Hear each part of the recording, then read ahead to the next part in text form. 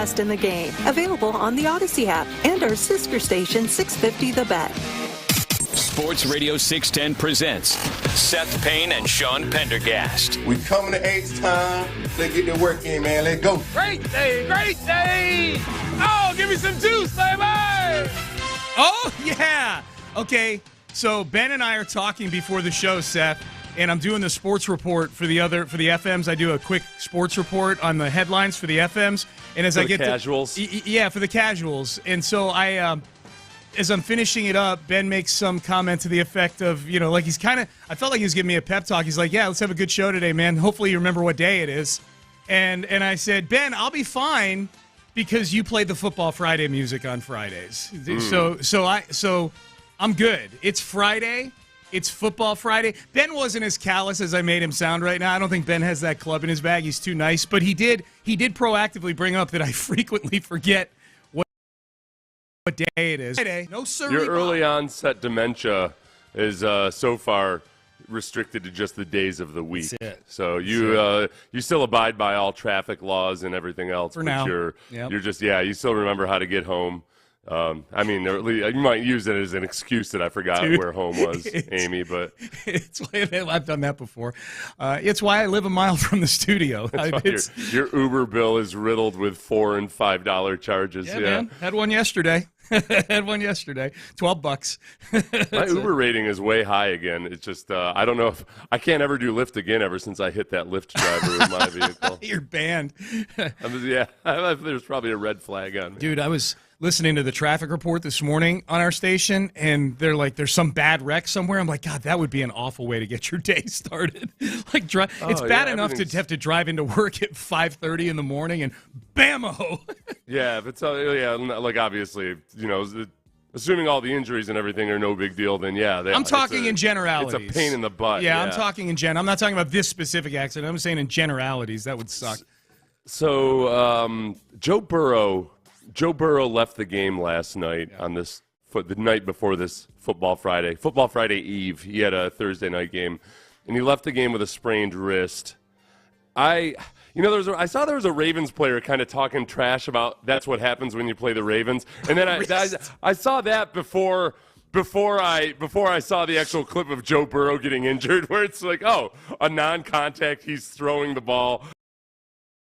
He bends over and grabs his wrist, and because I didn't watch the whole game, and then I did see some. I got to go back and double check this.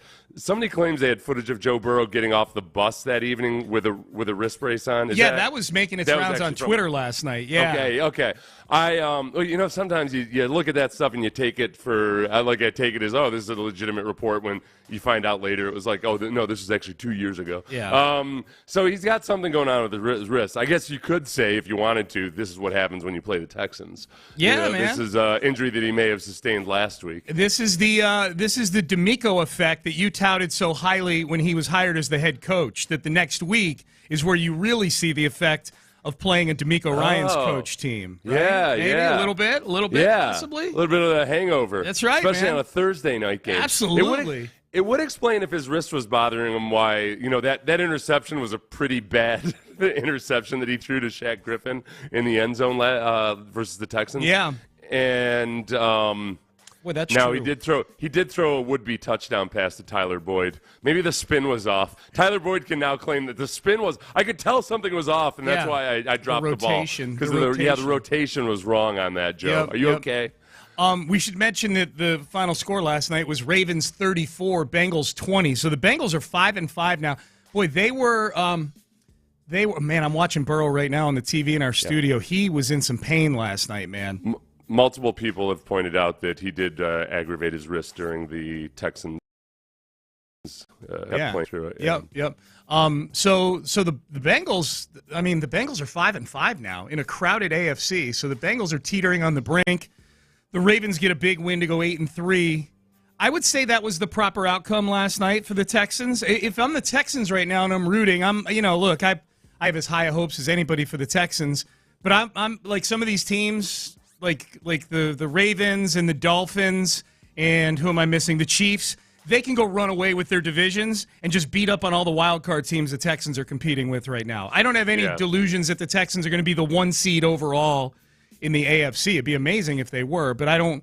I'm going to eat what's on our plate first, and that's staying in the playoff hunt right now. So that was a good outcome for the Texans last night, Seth. The Ravens beating the Bengals damages a team that's in the wild card hunt with the Texans right now. Yeah, I'll go for that completely. And when it comes to the AFC South, the 49ers helped us out last week. I feel like that was a nice little nod to DeMeco there. Yeah. I'm sure they were concerned about having lost. The 49ers had lost 3 games in a row. They probably weren't happy about that either. But mostly they wanted to help out DeMeco. Sure. And Bobby Slow, as I call him. Slow, yeah. Be Slow, yeah. Yep. So Be Slow and Miko were helped out by that. But the Jaguars.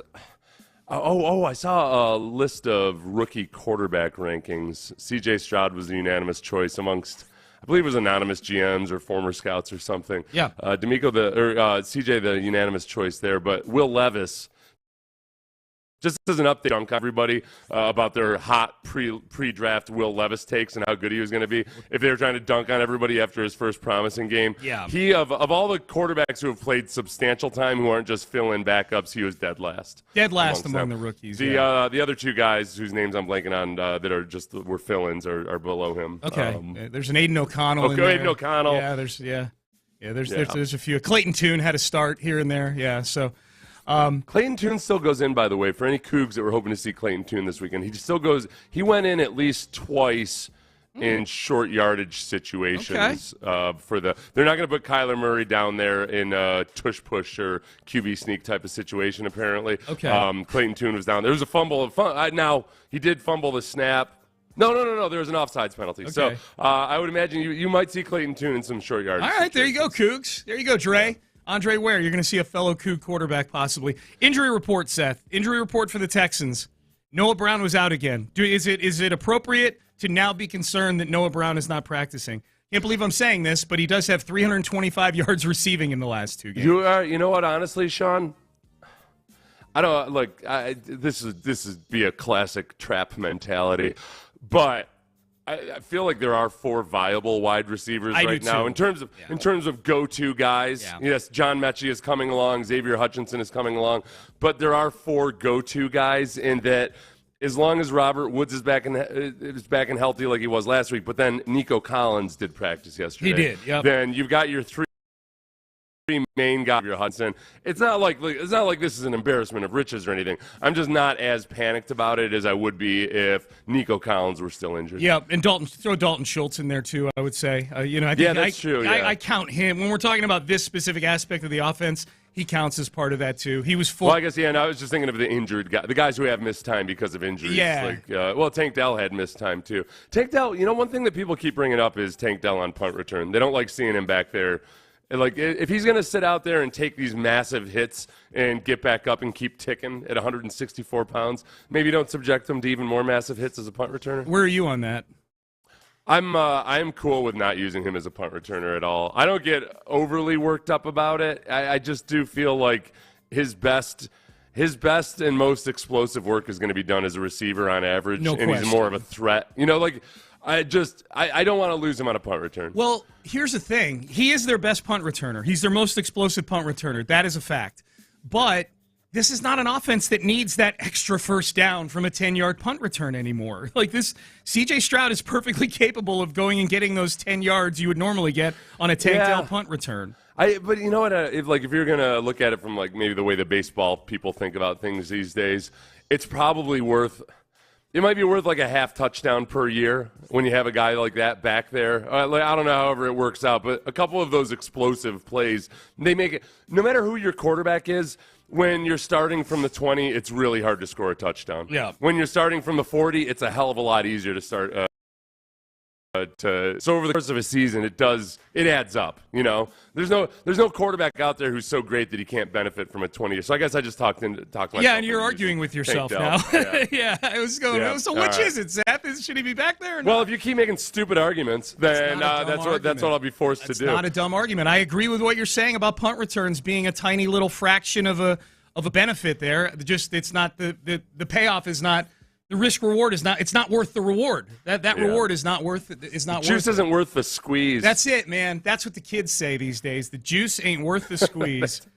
I think that's what maybe that was a saying for a little while in it's back. the 1990s. It's back. It's 610 on 610. Bill Cowher was in the house yesterday. Yeah, why was that? I think he's probably doing a feature for the Sunday studio show, is my guess. I didn't know. Is that what they do? Do they have him go around and do interviews with people around the country? I believe so, yeah. I mean, I think I don't. Why don't they sit him in a room and have him work on pronunciations and getting names right instead? Because that's his gimmick. They've given up on that.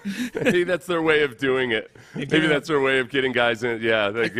Hey, we get him on the road. We can get him in a room and drill some names. I do think it's cool. I think he's in town to do a sit down with DeMeco Ryans. My guess is it's for the CBS studio show. I do think that's cool that they're sending a former coach to do the interview with the current coach. Plus, it's an indication of the Texans' relevance. Tiny little sign of progress. Bill Cowher's in the house. You know what? There was another Steelers connection with DeMeco Ryans was on Wednesday when Stroud said the standard is something the standard. And in my head popped, the standard is the standard. And I couldn't remember who said that. And it's Mike Tomlin. Okay. Mike Tomlin's go-to is the standard is the standard. It's one of his like they actually have a little video series on their I went into a rabbit hole yesterday. A little video series on their website called something the standard.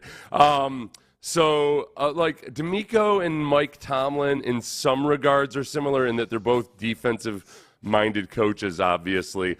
Tomlin was never the defensive coordinator when he took over as a head coach. Dick LeBeau, that was a weird situation where he took over and inherited a defensive coordinator, Mike Tomlin did. And Dick LeBeau is an all-time great defensive coordinator, so it made sense. Whereas DeMeco is taking on both the head coach responsibilities and being the defensive play caller. It's a lot on his plate, and so far so good.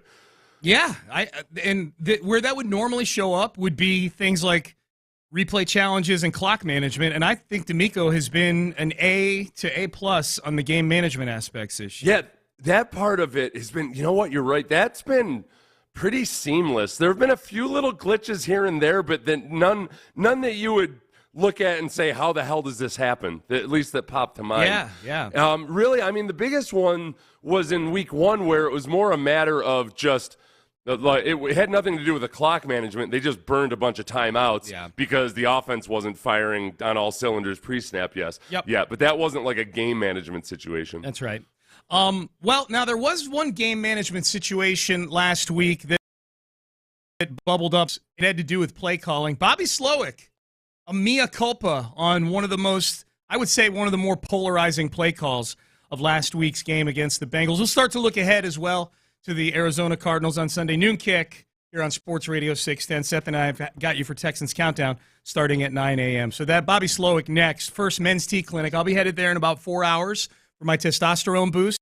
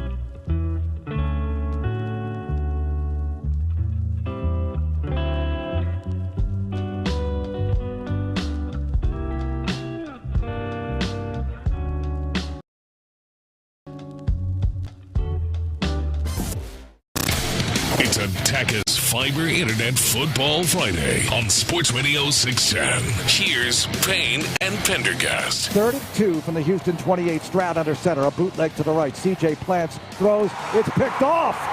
And this is taken across the 20, 10, 5, and tripped up inside the 5-yard line is the DB Cam Taylor-Britt, who picked off CJ on the bootleg pass, and he picked a bad time to throw his second career interception as the Bengals have a 1st and goal with 3:33 to go, and it's a brand new game. Yeah, Vandy called it. It was a brand new game about 3 minutes later when the Bengals tied it up. The shock in Vandy's voice there. It's picked off. What? What is this? He didn't say that, but you could hear the shock, the way his voice kind of inflected upwards there. But that was a rough play, man. That was CJ's second interception of the year. The play call itself drew a lot of attention, mostly because of the result of the play call, obviously.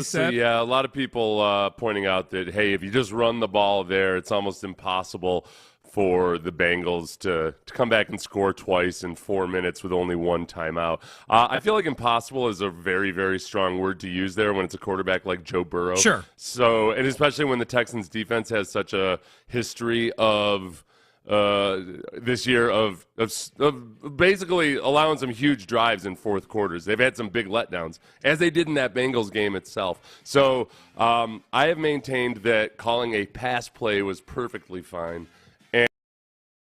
And said something yesterday that has people thinking that they can dunk on me for that take right now. Those people are wrong, but let's play it out. Let's hear. Here's Bobby Slowick yesterday on that third down play call you just heard. The first third down you're referencing, the one that was an interception, that was poor play call. You know, that probably for me, you know, looking back on it, I know why it was called. You know, we know what we were expecting to get, which isn't what we got. But regardless, I mean, it was a really hard position to put the quarterback in. And that one, I really didn't like that play call. Like, if I was to judge myself, that was probably the worst play call of the year. The second third down, at that point, when it's a 3-point game, I mean, you're calling the play that you believe has the highest chance to move the chains, because if you move the chains, like, the game's over, you know. And if you don't move the chains, they still, even if we burn 40 seconds off the clock, there was still plenty of time left for them to go down the field. So at that point, you're just calling the play that you feel like is going to give you the best chance to move the sticks, you know. And we wound up having to get to the last option in the play call, which was good by CJ getting there, and it was a good route by Tank, and the DB made a really nice play on that. Okay, so so a little bit of a reveal on the second. We'll circle back to the first one, Seth, here in 2 seconds. But I liked hearing that about the second play, at least, that Tank wasn't the first option in the route tree. They weren't trying to go down. Yeah, they played good defense. The Bengals played good defense on both those plays. Yep. I think a lot of people heard that first bite about the interception play and just assumed that he meant he shouldn't. That Slowick meant, I should have run the ball there. He didn't say anything like that. He just didn't like that play call specifically. It's weird. I feel like a lot of people are acting like it's common knowledge that you can only run the ball in that situation, and they're livid and irate over this egregious mistake and error. Where I don't share that same memory bank where this would be, yes, theoretically, okay, hey, all you have to do is run the ball and get a first down. Okay, yeah, great. It's the same as if you pass the ball and get a first down. It helps if you run. If you don't convert the first, then the clock keeps running. There is still what I don't like is people acting like fumbles don't happen in these situations. Yeah, that's true. On any given play, there's about a 1% chance that there's going to be a fumble.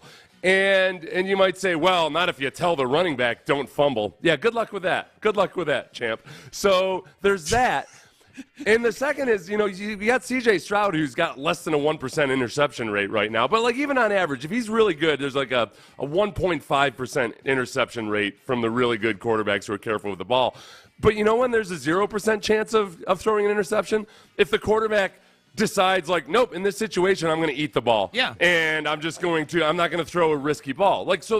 I trust CJ Stroud most of the time in those situations, especially as he gets older, especially now that he's had this experience, to make the right decision there. Slowick felt bad that he put CJ in that situation, but I think also he's watching out for his guy right there. And CJ himself knows that in the future, all right, it's better to take a sack right there or maybe try to scramble forward or whatever, but just don't throw that football. The defensive back said that he had undercut undercut the run. That's a bit of what Slowick's talking about, Yeah. I think, is the predictability of the play call. Predictability of the play call. Also throwing to a part of the field where if it does get picked off, there's just green in front of the defensive back. Like if you're throwing maybe to the kill zone part of the field is what the Texans would call it defensively, then at least if there's a turnover, chances are whoever is, if there's a turnover, it probably stops there. It doesn't get run back down inside the 5-yard line, just based on the nature of the play. That was the big thing, Seth. It wasn't the turnover. It was the fact that you gave up a touchdown so quickly. That's where I'll defend the people who say, do something that keeps the clock going, because if you do, I think the Bengals still had a timeout left, so they would have been forced to burn that timeout.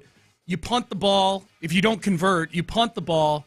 And they've got to go the length of the field with no timeouts twice or recover an onside kick. But you're absolutely right. Like, the people who are saying that you need to run the football there are doing so almost with an assumption that they think you're automatically going to convert because you're running on 3rd and 2 right and there. That there's no threat of a turnover. In a game in which your quarterback has already fumbled a center quarterback exchange. Like, fumbles can happen anywhere and everywhere. Well, and your quarterback is one of the best third down quarterbacks in the sport.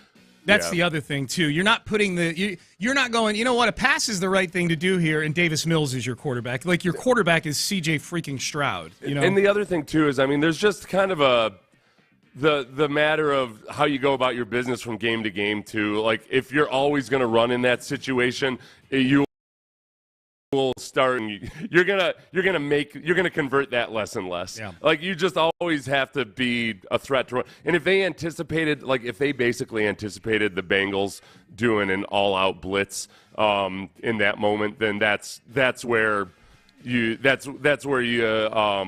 to get stuffed. Yeah. And like, if they anticipated all-out blitz, and maybe Lou Anarumo has a history of doing that, the defensive coordinator, then so be it. But I just don't see it as that big of a deal. Here's Bobby Slowick on CJ Stroud's ability. This is important, right? He had a bad play. He's got a real ability to flush bad plays. Here's Bobby Slowick yesterday. We talk about short memory at the quarterback position, but a short and permanent memory. You got to be able to move on from any mistakes that happen, whether it's you or anyone else on the offense. And really the hardest part, quite honestly, is getting used to being able to rally everybody and get everybody else moving on with you when someone else on the offense makes a mistake or has a breakdown. Really is almost more difficult than when you yourself have that issue. And he's done awesome with that through the year. I think that's evident by the fact that he's captain. He really cares a lot about making sure everyone else in the huddle that's with him is a better player. And he doesn't forget mistakes either, which pays a lot of dividends. Like, there's things that happened 4 weeks ago that can come up again in a game, and he doesn't make the same mistake twice because that rep is banked. You know what I think the cliche that jumps to mind is forgive and forget. There's something about, you want to do that with others, but there's also doing that to yourself. Like, you have to be kind of you have to be a benevolent person to yourself, but also somebody who never forgets the mistakes that you might make to keep your edge. So, you might, like in movies, it's always somebody like, listen, I forgive, but I never forget. Yeah, it's very mob-like, yes. Oh, you're such a nice mob guy. Thank you. Yeah, but I think that's what CJ does with himself, too. I got 1 out of 2. I didn't get forgive and forget, but I got one of them. Yeah. I don't like that Bobby Slowick's name is getting mixed more and more into these hot lists now. We're getting to coaching hot lists. Get used to it, sister. I know, man. Yeah, NFL.com, 21 coordinators or assistant coaches who could be hot on the head coaching list here, and there he is. Actually, Bobby Slowick, both offensive coordinators this weekend. This Drew Petzing character for the Cardinals is on this list as well. Because when you can... Kyler Murray did some good things in that game last week, but also, like, there were parts, I would say the inefficiencies in his game had nothing to do with the offensive play calling. It was a lot about him, he threw behind guys a couple times, at least one of which ended up in an interception. But then on the other side of it, you might look at the box score and see that he had 33 yards rushing and think, oh, okay, wasn't that big a deal. No, those were crucial 33 yards of rushing. A couple were down in the red zone. Most of it was down in the red zone, and one was on an absurdly long scramble, like a 13-second football play, where he did that thing where he'll run backwards 15 yards behind the line of scrimmage, and with most quarterbacks, you're saying, no, don't do that. It was on the game. game-winning drive. It was on 10 on the game-winning drive. I mean, they had to have that play, and he did Kyler things on that play. The knee appears to be healthy with him. Yeah, you know what I noticed a little bit of a difference maybe in his knee was on one of his touchdown runs. He looked when he slowed up. You can tell that's the hardest part after an ACL sometimes. It's the deceleration. And he looked like he still had a little bit of a hitch there. It was maybe the only indication I really saw that he's not completely 100%. Now, he might have also been just getting ready to do his touchdown dance or something. I don't know. He might have been incorporating that into it. Too. Yeah. Will Anderson needs to get 3 sacks in this game on Sunday. Against, of all teams, Seth, I was thinking about this morning.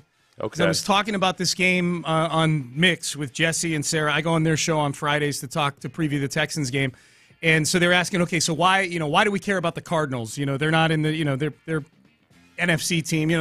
We never play the Cardinals. None of them are dating Taylor Swift. Yeah, exactly. For that station, correct. Yeah, none of them are dating Taylor Swift. I said, well, this is the team that the Texans traded with, and were largely ridiculed by people on draft night for giving up so much excellent point. To get Will Anderson. So this of all games needs to be the game where Will Anderson reminds people that it wasn't so dumb to give up what's going to wind up possibly being like the 26th pick if the Texans keep winning for Will Anderson. He's the thing about Will Anderson is he is playing very well by rookie standards. Yes. He just isn't having a rookie of the year type of campaign. I think that one thing about pass rush. I saw some stat nerd talking about this. It was very impressive. I'll have to go back and find it. Oh no, it wasn't a stat nerd. It was Daniel Jeremiah, who has stat nerds working for him. But it was Daniel Jeremiah talking about just how relatively safe a top 5 edge rusher is to pick. Even guys like Kayvon Thibodeau had all kinds of question marks about him, and it looks like it's going to be just fine. And I think whenever you trade up that high, you aren't even necessarily trading because you expect the guy to 100% be an all-pro performer.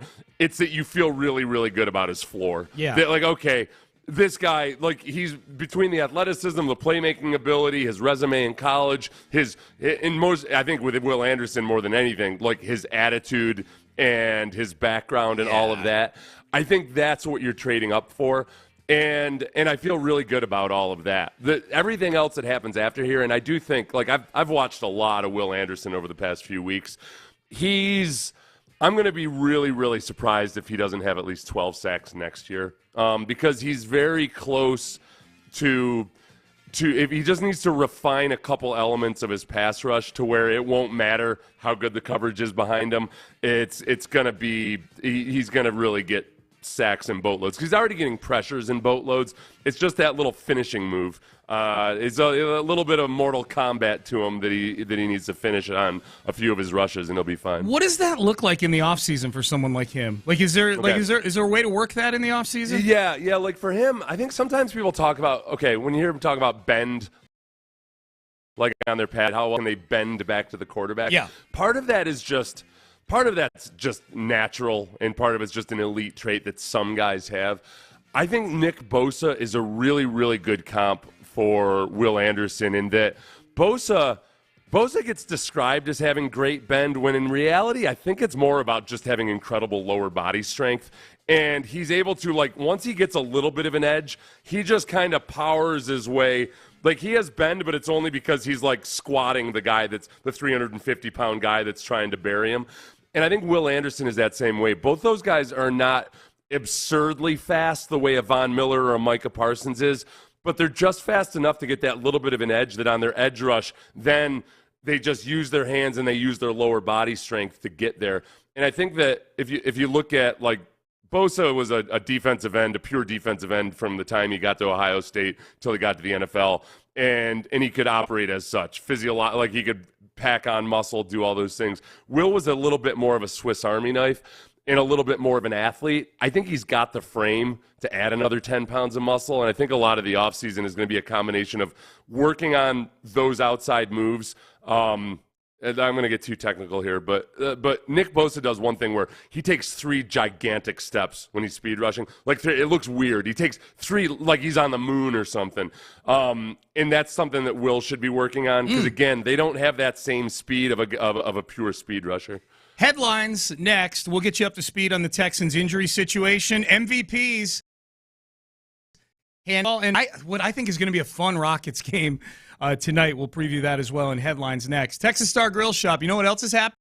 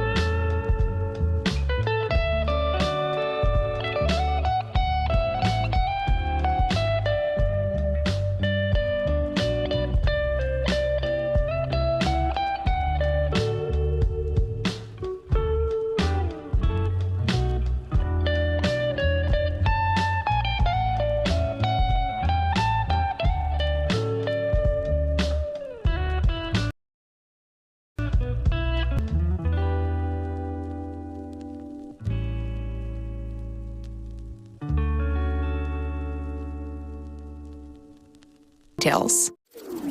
It's Attackers Fiber Internet Football Friday on Sports Radio 610. Payne and Pendergast with today's headlines. All right, let's start with the Texans. Cardinals-Texans, noon Sunday at NRG Stadium. You can hear the game here on Sports Radio 610. 9 a.m., Texans Countdown. That'll be me and Seth getting you ready for the game just outside Bud Light Plaza. Stop by, say hello. As far as the Texans go, news on the Texans front, the injury report is out. I would say of the names that move people one way or the other, Seth, the names that did not participate in Thursday's practice, and we'll keep an eye on things today. The Texans do practice today one more time. There'll be one more injury report before the game on Sunday.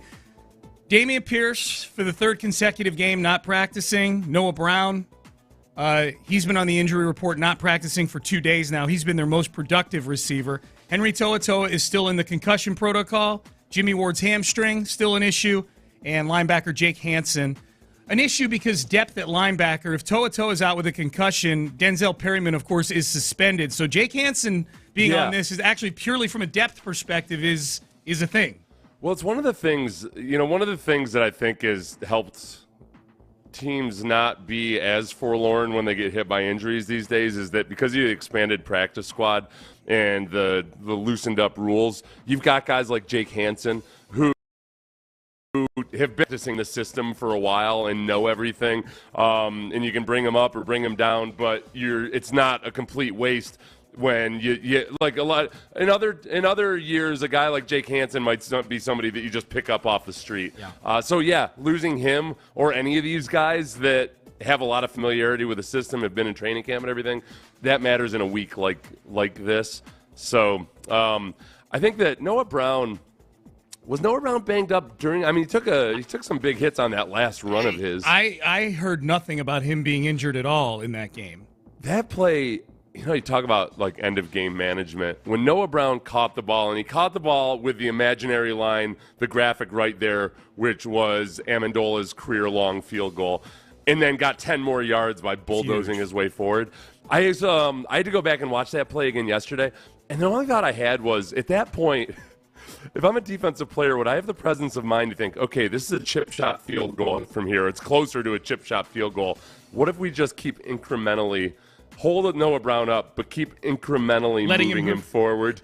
Yeah, like so he's getting like just enough. Like it might be an extra 2 or 3 yards, but you wind it all the way down to where maybe the refs mess up and like let it go all the way down to 0. Is that even a mess up if they let it go down to 0? I don't know. Like I'm not. Well, first of all, I would hope Noah Brown would just give himself up at that point and fall to the ground. He was trying to. Yeah, that's what happened. He was trying to, and they were trying to hold him up. And his teammates were trying to push him down. But they had stopped his forward progress. Holding him up is the right move, but like allowing his forward progress to keep moving, you could theoretically let it run down to 9 seconds. That is down to 0 seconds. That is some 4-dimensional chess you're playing right there, buddy. I tell you. I guess maybe what they would argue is, I think if they had to review that, what they would argue was like he's clearly giving himself up. Yeah. Like he's not making any effort to go forward. Right. So at that point, we're going weekend at Bernie's with him. He's trying to be dead, and you're holding him up right now. yeah. There's no way he could be at a discotheque. Yeah. Exactly. He's got shades on. His facial expression isn't changing. He couldn't have signed that document. He was dead. He was dead.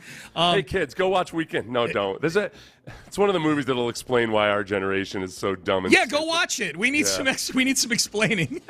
This was high art back in the day. It was, dude. Yeah, we lived in a society that thought Andrew McCarthy was a good actor. Okay, Nico Collins back at practice, limited this week. It looks like he's going to play. Brevin Jordan was back at practice. And look, Brevin Jordan has probably been more about potential than production since he got here. I am kind of intrigued to see Brevin Jordan if it continues to be the aerial circus that it's been the last couple weeks. Brevin Jordan's probably been sitting there on the sidelines like, now we're throwing for 450 a game, and I got this damn foot problem. I know. Like now, there's everything's opening up for everybody now. Yeah, everybody's an option. Everybody's a threat. Various receivers have had breakout games, and against different opponents. Yeah, now Brevin Jordan, like realistically, he should be. Jordan almost like anybody else with a new offensive coordinator. I look at it in the same way I'm looking at Kyler Murray right now. Okay. what does this guy look like in a different system with a different offensive coordinator? And maybe it'll really click for Brevin Jordan, but he just needs some time actually out there healthy and playing for it to happen. Let's shift gears over to the Astros. The American League and National League MVP awards handed out. These two awards were basically handed out like back in June, it felt like. Ronald Acuna of the Braves, Shohei Ohtani of the Angels, both, not surprisingly, unanimous most valuable players. The Astros showed up on the ballot. 3 Astros peeked in on the ballot. Kyle Tucker, the highest of which, he was 5th overall on the ballot. So a little lower down the board than I thought he would be. I thought he'd be top 3 or 4. He was 5th. Yordan Alvarez got some votes. He was 13th on the MVP ballot, despite only playing in 112 games. And then Alex Bregman, someone was kind enough to duke Alex Bregman a 10th place vote. So he shows up on the board, Alex Bregman. Is he? Bregman, and obviously Yordan getting I don't know. I'm still angry about Blake Snell getting the Cy Young with 180 innings pitched for the second time. So I'm like, yeah, just go ahead. We should just do it. Start doing it like basketball used to do it till they finally got their ways. Let's just do it on a per-game basis. Let's do all this on a per-game basis. Who's the scariest? They should just do it by who's scariest when they get up to the plate. It's Yordan. Yeah. Yordan scares the bejesus out of everybody. I like so Yordan should win the MVP based on fear factor and fear I'm factor down alone. with that. How much does sphincters tighten when late? Yeah, for people outside of Houston. So there's your voting. John Morosi, baseball reporter, says that Jake Meyers is on the trade block. Cool. I saw that you couldn't turn down an opportunity to slander the beloved Jake Meyers. No, I just don't know what do you expect to get for Jake Meyers. Now, several people pointed out to me they did get Philip Maton and Yainer Diaz for Miles Straw back in the day. Right. Spolane, Adams, I don't know how I said his name like that. Adam Spolane made a good point, which said, he's basically Jake Marisnick without the charisma, and the Astros got Blake Taylor for him. Taylor was decent for a couple of years. So, I mean, he's a plus defender who can't hit. He's Jake Marisnick, just without all of the long, glorious, flowing hair. Yeah, I know he's got long hair. It's not Jake's not hair, like okay? Marisnick's hair. No, Jenny, you guys want to fight? You go ahead and compare him to Jake Marisnick and anything other than just the pure statistics and defensive prowess. Scale of one. The problem is the Astros too aren't they're not right. They're not quite the same team in terms of just having the luxury of throwing a defensive specialist out there at center field. Right, Jake was a throwback to back when it was. There were historical things going on offensively, and they're not quite there right now. Yeah. No, they had too many holes in the lineup, especially if Maldonado were your catcher, which he won't be this year. It'll be Yainer Diaz. Scale of 1 to 10, how excited are you for Rockets at Clippers tonight to watch the Rockets go against Harden? I got to send you. Oh, my gosh. I'm going to send the audio of TNT breaking down inside the NBA, laughing uncontrollably about when the Rockets invaded the Clippers locker room 5 or 6 years ago. Oh, awesome. Yeah, let's listen. Remember when they went in there? Trevor Ariza. To defend Chris Paul's honor? Yeah. Trevor Ariza. So, that came up because I was searching something about the Rockets Clippers yesterday, and it popped up, and I went down a little bit of a rabbit hole for about 15 minutes watching and reading about that incident. I'm even more juiced up about that. And then you've got James Harden was on that Rockets team that was part of the sacking and plundering of the Clippers locker room. Yes. To the point where there was a police presence outside the Rockets bus to keep them from going back in there.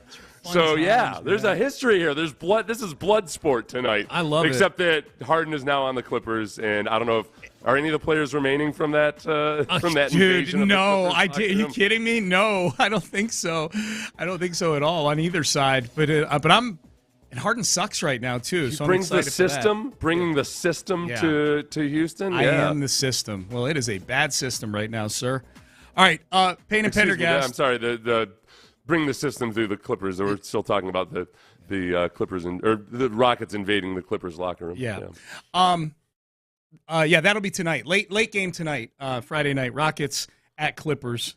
All right, still a ton to get to on the show. Cam Newton, former MVP. What better opinion to get on CJ Stroud being the MVP than getting it from a former MVP? And I had a take this week earlier this week on CJ Stroud. I think a lot of people disagreed with. You know who's got my back? Boomer. You'll hear it next. But first, Yingling. Yingling flight. Oh, it's Friday. It's football weekend. Yingling flight. I know I've still got some.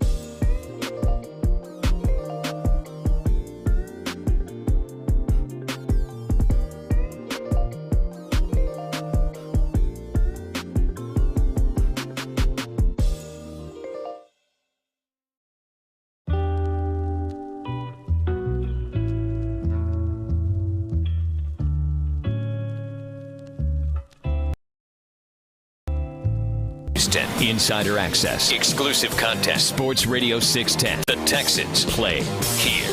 An Odyssey station. It's a Tachys Fiber Internet Football Friday on Sports Radio 610. Here's Payne and Pendergast. All right, it is. It's a Tachys Fiber Internet Football Friday. And we got the Cardinals coming to town on Sunday. We'll talk plenty about that game between now and the end of the show today. 5 reasons I hate you at 8:23 for Arizona. That was an easy one to cobble together, I would say, yesterday. We'll see what I came up with to get your vitriol going. Lisa Ann is back. She's got your fantasy football advice as we head down the stretch of fantasy football season. That'll be at 8:45 on the show today. Boomer Esiason does the Sports Minute. He does like 4 or 5 of them in the morning. Usually during our show, it's all Boomer all the time on the CBS Sports Minute. And the Texans have been getting a lot more attention in the CBS Sports Minutes because they're a better football team with a good quarterback. I had a take earlier this week. I'll let Boomer take it from here. I had a take earlier this week that I think a lot of people disagreed with, but Boomer backs me up on this one here. This is Boomer Esiason with an Odyssey Sports Minute. CJ Stroud's rise to prominence has been astonishing, folks. He will be the Offensive Rookie of the Year, even if he misses the rest of the season. That's how good he's been. Bingo. The question now is, can he beat out That's the all I need. I agree with you, Boomer. I know we make fun of a lot of your takes, but on this one, you are being particularly intelligent. One of our, I wish there was a reliable WAR stat, wins above replacement stat. I know there's a couple out there, but I don't know if anybody really believes players, because then you could then you could have the same argument I'm having with somebody on the text line about Blake Snell, one of our listeners, who's making some very good points about the Cy Young is a one-year award, and Blake Snell by wins above replacement, like it doesn't matter how many innings Blake Snell has pitched, he provided more value than any other pitcher, including Logan Webb, the runner-up. So he's got me a little bit on that one, but I think with CJ Stroud, in terms of rookie of the year, I don't think any other rookie out there, partly because Arthur Smith has used Bijan Robinson so curiously. I don't think there's any rookie out there. You're being nice. Curiously. I don't think there's any other rookie out there that a fan base can feel as good about and what they'll do for their team or maybe project forward onto the future. The most valuable gets really annoying because people just start using the definition of valuable that they want or what context it is.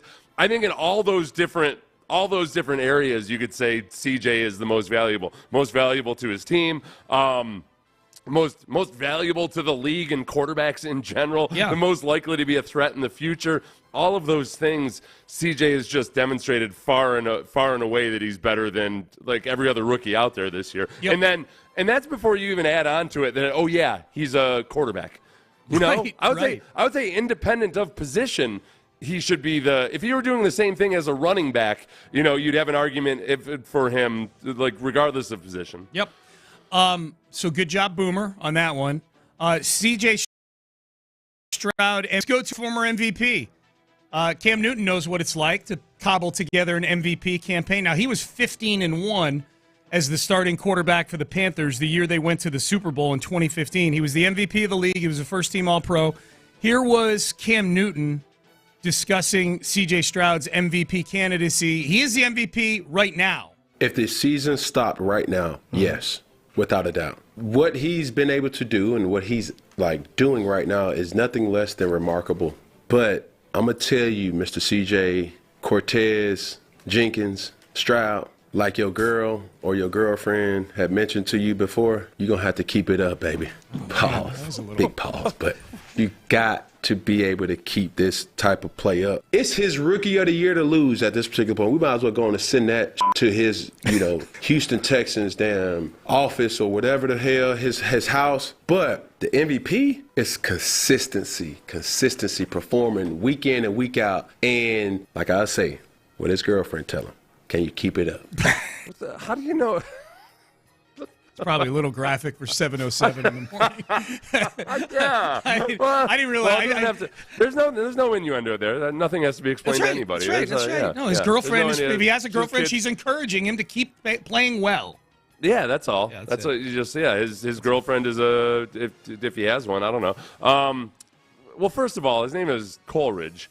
So, is it pronounced Coleridge or Coleridge? Coleridge. Everybody I've heard say it is Coleridge. Yes, it's Coleridge. I don't know where the J comes from. Oh, the junior, because he's like the fourth or fifth Coleridge in the line of Coleridge Stroud. Right. So he's CJ Stroud. Like AJ Soprano is Anthony Jr. kind of thing. Yeah, he's Coleridge Bernard the fourth. Yep. So. He got his name wrong, and he projected perhaps his own issues onto his own male stamina issues onto CJ perhaps, and yet otherwise was saying very nice things about CJ. I'll accept it. I will too. I'm looking at Cam Newton's YouTube channel right now, which is where this came from. I believe this came on the 4th and 1 with Cam Newton. I tell you what, man, like his YouTube channel has some flair to it. He's got a cool background with like a kind of the gridiron behind him, with the yard lines and everything, going vertically. And Cam has the dreads working. He's got a ball cap on. He's got the shades. He's got the shades with the librarian chains coming around his neck kind of thing. Oh, really? Well, you know what? He's been always very forward about making kind of grandma fashion. Yeah. That's his high fashion is like taking what your grandma wore, but a fancier version of it. He has on a gray vest with a gray long sleeve hoodie on underneath it, and he's smoking a cigar. And the shots, the editing, go from panning way back to cutting way in. When he's making his points really, really emphatically, they zoom way in on him. This is a really Well done, YouTube. I can hear words you're saying, but I am gripped right now by Cam Newton's YouTube channel. Let's hear more from Cam Newton, shall we, about CJ Stroud. What is the part of Stroud's game that's blowing everybody away right now? I think the thing that's blowing everybody away is his ability to be composed. You know what I'm saying? I mean, cool as hell, like just his overall understanding of the offense from top to bottom, being able to really carve up defenses and make every single throw. Look at him moving in the pocket, bro. Like, look at that shit, bro. Like, that's something. Look at his understanding of the offense. Yeah, man. Yeah, that's where so many former quarterbacks are watching CJ Stroud. And almost, it feels in some ways like mentally, he's kind of like the version like when a new player in the NBA comes in and like is a new physical standard for how things are going to be, or when you're a multi-dimensional player. I guess Wembanyama, it might be a good example of it, or just like Kevin Durant being like as tall as he was, but also as rangy and, you know, having a handle and being able to do all those things. He feels like that, but like on the mental side of things. Yeah. He just, it's so funny that the S2 test is supposed to mean something. It's supposed to measure like how well you process all these things all together, because his processing seems to be the thing that really sets him apart. And this is what's interesting to me. Something that Bobby Slowick said in his press conference yesterday about CJ. We played it earlier about CJ kind of remembering his mistakes and on, but still moving on. It's having that in the NFL. This is what happens in training camp all the time. There will be guys that flash because they're physical specimens. And then there'll be some other guys that aren't that impressive because they're not physically gifted in training camp.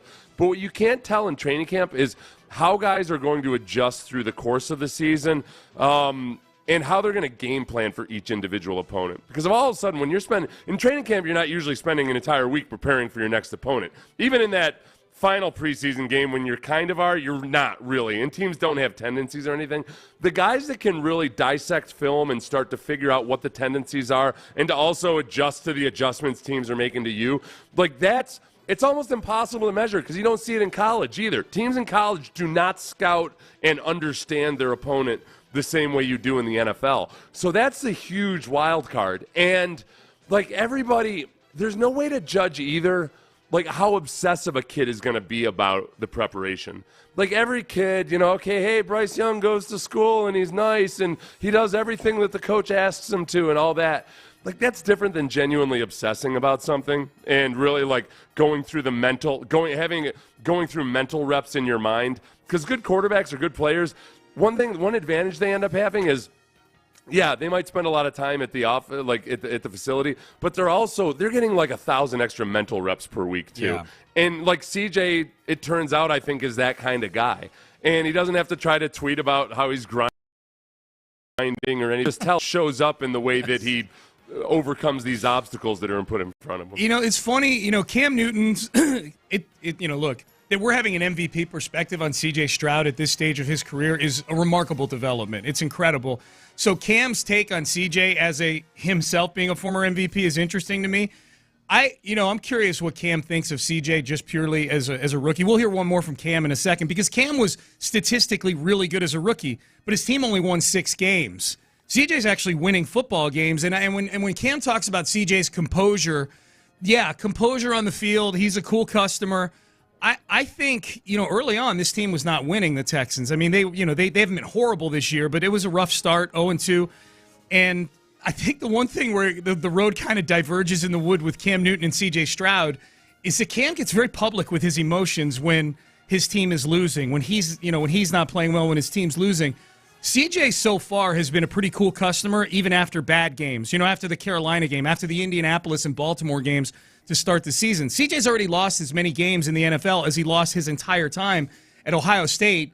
And the only thing I've seen that even comes remotely close to CJ complaining about anything is when he wants more fans in the stands. That's it. Yeah. There's nothing about the game itself that has at least publicly frustrated him yet. Well, and I think the hardest thing, too, is for young quarterbacks, especially, showing no frustration with your wide receivers, showing no frustration with your offensive line. Like, not even in those first couple games when things were kind of ugly and off kilter, like there was never a hint of frustration out of CJ. That goes a long way with getting support and trust from your teammates. Absolutely. It's one thing that Deshaun always did, and people pointed this out when Deshaun was here. This isn't like hindsight or anything. There was one of the little things, I never made a big deal out of it, but it kind of bothered me was like when he would do his little hand miming to show what the route should have been after an incomplete pass. After a play, yeah. Yeah, like, okay, that couldn't wait until the huddle, man. Like, you just had to let the world know that the receiver ran the wrong route. Yep. Like that stuff adds up, and it's not like Deshaun's receivers didn't like him or didn't trust him or anything, but it's one little thing that can be a big thing. Yep. It's like you don't have to publicly throw dudes under the bus when they do the wrong thing, and it means a lot to them when you don't. So, like, that's just one of these little things that I'm growing more and more appreciative of Ryan Day, because I think that, like, CJ has credited Ryan Day for a lot of the things he learned about those types of things, like the little things that matter, like the body language, the not calling guys out afterwards. Like, sometimes that stuff doesn't come natural, and then sometimes the guys will hear it and they don't really absorb it. Cam Newton heard that a lot before he ever even really started trying to absorb it. He'll tell you that. He's talked about it. But CJ, had the presence of mind and maturity to, learn those lessons as a 19-year-old or 20-year-old. One more from Cam. Said Stroud's leading the Texans. He has this team's attention, is what he's saying. I'm going to tell you what he has now is there's one thing to be a good player, but there's even more to say player to have the stamp of approval from his team. What I mean by that is when your teammates start to believe in you, bruh, it's just giving me an opportunity. We always see it in great players. I'll give you an example. Tom Brady, Aaron Rodgers. Those are two perfect examples of that right there. As long as guys knew that they had those guys that's coming out and calling a cadence on Sundays, CJ Stroud has his team's undivided attention. And when you have that much influence, you're going to have guys really selling out for you. Did you have that type of influence? I could tell you it didn't happen my rookie year. There you go. Yeah. And I think that, there's two things, too, there that go with I was watching this woman on YouTube talk about the two biggest factors in charisma, like in being a charismatic leader, are one, competence, which is a given, and two is warmth, which is basically like all the human sides of things. And that's finding that in a leader in football is sometimes difficult. There's a lot of, I would say, like Kirk Cousins is probably high on the competence side, but not all that high on the warmth side, where a guy like Terry Bradshaw might be super high on the warmth side, but not all that high on the competence side. Maybe Rich Gannon would be another guy, high on the competence side, not that high on the warmth side. I think with both CJ Stroud and DeMeco Ryans, they've got a really good blend of those things. Yeah. And that's where I think, yes, they're probably going to lose Bob. Bobby's going to get an opportunity. We can only hope as Texans fans that he's not that good of a head coach, and that maybe we get this nice little these little two planets orbiting each other, like Bill O'Brien and Josh McDaniels, where at any given time you've got one offensive coordinator on your team who's good and the other guy is off failing as a head coach. But when your offensive coordinator gets a shot at being a head coach, that previous offensive coordinator comes back and he's your offensive coordinator. Bobby, congrats. Now go suck. Listen, you little Norv Turner, get out of here. That's right. Come on and sow your oats a little bit. Turner. Get out. Come on, Dick LeBeau. Go try to be a head coach somewhere and then come on back. All Dick right. Dick LeBeau is the dream, because Dick LeBeau never wanted to be a head coach again. Yeah. And he was just he was a defensive coordinator, but he was like, oh, I'm cool. This is where I'm staying. I'm good to go. I love Pittsburgh. Here we have it. Forever. Yeah. Just give me a couple million a year, and I'll just keep calling these defenses. All right, this got a lot of traction yesterday from a podcast, from the Pardon My Take podcast. Charissa Thompson of Amazon. She does the Amazon Studio show. She's been on Fox for a number of years. She admitted to something yesterday that has a lot of people questioning, are we watching part NFL, part WWE right now? What about are these scripted things? Are these conspiracy theories all that crazy? Right. So we'll let you hear that. We'll let you be the judge, and we'll do that next. West Point Lincoln, Chris Poulos, the owner of West Point Lincoln, been the VP GM there for a number of years.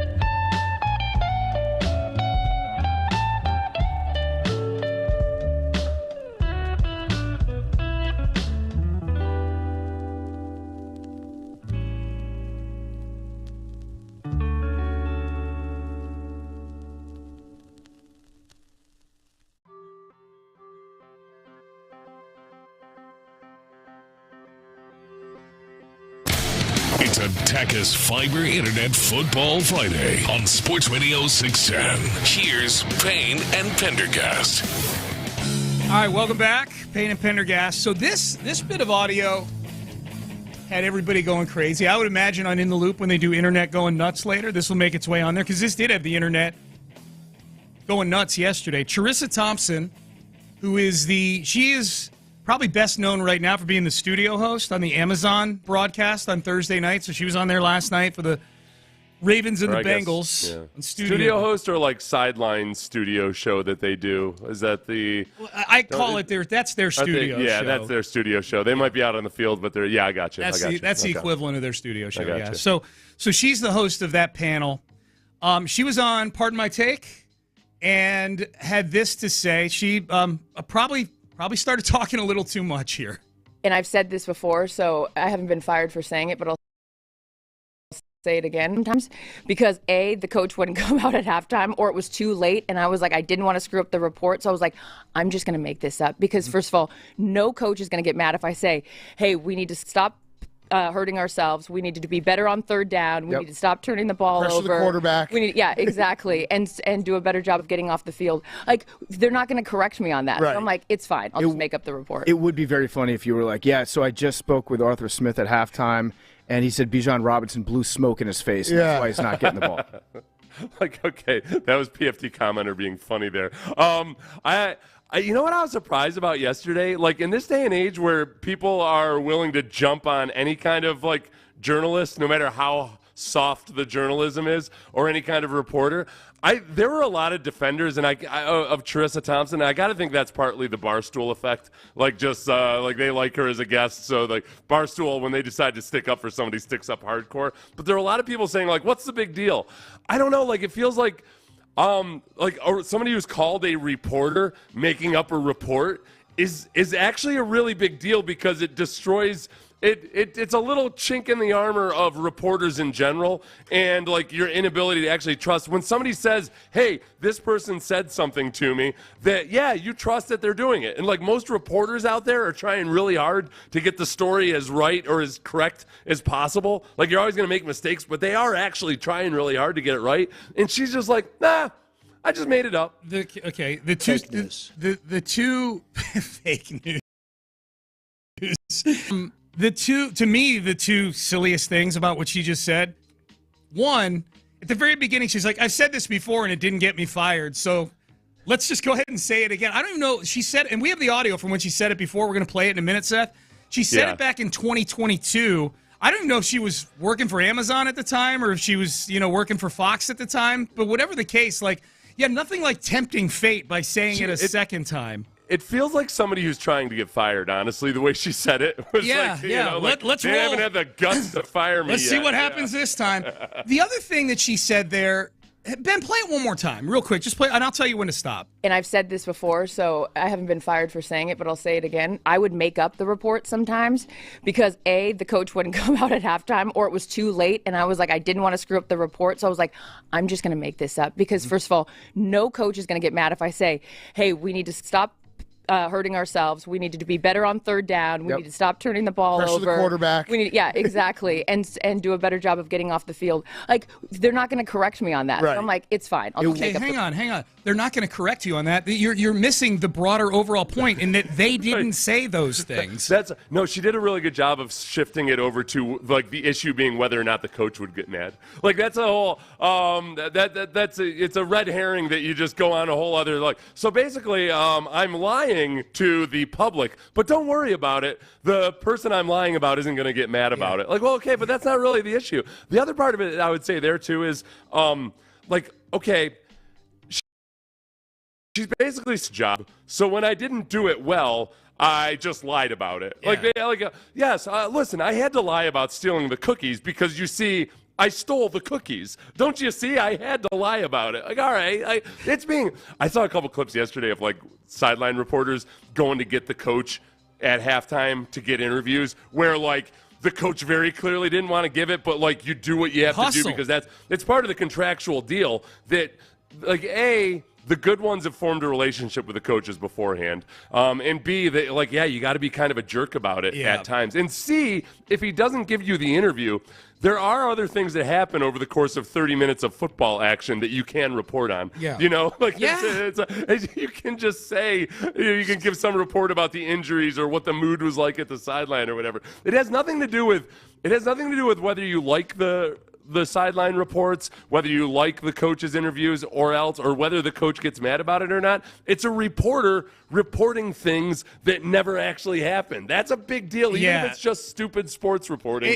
that's still a big deal. Well, and if you think we're overreacting to it, I'll just point out Lisa Salters tweeted about it yesterday. She's the sideline reporter for Monday Night Football. Molly McGrath is a sideline reporter. She posted about it yesterday. Catherine Tappan, I know she's on NBC. She does the Notre Dame games. She posted about it. Tracy Wolfson, who is the most prominent sideline reporter for CBS, she posted about it. Vanessa Richardson, who does a great job on sidelines for the Rockets, posted about it yesterday. It's a lot of it's because it's a lot of women, and they work really hard and try to be as they have to try really, really hard to be extra professional in a lot of ways, most of them. And so when somebody goes out and just flat out says, hey, I'm a fraud, it sucks for them. Yeah. It's like they got to start all over again in some respects in terms of earning credibility. Here was, and I'll credit Ben Gary, our producer. Charissa Thompson saying at the beginning of the cut we just played that she had said this before. That you went on a search, right? That bothered you. Yes, I just had to find it. So Ben goes on Ben starts going into the deep dark recesses of the internet, and he was able to dig it up. This is Charissa Thompson in a conversation with, sounds like Aaron Andrews, right, Ben? Okay, this is from 2022. I'll never forget this, you guys. I was covering every Lions game because I was a baby reporter and got all the games, and it was the year that they 0-16. And Rod Marinelli at halftime, I was like, oh, Coach, what adjustments do you need to make at halftime? He goes, that's a great perfume you're wearing. I was like, oh, I was like, this isn't going to work. I'm like, all right, I got to make up a report. I'm not kidding. I made up a report. I've done that too for a coach that I didn't want to throw under the bus because he was telling me all the wrong stuff. Dude, hey, attention. We can make up reports. You're not going to say anything that's going to put them in a bad spot. I mean, again, it's not. What the hell are you talking about? I'm not worried. I'm not worried about Rod Marinelli's feelings. Fake news. If you're just going to make up reports, then make Jordan reporter, at least make the stories interesting. Go get the guy who wrote Game of Thrones. Sean, the last segment is empty. Can we make up an innocuous story about CJ Stroud that you won't get upset about? Yeah. Let me tell you, everybody, a story about CJ Stroud and the time he saved a puppy. Why would he be upset? Yeah, I mean, it portrays him in a great light. I was like, man, what am I listening to here? I don't like her on that halftime report that they do. I feel like she's low energy. I feel like she's making up. She's pretending to be an actual roundtable discussion leader in those moments as well. Yeah, I'm well, and that's the thing. Like when should she get fired for this? I don't know, and I'm not rooting for somebody to get fired. I will say this about Charissa Thompson. I'm with you. I don't like her on the Amazon desk. She is. Yeah. She looks inconvenienced to be there. You know what I mean? Yeah, she's that's very what low it is. energy. Yeah. It was like when What's-Her-Face was on the Mike Green's show for a little while there. Remember when she... Oh, God, what's her name? The one that used to be on with Cowher. Beadle. Michelle Beadle. Yeah, Michelle Beadle. Michelle Beadle basically went on a rant on how much she hates the NFL. Yeah. They're acting like they're inconvenienced to be getting paid seven figures to do this job. To which other women in sports media were like, hey, I like football. I'll gladly go on this sport. I'll gladly go on this national television show and talk about football, a sport which I enjoy covering. That was wild, man. You sent that to me yesterday. I'm like, did she really say this? And I thought, okay, maybe it's from a long time ago. No, it was from this week. He made a good point. I saw him in somebody's mentions after. That's right, Tom. I saw you while scrolling somebody's replies, which was that. It's just yet another example of when people are on podcasts, they forget that they're saying anything on the record. It's awesome. You get somebody in an hour-long conversation, and they're just like, well, and then there was that time I killed a drifter. Yeah. It was a funny thing. I've never gotten in trouble for it. You go full Ted Bundy on That's them. right. You wait long enough, they'll say something. You ever think about how easy it would get away with murder if it was a random person? I think about it all the time. Oh, crap. You know, once you stop fearing incarceration, you can do just about anything. Boy, that Seth Payne got looser and looser as the podcast went on. All right. Payne What is a taboo anyway? Payne and Pendergast with you on a Football Friday. All right. We're going to get to the top 8 stories at 8 o'clock, get you updated on everything Texans-wise, get you ready for the Cardinals game. 5 Reasons I Hate You, Cardinals edition at 8:23-ish on the show today. Lisa Ann, about an hour from now, getting your fantasy football advice in a league where the quarterback position is pure carnage right now. We got to get Lisa Ann on a podcast. Now, she's got stories. Yeah. All right. The strangest campaign that I've heard for somebody to become the quarterback of the Cleveland Browns. Does this guy want his job in broadcasting? We've got this for you next. Bayway Chevrolet. So easy to get to. It's just minutes from the Beltway in 288. So anywhere.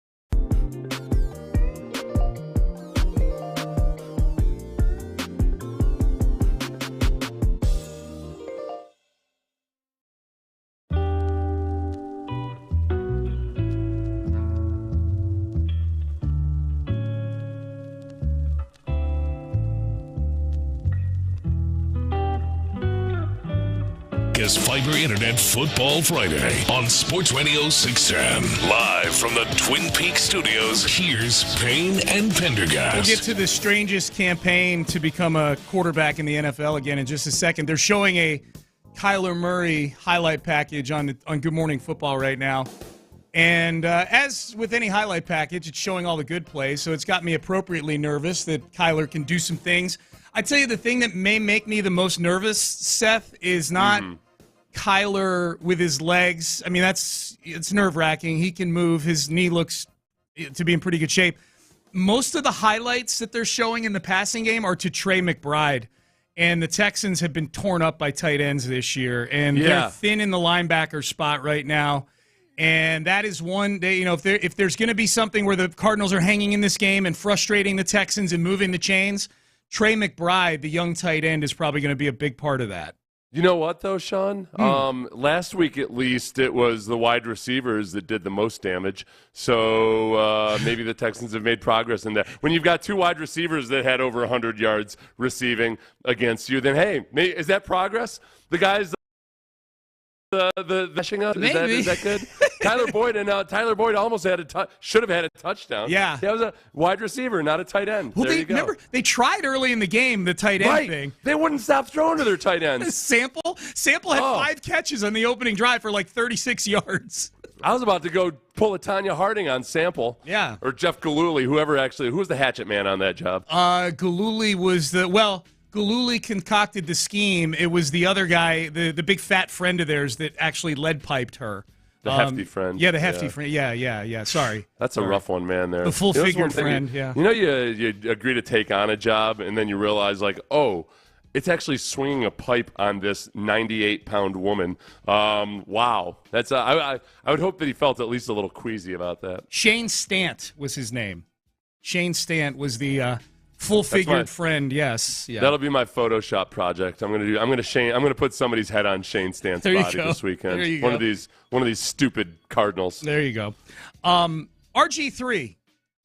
RG3, who I liked when he first started broadcasting, and now he's become very much a hot take artist for sure.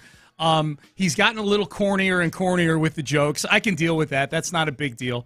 But RG3 clearly still wants to play football. Remember earlier this year, Seth, when RG3 put his name in a group of quarterbacks the teams don't want to touch because they bring such attention with them. He's oh yeah. Yes, guys like me and Aaron Rodgers and Tom Brady, and he's like mixing all these big names in. And RG3 went on the internet yesterday, and he's played for the Browns before. He would love to play for the Browns again. The Browns should sign me as their starting quarterback, and here's why. 1, at 33 years old, I understand the game better than I ever have in my entire career. I know how to slide, and I know when to slide, and that was a huge issue in my 8 years in the NFL. But I've learned from my mistakes, and I'm ready to showcase that I can get it done. But here's the thing. Deshaun Watson went 14 for 14 in the second half against the Baltimore Ravens, and he used his legs to go out and scramble and extend plays. Of those 14 passes, there weren't really any of them that you would say were $230 million worthy passes. All they needed him to do was manage the game because of them dogs they got over there on defense, starting with Myles Garrett. Well, guess what? I didn't do that. I can go out there and manage a game for the Cleveland Browns and help them go on the Super Bowl run that they want to go on. But here's the second thing. I still run a 4.340, people, and I can throw the football 80 yards. I train every week like an NFL football player so I could be ready for moments just like this. So they need to hit my line.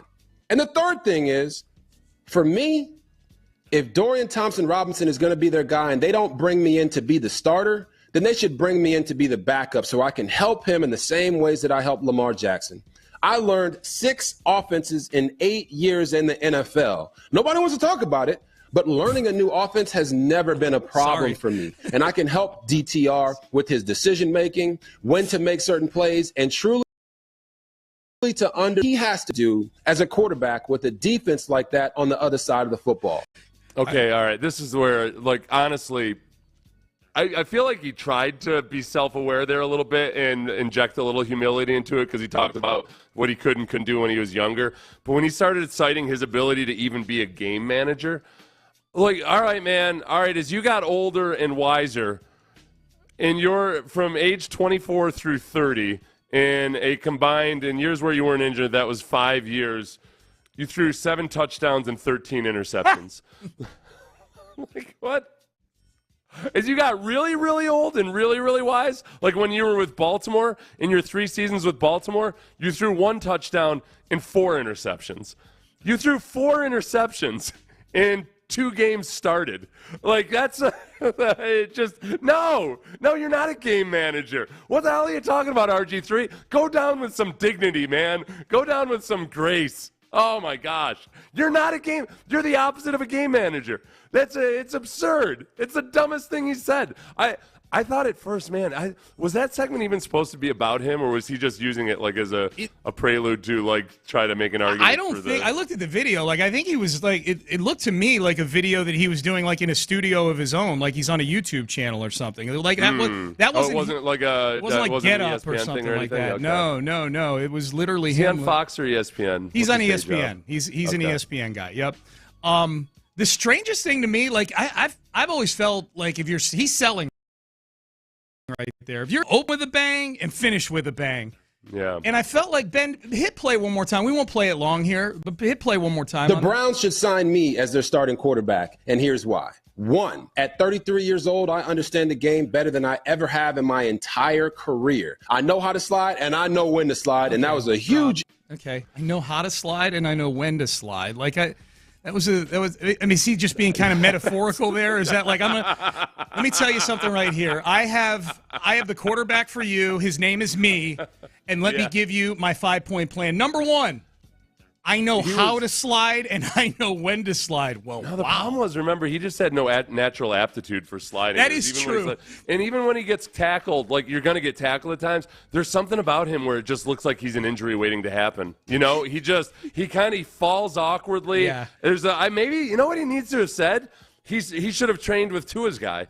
He should have trained with Tua's. I've been doing jiu-jitsu or taekwondo. Jiu-jitsu, whichever one is less punching, more wrestling. Right. I think it's jiu-jitsu. Yeah. Yeah. Like, and it looks like it's worked for him. That's what he should have worked on, is learning how to fall. Sliding is one thing, but that's premeditated. It's how are you falling when you don't plan to fall? He uses it as the lead, which makes it seem like sliding is something they should do at the combine.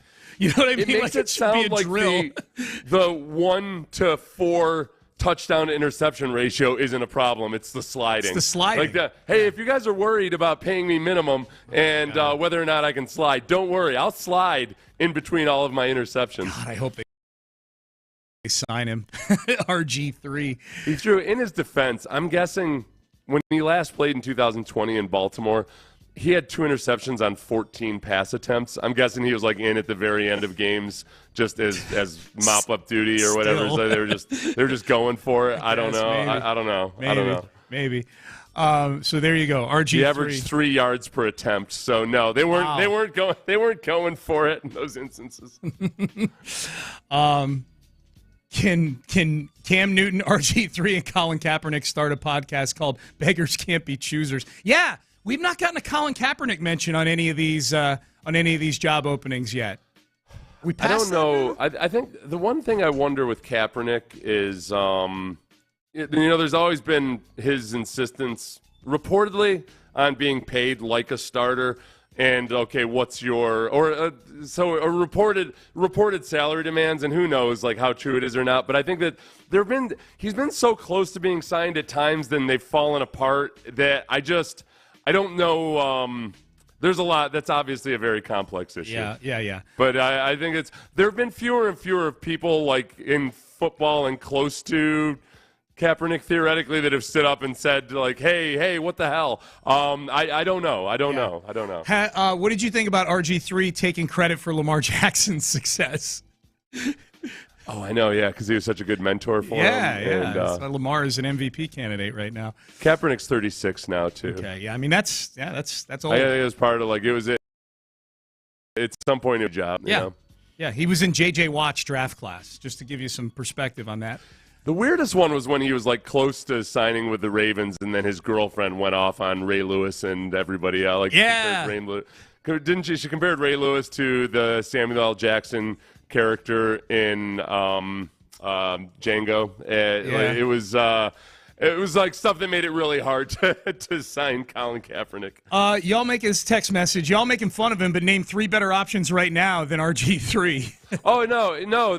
Honestly, I wouldn't blame him if they did. It's his publicly stumping for himself. Yeah. That's RG3 was always RG3 was always very tone deaf to things. Like there was always kind of like people wondered like receivers at Baylor didn't come to his pro day. There were like all these things about RG3 where it just felt a little bit off. And like this, like publicly campaigning for yourself like that, it's off-putting in a lot of ways. When was the last time he played? Sounds like you have his page open. The last time he played was 2020. in 2020, Yeah. so he hasn't played football in 3 years almost.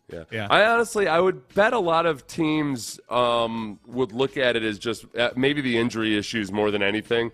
And I don't know, has he actually gone out and worked out for a team in the last couple of years? I have no idea. I have no idea, but it sounds like he's staying in football shape. Do you buy that he runs a 4.3 40 at age whatever he is right now?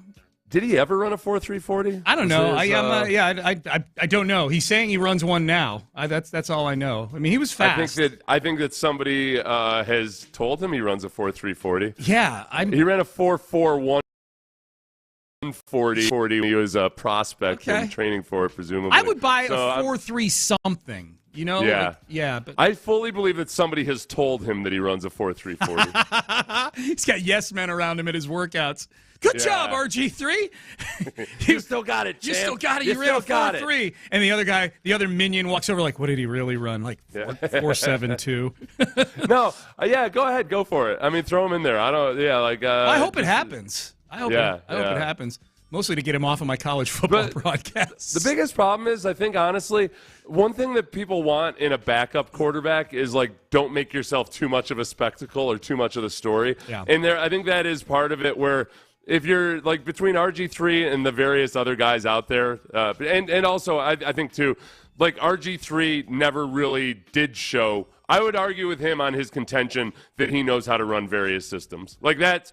I disagree with that. So when you're looking for a guy that can come in and like Josh Dobbs is a freaking literal rocket science or whatever type of engineer he was. Like Josh Dobbs, I think, can come in and do what the coaches want him to do. I don't know if RG3 is that guy. He never actually showed that he was adept at running any system whatsoever. And he tried to, like, he visually, or like he admittedly rebelled against the Shanahans and what they wanted him to do. So, no, I disagree with that part of his own assessment. He said he could throw an 80-yard pass. Text message 2482. That 80-yard pass always comes in handy. Yeah, I know. That's exactly what 80-yard passes. Thank you. Now the text page has turned into people naming 3 options that are better than RG3. Phillip Rivers, Tom Brady, Matt Ryan, all better options. I would say the one thing that those 3 may not have is the willingness to play quarterback in the NFL right now. That's probably a big deal. I have no idea. Maybe Phillip Rivers. Of those 3, I don't think if Tom Brady, I like Tom Brady. Well, Cleveland's got a good defense. He's a part owner of the Raiders now, though, isn't he? Like, I thought that wasn't. Has that gone through? Or I don't know. Not? I don't know. Okay. Yeah, I'm just kind of throwing that out there. I don't know if you can't own any team if you're a player. You just can't. You'd have to divest himself, I suppose. I don't know. I'll say this: if Phillip Rivers is in shape, if he's been working out and throwing a football, it's not like Phillip Rivers ever relied tremendously on athleticism to get it done. But I'm like, as long as he's not been drinking beer and have a belly that hangs over his belt, like if he's still like goes to the gym, works out, has the cardio. And he never relied on great arm strength. Man, if Phillip Rivers is looking to finally get a Super Bowl ring to cap off his resume, there's worse places to go than Cleveland. You know, like they've got a good defense. I think they've got decent weapons there at wide receiver. Again, he hasn't played in 2 years, but he seems, Seth, like he'd have a game where he could probably, he's in shape. He could step right in and probably do some things there and actually game manage and whatnot. There's Brady's deal to be part owner of the Raiders has been held up partly because he was getting such a hefty discount. That's right. Yeah. The owner Jim shared a few details back on October 18th. That's right. We're trying to work it through. The number just has to be a reasonable number for purchase price from Tom. If reasonable value says that 10% should be $525 million, you can't pay $175 million. Boy, this is a discussion that is a little bit out of my league. Dude, it's Mark Davis and Jim Irsay getting into a spat over something. I'm here for that. Well, Mark Davis is a big dummy. He's stupid. I feel like this is where I start worrying about Mark Davis and his ability to hold on to $1 billion. That the family fortune might be being squandered just by about. Like, I'm going to give him a. Wait a second. Once the difference. Okay, if Irsay's numbers were correct, if that 10% should be $525 million, which could be $5.25 billion for the Raiders in Las Vegas. Absolutely. Yeah. No, he's selling chunks of the team for 20 cents on the dollar. Getting a $350 million discount. Yeah. My God. Yeah, not good. Oh my God. Not good. All right, let's do the 8 at 8, and we'll do 5 Reasons I Hate You, Arizona version. We'll do that in about 25 minutes or so. But the 8 stories you need at 8 o'clock, you're listening to KILT and KILT HD2 on Odyssey Station. 1. All right, let's start with the Texans injury report. I would say the biggest injury as far as not practicing this week so far, I mean, Dameon Pierce isn't practicing. Henry To'oTo'o isn't practicing. They are multi-week injuries now. Noah Brown is the new one here, Seth, with a knee. We kind of sloughed it off on Wednesday. It's like, maybe he's just getting a veteran day. So clearly there's something there with Noah Brown right now. But as you pointed out, they get Nico Collins back, and CJ Stroud has shown that it doesn't matter who his cadre of pass catchers are, he can go throw for 300 anytime. It's still a really long injury report, but it's smaller than it was last week, and there aren't as many alarming potential trends. But like Jimmy Ward being out, that's going to continue to bother me. The Houston Carson kid was good on Sunday. Yeah, Jimmy Ward brings an element of veteran leadership there, like that's not about the rah-rah, hey guys, let's get this. It's about actually getting guys lined up and being sure guys are tight with their responsibilities that I don't think you can really replace. And look, this defense is good. As much as this defense has improved in some regards, they continue to have huge fourth quarter letdowns. So obviously some of those happen with Jimmy Ward. I'm not saying that that's the antidote to it, but it doesn't, like, the fewer veterans you have out there, I feel like the more at risk you are of having even more of these letdowns. That's the one thing that's really preventing me from feeling like this team could do something in the playoffs is that they can't seem to string together an entire fourth quarter of good defensive play. Yeah. Like, I need them to be lights out in the fourth quarter. Yeah, because you're going to be going against killers in the playoffs probably. It's a good point. All right. 2. Thursday Night Football last night, Baltimore 34, Cincinnati 20. The big story in this game, Joe Burrow left the game with an apparent wrist or thumb injury, something with his hand, because he gripping the football on the sidelines. He looked to be in a tremendous amount of pain. And the Bengals, Seth, now fall to 5-5 on the season. I've not looked at the playoff probabilities, but I would imagine given how many 5-5 teams there are in the AFC right now, they're in a group of teams like that you would not have expected to be in the playoff hunt, or I think teams that maybe the average football fan doesn't realize are in the playoff hunt. Like the Raiders are 5-5, the Colts are 5-5. And now the Bengals, the Bills are 5-5, and they're at the bottom of the 5-5 heap because they lose all the tiebreakers to these teams. So it is a jumbled mess in the AFC right now, which makes it all the more important that the Texans take care of business on Sunday to stay above the 5-5 fray that exists right now. Yeah, there's the AFC in general. Like people are starting to pick up on a lot of the trends, and one of the trends is there's just a lot of young quarterbacks in the NFL playing this year, and the scoring has been down in general. I think this might be one of the best years yet to have an offense that's just starts really clicking midway through the season and can maybe set themselves apart more so than, like, whatever CJ Stroud's performance is, however historical it might become by rookie standards, it's that much more valuable this year because it's competing up there with the actual, like, he's actually, the record for passing yards per game in a season is like 370 yards per game or something. CJ's leading the league right now with 297 or so. So like this incredible in a year where offense in general is down. So like it makes it that much harder. The degree of difficulty is harder, but it also can set them apart even more. Absolutely.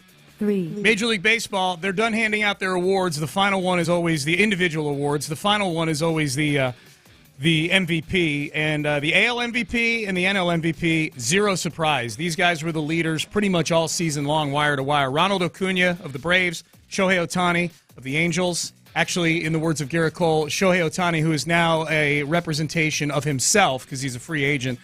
They're both unanimous MVPs. The Astros, as far as how they showed up on the ballot, Kyle Tucker, 5th on the ballot for MVP. Yordan Alvarez showed up at 13th.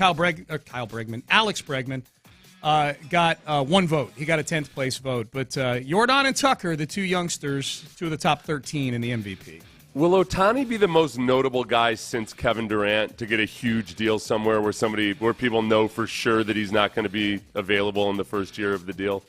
Good. Well, he won't be available to pitch in the first year of the deal, right? Didn't they say he Yeah, but is he gonna play? I think he'll hit. He'll DH. Okay, I think he's gonna hit. Yeah, I'm pretty sure. I didn't know if he was gonna sit out, like just to not risk the. Okay. Yeah, okay. yeah. But if I were him, I'd sign a 1-year deal.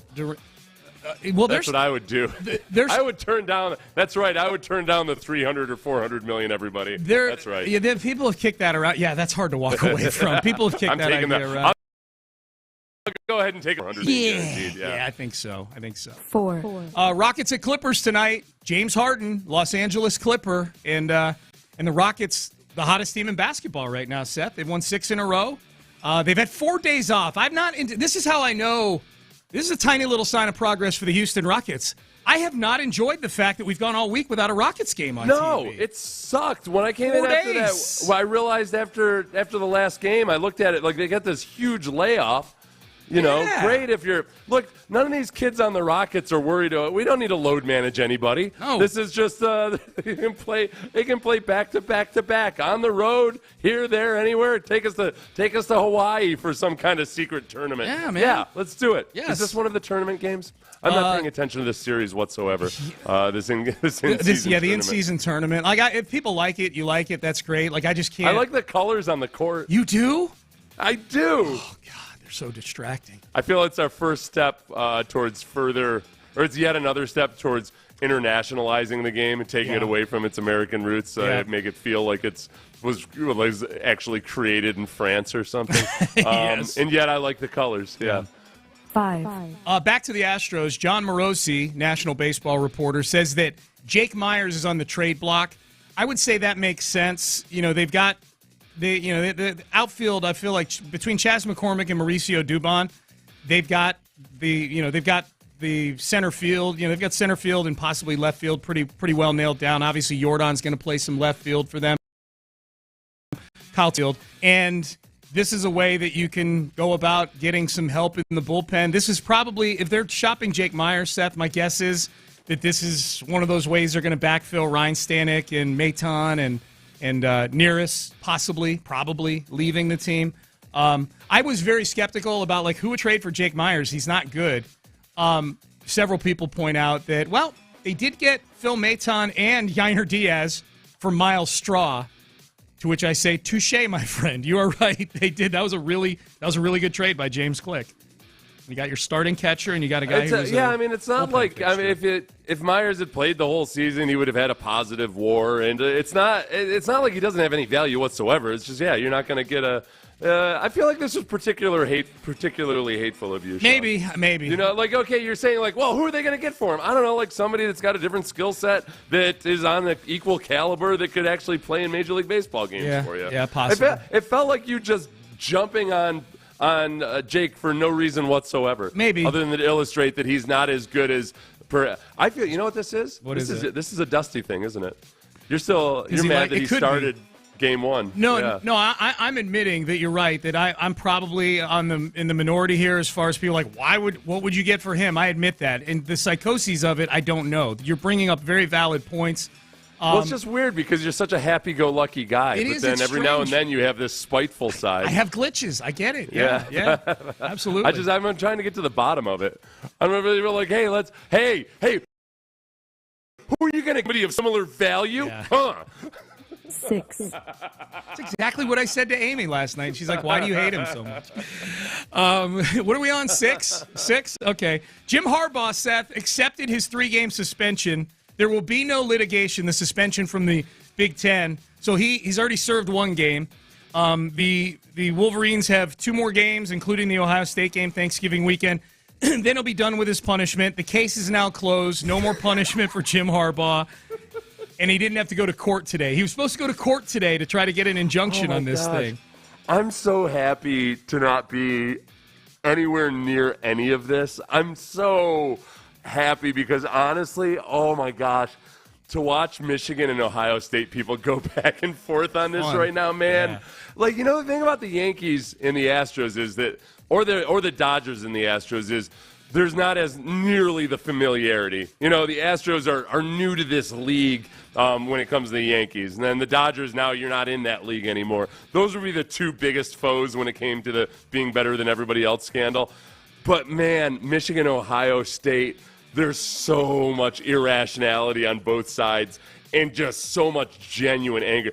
I feel like at some point, I don't want this to happen. I just feel like it's going to happen.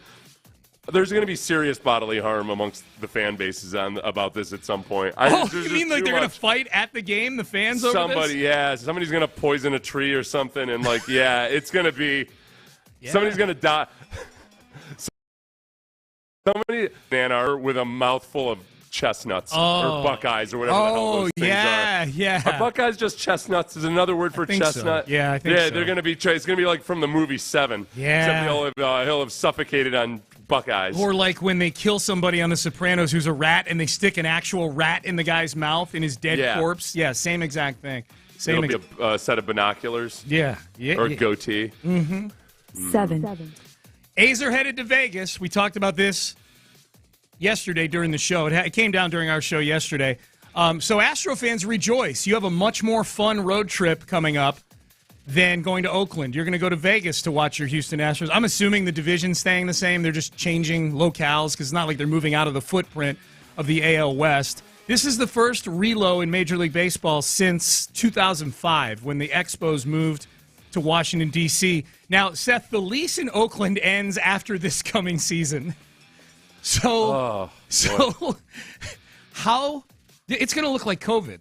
These A's games are going to look like COVID. They already kind of did, though, yeah, right? I know. It's going to be worse. Like, COVID was COVID games had placards, at least. Yeah. It's going to be worse than COVID. Digitally represented fans. Maybe they can do that. Yeah. Boy, yesterday, our old colleague and our current friend, Garrett Heinrich. Poor guy.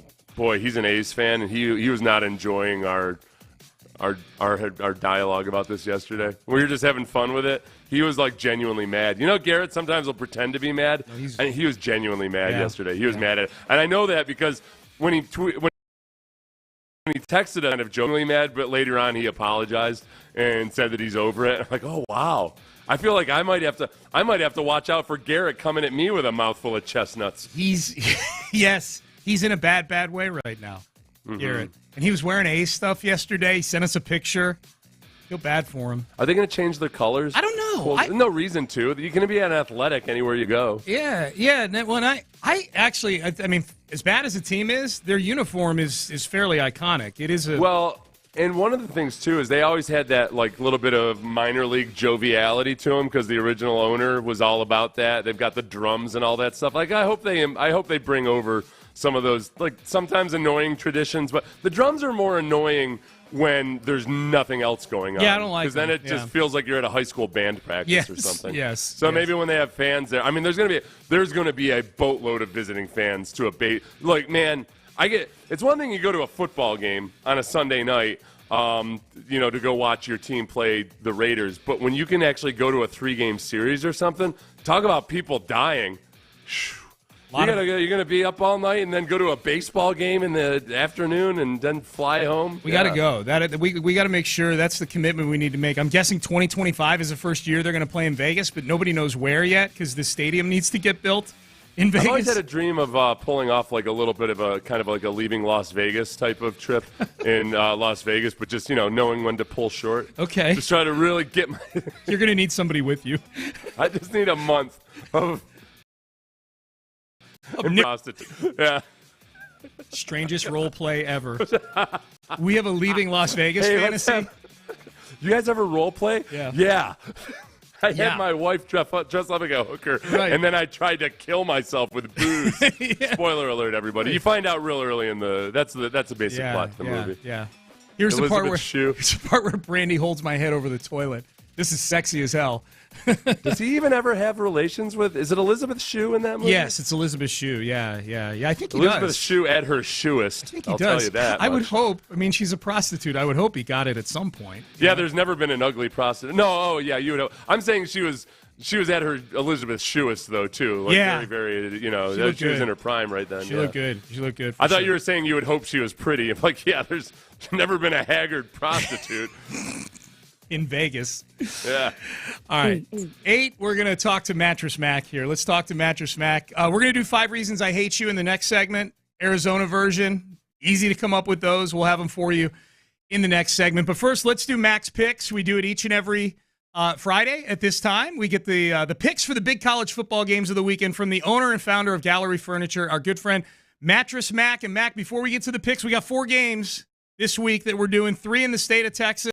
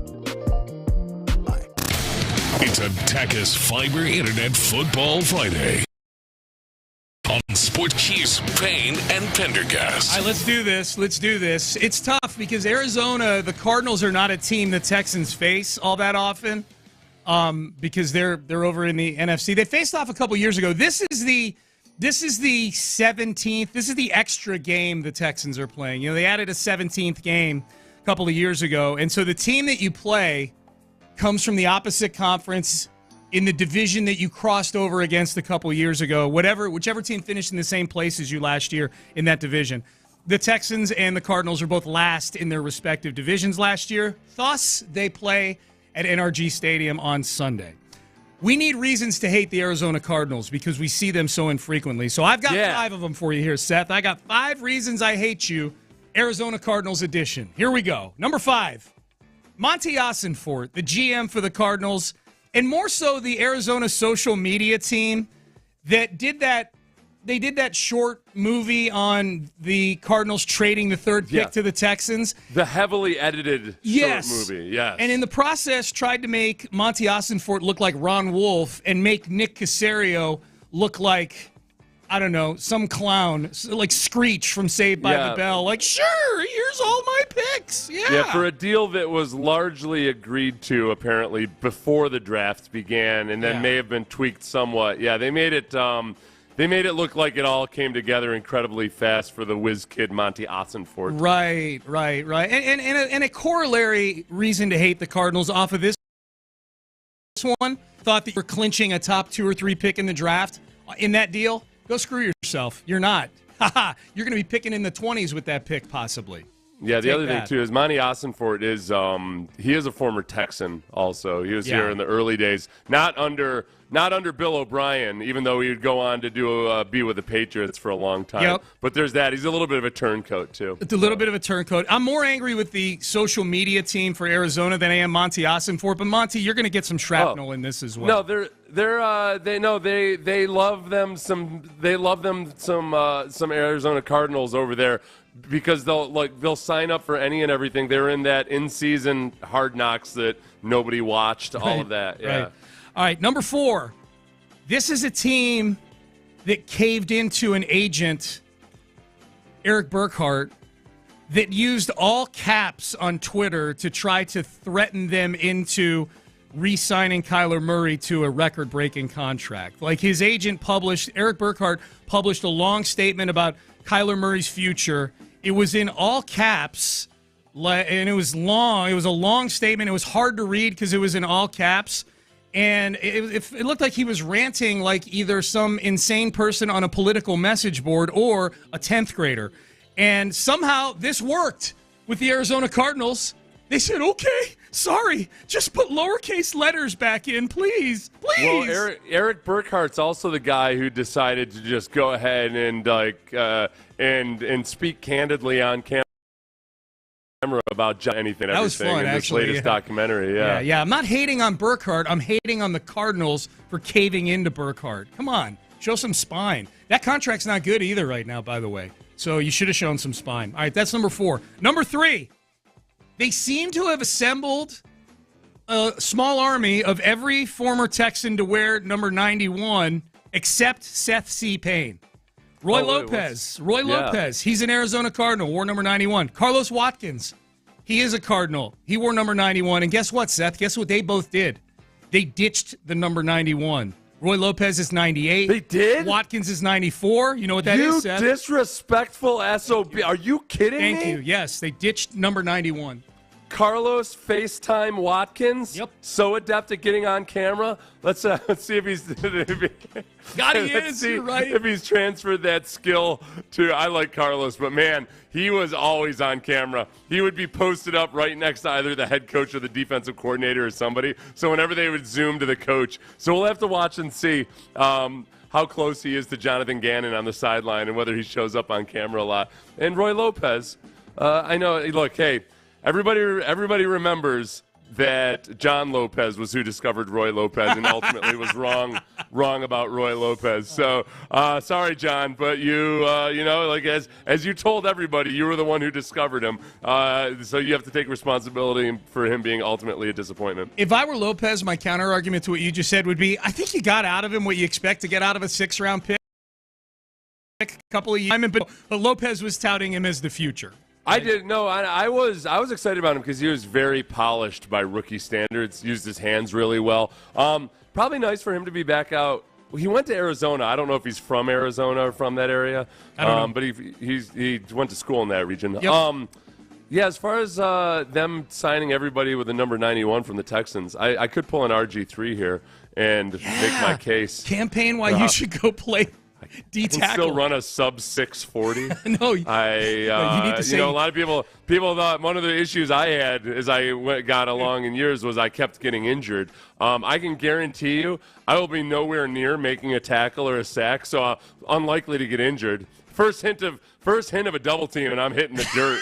So, you can depend on me to be healthy and relatively unproductive. If more people saw that RG3 video, a Seth Payne campaign video to play D-tackle would be very, very funny. All right, that's number 3. Disrespect to Seth Payne. Number 2, Jeff Driscoll is an Arizona Cardinal. Remember him? I love Jeff Driscoll. I like Jeff Driscoll, except for the fact that he was the face of that era. That's so forgettable era of Texans football. Like, he was converted to a tight end at one point. And then went back to playing quarterback. It was like they were going to do anything and everything they could. Remember the one assistant coach described him as an athlete without comparison other than maybe Lamar Jackson? That would be Andy Bischoff, the former tight ends coach for the Houston Texans. Chip, right? Oh God, this one's giving me PTSD.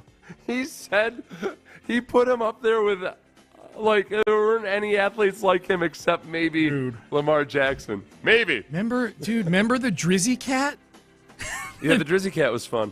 I just remember how, like, he was the classic case of a track athlete playing football because they would gush about his athleticism. Then he would get out there, and it was like for him to change direction it was like the Titanic changing direction. You know, like you need 3 miles to make a left turn because it was. Boy, yeah, she sure is running fast, isn't she? Watch out for that human-sized, iceberg-sized human there, Jeff Driscoll. I don't know why this one's hitting so home for me right now. You know what? My biggest Jeff Driscoll memory, other than the 7 things we just named in the last 14 seconds, was training camp. And when they would be throwing, they'd be doing quarterback drills or they'd be throwing against air. You know, quarterbacks would drop back and throw to receivers who were just, who were open. Maybe some one-on-one drills. I just remember football sailing through the media area. Oh yeah, that was Driscoll that just threw that one. Like you had to have your head on a swivel if Driscoll was throwing a football down the sideline in front of that media patch right there. It was like I was besides myself for a while, like just wondering like how can they keep parading this guy out at quarterback at practice every day? He actually played.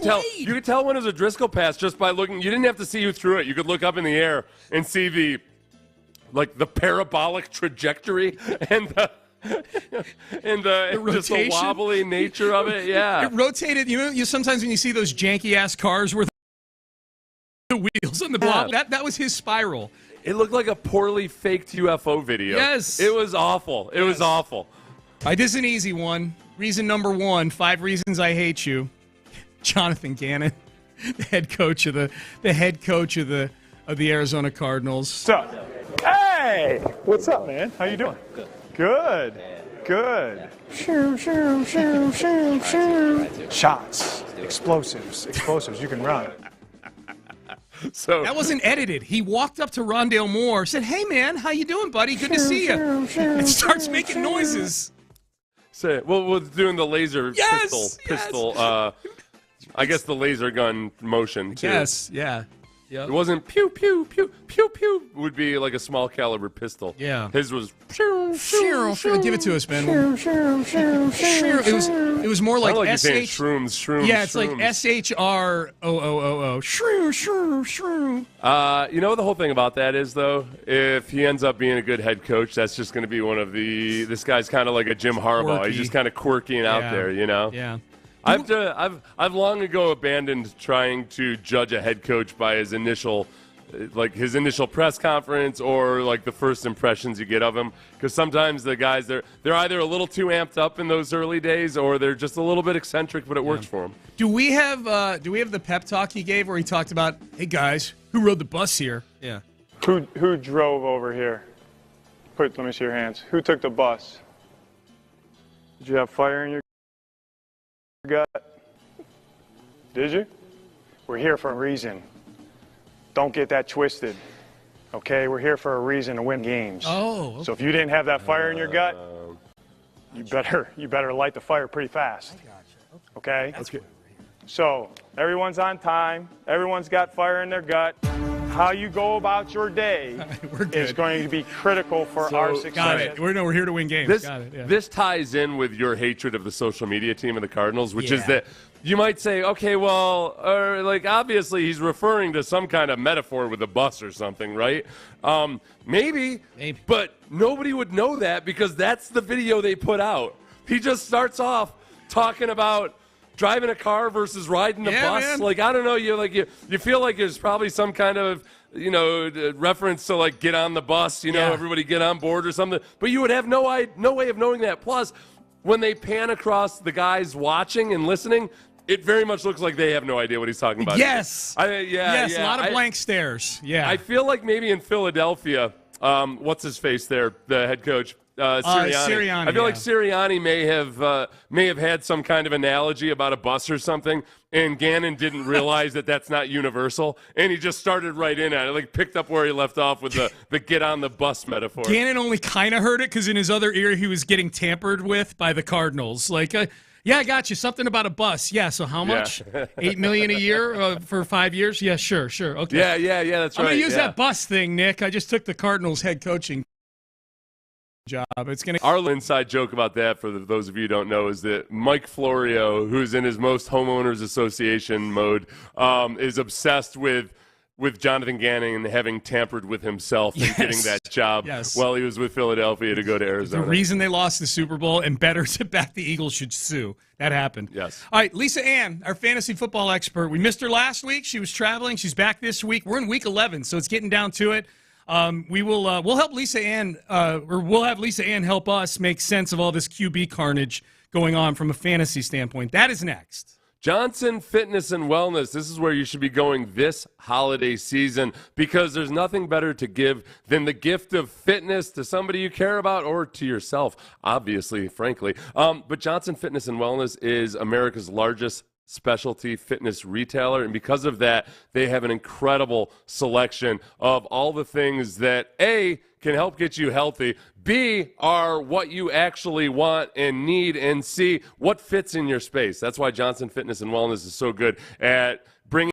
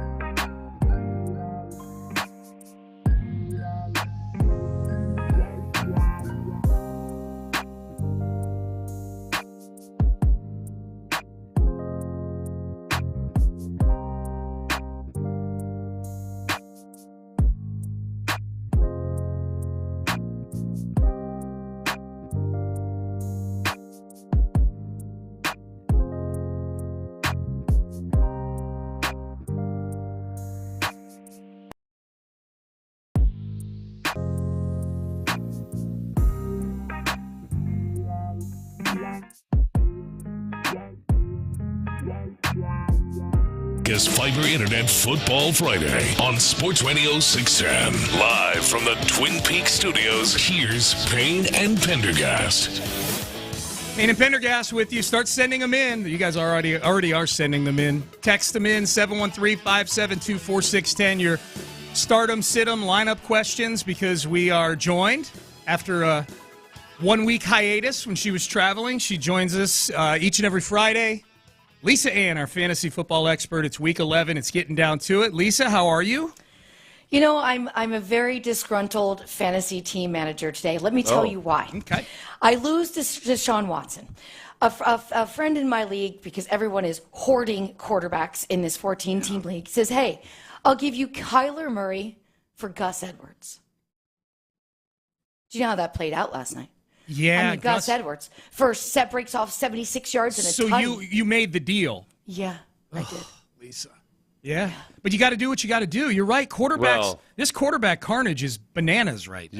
You gotta do what you gotta do. But now that puts you at odds with us, perhaps, on this whole Kyler Murray scenario. That is true. Yeah. So Kyler Murray, who we know can run for a touchdown as he did last week, and he can also pass for a touchdown. What are you thinking out of Kyler Murray versus this Texans defense, which has been improved, but also tends to have these fourth quarter letdowns? Kyler Murray at all. I have no faith in Kyler Murray. I didn't draft Kyler Murray in any teams this year. And every year before this, when I did draft Kyler Murray, I would play him till about week 6, and then I would trade him. Because if you look at the seasons past, the last 2 to 3, he seems to slow down week 7, week 8, and he has no value. So this is a situation where I would have taken Ryan Tannehill, who's not even starting, but the only option was somebody that offered me this trade, and I was like, in the middle of doing it, this is great. I will have I will be able to set a lineup. You know, and it's like, you know how this feels, because you're watching the game and you're excited about the game, and that one play happens, and you're like, I'm mad now for the rest of the game. Lisa, we didn't get a chance last week because you were traveling, but you the week before had recommended and said that you were picking up Noah Brown in multiple leagues. All over the place. Dude goes off for $150. We don't get to give you your flowers last week because you were traveling. So then Noah Brown did you the service of going and getting $170 this week so that we could make it so that it was still relevant that we give you your props on giving Noah Brown out as a pickup recommendation. It's all about CJ Stroud. You know, you got to trust that entire offense at this point, because what that kid is putting up is so remarkable. And he is allowing everyone to benefit. It reminds me of early season Matthew Stafford, even without Cooper Kupp, right? Didn't matter. Getting it out to those receivers, going for over 400 yards, CJ Stroud. Don't discount that offense and all the pieces in it. So I appreciate what you're doing, Sean.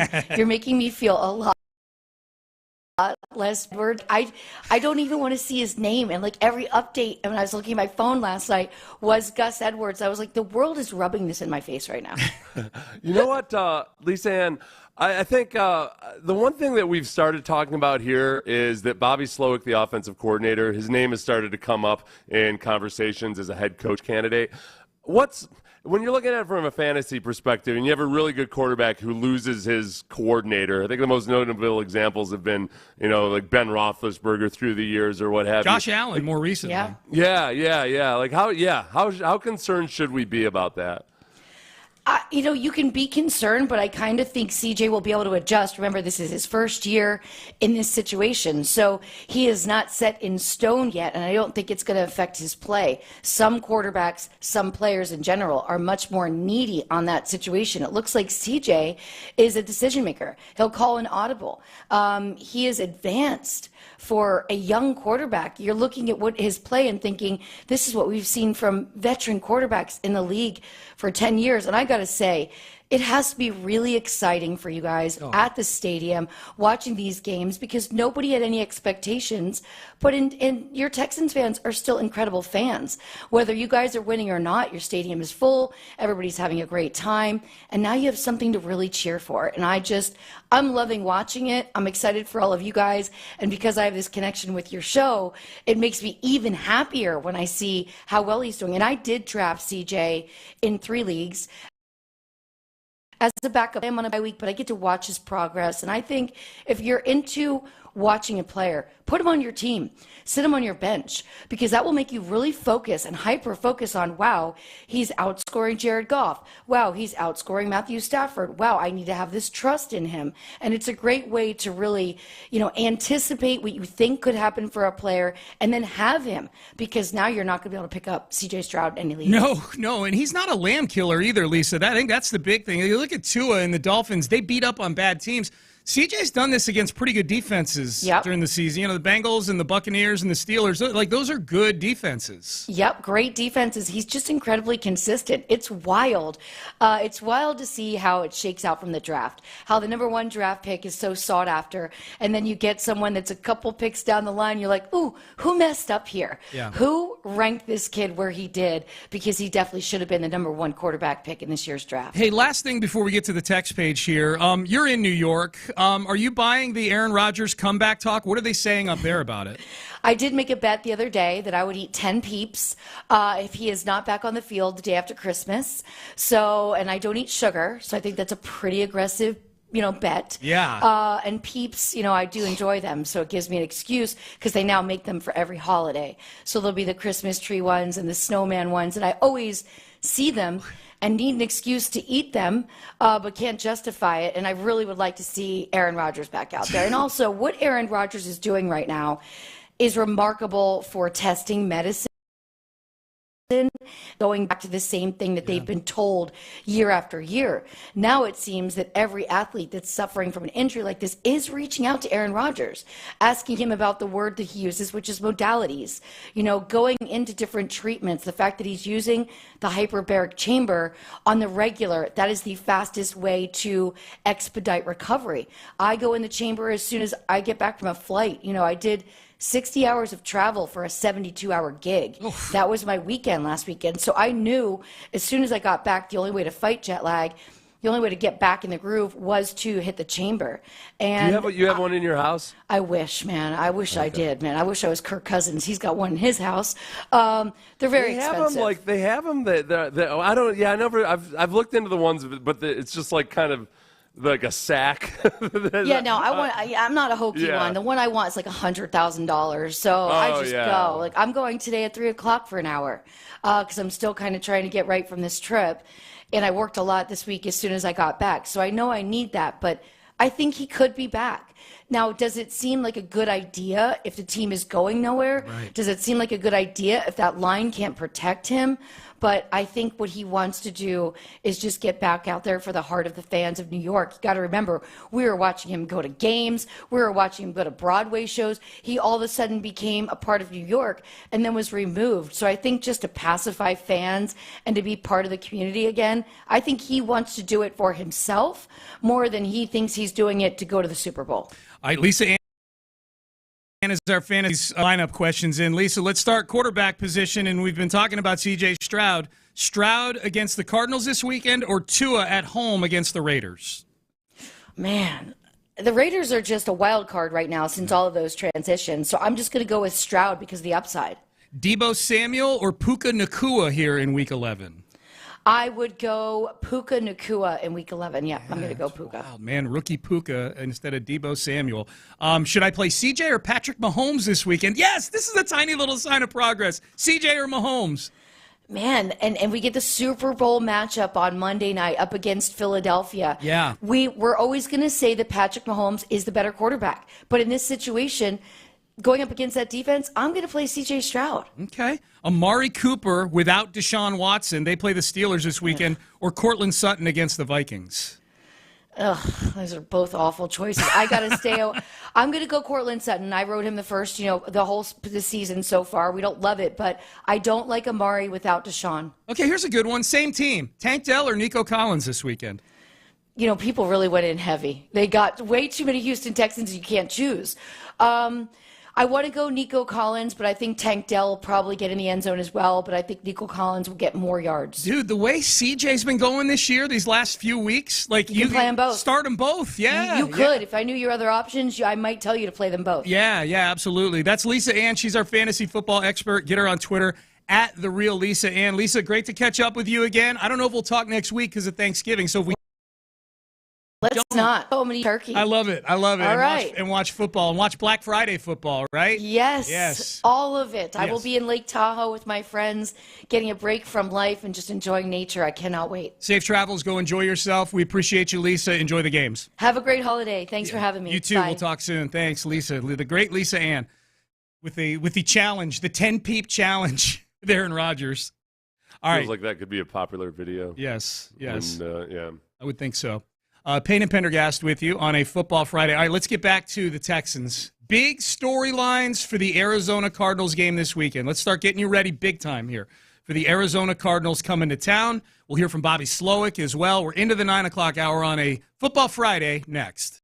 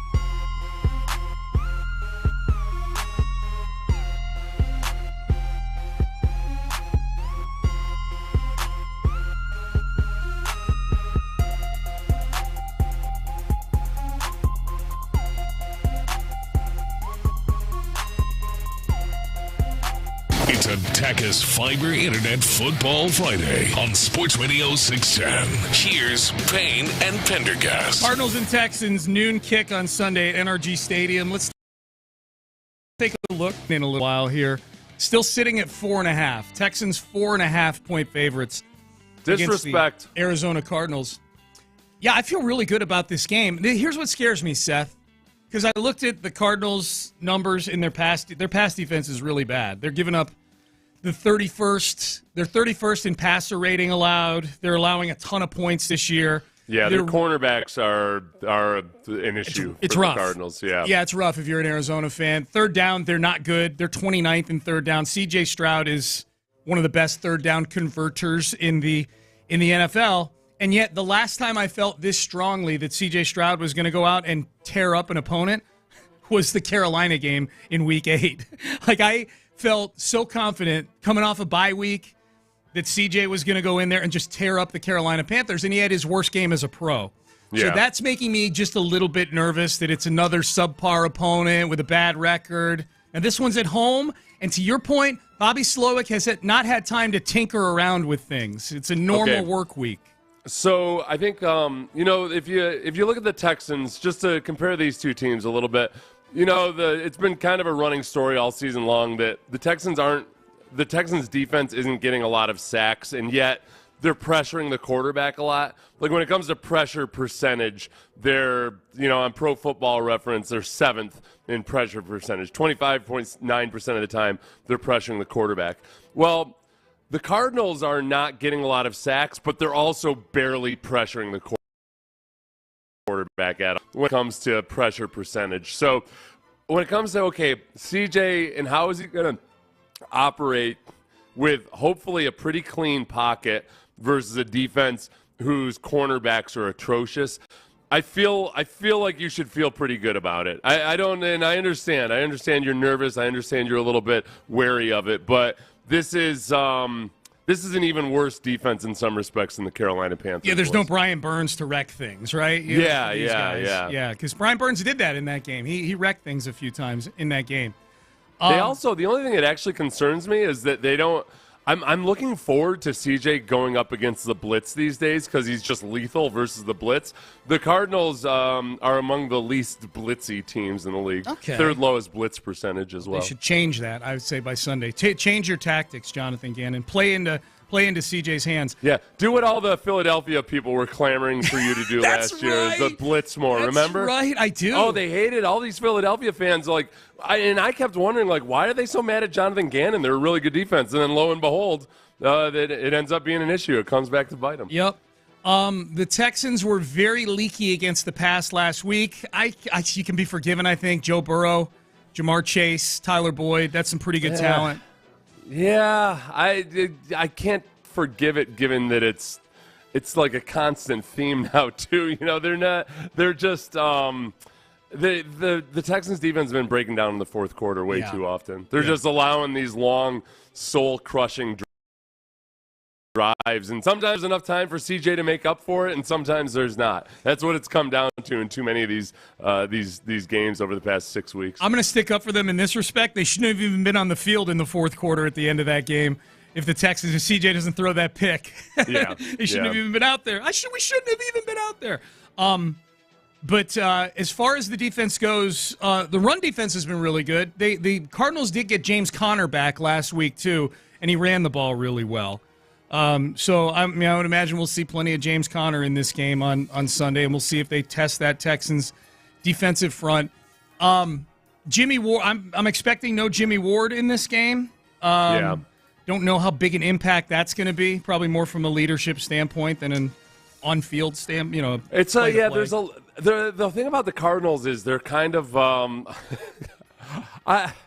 I don't know. I guess everybody's too nervous to talk about this as a trap game, and Vegas certainly isn't looking at it like it should be a trap game. It's less than a 5-point spread, and yet when I look at the Cardinals, I'm trying to figure out exactly how and where any team is supposed to feel threatened by them. Look at the Falcons went in there and they started former Texans great Taylor Heineke at quarterback, and then Desmond Ridder had ended up taking over, and they passed for 70 yards. The Falcons passed for 70 yards against the Cardinals.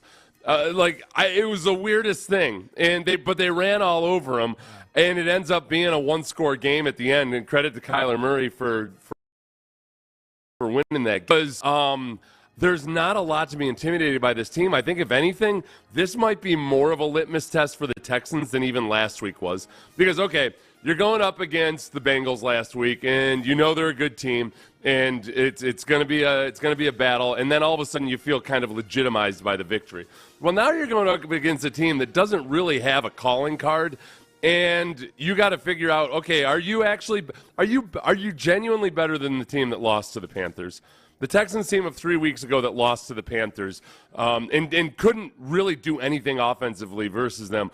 Are you better than that team? Because there's no way, if you're a bona fide team, that you should lose to both the Panthers and the Cardinals in a 4 weeks in a 4 week span. Yeah. If they lose to the Cardinals at home after having lost to the Panthers 3 weeks ago, then I still very much believe in CJ Stroud, but I can't take this team seriously until they show otherwise. No, you're a schizophrenic team at that point. I would say, this is, boy, when you look at it, Seth, and as I'm saying this, I'm watching the Bengals and Ravens highlights on TV in our studio here, and I think it's a similar situation to what the Bengals were facing last week with the Texans, where a lot of people were asking, hey, is this a trap game or is this a sandwich game for the Bengals? They play the Bills in a primetime game the week before. They're playing the Ravens in a Thursday night primetime game the week after. It's somewhat analogous. Obviously, the Texans are not at a stage where their games are in prime time, but I think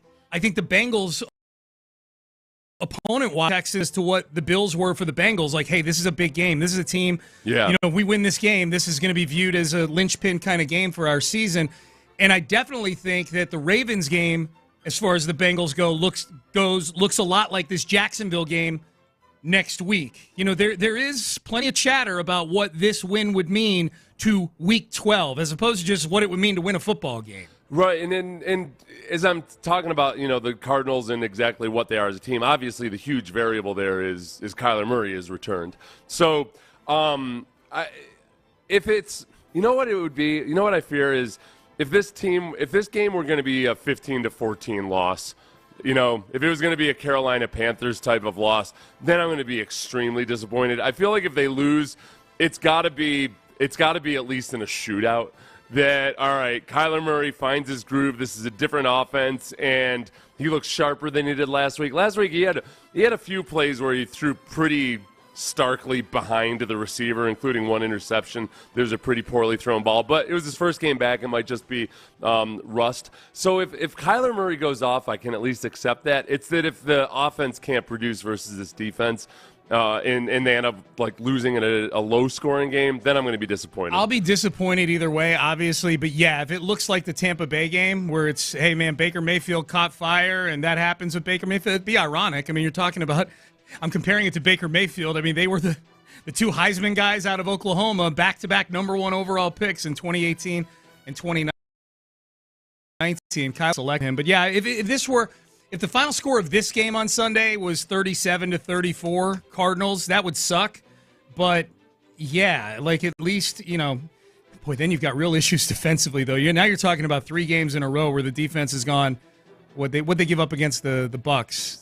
33? So you're talking 33, 27, and then theoretically 30 in this game. You'd be talking about an awfully leaky defense. Speaking of which, I need Will Anderson to go off on Sunday against this team. I need it to happen of all the games, and I think even if I had sat down before the season, you said, okay, Will Anderson's going to have a 3-sack game at some point. Who do you want it to be against?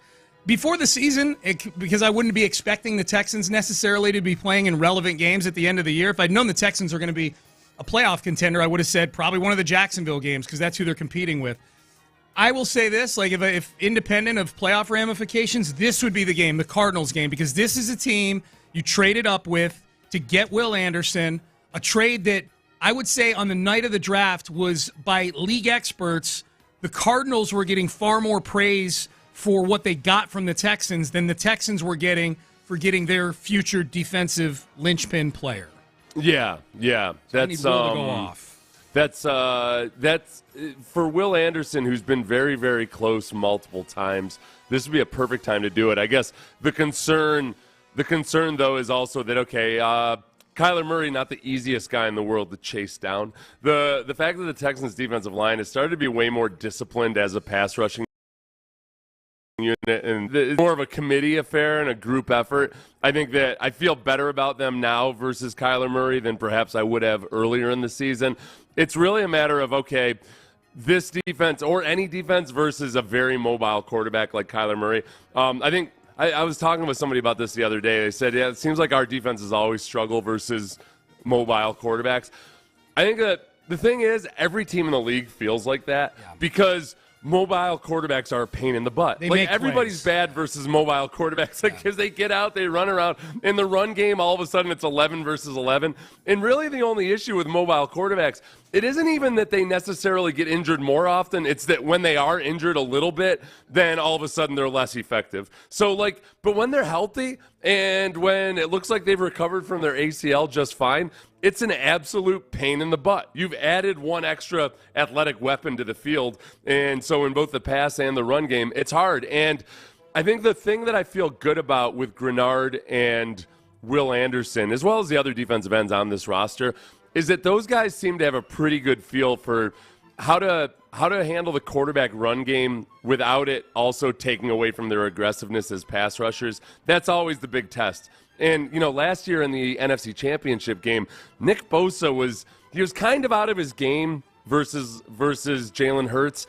It's hard to judge, though, too, because he was also banged up and injured in that game, and they weren't getting any help from their offense either. But, you can see the effect Jalen Hurts has on otherwise good defensive end Anderson, John Grenard. To me, the biggest thing with this game with Kyler Murray is keeping him in the pocket and not letting him do Kyler things. And I do think that since the bye week, Seth, they've played three quarterbacks that I wouldn't necessarily, none of them are Lamar Jackson, but they are all quarterbacks that I think the book on them is they can extend plays, and if you let them escape the pocket, they can hurt you throwing the football.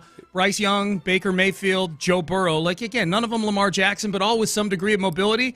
I think by and large the Texans did a pretty good job of keeping those guys from extending plays and hurt. I mean, they sacked Kyler 6 times. They sacked Joe Burrow 4 times. The one time they did let Burrow escape, he hit him for a 65-yard bomb to Jamar Chase. And then Baker did some good things extending plays in the pocket and whatnot, converted a 4th down, but I thought by and large they did a pretty decent job against him doing that. So they'll need to be on point against Kyler. Kyler's a different animal when it comes to that stuff because when he escapes the pocket, he can really hurt you with his legs. The Texans, the other thing, someone's saying, why haven't the Cardinals updated their injury report? I don't know. I know. I was the same question. Well, probably, I don't know. Yeah, we usually get... Because they're bastards is what they are. We usually get... So yet another way that their PR department is trying to mess with us. That's right. What it is. 6 reasons we hate them now. Absolutely. Mm-hmm. Absolutely. I feel good about this game. I think it's a 2-score win for the Texans in this game. I don't feel good about it just because... I don't feel awful about it, but I did feel good about it, but I always a more objective and impartial observer, and Vegas has the Texans only 4.5 points better than the Cardinals at home, which means that they think that they're only 1.5 points better than the Cardinals on a level playing field, and that makes me nervous. It makes me nervous in that this pass defense still has issues. It's a weird... This is how you know the Texans' pass defense isn't quite what you want it to be. We're actually worried about Denzel Perryman being out. They're honestly, at the end of the day, there's no reason we should have been besides ourselves with rage at the fact that Denzel Perryman had been suspended for 3 games, reduced to 2, because he's not that caliber of player where it should make that big of a difference. But right now, it's just obvious that, man, they've just got it's just a little too easy to pass on the Texans. So with Kyler Murray coming back and Rondale Moore and Wilson and all these other guys that are very remember the years of Cliff Kingsbury basically trying to fix his offense by just drafting and trading and signing more and more and more wide receivers. There's a lot of speed out there on that field. Yeah, so that makes me nervous. There is. Hey, heads up, the drive with Stoerner and Hughley. They're at Sam's Boat in Pearland this afternoon. So Sam's Boat in Pearland, old school Sam's Boat, but this is the one in Pearland. They are going to be out there doing the show.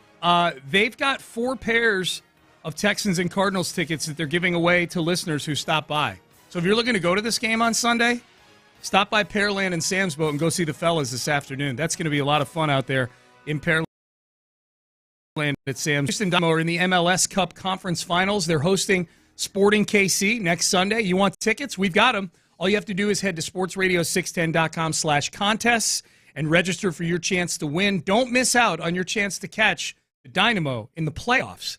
Man, everything's looking up, dude. Dynamo in the playoffs. I expect it to be a pretty awesome environment out at NRG on Sunday. I would encourage anybody that comes by the stage to watch us during the pregame show. I know a lot of you like to bring me cash or banana bread and things. Just try to keep the cash in an envelope, just so it's not. I don't like being a target for crime. Good call. So.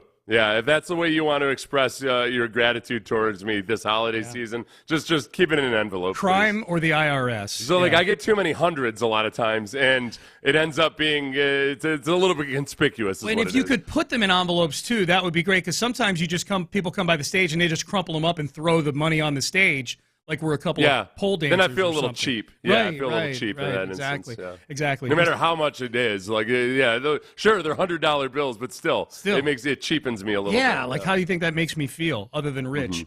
SportsRadio610.com/contest to register for those Dynamo tickets. Go register right now. Up next, Colin Cowher. He has a take on the Jim Harbaugh situation, which I actually agree wholeheartedly with. We will have that next. I agree wholeheartedly that if you have been in an accident, you need to call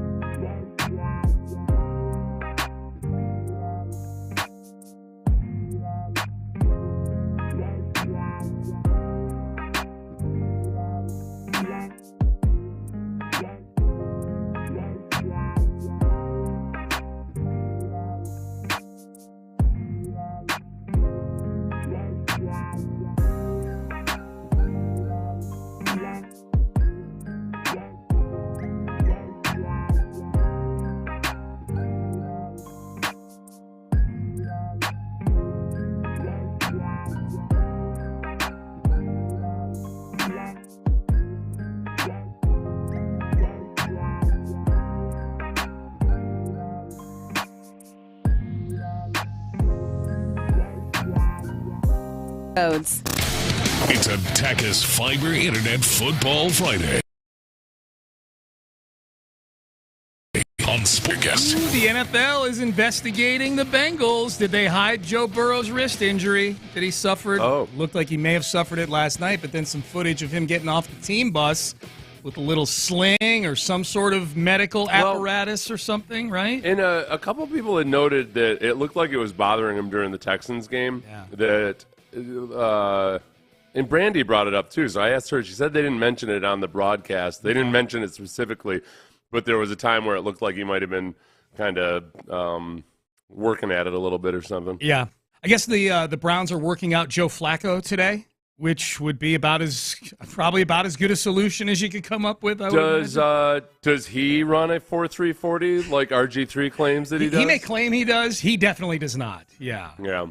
The curious thing about RG3 is that he claims he can still run a 4.3 40 when he never – it's never like he didn't run a 4.3 flat 40. He ran a 4.38, I think, at his pro day. That was many injuries ago. And 10 or 15 years ago, too? Many leg injuries 12 years ago? What year was he? 2011? 12. Yeah, 2012, yeah. So 11 years ago. Yeah, I don't think I don't buy that part of his claim. Me neither.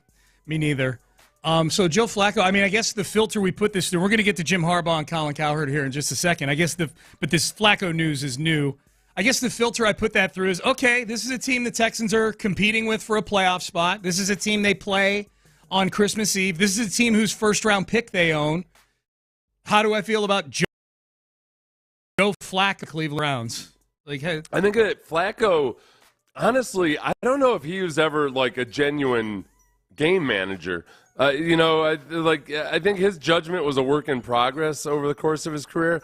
So I don't know if that's a guy I would want. If I want a guy that can just play opposite of a really, really good defense and try to do it with a game manager and a rushing attack, I don't know if Flacco would be the guy. Of the various decrepit and old and or young and unproven or just generally mediocre quarterbacks out there right now, I don't know if Flacco would be the guy. I agree with you, and that's why from a Texans perspective, I'm unfazed by that. Fine, sign Flacco. Let him play. Let him go. Let him go throw. Hey, what do you have, 8 games left? Let him go throw 10 picks for you over these last 8 games. Knock yourself out, Cleveland. Have fun.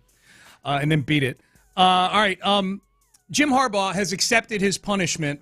3-game suspension. He served 1 already. The big thing will be the Ohio State game. I'm assuming Sharon Moore, the potty-mouthed interim head coach, is going to coach these next couple of games. You hate him more than you hate Jake Meyers. I don't hate him. No, not true. I don't hate Sharon Moore. I feel for the fact that he doesn't have the self-awareness to know that there are probably a lot of ADs that may have crossed him off the list because he can't stay away from the F word during a post-game interview. Although, as you point out, there may be some ADs that have that, kind of that alpha gene that are like, hey, I like the cut of this guy's jib. They want a little bit of rock star in him, So, a guy that's not afraid to tell it like it is. Yeah. So either way, Sharon Moore is going to be the coach in these games. They're 1-0 with him as the coach. They win, they cover. They only threw a few passes in the second half, so they really beat up Penn State in that game. I actually agree with Colin Cowherd's take on this when it comes to Jim Harbaugh. When Ohio State lost to Georgia, they blamed the refs and an injury to Marvin Harrison. Ohio State was reliant on officiating and a wide receiver to win a game in a neutral field. Harbaugh and Michigan go on the road, aren't even reliant on a first-round quarterback. Didn't care about the officials. Jim doesn't have to be on the field. Controversy swarming everywhere. You are officially a good boss if the company's as good when you're not there, when you're not reliant on everybody being healthy, on getting every break from the officials.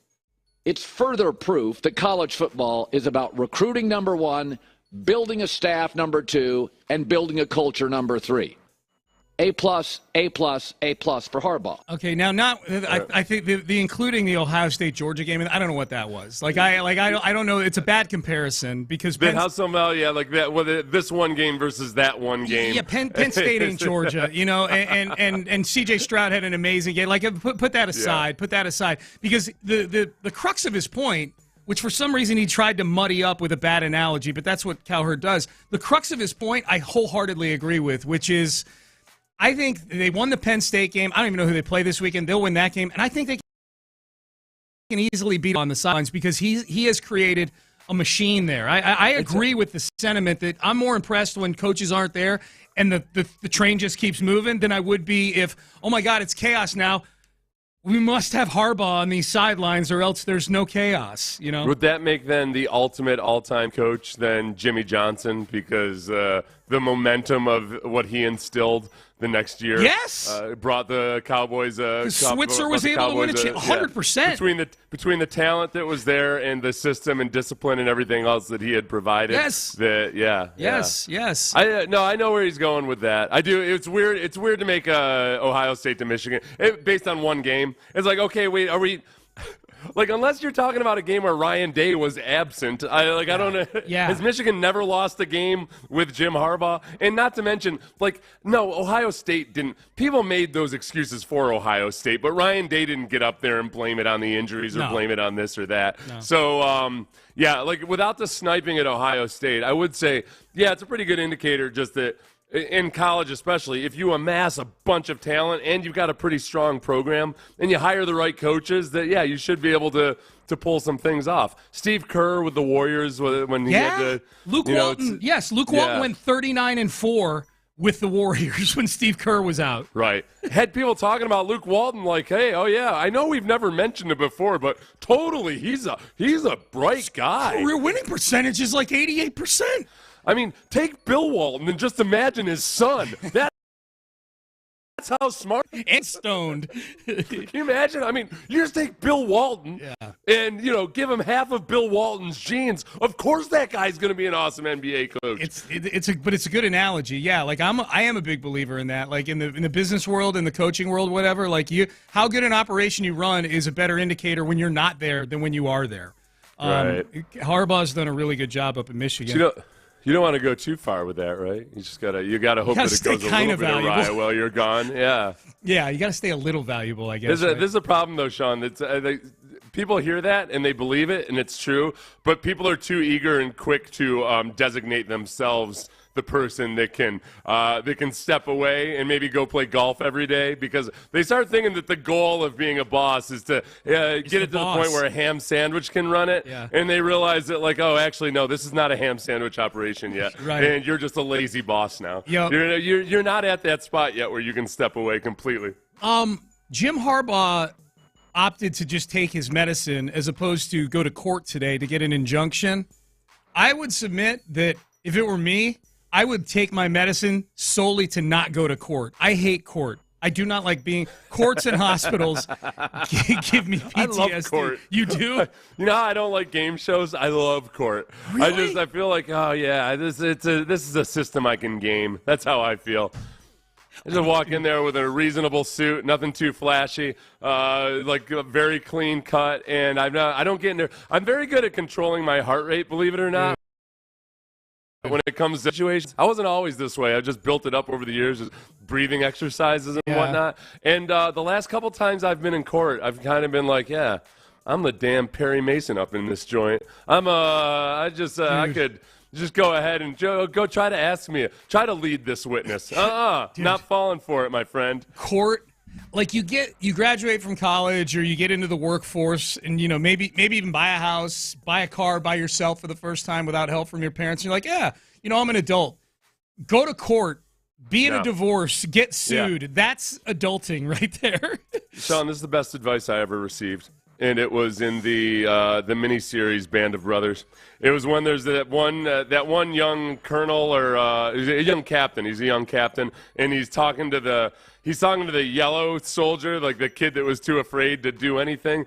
And he tells him that the secret to basically getting by is to just remember that you're already dead. And ever since then, I've used that first when I was teaching my child to drive. Mm-hmm. That's what I would tell myself before every damn drive. I'd be like, we're already dead. It's already, my fate is sealed. My fate is sealed. So once you accept that you're that you're going to die. Yeah. Like, it's just a matter of when. Like, okay, everything. So, likewise, I'm like that, like, in court or anything else. I used to be nervous as hell in that. I've accepted my fate on this earth that I will die someday. Mm-hmm. So, it's of no consequence, like, what happens to me in any given. Like, what's the worst that's going to happen? Oh, they're going to find out I'm lying and I'm going to go to jail? So be it. Yeah. So be it, I say. There you go. Purely hypothetical. Good advice. Good advice. Someone points out Jimmy Johnson did that in Dallas and with the Canes. Like like Janis Erickson steps right in and wins a national championship. I think Jimmy Johnson's a great example of what we were talking about.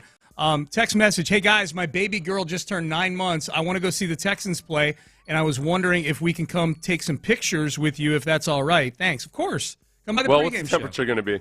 Tomorrow. I tend to be, when it's hot out, you guys are going to find me a lot of times during commercial breaks squatting in front of the portable AC machine there. High of overcast and a high of 73. Oh, I'm going to be a picture-taking fool. I'll pose with you. I'll ham it up with your little 9-month-old. Yeah. I had Everybody knows Seth Payne. That's right. That's right, John McClain. My last Yingling College football watch party I did, Seth, at Memorial Trail Ice House last weekend. I had a young lady came up to me. I think she was there with her husband, or it looked like they had a baby. It looked to be about 6 months old. And she comes up to me. She goes, "Can I get a picture with you and with my baby here?" And I said, "Yeah, sure." And whoever she was there with took the picture, which I'm assuming I was just assuming was the father of the child. I didn't ask. But I'm like, as I'm taking the picture, I'm like, this is a bit of a strange dynamic for me. Like, the father of this child potentially is taking a picture of me with what I'm guessing is his wife. Unless she's like the huge sports fan and he's not a fan at all, but it felt a little strange. I felt like I was getting hit with a paternity suit, possibly. Oh, yeah.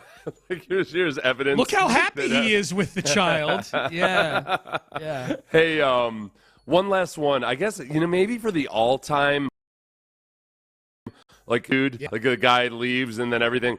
It might have to be Bill Walsh, because George Seifert ended up winning two Super Bowls, but like, it was, okay, George, you know what? George Seifert deserves some credit, because he won the first Super Bowl year after.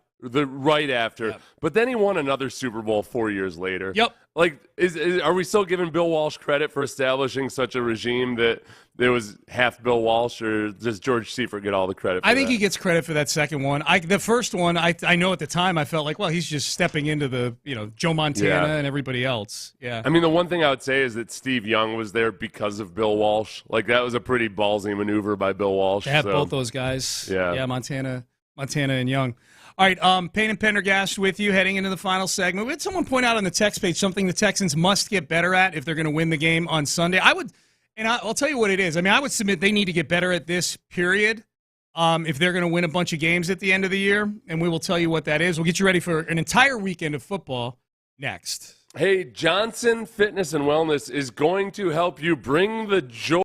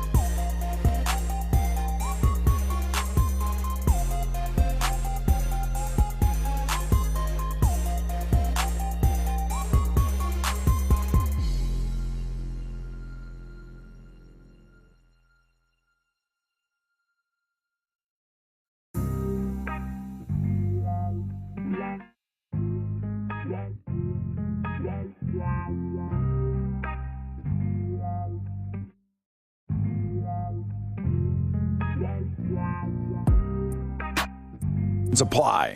It's a Tachus Fiber Internet Football Friday on Sports Radio 610. Live from the Twin Peaks studios, here's Payne and Pendergast. Hey, quick reminder, the fellas are going to be in Pearland today. If you're down in Pearland this afternoon, boat in Pearland. And big thing, they're giving away tickets to the Texans and the Cardinals this weekend. They've got 4 pairs of tickets to give away to listeners who stop by. So I don't know if they're doing 1 an hour. I don't know how they're giving them away, but if you stop by, they'll let you know. So good reasons to head on out to Sam's Boat in Pearland today. Here was Bobby Slowick yesterday, Texans OC, asked about the running offense and commenting about Dameon Pierce when Dameon Pierce is healthy. Dameon Pierce has not been healthy of late. Here's Slowick. Yeah, nothing's changed. You know, like I've kind of been saying this for a while. I really believe in having guys that, you know, can distribute carries.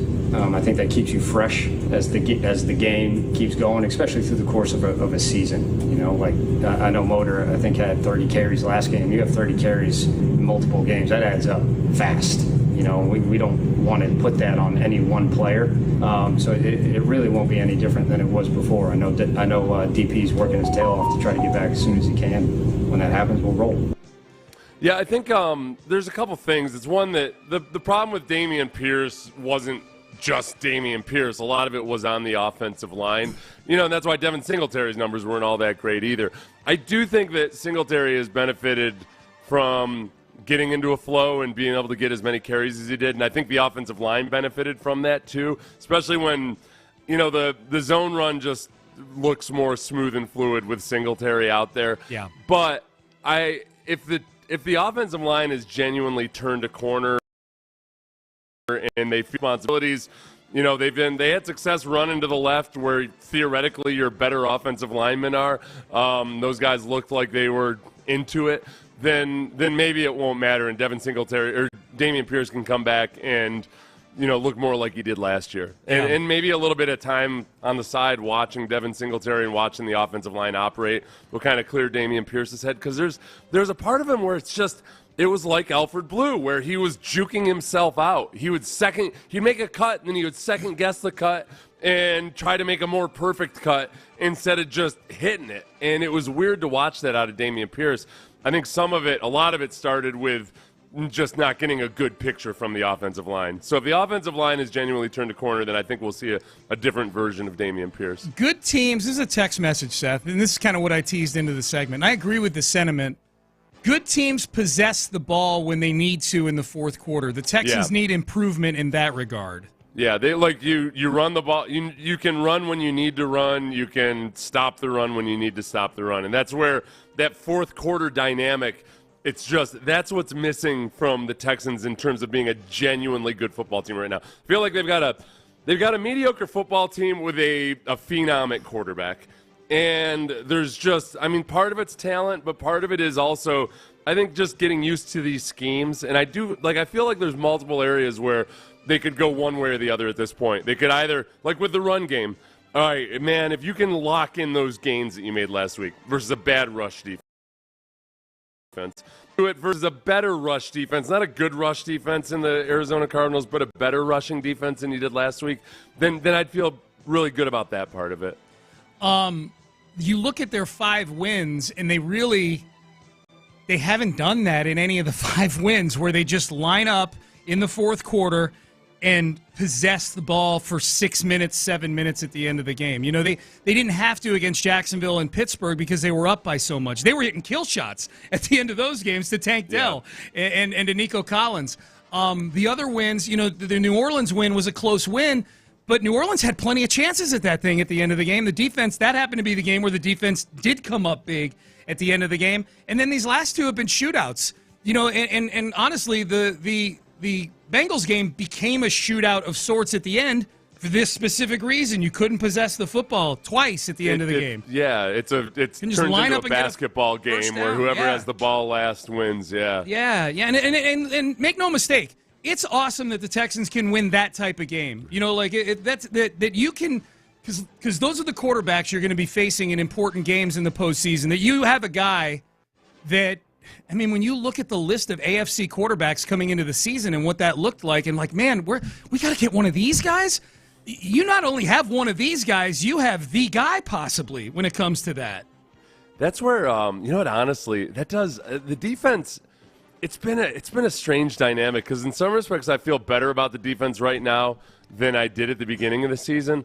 But they went through a stretch to the Steelers, 21 points to the Falcons, 13 points to the Saints, 15 points to the Panthers.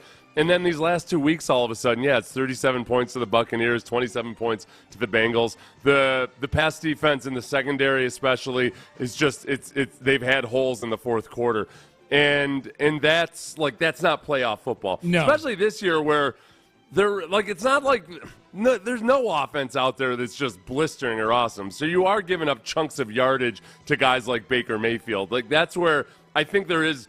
They do have a capacity to be better than they have been. It's just they've got to flip that switch, and a lot of it is on the back end of the defense. Yeah, I'm encouraged. I'm encouraged that the Bucs game is a bit of an outlier because if the Texans do convert that 3rd and 2, then that's probably a 27-17 game. If they convert a first down, then now you're burning clock. And instead, it was even worse than if you had punted the ball back to the Bengals. The defense's sudden change inside their own 5-yard line, Yeah. So I kind of give them a bit of a pass for that. But yeah, they definitely needs to be improvement. I mean, Joe Burrow did throw for 350 yards in that game. Payne and Pendergast with you on a football. You had a look on your face. I thought you were talking about the Bucs game, so I got confused. Yeah, it was for a second, and then I flipped to the Bengals game. Yeah, I was trying to go through my head and the turnover in the Bucs game. That's on me. That's on me. That's on me.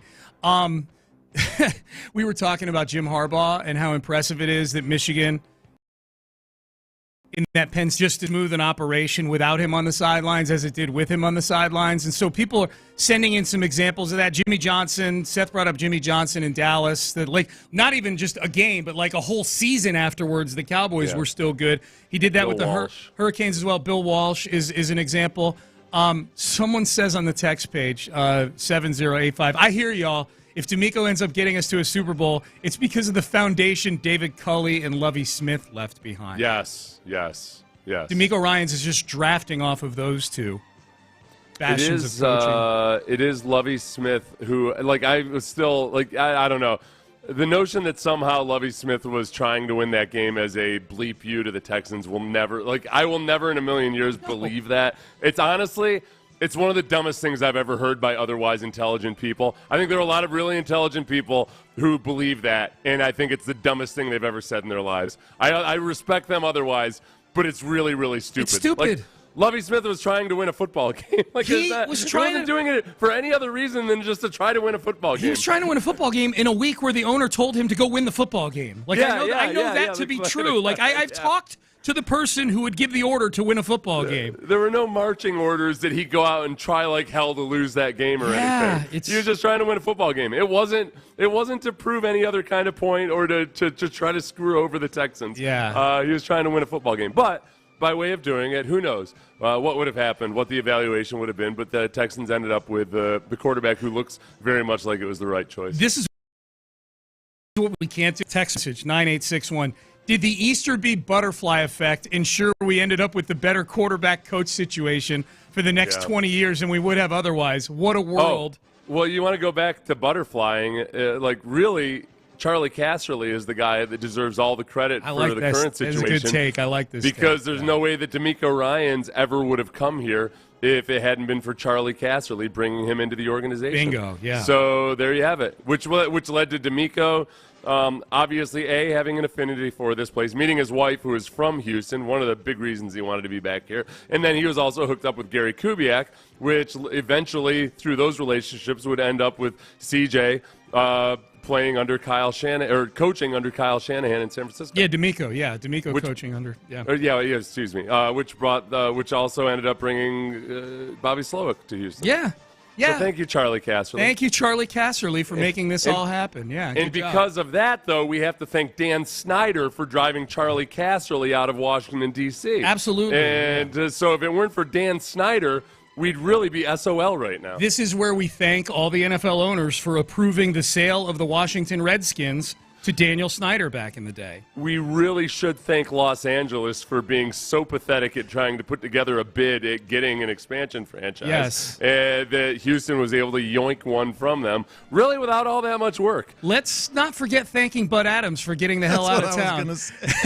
let's not forget that we would still be sitting here with the Houston Oilers if he had not gotten the hell out of town. What's up, John? Tip of tongue. Do you like this butterfly Don't effect make that we're me on right now? don't make me thank Bud Adams. I do say this all the time. Like, if Bob McNair had not brought the Houston Texans to Houston, I would not have a radio career. Because there's no way there's 4 sports stations in a town that doesn't have an NFL football team.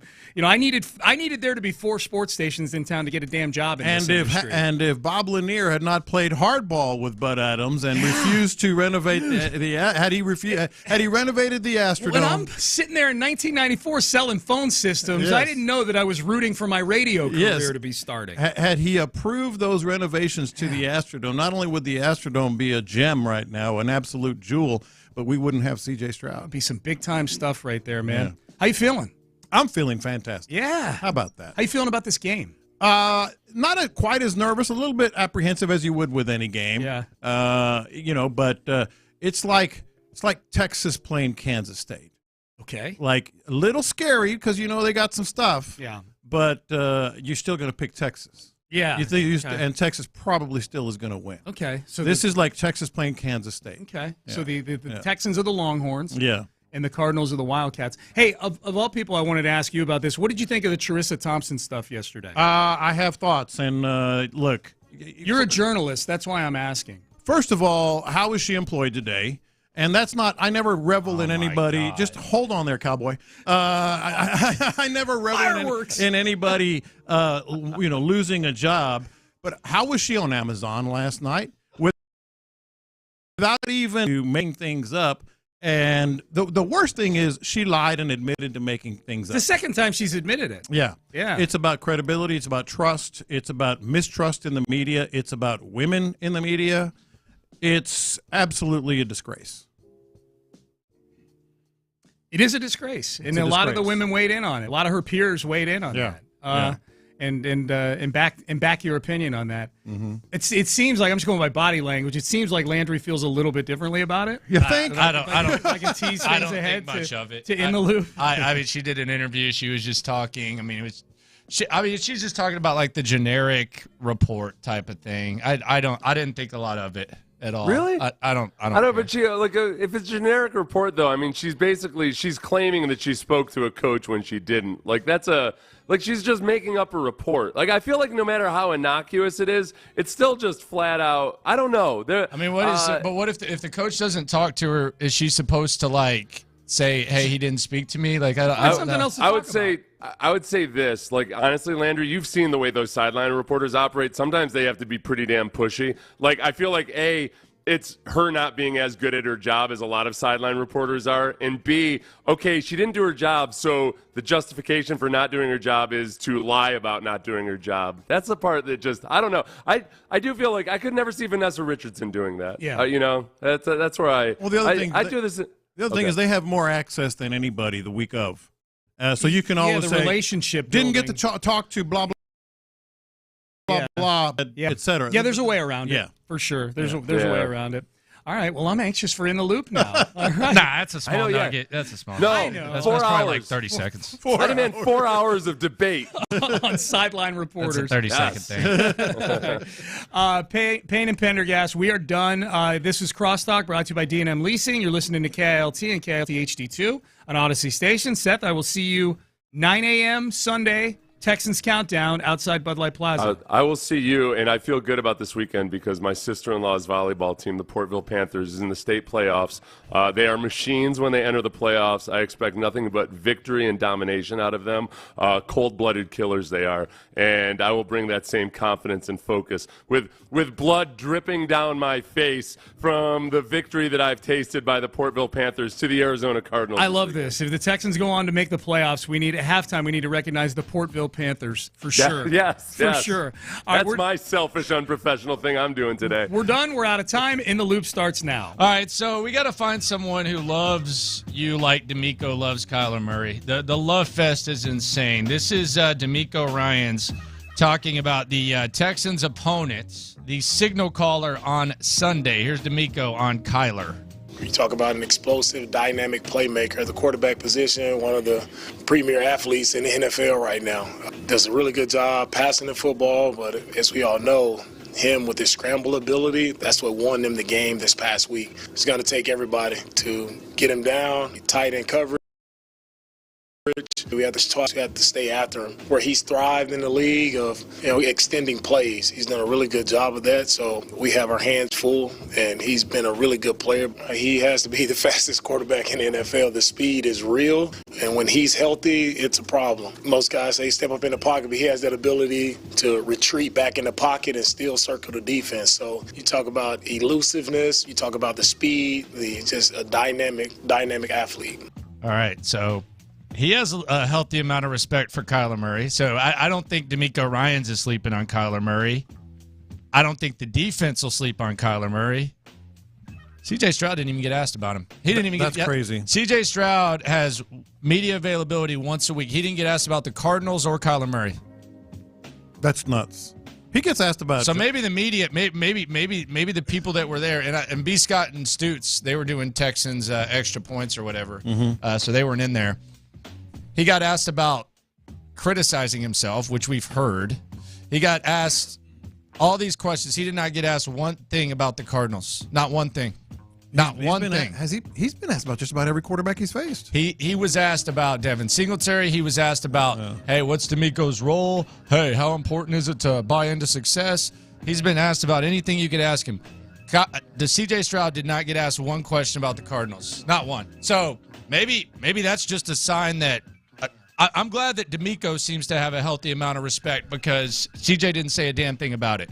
I was shocked. I was shocked. I mean, it's football Friday.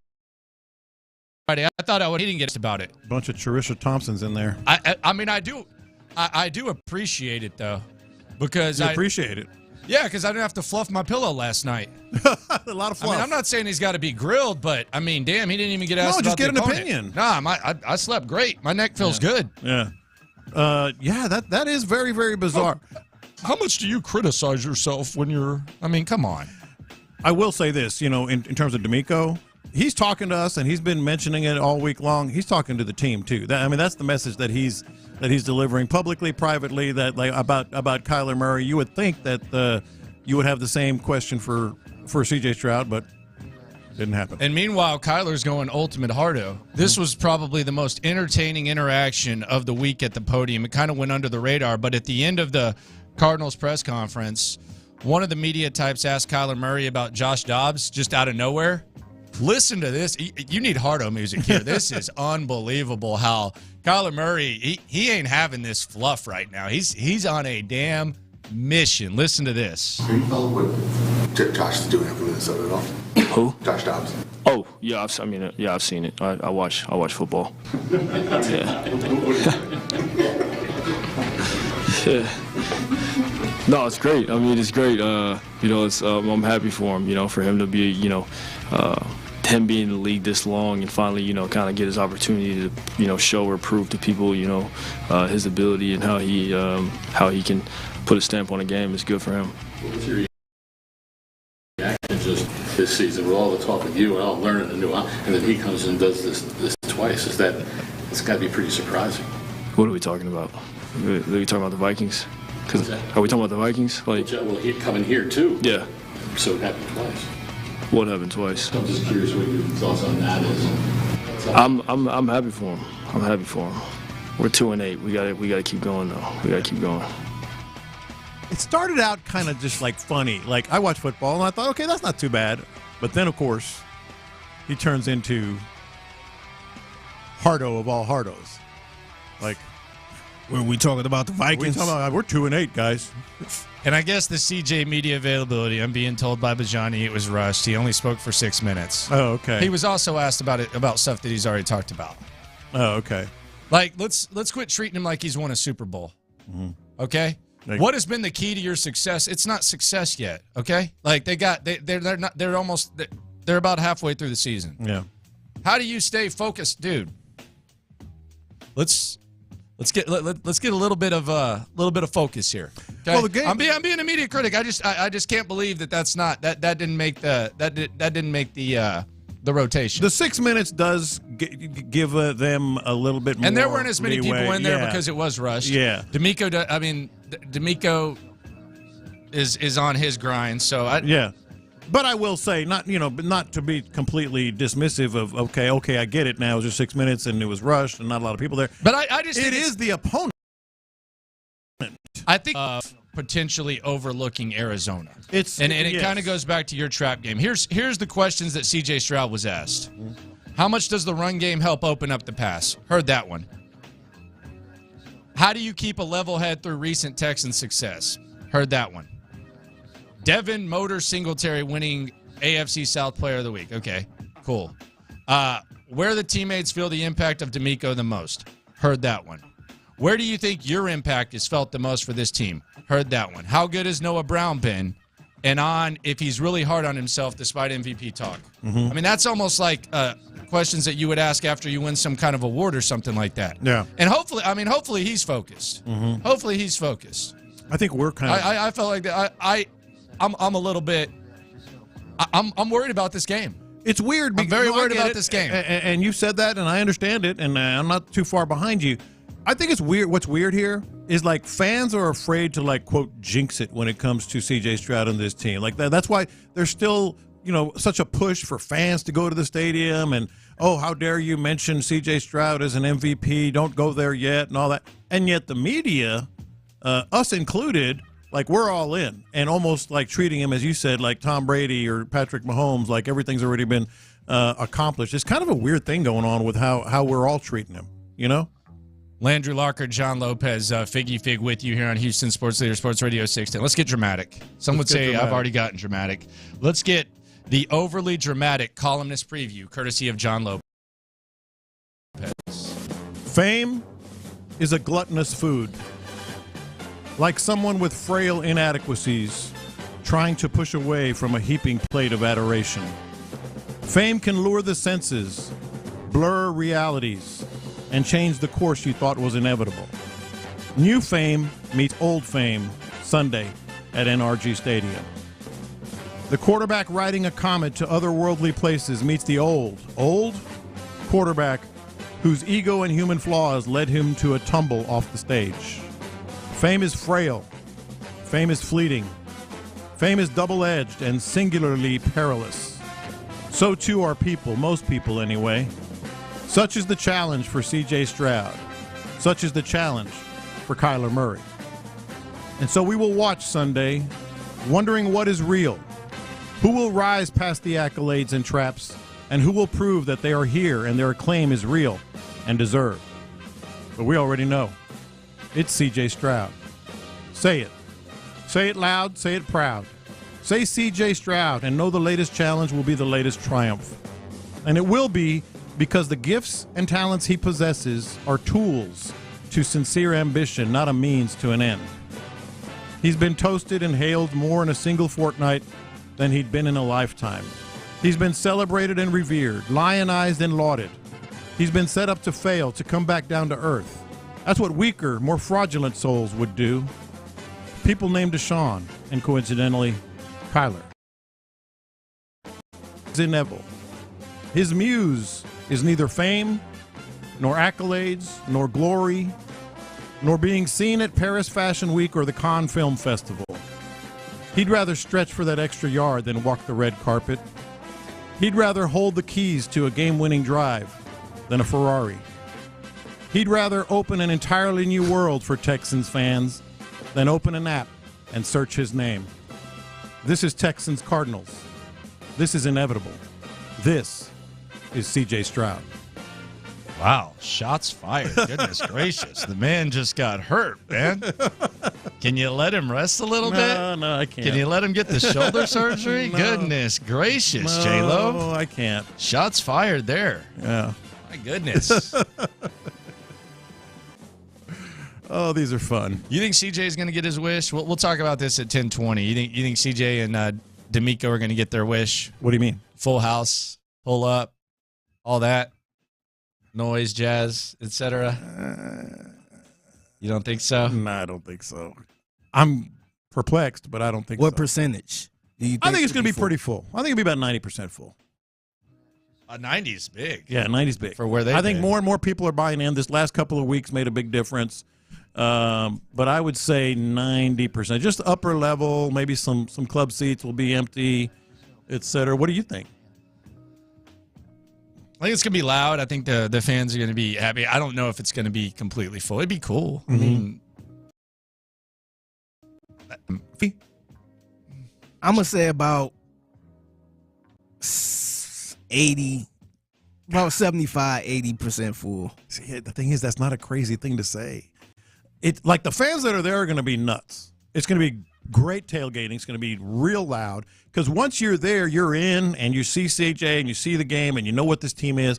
It's those people that are just still not quite. Yeah, it's going to be a lot of energy there. Yeah. I think the other thing, too, is there a lot of Cardinals fans that's traveling here? I don't really think they travel a whole lot. Certainly not as much as other teams. No, I mean, their stadium gets flooded with Cowboys fans and whomever, Steelers fans, et cetera. But I think we're not talking to the Texans fans that are going. We're talking to the people that are not going. I'm not talking to any of you. Do whatever you want. It's not my job to say, right, hey, show up and show out. Right. I don't. That's something they got to figure out. I think everybody, and you've heard me say this. I know that's just how I feel about it. Well, if you want to go. If you don't. Yeah, because I've said this a number of times. What's so funny? You vote with your wallet, whether it's where you're going to dinner or if you're going to buy into the Texans. And they're just not buying in yet. I mean, if you want to go completely. If you want to go. If you don't. It's not. I mean, that's not my job. They got to figure. It's not. Yeah. Figure that out. I mean, I agree with you. I think it's a good team to watch. I think it's a fun team to watch. Mm-hmm. I mean, I think it's a good opponent to watch. I think Kyler Murray is worth the price of admission. I think Kyler Murray is a unique viewing experience for a sports fan. He's one of the best athletes of our lifetime. Period. Like he's a top 10 pick in the draft. He's small. He's the fastest quarterback in the league. He can sling it. It looks crazy seeing him out there do his thing. Like I think he's worth it. I mean, this would be a game I'd love to go to. Yeah. If it were up to me. It is somewhat confusing, and we've talked about this a little bit. Like what was keeping you away? You know, it's not our job to say go, don't go, whatever. Vote with your wallet. That's how you feel. That's where you prioritize. I mean, the last 3 years, obviously. But I know that's what's crazy. It's like those 3 years were that damaging. By the way, Sam's Boat in Pearland, we have 4 pairs of tickets that we're going to be giving away. So be sure to stop by, see Clint Stoerner, Ron the Show, Hughley. Stop by there. Sam's Boat in P-Town. 4 pairs of tickets. So pretty good odds there. Go by, say hi. They love that road work, and you can go out there and get your tickets. So there you go. That's a hell of a good giveaway for this game, well, as you mentioned. But I want to go back to like the 3 years. We talked about it at the time. This is dysfunction. This is horrible. People agreed to the point that the scars were that deep. Like there's no reason not to want to watch this team if you have the means, right? CJ Stroud, Kyler Murray, 2 wins in a row, MVP discussion, all not to the point yet of trumping. You think MVP discussion would make you want to go to a game? Well, because it indicates how good this guy is. Yeah. It's more just a sign. Like, look, this guy's in the MVP discussion. I got to watch him. You know what I mean? And so.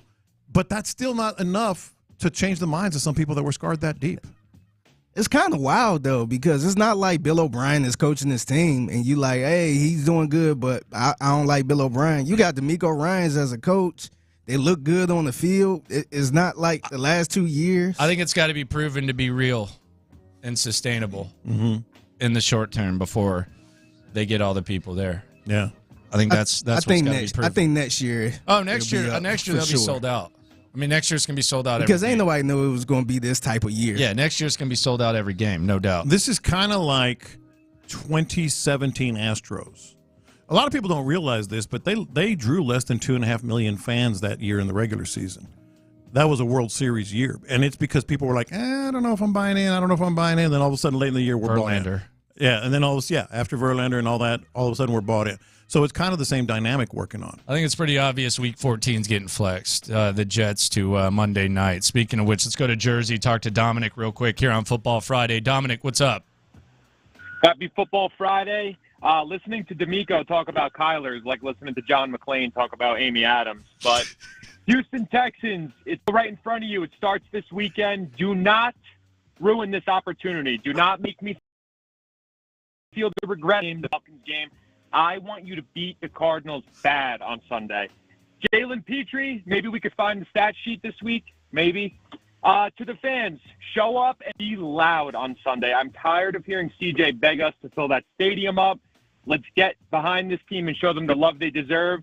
Final note, gentlemen, whether the game against the Jets is Sunday or Monday, I better see you boys at MetLife in a few weeks. Let's go Texans. Hey, that's up to the NFL at this point. That's up to the NFL schedule makers at this point. But otherwise, we're in. We are in. John McClane. I think it's getting flexed. There's some chatter I've heard that it's getting flexed. That's the one that I targeted. Yeah, there's a lot of chatter there. Yeah.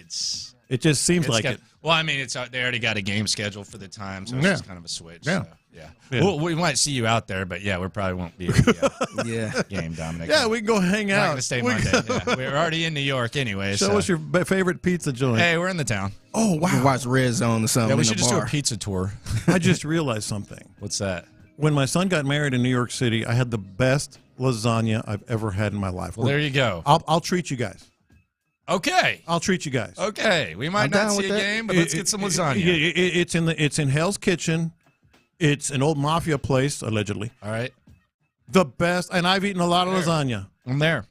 Dude, I'll treat both you guys. All right. Yeah. I'm down with it. There you go, lasagna. Yeah. How about that? Already a good Football Friday. Coming up, CJ has a wish.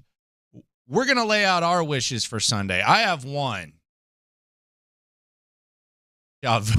We'll discuss on a Football Friday next. I just realized how expensive that place is, but that's all right.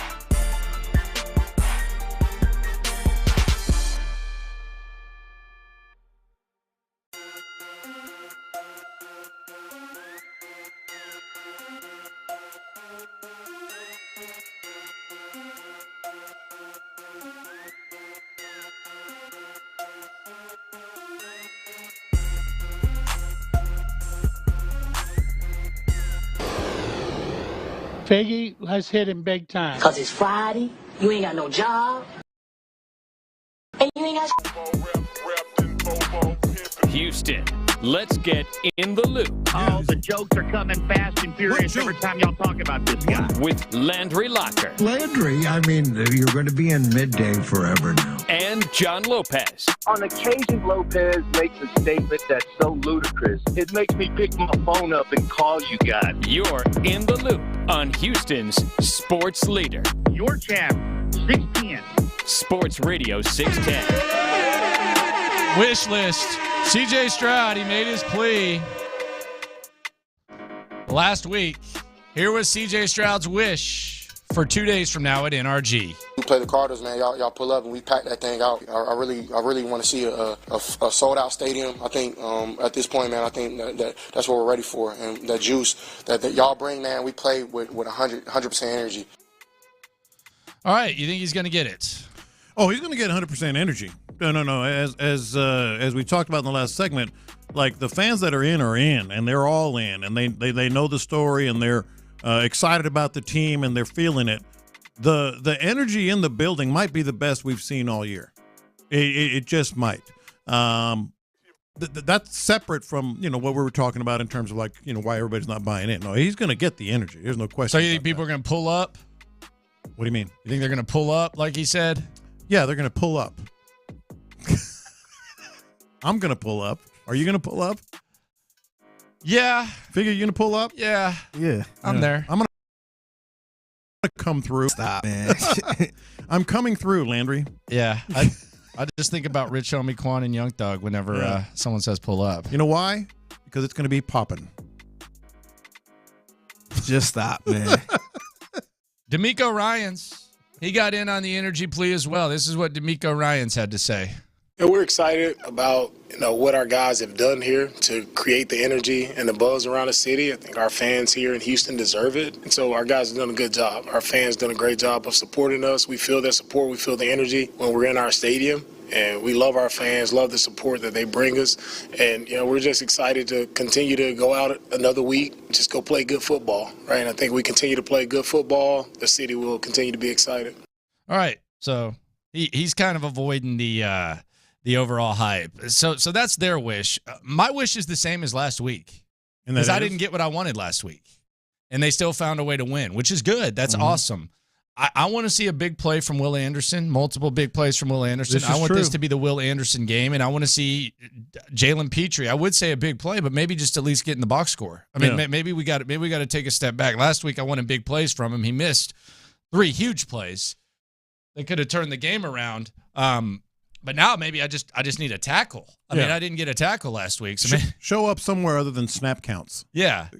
Snap counts, that's all cool, but it only amplifies when you don't get a tackle. I think this is an opportunity for Will Anderson, though. Kyler Murray can run into some sacks. Like, he can run into some Sports Center top 10 type. He can also run into some sacks. And Will Anderson, who many people thought was going to be a member of the Arizona Cardinals for a long time, this is an opportunity for Will Anderson to have his game. He hasn't had his game yet. He's got to have his game. I think everybody on the edges, whether it's cornerback in run support or safety coming off the edge, certainly Grenard and Will Anderson, he's going to reverse his field. He's going to bounce around.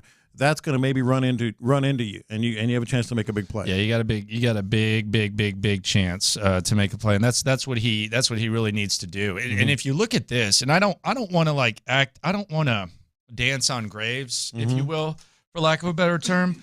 But if you look at let's just pretend that the week starts on Sunday, and I know technically it does, but I always consider the start of the start of the week on Monday. I consider Monday the start of the week. That's kind of how I adjust it. But if we're to just look at this as Sunday is when the week starts, look at everything that's happened for the Texans when it comes to the teams that are going to be in their way most when it comes to potentially making the playoffs and the teams that are in that cluster that they're in right now. Yeah. So the Cincinnati Bengals, they've had 2 losses, one of them that you handed them. You're now ahead of them.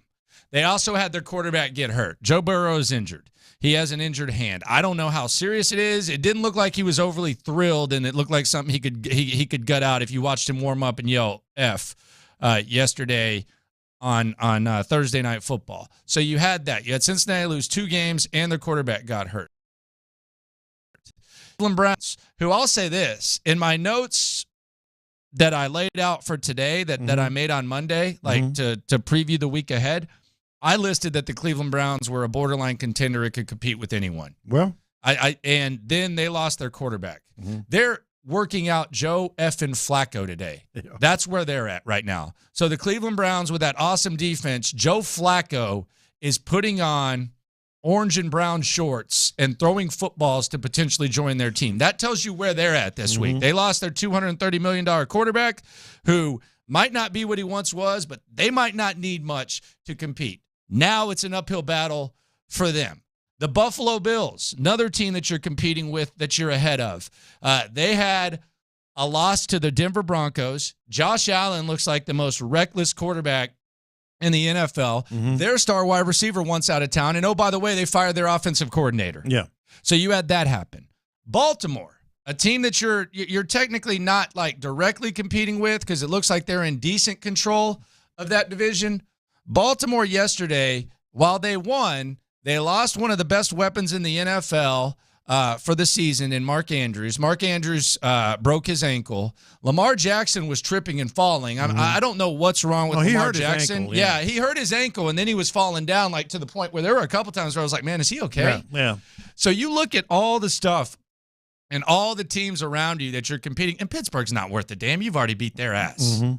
Like everything that has happened in this short time, it's and it really, like, that's great. Like the stuff that you can't control can go out, but what they need to do is they need to go out there and they need to win this game against the Arizona Cardinals. That is it. If they win this game, right now the odds I think are 60. It's over 60% now to make the playoffs. Yeah, we're talking about 70%, and that's when you can really focus on the division with Jacksonville coming to town. I'll take it a step further because, and this is another thing that I'm not real proud of. But it's also a testament to how far the Texans have come and what we expect from them. I kind of celebrated injuries last night.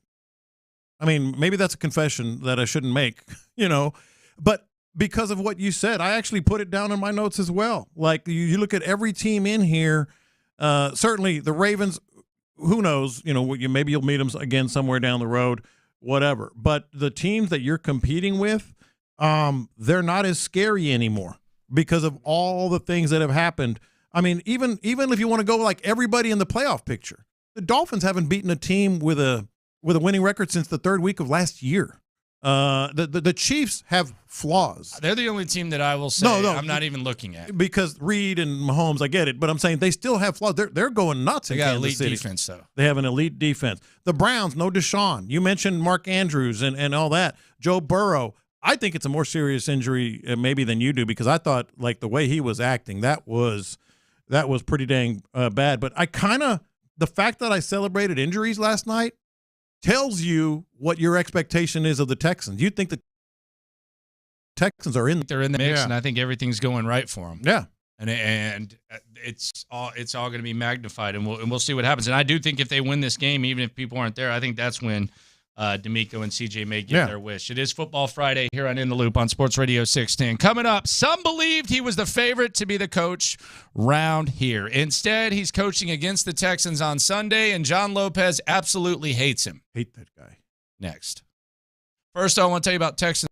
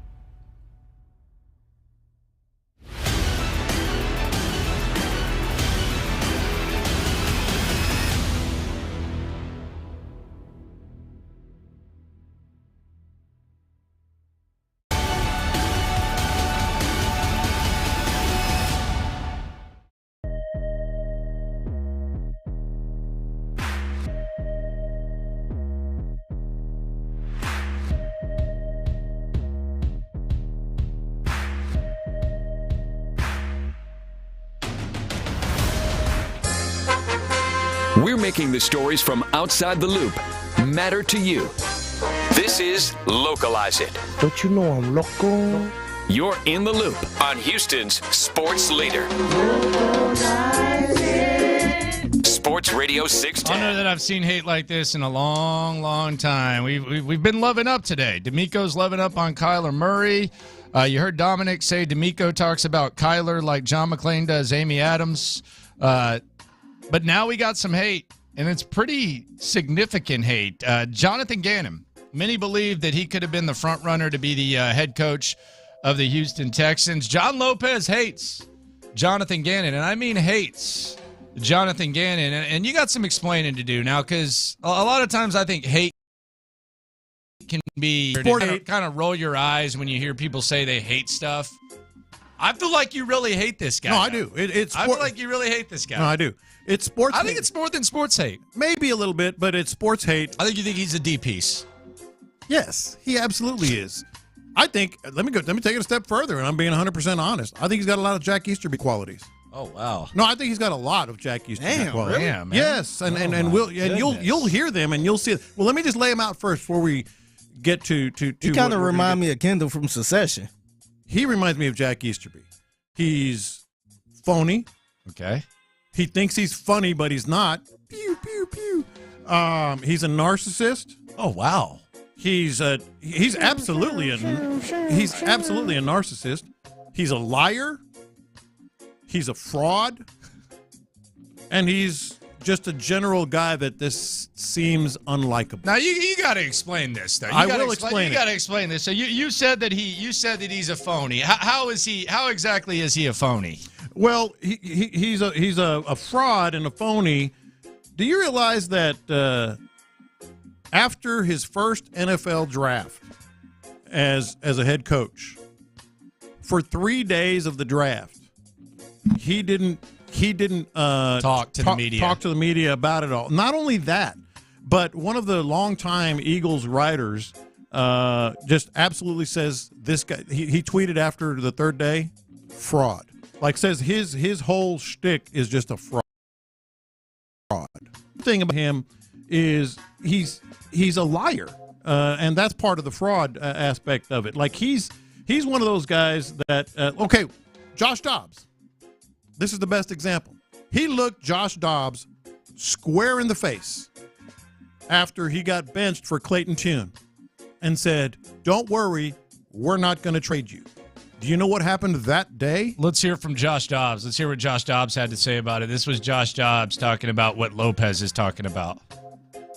Last Sunday, we play Baltimore, right? Game ends. We lose by 7, 31-24. We're in the locker room. JG gets off his podium and he says, "I'm starting for the Cardinals in Cleveland the next week." So I go to the facility on Monday and JG, the head coach in Arizona, calls me to his office and he says, "Hey, we're going to start Clayton Tune in Cleveland." So I went home, talked to my agent, just told him about the situation, went to sleep, woke up Tuesday morning with a text from my agent saying, "Hey, you could be traded today." And listen to this. When I had my meeting with JG in Arizona, he looked at me in the face and he said, "You're not getting traded. You're not being released. You're going to be here in Arizona." I was like, "Okay, cool." And so then I woke up to that text saying, "All right, the trade deadline's in 4 hours. You could be traded. You could go to Minnesota or go back to Cleveland." I was like, today's about to be nuts. I eat breakfast. I chill. He calls me back at 11. He says, "You're getting traded to Minnesota." So I said, "Okay, whatever was told to you, something different has happened." It's one thing to go to the media and it's going to be our start next week. I get it. You know, game planning, don't want to spill the beans or whatever. But you're telling your starting quarterback, first of all, you're not starting and you're not going to be traded. And then you trade him that day. And I think part of my disdain for this guy is I think he was really close to being the head coach here. And I just would have been sick. I would have been sick. You don't like this tough guy bit right here? This and then there's right here fake tough guy. Oh, you don't like that? You think this is fake? Yeah, fake. You think this is fake? Fake. You think this fake tough thing is fake? Okay. This is fake. This is fake. This is All right, fake. let's hear That's it. Photoshop. That's fake. Let's hear it. On my mama, it's fake. On my heart, on my I think life, you my might little be. brother, This is him right now, inspiring that's the fake. troops. Welcome back. Who drove over here? Quick, let me see your hands. Who took the bus? Did you have fire in your gut? Did you? We're here for a reason. Don't get that twisted, okay? We're here for a reason to win games. So if you didn't have that fire in your gut, you better light the fire pretty fast. Be who you are. Just understand, I'm looking for killers. Okay. Get out of here. Okay. Okay. Get out of Let's here. play some ball. Yeah. Who has a fire in their gut, guys? By the way, going back to the lie, this was after the Eagles won the NFC Championship or lost the Super Bowl. It was one or the other. This was Fox 29 in Philly. The Eagles' last game last year, or one of their last games. This is what he said. Might be your last one here because you might get the call. No, Philly's keeping me. We're good, bad, or indifferent. I'm staying here. Oh, okay. And then there's another big lie in the mix of all this. Sirianni giving up the play calling. He said, like, after it was successful, he said, yeah, I suggested to him to give up the play calling. Oh, you did? Who does that sound like? Taking credit for things he did not do. By the way, everybody in the Eagles organization and beat writers said that is absolutely not true. That Nick Sirianni did it himself, decided to make that move, then all of a sudden became successful. He goes, yeah, you know what? I did that. Organized in a very unique way. Who does that sound like? The best thing that you've said on this list. Landry Locker, John Lopez, Figgy Fig with you. Lopez hates Jonathan Gannon. He said that he's a fake tough guy.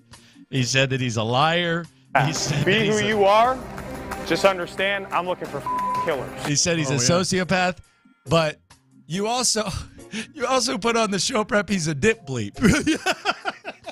You said he's a dip bleep. He's a dip bleep. Of all the stuff you've called him, and there's been some significant accusations about the man's character. You called him a dip bleep. He's a dip bleep. Because of his interaction when he first met his team. Here is Jonathan Gannon meeting his hold on to your tighten your seatbelt. Meeting his players, and this is where Lopez takes it even a step further and calls him a dip bleep.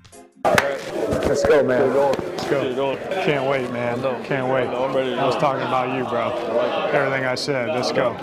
Oh, man. They said, why do you want to take this job? Well, not many open jobs have a franchise quarterback. That's why.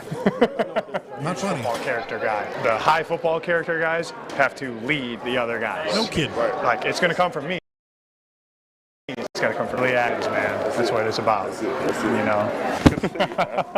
What do you think, man? What's up? Hey! What's up, man? How you doing? Good. Good. Shots. Explosives. You can run.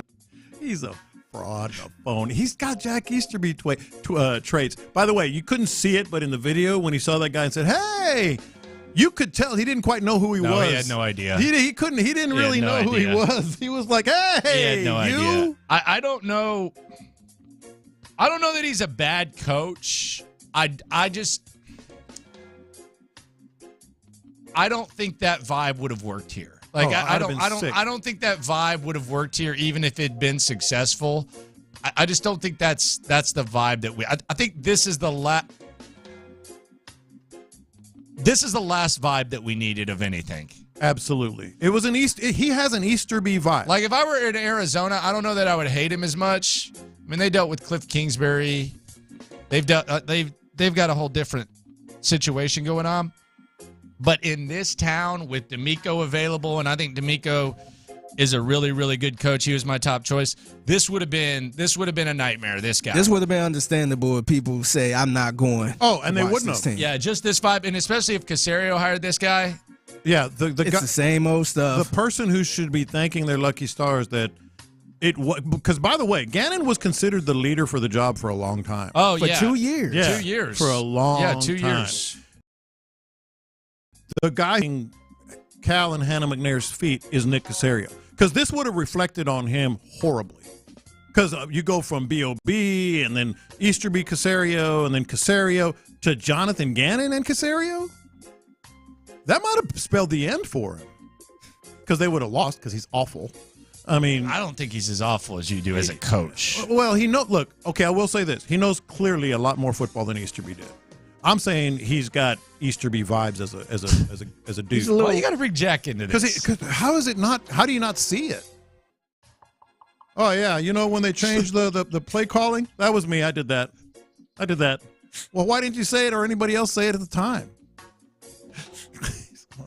We'll hear what Jonathan Gannon has to say about CJ Stroud coming up at 11:35. Maybe this will make John Lopez more angry or less. We'll hear that when we play the hits. First, I want to tell you about the Houston Dynamo. They're in the MLS Cup Conference Finals, hosting Sports Kansas City next Sunday. If you want tickets, we've got them. All you got to do is head to sportsradio610.com/contests and register for your chance to win. Don't miss out on your chance to catch the Dynamo in the playoffs next Sunday. Head to sportsradio610.com/contest to register now. Coming up, another exclusive interview with your boys from In the Loop. Robert Woods, one of the leaders of this squad, and a guy who last time we spoke, he was pretty cocky about something.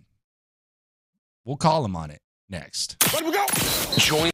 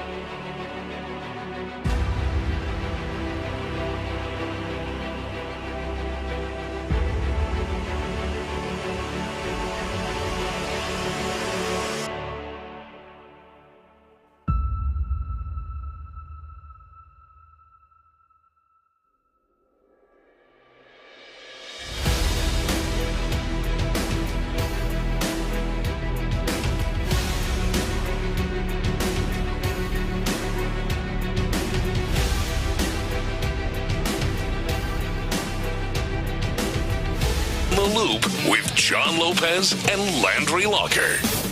Texans versus the Cardinals this Sunday, noon, NRG. Pregame gets started at 9 o'clock. Will there be butts in seats? That's to be determined. Robert Woods, been reliable for CJ Stroud, been one of the veteran leaders of this squad. He joins us for another exclusive In the Loop interview with one of the members of your Houston Texans. And right off the top, I got to call him out.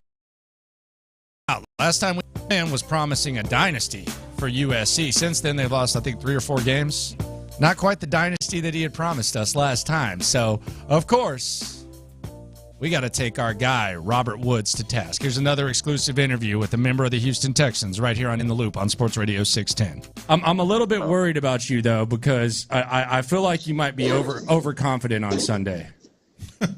Why do you say that? Because last time we spoke to you, it was before USC played Colorado, and you said that y'all were about to go on some sort of dynasty, and since then they've lost a few games. So I am worried about Robert Woods eating the rat poison of all people. No, we still got the same belief system. For the Trojans, to be continued. For the Texans, right. For the Texans, we're rolling. All right. Hey, I want to go back to the game. If I were in your shoes and caught a touchdown pass that was overturned, I would look at every picture, every video, everything, because it sure did look like you were in bounds there. It sure did. I tried to find every source and get every answer I could for that. It's just a tough one. You know, we anticipate having all these angles and these cameras on the sideline to be able to make these tough calls when these umpires and referees aren't able to see. And I feel like that's a tough play. A 4-point swing potentially on that touchdown. And what were you told? What were you told, or what did you see? That there was no true camera angle. The only camera angle that was supposed to be there panned towards CJ once he scrambled and left the pocket. Man, when they're supposed to stay on that back line. Blame CJ. Man, my thing on that was I said this, like, and I know this every morning. Like, if you try to find something hard enough, you're going to convince yourself that you're seeing it. Like, if I convince myself I have a 6-pack in the morning, I can do it if I look in the mirror enough times. It almost felt like this referee just wanted to take his hat off, like, because I feel like when you're a ref, like, that's one of the cool things, because he wasn't even looking where he should be looking, where the actual, like, action was going on. He was like, it was almost like he was staring you down, trying to see you step out of bounds. I mean, it's a game of inches. I mean, we're all out there making fast split decisions, but I know I would like that one to be seen quite clear. So what's it like for you? Because obviously, you missed a hell of an exciting game, and you had to watch that one, and then you return and you're a part of maybe a game that's just as exciting. What was it like for you first to watch what happened the week before, and what was it like to finally get back on the field and be a part of another good one? Yeah, this team is so locked in and believing in each other. Really, not even really looking at the score. We're just out there playing with great effort every single play and everything. It doesn't matter the time on the clock. You know, we went down there the week before, I think 46 seconds, being able to drive down and seeing this team just believe and work. Just all 11 guys working and able to finish the game, and then being able to be a part of it the following week. Guys stepping up in critical situations. Noah Brown on a great route and great finish. But it's all 11 guys you see on that play locking in. Once Noah catches it, all 11 guys or 10 guys running to the ball, helping Noah get down, helping spot the ball, call timeout. It's a team that's locked in and playing well together in all phases of the football game. You know, I look a lot, obviously, and we're going to, I'm sure, mention CJ Stroud. A lot of credit for the receiver group in general, just having a terrific year, much better than we or a lot of people expected. Just as a group, having a great year. But you got to take a little bit of pride in that. I mean, you were brought in large part for that. You know what I mean? To be one of the guys that shows them the way. You tell us what your feelings are as you see, like, go across the board. I mean, John Mechie coming on board now and making plays. Obviously, Tank and Noah Brown out of nowhere. He was known as a blocker in Dallas. I mean, what does that make you feel? A high-powered room. I was once labeled a blocking receiver when I first started off my career. I feel like as guys who know how to get separation, know how to work and be a complete receiver. And in this offense, we're asked to be a complete receiver, block and catch passes, know and get separation and make plays. If asked to do so, and we're giving him an opportunity to make plays and be Noah Brown and asking John to be Mechie, you know what I'm saying? Asking Nico to be himself. We're not asking anybody to do anything that they haven't done before. We're just allowing our players in our room to be comfortable and create separation and be confident and really just trusting their ability. I know you. Not you personally, but there was some noise about the receiver room. We were very guilty. We were very guilty. It has been a pleasant surprise. We were very concerned. Yeah, no, this team in his room has been believing in himself and working since we got together in March, meeting in L.A. and in the off season to be able to just be a complete room and not have any egos and personalities getting in the way. It's just a room that's competing in the loop, baby, to be the best. Talking to who just yelled in the loop? Who's screaming back there? Coach Frank Ross. Okay, that's our guy. Right there. That's our guy. Yeah, I thought it was talking to Robert Woods here on In the Loop on Sports Radio 610. So I think your perspective is interesting on this because my observation in Cincinnati, and I heard not Cincinnati, Baltimore, and I heard CJ talk about this, and this was a big part of why I wanted them to go get you as soon as you were available. You know this system, you know this offense, and a lot of the guys did not know this system like you did. In Baltimore, it seemed like even when they broke the huddle, there were times where like CJ was looking like, and he admitted as much, you know, where should we be? Where should we be? And it almost seemed like at times you were directing traffic. Have you seen growth in the guys that maybe had to lean on you significantly early on to learn this system, admittedly so, from then to now to where maybe they've kind of mastered the system, or not mastered, but they have you're having to help a lot less than you did, say, in Baltimore. Yeah, I would say this offense is a complex offense, and you got to be precise. You got to have great precision. I think being able to have familiarity with this offense to allow CJ to be comfortable in the pocket and have someone that he knows where I'm going to be. And then just in our room, kind of, like I said, it's an offense where it's complex, and being able to be a translator sometimes for our guys, I think it's very critical. And just being able to, I don't know, just translate and help them find a spot or communicate to them from a receiver's perspective. And I feel like the guys are just filling out the offense and knowing what CJ wants, knowing what Coach Slowick wants from us, and being able to mix their style of game into that same concept. And that's why guys are being open, because they're being able to be themselves and create separation in the offense, in the rhythm of the play. Talking to Robert Woods. Thursday was National Fast Food Day. Are you a fast food guy? Were you ever a fast food guy? If so, what was your go-to, or what is your go-to? Oh, I am a big fast food guy on the low. My guy. I would say which is very critical out here in Houston is the In-N-Out. I found the In-N-Out out here, and it's been clutch. Yeah, man, a lot of people get mad. Taste of home. A lot of people get the Whataburger In-N-Out beef going. Toto's In-N-Out guy. Seems like there's a lot of In-N-Out guys. You animal style or just normal? Animal style, no onions. Okay. Hey, look, you guys got a long way to go. We know that. We know it's the old one game at a time thing. But part of our job is to talk about what's happening with this team and the NFL right now. CJ Stroud has a lot of MVP buzz. I mean, if you can just say, like, in the here and now, you know, obviously you want to improve. Obviously, there's a long way to go. But in the here and now, and you know quarterbacks, you've played with some real good ones.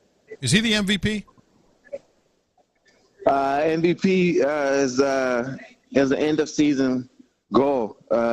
Look at that focus right there. He ain't eating that USC cheese. I tried to ask the perfect question. He'll get ahead of himself with SC, but not the Texans. I tried to ask the perfect question. In the here and now, through 9 games, and you're still going to say it's a season-long award. That's okay. I respect it, but go ahead and finish your answer. It is. I would say he has to be at a high MVP caliber every single week. I feel like he's on pace for that, but like I said, it's something that has to show up. I'll take that every single week, and so far he has been doing that. But we have a big test this week where he's being challenged to that high level, and obviously there's no pressure for him. He's just being himself, being comfortable, being calm, but he's at a great pace. We'll say that. You've had some good views of Kyler Murray before. It seems like DeMeco has a lot of respect for Kyler. It seems like he kind of lights up a little bit. How much of a threat? Because I think that I don't want to say like nervous for this game, but I have appropriate amount of respect for what Kyler Murray is capable of, and really you can relate to this as well. How much more motivated you often get after you have football taken away from you for a decent period of time with injury or whatever, people doubting you and stuff. What do you think about the quarterback that's going to be on the opposite sidelines on Sunday? Yeah, I think you got to respect every quarterback that comes into Sunday. Especially one that's dynamic as Kyler, being able to extend plays, and a player who's come back, be able to get some wins for his team. And I really feel like I don't know the situation, but I remember Kyler rolling out of the pocket, scrambling backwards for like 30 yards, running forward, getting the first down. That's the player you're going to get, someone who's going to do everything possible to help his team win. You see the emotion that he was brought on that play, slid, got the first down, his team's fired up, won the game. It's a competitor, and I think that's the thing where you got to go on a Sunday and respect every player you go up against, and especially one who loves being out there on Sundays. Thanksgiving's next week. Fried turkey or roasted turkey, and what's your go-to side? Fried turkey. And I'm going to go with – ooh, this is tough. This is tough. We'll go macaroni and cheese. All right. There you go. Mac and cheese. Macaroni and cheese. Man, we had You almost got me with the mashed potatoes and gravy, but I stuck with the mac and cheese. That's a good solid number 2 Mix right it all there. in. Yeah. Mix it all in for sure. So we had yesterday we had a Survivor Series draft where – we all draft 3 partners, and it's like a fight to the death. We drafted your teammates. I want you to tell us who has the best team here. We drafted 3 teams. Like, if you had to bet your life on these guys walking out of the alley, which team would you pick? Would you pick Team A, Hassan Ridgeway, Blake Cashman, and Jimmy Ward? And there was no weight limit. I don't know why these guys weren't taking all the 300-pounders, but Ridgeway, Cashman, and Jimmy Ward. Denzel Perriman, Tank Dell, and George Fant, or Will Anderson, Malik Collins, and Kurt Heinisch? Oh, man. D. Yeah, so the last one, yeah. Because Heinisch just seems like he would almost be dead and still fighting with his like I don't even chugging some PBR. Do you not see him on Sunday with the paint on his and he's got the belly sticking out. And we've talked to him before. I know he drinks PBR and stuff like that. Like I always say, don't mess with someone who drinks Budweiser. Like appearance alone with that last team. Yeah, that would be tough. Last one from me. You've been in Houston now long enough, and when we really complain about our traffic a lot, but you've also been in L.A. Ooh.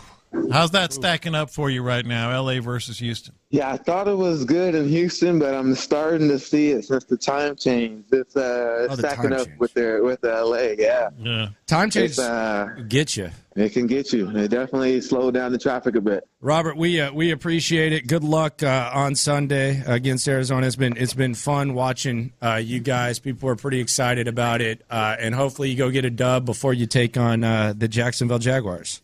Yeah, appreciate it. We got to get a win on Sunday. Thank you. All right, there you go.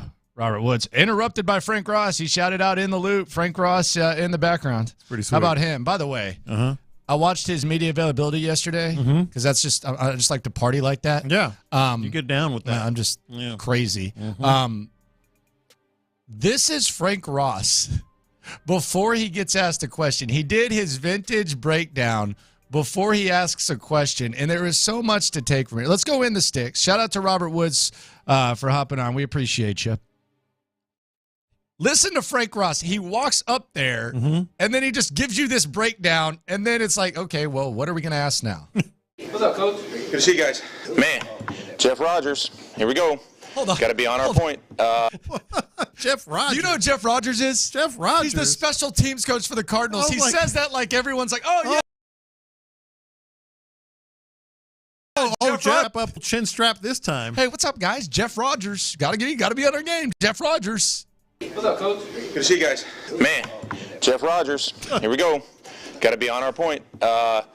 New staff, Coach Gannon. I know a lot of those guys over there. They've done a tremendous job of keeping things unbalanced and fresh. And, man, every Sunday it looks a little bit different on tape. Watch the Cleveland game. Watch the Atlanta game. You know, Jeff's been there, an assistant head coach for multiple staffs now. Thank you for that information. The multiple bodies that they have had in there. Ezekiel Turner, expecting him to play this week, is a monster on the punt rush team. Okay. He's their personal protector. Dynamic, has had multiple fakes in his career. Has done a good job of using utility at the specialist position, having multiple different punters over the last year. Prater's dynamic kicker as they come. And then if you look at the impact that they've made as far as the returner Dortch goes, currently is, and I know we played Tompkins a few weeks ago, he is the best stretch and cut returner going in the league right now, in my opinion. We have to make sure that we are playing off each other in coverage. Guy is strong, so don't let his size fool you. We have to be ready.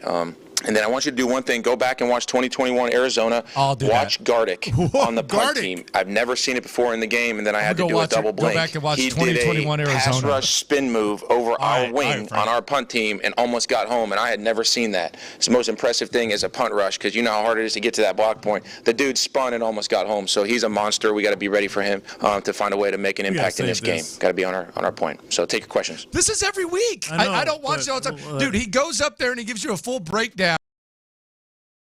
And he says that I don't even remember the guy's name. That was the first I'd heard of their special teams coach. I'll be honest. Well, I could have guessed Jeff Rogers. Say Kenny Rogers. Jeff Rogers. Jeff Rogers. And then he goes, and then he's like, I want y'all to do this. Go back and watch 2021 Arizona tape. All right, Coach, I'll do that. All right, yeah, I got it. Let me put that on my list right next to my my gotta watch shows that I have on the DVR. I love him so much. That's our guy. I kind of low-key want the Aggies to hire him. He would be badass. He's the man. Shout out to Frank Ross. And shout out to him interrupting Robert Woods to give us a little shout out too. Yeah, our guy. Yeah. Frank Ross. Coming up, the internet goes nuts. Awkward situation involving the most dangerous weapon the Texans will see on Sunday, and John Lopez wants someone fired. Goodness gracious. Internet nuts next. It's Texans Game Week.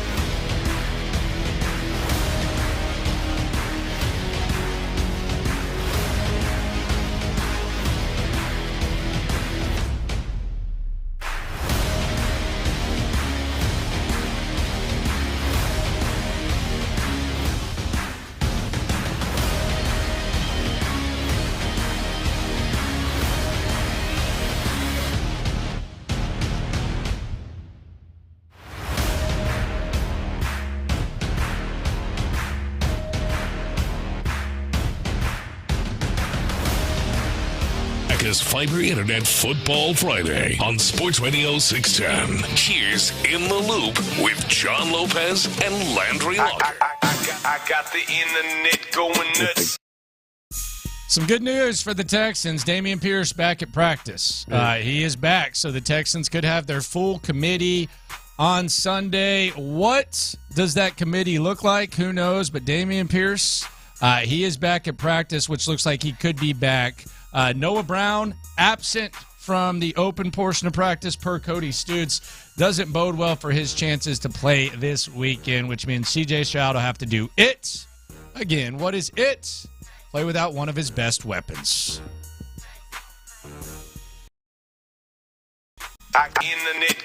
Meanwhile, in Arizona, Kyler Murray, he's going hard, though. He was asked about Josh Dobbs. I'll give him credit. It was kind of awkward, and it was a lot of questions about Josh Dobbs, the former Cardinals quarterback. He'd already been at the podium for 16 minutes, and someone asked him about Josh Dobbs. Just say Kyler Murray's focused on the task at hand. Are you follow what Josh is doing for Minnesota at all? Who? Josh Dobbs. Oh, yeah, I've seen it. I watch football. Yeah.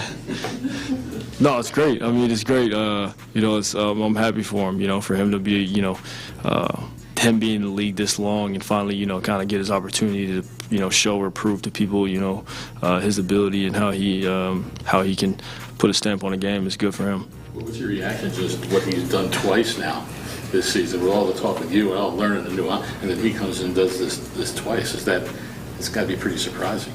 What are we talking about? Are we talking about the Vikings? Are we talking about the Vikings? Well, he coming here too. Yeah. So it happened twice. What happened twice? I'm just curious what your thoughts on that is. I'm happy for him. I'm happy for him. We're 2-8. We got to keep going though. We got to keep going. I thought his first part was cool. He's like, yeah, I watch football, like just being funny. And then he got irritated. Kyler's an unfiltered dude. He's like, what are we doing here? What's the? And it actually was a fair question because where were we going there? Mm-hmm. Like, what was going on there?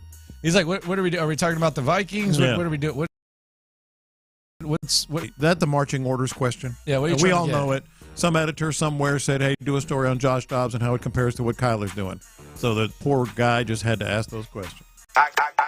I got the internet going nuts. Charissa Thompson, like nuts. The internet has been for about 24 hours now. And you said I want somebody fired in the tease. I don't. I just think Let's play the audio first so people know what we're talking about. This was her on Pardon My Take. Yeah. Barstool Sports, PFT commenter, and Big Cat. Here was Charissa Thompson on there, the clip that had everyone upset. I haven't been fired for saying it, but I'll say it again. I would make up the report sometimes because, A, the coach wouldn't come out at halftime, or it was too late, and I was like, I didn't want to screw up the report, so I was like, I'm just going to make this up because, first of all, no coach is going to get mad if I say, hey, we need to stop hurting ourselves. We need to be better on third down. We need to stop turning the ball Pressure over. the quarterback. Exactly, and do a better job of getting off the field. Like, they're not going to correct me on that. Right. So I'm like, it's fine. I'll just make up the report. It would be very funny if you were like, yeah, so I just spoke with Arthur Smith at halftime, and he said Bijan Robinson blew smoke in his face. I'll just make up the report. I'm not appalled because it's not a surprise to me, but I do think it's surprising that she's still employed. Like this is I'm not calling for it. I'm surprised that she's. You think she should have gotten fired for that? I think a lot of people would have gotten fired for it. Look, I'm not asking for it. My goodness. Well, let me finish. And she kind of like exaggerated or whatever. I chose the wrong words to describe the situation. I'm sorry. I've never lied about anything or been unethical. In the absence of a coach providing any information that could further my report, I would use information that I learned and saw during the first half.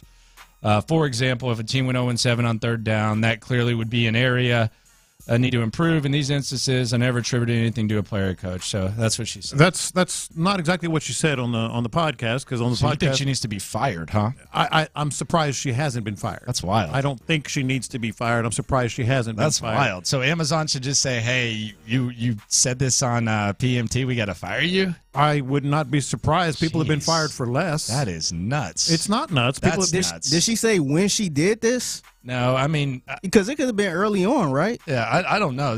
I fire her. That's crazy, man. I'm not calling for her to be fired. I'm surprised she hasn't been fired. She lied. She admitted she lied. She made stuff up. She admitted she made stuff up. And we live in a world where credibility and trust and mistrust is prevalent all over the place. It's just bad for everybody in the business. I think that's just over-romanticized garbage that I saw on the internet. I think the mistrust is not from a sideline reporter. I'm just saying I think the mistrust is from a different portion of media, and we're generalizing this into her being like some representation because she gave like a generic sideline report. I think I feel like this just went viral, and I think it kind of rubbed off on you. I don't think this would make you mad if you just heard that. I made it mad. It made me mad when I first heard it, because it occurred. It really broke kind of during our show yesterday. We never really addressed it. It absolutely upset me and bothered me when I first heard it before I heard anybody else even talking about it. I just think she's really good at her job. I think she does a great job. I think she does a hell of a job as a studio reporter. I think there's a lot of people that just kind of piled on it with the clip, and I damn sure don't think she should be fired. I never said she should be fired. I said I'm surprised she hasn't been fired. I'll say that again. And to go on air last night and not even address it was a weird. Why would she do that? Because she's being accused of basically. But that's the internet. No, she said it. But I know. But that's the problem. Is that I think a lot of shows do it. I think a lot of I think ESPN was very guilty of it, where they would take internet stuff and they would make it a story, and it would just just do your job, just do what you're supposed to do, leave the internet stuff separate. I don't think she has to go on there and make a statement because something went viral. She didn't have to make a statement because something went viral. She has to make a statement because of what she said is a lie, and it's about credibility. But she made the statement on the internet, though. Yeah, she said it a day later. She said on Instagram. A day later. This is. I think this is fake outrage by you. I don't think you're this mad about this. You can't be this mad about this. It's not that serious. It's not fake outrage, and I will say this again too. I was upset and bothered by this before I even saw any viral anything. Just what I saw the report. It's not fake. It's not. It's about. It's an inability, and if she gets fired, if she doesn't get fired, I'll sleep the same at night. Don't fire her. I'm just saying I'm surprised she hasn't. Don't fire her. Yeah. Seriously, don't fire her. Let her do her job. Good God.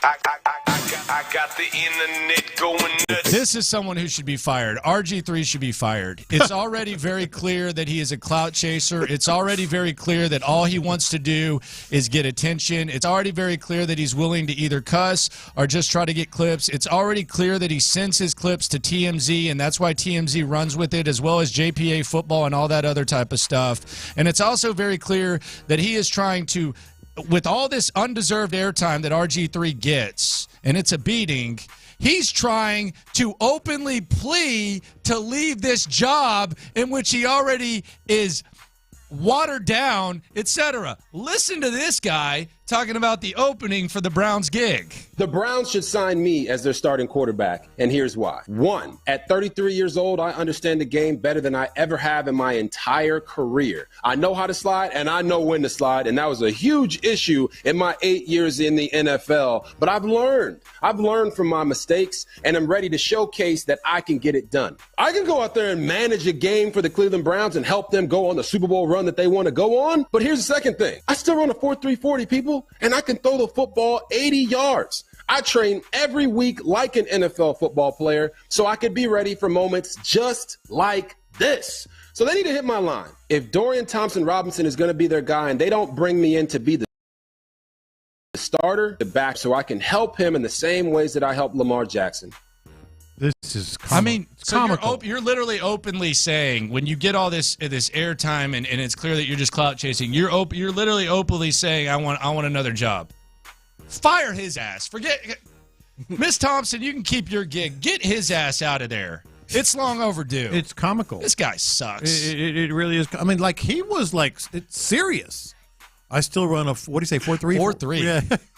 By the way, he played for the Browns before. Yeah, so I saw it. I was there. It was awful. I was there. It was bad. God. I got the internet going nuts. I'm raising my right fist. Power to the people. Power to the people. Say it loud. Say it loud. Power to the people.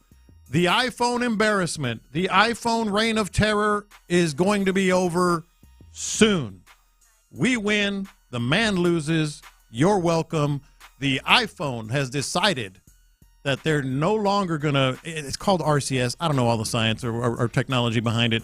They're no longer going to hold Android users hostage. Probably middle of next year, they're going to be more compatible. The phones, you're going to be able to see pictures and videos better.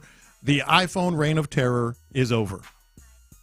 So what did this mean? So what is that? I don't get it. Like, what is that? I saw some people talking about this. You're going to be able to see the videos no matter which phone you have. Oh, you're so going to be able to see all the pictures. So we letting y'all into the club now. No.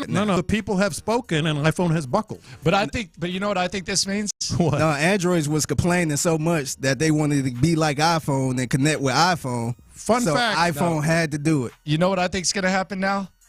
He's not even going to want an Android anymore. No, because he was just trying to be a pain and be different. No, I'm holding. Now he's gonna go for the real good product. Here's the thing, and I say this, and you just dispel it every time I say it. It's a better phone. No way. I've had it from the very start. So why there's pressure in iPhone? Why they ain't just leave iPhones alone? They're Apple not pressure. alone? iPhone buckled. I mean, there's pressure from people like us, the smart people. But little fun fact here: iPhone dominates in the United States over Android, but worldwide, 70% are Android users. 70. So iPhone is I don't care about what's going on in the other world. Well, iPhone now. I mean, iPhones do. They do. They sure as hell do. We win.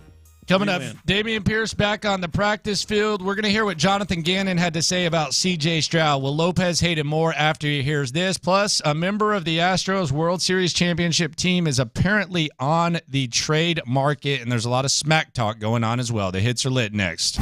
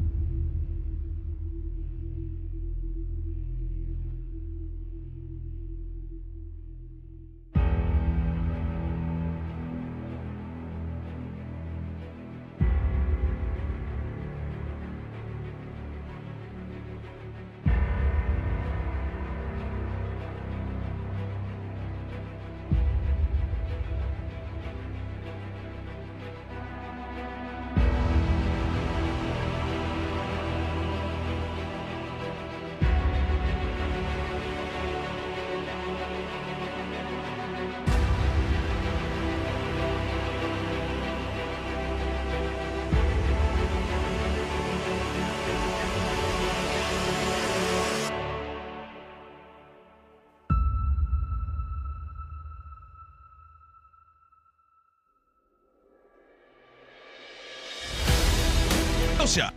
It's a Tachus Fiber Internet Football Friday on Sports Radio 610. Live from the Twin Peaks studios, here's In the Loop with John Lopez and Landry Locker. All right, some interesting news for the Texans that's going to have a significant impact on Sunday. Their hits are lit here on In the Loop on Sports Radio 610. Playing hot stories of the day. You're listening to In the Loop with Houston's sports leader, Sports Radio 610. So, perhaps no Noah Brown. He wasn't at practice today. Nothing new for CJ Stroud. He's been able to win games without all his top receivers. Dameon Pierce, he's returned to practice. How does he fit in? That's an interesting question. And Henry To'oTo'o, still out for the Texans. We already know Denzel Perryman is suspended, and now To'oTo'o out. Texans getting kind of thin at linebacker. Relax. Everybody calm down. Okay. You might think that against a team like the Cardinals with an explosive quarterback that the Texans are up against it at inside linebacker. No Perryman, no To'oTo'o. Where are we going here? They still got the tackling machine, man. God. Neville Hewitt? Yeah. They still have the tackling machine. This is his time to shine. Cal's guy? Cal's guy. It's about to happen. Relax. Calm down. It's all good. I'm not relaxed. Figgy? You got to chase around Kyler Murray, too. Hey, at least he can tackle. What's your point? You got to chase around Kyler Murray, too. What's your point? That's the tackling machine over there. The good news for the Texans is their quarterback's pretty good as well. CJ Stroud, Jonathan Gannon was asked about CJ Stroud, the man who John Lopez despises, not CJ, Jonathan. Here's what Jonathan Gannon had to say about CJ. He doesn't look like a rookie out there, I know that. Very accurate, quick release. They're, top 1 or 2 in explosive passes in the NFL right now. And explosives come up on all downs, mixed downs, third known pass. He's doing a really good job. That's why they're above 500, right in the playoff hunt. Playing good football right now, really good football. He jumped off the tape. The one thing he said that is really the most encouraging thing if you're a Texans fan is like he's absolutely right about those explosive plays, and they hit you. First down, second down, third down. That's where the Texans have a real advantage with him and these receivers getting open the way they are. Ravens fall to the Bengals yesterday 34-20. Joe Burrow left the game at the half with a hurt hand. Mark Andrews gone for the season for the Ravens. Here's Lamar Jackson talking about losing his top receiver. It's very tough. I was just telling the crew out there, the primetime crew or whatever, that's the guy who I, entered the league with. We've been bread and butter, peanut butter and jelly, whatever you want to call it. But that's very tough because that's my boy. That's like receiver one sometimes. And for him to go out first quarter, and he's been having a remarkable year, 1 touchdown away from a record, I think. That's tough, man. But we got to somehow do it without him. We got Likely, we got Charlie, we got guys who are going to step up, but it's tough. You mentioned peanut butter and jelly with you and Mark. What's it going to take for you to kind of get on nickname level with your receivers? Well, we're going to see as the season go on, I was just saying whatever you guys want to call it with me and Mark because our connections be there. But we'll see, when the nicknames start rolling. You get on the nickname basis with the two? What kind of question was that? They go together like peas and carrots, as Forrest Gump would say. Texas A&M, they've interviewed someone for the gig. Jeff Traylor, UTSA head coach. He's actually in action tonight. Jeff Traylor interviewed for that Aggie gig. How about that? Seems like a lot of people are very pro Jeff Traylor. I've seen many people come out and speak in favor of Traylor. I think it would be a good hire. I don't know if they're going to do it, but good for him. Getting the attention. I think it's only a matter of time before he gets his dream job. I think he can actually be selective. But good for the Aggies and good for him. Good for him. And I was actually reading this morning, they've actually interviewed about half a dozen people already. He's the one that has been made public. But he is getting love across the board. Like crazy. Crazy. Brent Zwerneman covers the Aggies and basically is like holding pom-poms. This. I'll be very happy for him. Yeah. I'll be very happy for him. I think he deserves it. I think he very much deserves it. I think it would be the right guy. That was immediately who who I was thinking about. Let's hear Jimbo's final speech. This kind of went around the internet. This was Jimbo's final speech after his final game, a win over Mississippi State. Listen, first of all, congratulations. Great win. Great team win. All three phases had an effect on the game. We started out, now special teams, we didn't do real good. And we picked it up and got it going. Can't have that, guys. That can't happen again. That cannot happen again. That can't happen. But offensively, defensively, great answer. Offensively, defensively, very, very, very strong. But defense created turnover tonight. That was huge. Scored on a turnover. That's huge. Got pressure on the quarterback, played the run game very well. Offensively, did a really good job of balancing the run game and the pass game, picking up third down. Jalen, outstanding job. You score 50 points and no turnovers and 2 touchdowns, ran 2 and threw 2. That was excellent. We ran the ball good. Offensive line did a great job picking up blitzes, communicating, got played in rhythm all night. And then the second half, after that first one debacle coming out, the first drive, we didn't score. But you put them away. You didn't give them hope to get back in the game. You know what I'm saying? It was a great team effort, great job. Now, bowl eligible, we're going to bowl game now. Got to put you that. Now we got to add to that bowl game. We got to get better. Practice next week. Have a great week and go play right here and play be the last seniors' last home game here. Need to play well, prepare well all week. Send these seniors out the right way in what we're doing, and make this season finish it up strong so we can go into the next year and do the things we got to do. Okay. He just recaps games for the players just like he does the media. So, yeah. That's the end of that. That's the end of that. I mean, the thing about Jimbo, and everybody's going to talk about the buyout and falling short of expectations or whatever. He really did leave the talent base in a good place. So the next guy, whomever it is going to be able to, if he can get it done, be able to walk in. Or everyone can leave. Well, but you also have going each way. I mean, like they can come in or they can leave. Like I don't know. Like I think it could go either way. Right? No, I think it's going to go both ways. Yeah, I think it will too. I think it's going to go both ways. Texas has Iowa State this week, 7 p.m. on CBS. Spoiler alert, I think someone on College Game Day is going to pick this. As Texas is on upset alert. And Iowa State offensive lineman Jared Huford, I don't know how the hell you say his name. Doesn't really matter. He's famous without people even knowing who the hell he was. This is what he had to say about Texas. And this kind of had the internet going nuts a little bit as well. It's going to be one heck of a farewell present. I think especially they're going to come in here on senior night in the dark. I don't think they really know what is going to be coming for them. I think they'll have to come out and figure it out. But I think just the Cyclone community names, when it comes to night games, especially against Texas, they've what we beat them 4 out of the last 5 times they've been here. So they don't have a good record here. We have a very distasteful in our mouth for them. We definitely want to send them off to the SEC with a loss on our end. But it's going to be a good game. Tell us more about that distaste for them. With the horns down all the time and whatnot. That program, much like Oklahoma, they get all the big 5-star recruits. They have all the nicest stuff in the world, and they just think they're don't stink, put in layman's terms. But they're just humans, and that's how I see them. They're just people that have such a high ego that needs to be checked. Man, it's going to be interesting. I will say this about him. I think Iowa State has a chance to pull off this upset. Texas has been playing with fire the last couple of weeks, but I'll say this for him.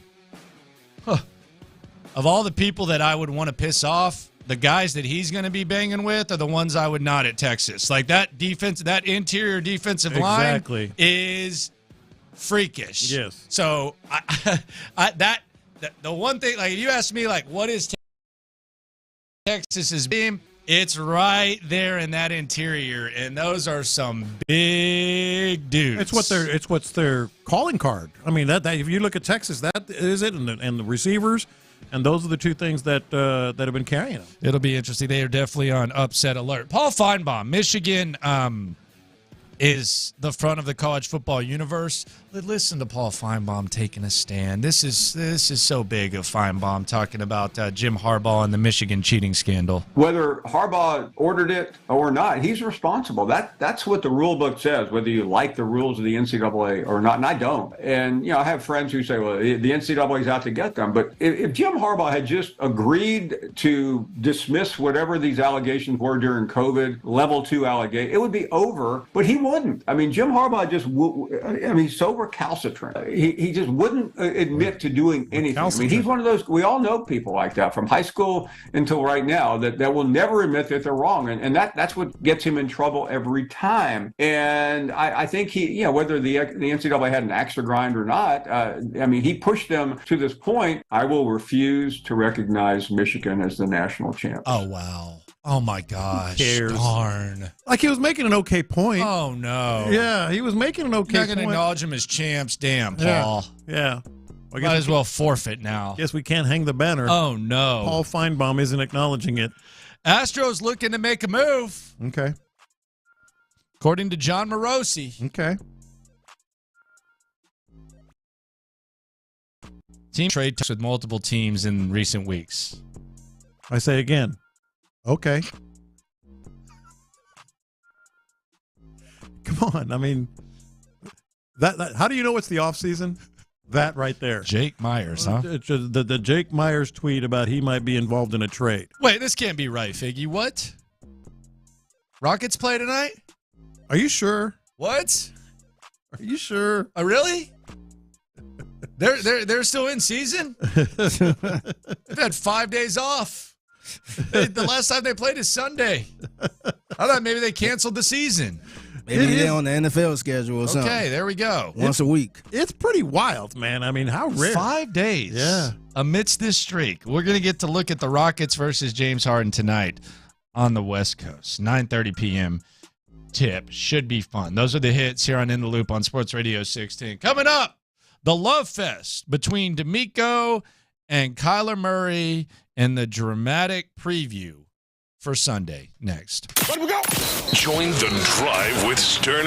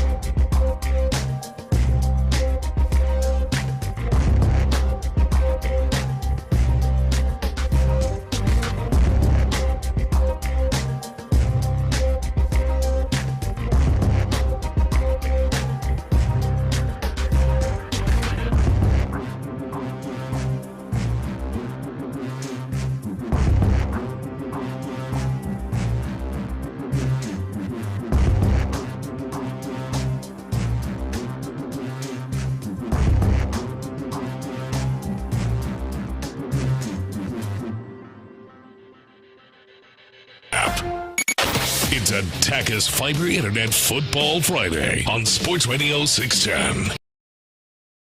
Here's Sean Pez and Landry Locker. Texans versus the Cardinals Sunday. Big game. You win this game, I don't know what your playoff chances go up, but they got to go up significantly. Like, this has been a really productive week for the Texans. Mm-hmm. And I'm not dancing on graves. I'm not sitting here saying, oh, thank God for this. But you just look at the teams that are in your way of reaching your goal.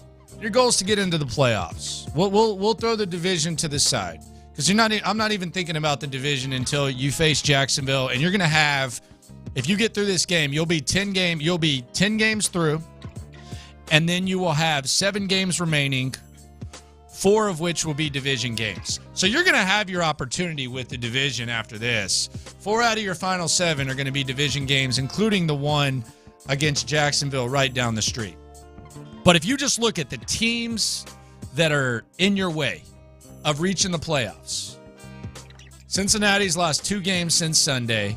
Joe Burrow's hand is hurt. I'm sorry. And it might be bad. You can say that's a sprain. Yeah. The way that he was acting on the sidelines and the way he was buckled. moving. He buckled over. That didn't look like something where it's just like, he'll be fine in 2 weeks. No. That looked pretty serious. They're also without T. Higgins. So they've lost 2 ball games. You're ahead of them, and you have the tiebreaker. You're a game ahead of them, and you're really more than a game because you have the tiebreaker. Mm-hmm. Baltimore, who won that game, they're going to be another team. Like, you're a game within them. You're a game behind them. Lamar Jackson was tripping and falling yesterday. Odell Beckham Jr. has a hurt shoulder, and Mark Andrews is out for this. Baltimore is banged up. The Browns, I didn't want to admit it, but I think we can all admit they have an elite defense in Cleveland, and Deshaun Watson really did not have to do much. He could have found his groove, and this team has found ways to win games. They beat Baltimore. They were talking, signature win and stuff. I was listening to Ken and Anthony out there in Cleveland, 92.3 The Fan. They were talking signature win before the announcement came down that Deshaun Watson was out for the season. Hell, they're working out Joe Flacco today. Yeah. Like, that tells you all. That tells you all you need to know. Like, they're working out Joe Flacco today. That's where they are. So that's where the Browns are. Buffalo, they just fired their offensive coordinator. Their quarterback is an absolute mess. Stephon Diggs is, I don't know what the hell's wrong with him. He's unhappy. It's been a really productive week for the Texans to where everything that you don't control is going your way, but you still have this game in front of you that many people are throwing out that, is it a trap game? Could this be a trap game? If you take care of business, I got to say that your percentage, and I know ESPN does these stats, it's got to be close to 70% that you, if you win this game, if you beat the Arizona Cardinals and Kyler Murray, your chances of making the playoffs, I think, are damn near 70%, given what you have in front of you and given the opportunity that would be laid out for you. And that's where you start talking about, you go from, and I'm getting ahead of myself, you go from talking about playoffs to, man, maybe they can make a little bit of noise in the playoffs if they can handle this opportunity. Now, the season isn't over. I'm not calling it a must-win. But if you win this game with how everything has gone perfect for you so far in Week 11, man, you are in an excellent position to do something serious. Every team in the AFC playoff picture either has injuries, flaws, or some combination of it. Now, we're not even really talking about the Chiefs, but there's worry in Kansas City about the Chiefs. Let's just set them aside, though. You mentioned the Ravens. You know, there are other teams as well. You mentioned they're going to play the Jacksonville Jaguars. Jaguars don't scare this team. They don't scare the Texans. I mean, they already beat their ass. The Dolphins are third in the playoff. I think Jacksonville could better look out this week, too.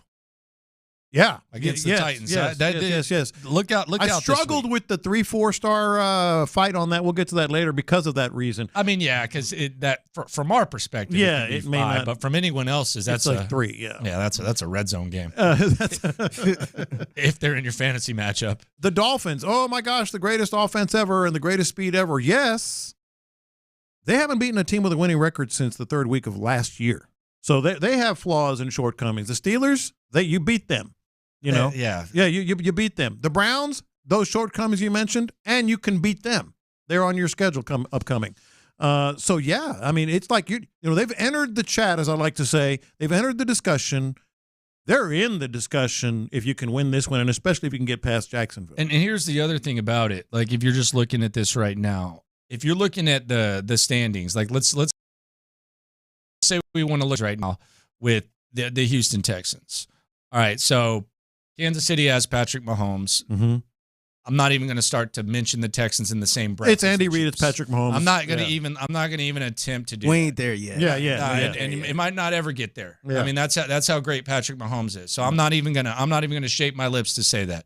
Baltimore already beat you, and I don't think anyone would say that the Texans are as good as the Ravens right now. That defense is playing as good as you can possibly hope. Now, you got to keep an eye on what's up with Lamar Jackson, and he also did lose his best weapon. Mm-hmm. So keep an eye on it. But and he's got an ankle injury. But Baltimore, you're not there yet. No. So we'll just put those two up, okay?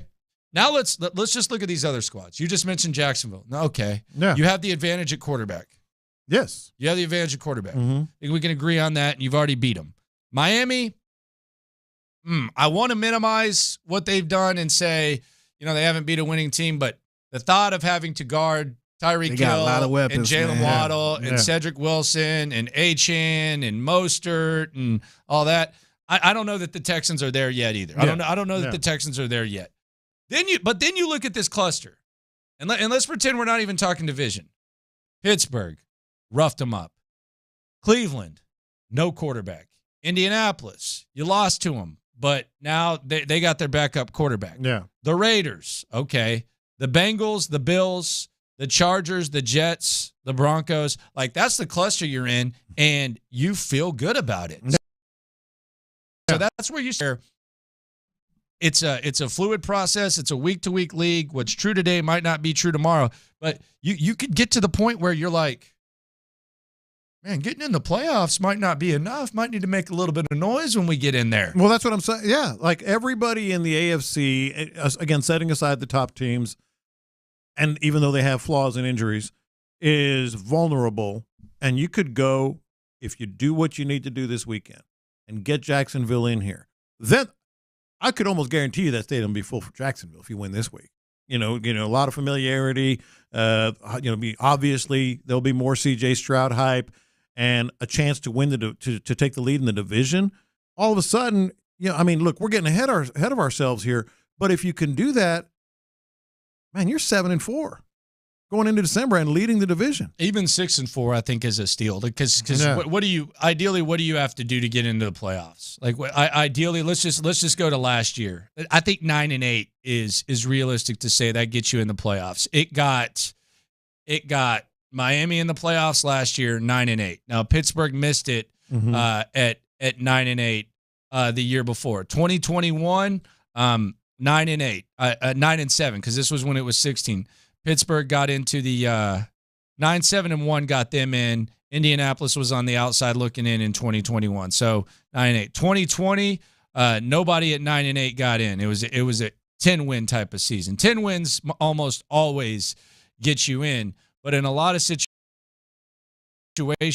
Tennessee got in at 9-7, winning the division. Yeah. So if you're talking like playoffs and you want to actually look at something and you just want to talk about controlling your own destiny, 9-8 more times than not can get you in, especially with this league, with everything we've just talked about, with everything going on with everything. So I think you want to win this Arizona game to where you have a 2-game cushion to where you can get to 9-8, and then that's where you really start.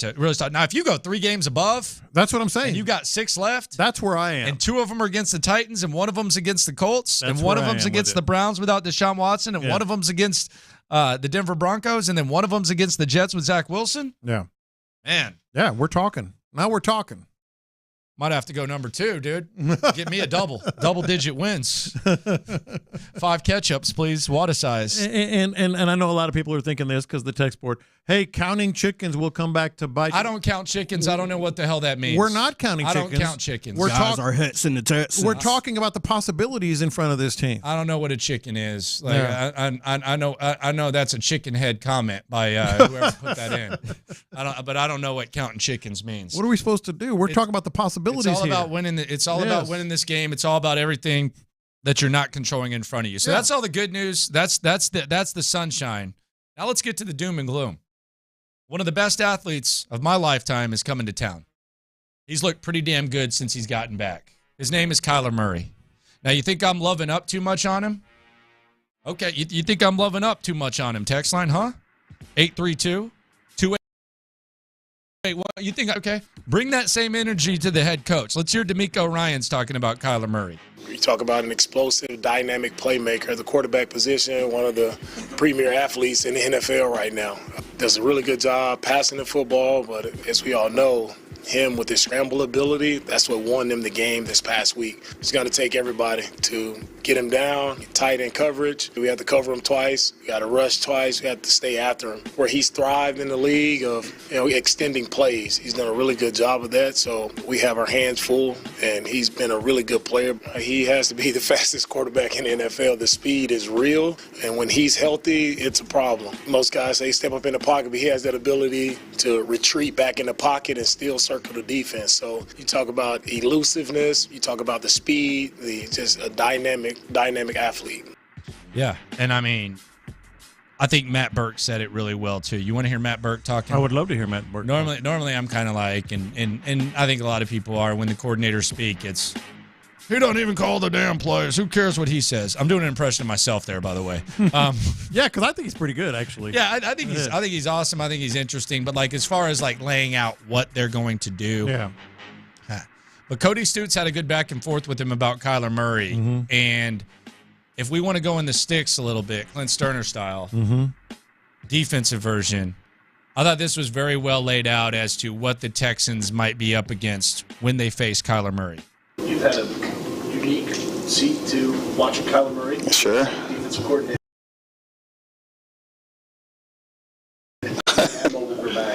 That is unique. Yeah, I mean, they're all fast. He's really fast and really quick, and I would say he's not afraid to sort of like give ground to gain ground type thing. Like some guys don't want to bail and do. I mean, he'll go back. That play against Atlanta last week, the third down scramble that he had. I mean, he went back 20 yards back just to go 10 yards forward. You know what I mean? So just sort of like when you think you're rushing high enough, or you think you're rushing at a certain point, like he'll still be going. He's not afraid to, like, it doesn't bother him. There's no clock for him.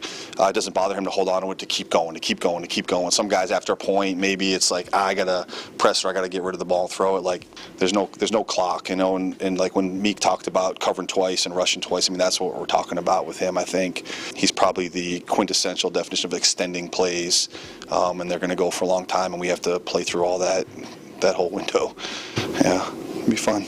It'll be fun. Not necessarily schematically, but what do you tell players, like, Didn't sound fun to me. Didn't sound fun. Is it one guy? Is it? I know it's. Yeah, I think what you try to do is within the call, you're always saying, okay, like if he starts scrambling out, like who's responsible for the quarterback and who's responsible in coverage, and who's responsible for deep coverage and who's responsible for plastering. So like within the call, depending on what your responsibility is within that call, once a play breaks down, you have a second responsibility. Is it I got eyes on the quarterback, I'm going to rush him, or is it I got to go find a guy and cover him, or I got to get my ass deep? So whatever that responsibility is within the coverage, I mean, we have different calls, so it's going to change. Like you can't practice this. Like you can practice him running around and stuff, but you can't practice specifically how it's going to break out. You know what I mean? Because it looks different every time. So you just try to have rules of when there's a scramble drill or when there's a broken play, what's my responsibility? And that's kind of how we preach that and how we try to practice it. Well, you can simulate. Okay, hey, the first play's over, now he starts running around. Stressed, how that's going to actually look in the game, you mean there's a million different variations to that. He sounds stressed, man. You can't practice it? He's seen him in practice. He said you can't practice it. Well, keep in mind also, those guys knew well before we did. Yeah, it's fun. You can't practice it, though. Yeah.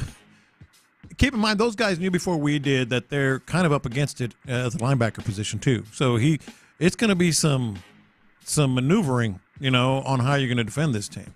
Cowher pisses me off so much. Like when you're playing against him, it's so frustrating. He just goes everywhere. Frustrating. Yeah, it's gonna be fun, man. It's gonna be real fun.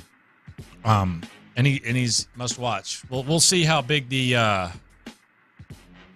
crowd is. CJ wants you to pull up though. I'm gonna pull up.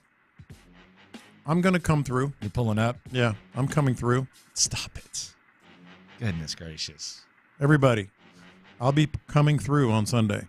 Figgy, I'm pulling up on Sunday. Don't do this. on, dude. Yes, I will. Pull up. Who you pulling up with, real homie? Okay. It's Lopez right there. That's what he's bumping when he comes in. I'll be bumping that music. Let go. Meet you, Miley, make me pull up. Miley cleaner than the stylist. Okay. Pull up. Come around talking about me, baby, leave mine gon' pull up. Chop, dance, it gon' make your bitch ass pull up. Pull up. Pull up. We'll see if they pull up. Pull up. Like me? I know CJ's on this song. Pull up. Yeah. Birdman signed him with Rich Homie. Pull up. God, Young Thug's crazy. Man. Okay. That's pretty strong right there. Pull up. Oh, he goes in. Yeah, that's strong. Yeah, we ain't gonna see him no more probably. Young Thug? Yeah. He's not gonna beat that case? It ain't looking like it. I would say free him, but I don't know if he really Yeah, I deserves don't know if you want him free or not.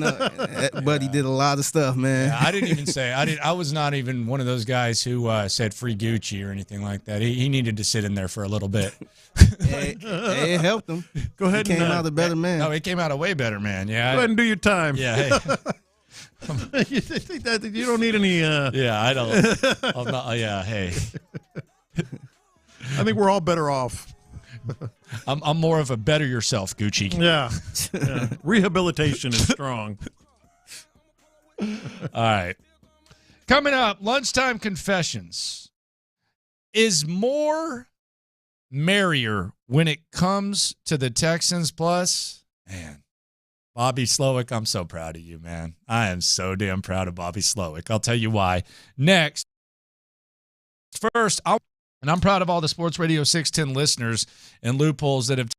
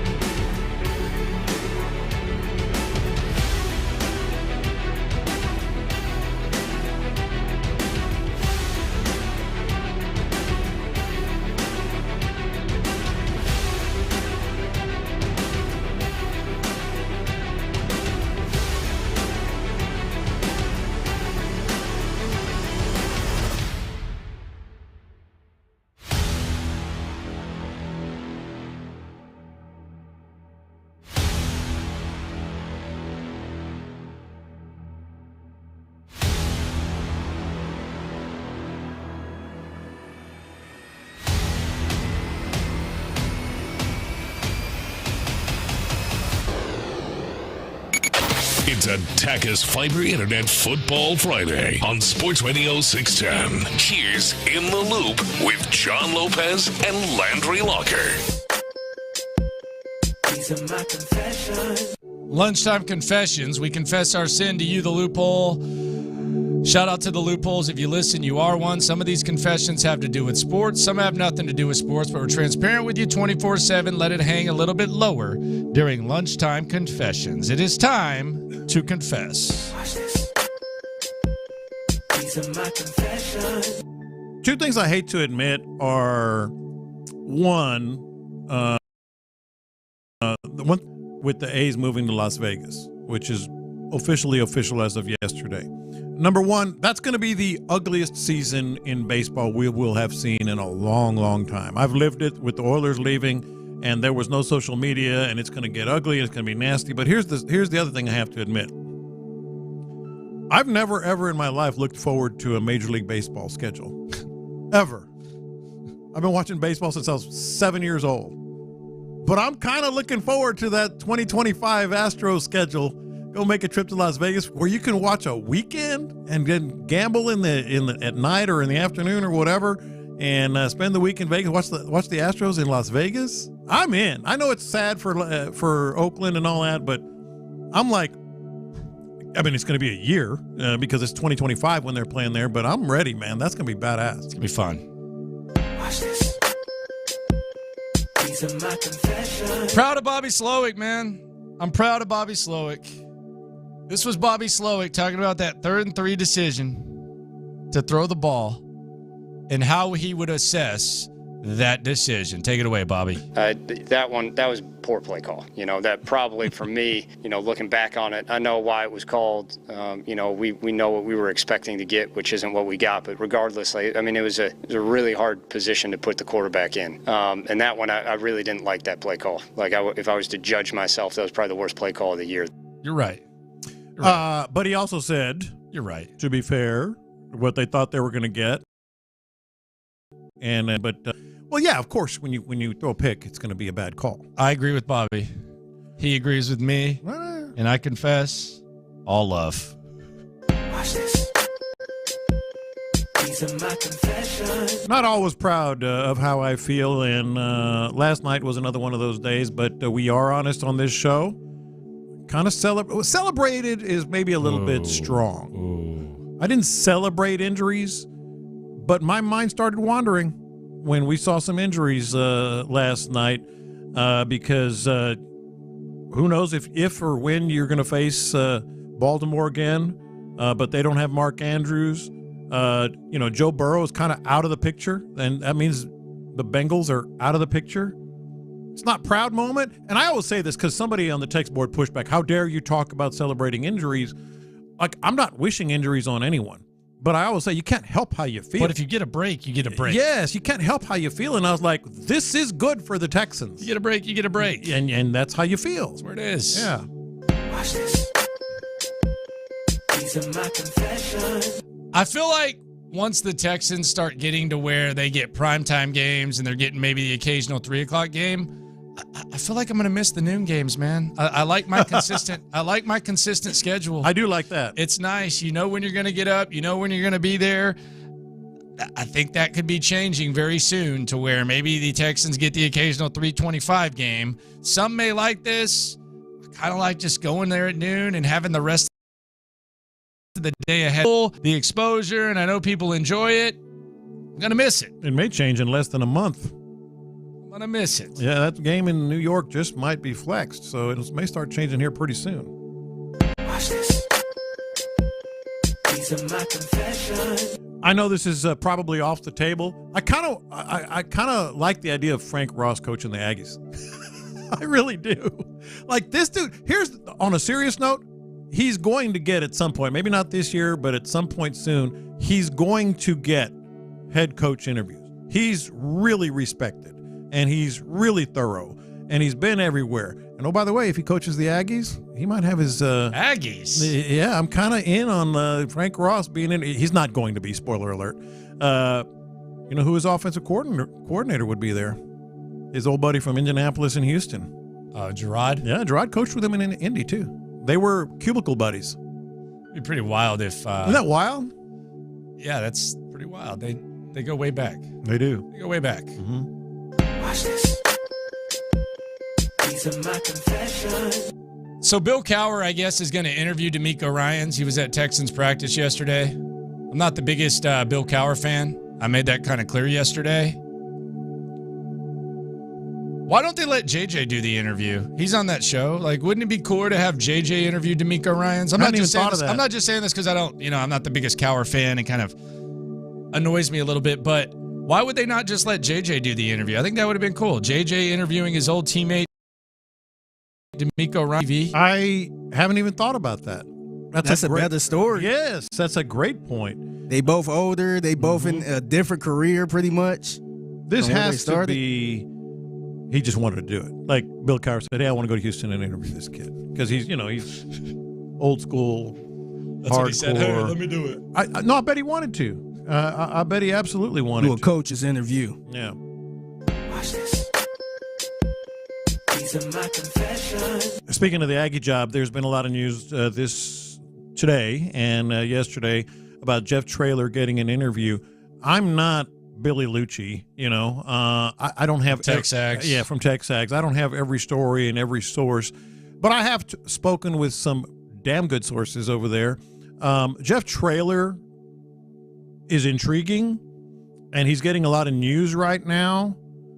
But my confession is, let's tap the brakes on that, people. If you're jumping on the Jeff Traylor, not that he's going to be wrong, not that he's not going to get hired, but I've heard that they've already interviewed 6 different people. They've interviewed 6 different candidates. He's just the only one that's been made public. So they don't know who they have, and I thought they had a good idea when they fired Jimbo. Well, Kirk Bowles probably knows Traylor from the high school days and the UT days. He's the one from the Austin American-Statesman who broke the story. So he Kirk's probably been doing it I think he's been doing it as long as McClain. Really? Yeah. I know he was in the 70s. Oh, sorry. Was that out loud?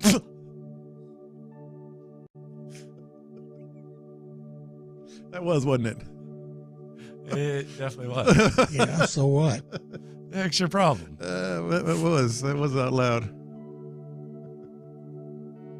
That's Lunchtime Confessions here on In the Loop on Sports Radio 610. The Houston Dynamo, man, they're in the playoffs. We're talking about the Texans getting in the playoffs. Dynamo are already there. Your Houston Dynamo are in the MLS Cup Conference Finals hosting Sporting Kansas City next Sunday. Want tickets? We've got them. All you got to do is go to sportsradio610.com/contest and register for your chance to win. Don't miss out on your chance to catch the Dynamo in the playoffs next Sunday. Head to sportsradio610.com/contests and register now. Coming up next, the Texans, they're going to get some help that they haven't had in recent weeks. However, they might be fighting an uphill battle when it comes to another area. Next.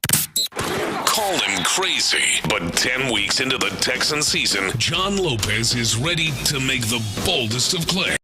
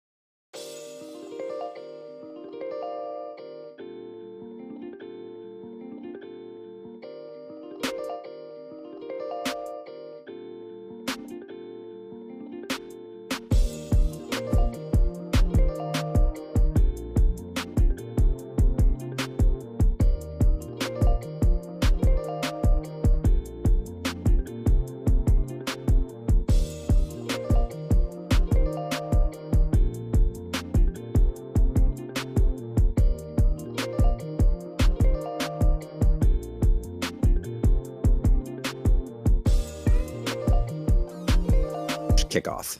It's a Takis Fiber Internet Football Friday on Sports Radio 610. Live from the Twin Peaks studios, here's In the Loop with John Lopez and Landry Locker. So Dameon Pierce is back at practice.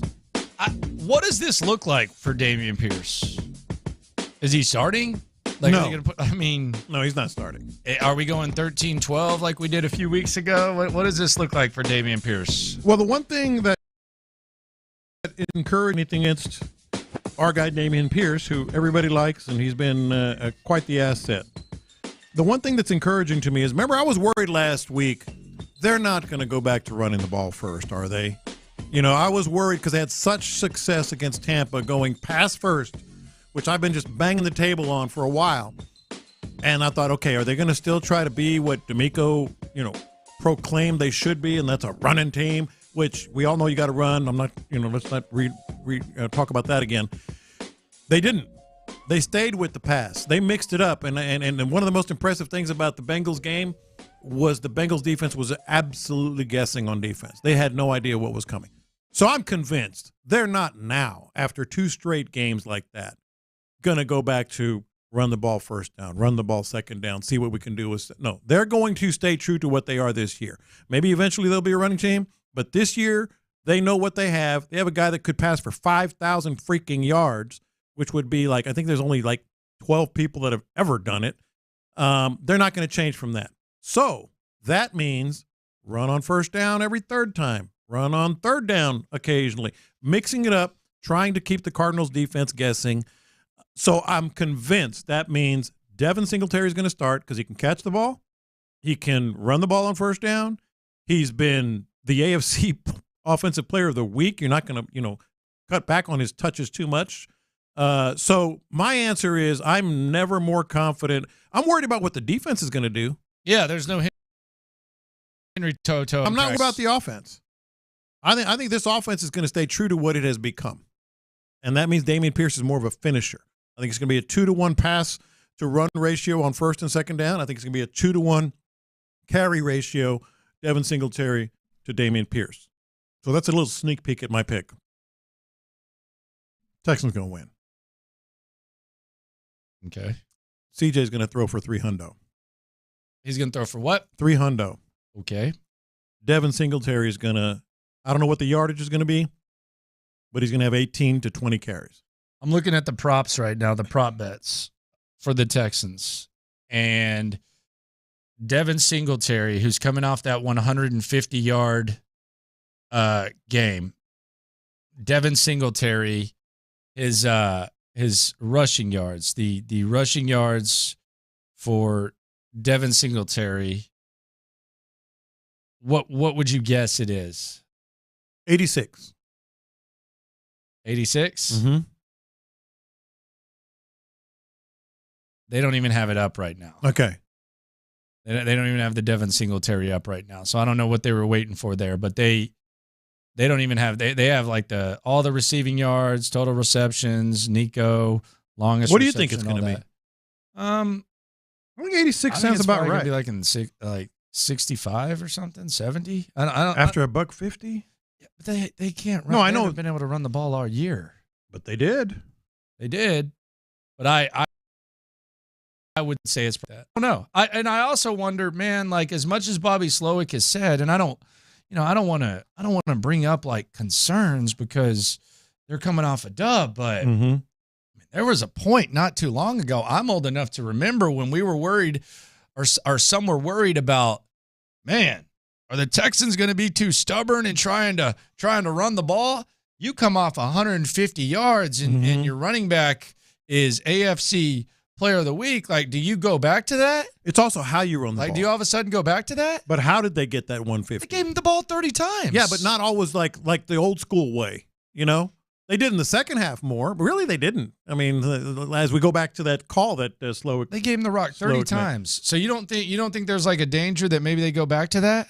No, I don't. I also think the offensive line got in kind of a rhythm. Although you watch Cincinnati, they like to get thrashed. That's one of the reasons I don't think they're going to go back to that. I mean, it got good to him because he was going the extra yard literally, and he was just having a day. But that's not how they're gonna That's not how they're going to do business. They're going to throw the ball more than they run the ball on first down. They're going to run Singletary more than they run Pierce. But it is, you know what it is? It's really, really good to have Pierce back, because we don't want Singletary running the ball 30 times. You know what's gotten kind of weird that I haven't gotten used to, and maybe it's just because of the lack of relevance the last few years, but we're kind of back in this business. But I don't think us as a show, we've been doing this for a while. I think this is our 1361st episode. The injury reports are interesting now because it really is a roller coaster ride. Like, this guy practiced. Did he not? Oh, he practiced yesterday, but he didn't practice Friday. Oh, Noah Brown. Oh, damn, there's a knee. Maybe we just haven't even been paying attention to it the last few years because it's just been so damn irrelevant. Yes. No, that's absolutely it. But now I feel like someone who, from whatever, when BOB was here on the back end, where the injury report you follow closely, you kind of stopped even looking at it because it really didn't matter. We're gonna get our ass kicked no matter what. It doesn't matter. Oh, Christian Kirksey's out. Damn, that sucks. Yeah, we're gonna miss 37 instead of 32 tackles on Sunday. That's it. We're back in the injury report business. We are. The Texans have been all over the injury report. Last week was a lot. And there have been a lot. Knock on wood, they haven't lost like the key players. What are you doing? I said knock on wood. I mean, come on. Like Grenard is still, and he's having a huge year. He's been fine. Don't bring his name up. Will Anderson has been fine. Obviously, CJ has been fine. Tank Dell was injured for a while. I mean, they were without Tunsil for a couple of weeks, and they won. Yeah. Yeah, they've just found ways to win. Titus. I think they've lost some. I think they've lost some key guys. I just think they've been able to win. Not the guys, because the straw that stirs the drink has been there. Yeah, his name is CJ Stroud. Yep, he's getting a lot of love right now. Mm-hmm. National love. Well, you heard all over the place. Now DeMeco is going to have this interview with Bill Cowher. They've done this year, by the way.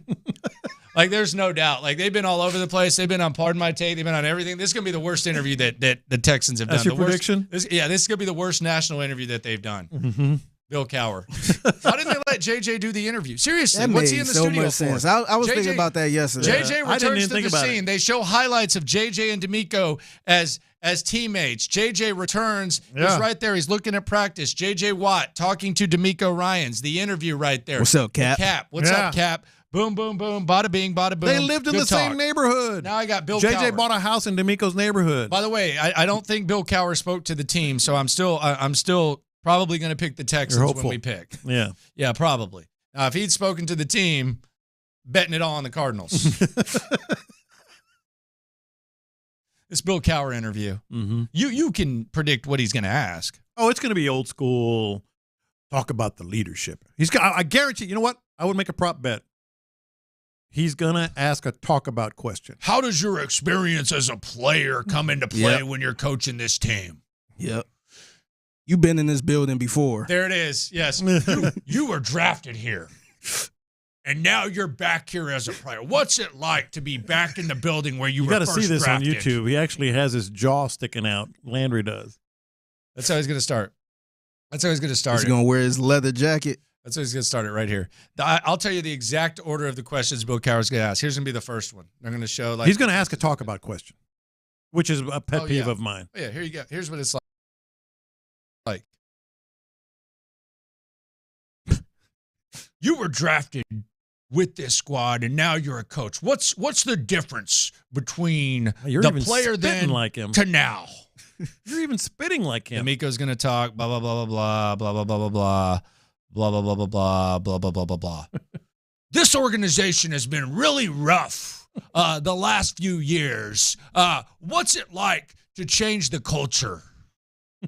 I know what DeMeco goes. So he's like, the past is the past. Yep. We're looking ahead. Yep. CJ Stroud has been one of the best rookies that we've seen. Talk about CJ. Talk about what you've seen from CJ Stroud as a leader of your ball club. Talk about that.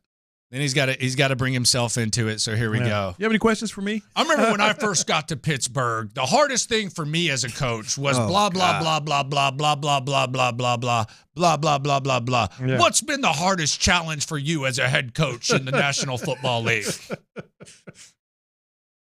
Obviously, there's a lot of excitement about your team and there's a lot of success. How do you get your team to not over-buy in to the success they've had so far?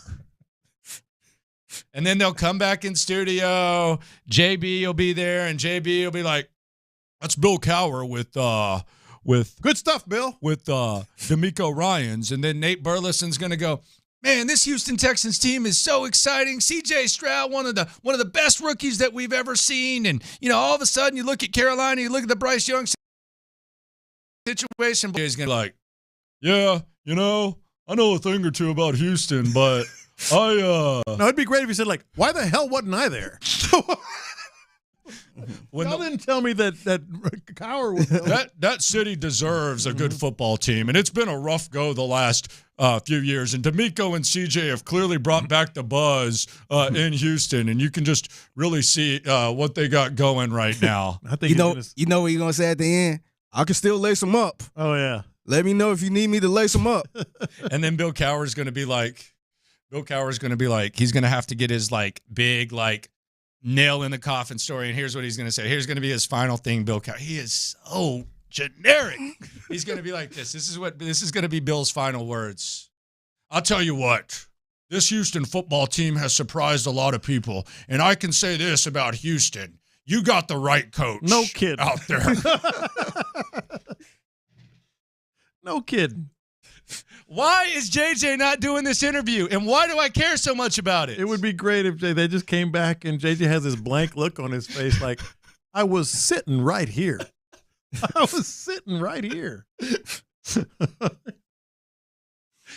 But I do like the studio quality when they do those interviews because, man, they always, especially when Aaron Andrews gets the interviews, it's always so damn dramatic. They always got the wide-ass room, and they got the two chairs right there in the middle. The lighting. Yeah. The lighting is off the charts. And Aaron Andrews looks like 60 Minutes. Yeah. Thing right there. Yeah.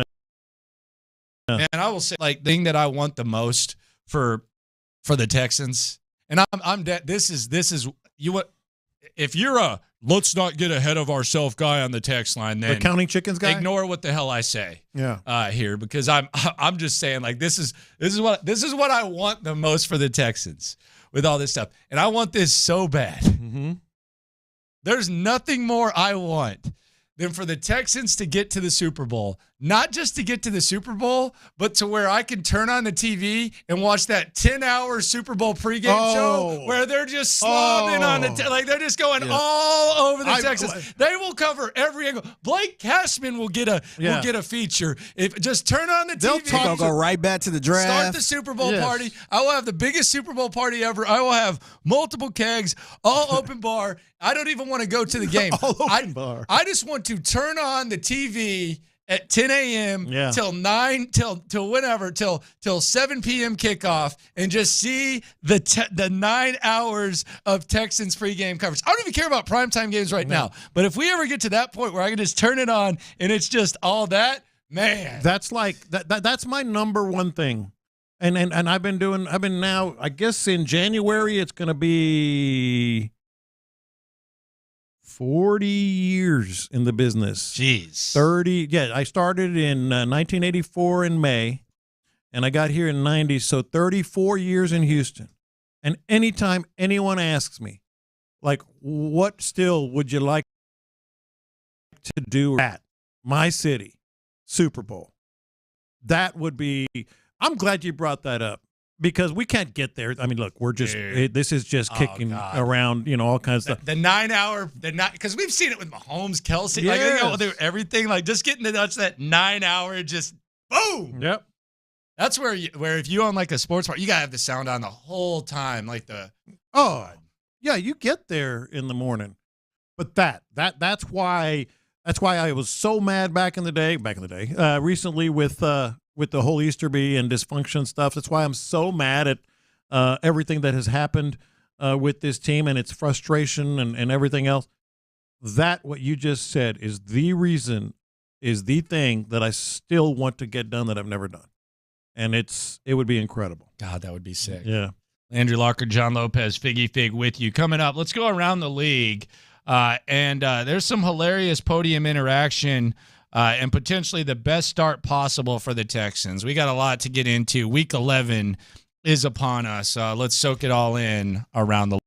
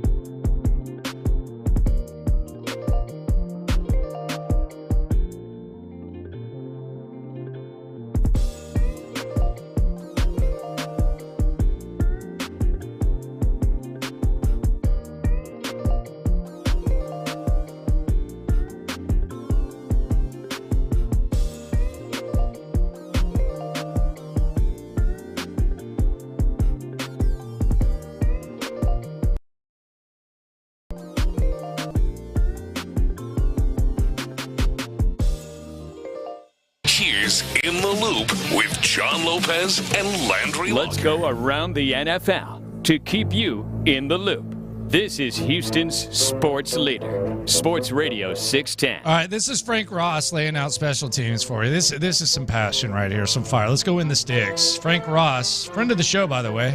He shouted us out. Like a mofo. Interrupted our interview with Robert Woods, which you'll hear in about 35 minutes. Robert Woods, if you missed it, shame on you. If you already heard it, it's twice as nice the second time around. Here is Frank Ross breaking down the special teams. And I guess he assumes everyone knows special teams coaches. Like people are going to the stadium to see this Arizona special teams coach. Oh, you mean Jeff? Forgot his name already. Jeff something. Take it away, Frank. What's up, Coach? Good to see you guys. Man, Jeff Rogers. Here we go. Got to be on our point.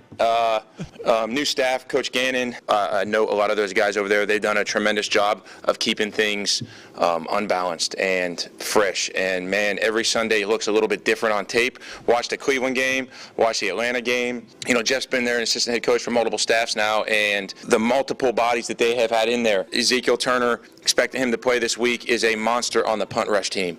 He's their personal protector. Dynamic, has had multiple fakes in his career. Has done a good job of using utility at the specialist position, having multiple different punters over the last year. Prater's dynamic kicker as they come. And then if you look at the impact that Richard Dortch goes, currently is, and I know we played Tompkins a few weeks ago, he is the best stretch and cut returner going in the league right now, in my opinion. We have to make sure that we are playing off each other in coverage. Guy is strong, so don't let his size fool you. We have to be ready.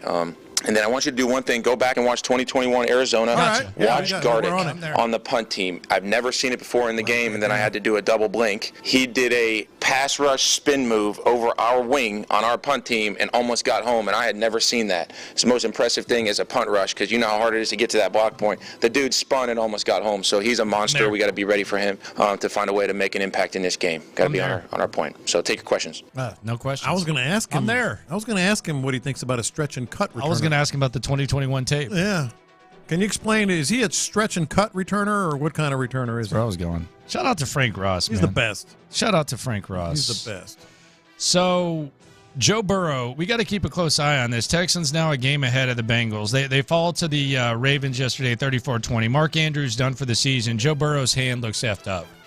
That doesn't look like an injury that's going to go away anytime soon, and it also looks like it's just going to be – I don't know how – It doesn't look like a strain. It doesn't look like something that's going to be non-existent for the remainder of the season. Yeah, and it looks like he's going to be out for a while. So you already have the tiebreaker, but they may not even be in the picture. Here's what Lamar Jackson had to say, and he got asked an interesting question about the absence of Mark Andrews and Mark Andrews. Very tough. I was just telling the crew out there, the primetime crew or whatever, that's the guy who I, entered the league with. We've been bread and butter, peanut butter and jelly, whatever you want to call it. But that's very tough because that's my boy. That's like receiver one sometimes. And for him to go out first quarter, and he's been having a remarkable year. One touchdown away from a record, I think. That's tough, man. But we got to somehow do it without him. We got Likely, we got Charlie, we got guys who are going to step up, but it's tough. You mentioned peanut butter and jelly with you and Mark. What's it going to take for you to kind of get on nickname level with your receivers? Well, we're going to see as the season go on, I was just saying whatever you guys want to call it with me and Mark because our connections be there. But we'll see, when the nicknames start rolling in. So I'm going to do an exercise for you based on that question that I could tell you weren't a fan of. Yeah. All right, you ready? I'm ready. I'm going to name a CJ Stroud target, and I want you to tell me what type of sandwich they are. Oh, I love this. Hold on, let me think for a second. Okay, I love this. All right, we're going to start with our guy, who we're going to hear from in about 30 minutes after you win the slime off. Wait, what? I didn't do anything, did I? Well, we'll let the people decide. Tyler, come on. That's a slam dunk. Robert Woods and CJ Stroud. What sandwich is that? I'm giving this some thought. I want to get this right. So Robert Woods and combo, are they? What sandwich? What are we looking at? It's got to be strong and old. Like reliable. What does that mean? Strong and old and reliable. Peanut butter jelly. You know what? I don't mean to cop out. That's the peanut butter and jelly. I'm going to get to other sandwiches, but that's the most likely peanut butter and jelly. Peanut butter and jelly, huh? Yes. Okay. Yeah, I think it fits. PB&J. I'm giving this some thought, so I think that's a strong suggestion from Figgy. I think it's very reliable. Yeah. You go to it a lot because can't go wrong. He targets him. Yeah. It's comforting.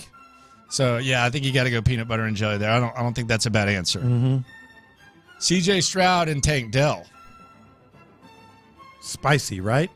That's a spicy combination. And it's that's a specialty. No, it's small, but it's hearty. Have you ever had a Cuban sandwich? Those flat Cuban sandwiches? And they got some good flavor. You know, they got that ham and cheese with some spices and olives, and it's real thin. Has that panini bread. You've had a Cuban. Figgy, have you had a Cuban? Nah, I never been to Cuba before. Well, you don't have to have been to Cuba. Yes, you can go to Cuba, but the Cuban, you know which one I'm talking about. You had it in Cuba, didn't you? I did. Cuban sandwich? Come on, bro. Search Cuban sandwich. Come on, it's got a good kick to it. It's got the grilled ham and cheese, and it's toasted. I'm sticking with Cuban. Okay. Yeah. What are Nico Collins and CJ? Okay, so Nico is one of the big play guys, but he's not like Noah Brown right now. So somewhat big, but not the biggest. I'm going to say the Schlotzkys. The Schlotzkys. That's a big... When's the last time you ate Schlotzkys? Hasn't been too long ago. How long? I'd say 6 months. 8 months. That's a while. It's not too long. I said not too long. If you're eating something once every 8 months, that's... Well, you asked me how long it's been. I mean, I didn't say the Mechie. That Schlotzkys is nice. It's a big sandwich.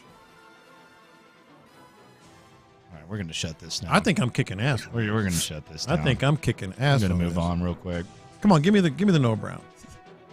Noah Brown. Dagwood Special. I'm still stuck on the Cuban sandwich, man. I'm gonna have to try that. The Dagwood Special, the big one, stacked, what's the one that has multiple layers? That you Big get Mac. No, the sandwich you get multiple layers like you get at hotels. Club. Yeah. Noah Brown's a club. All right. What's Dalton Schultz? Ooh, what's move on. I want to get some more of these bougie sandwiches, man. How is a Cuban sandwich bougie? Who's eating a Cuban, bro? People eat Cuban sandwiches. Who's eating a Cuban? People do. People, look at that. That is nice. So, bunch of Neanderthals in this Devon room. Achane, former Texas A&M running back. He's going to make his return this week. Before it became official, Mike McDaniel had a very entertaining interaction with Cam Wolfe, U of H alum Cam Wolfe. This is what it sounded like. Given what you know about his injury, is he the type of guy that you'd be able to put back in his typical workload, or would you have to ease him? What kind of money do you have in fantasy football?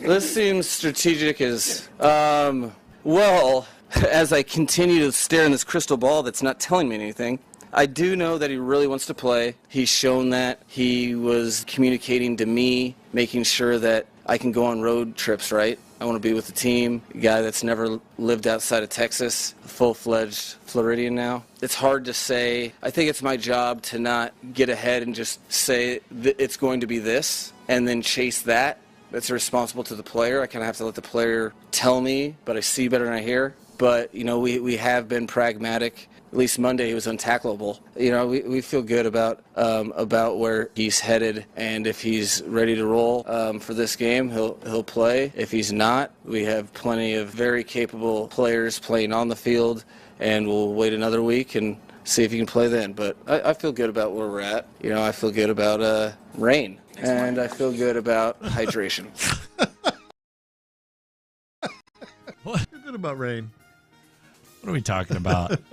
Josh Dobbs looking to remain unbeaten as quarterback of the Minnesota Vikings. Kyler Murray was asked about him, and he thought it was pretty dang weird. Here was the interaction between Kyler Murray and the reporter. Are you following what Josh is doing up in Minnesota at all? Who? Josh Dobbs. Oh, yeah, I've seen it. I watch football. Yeah. Yeah.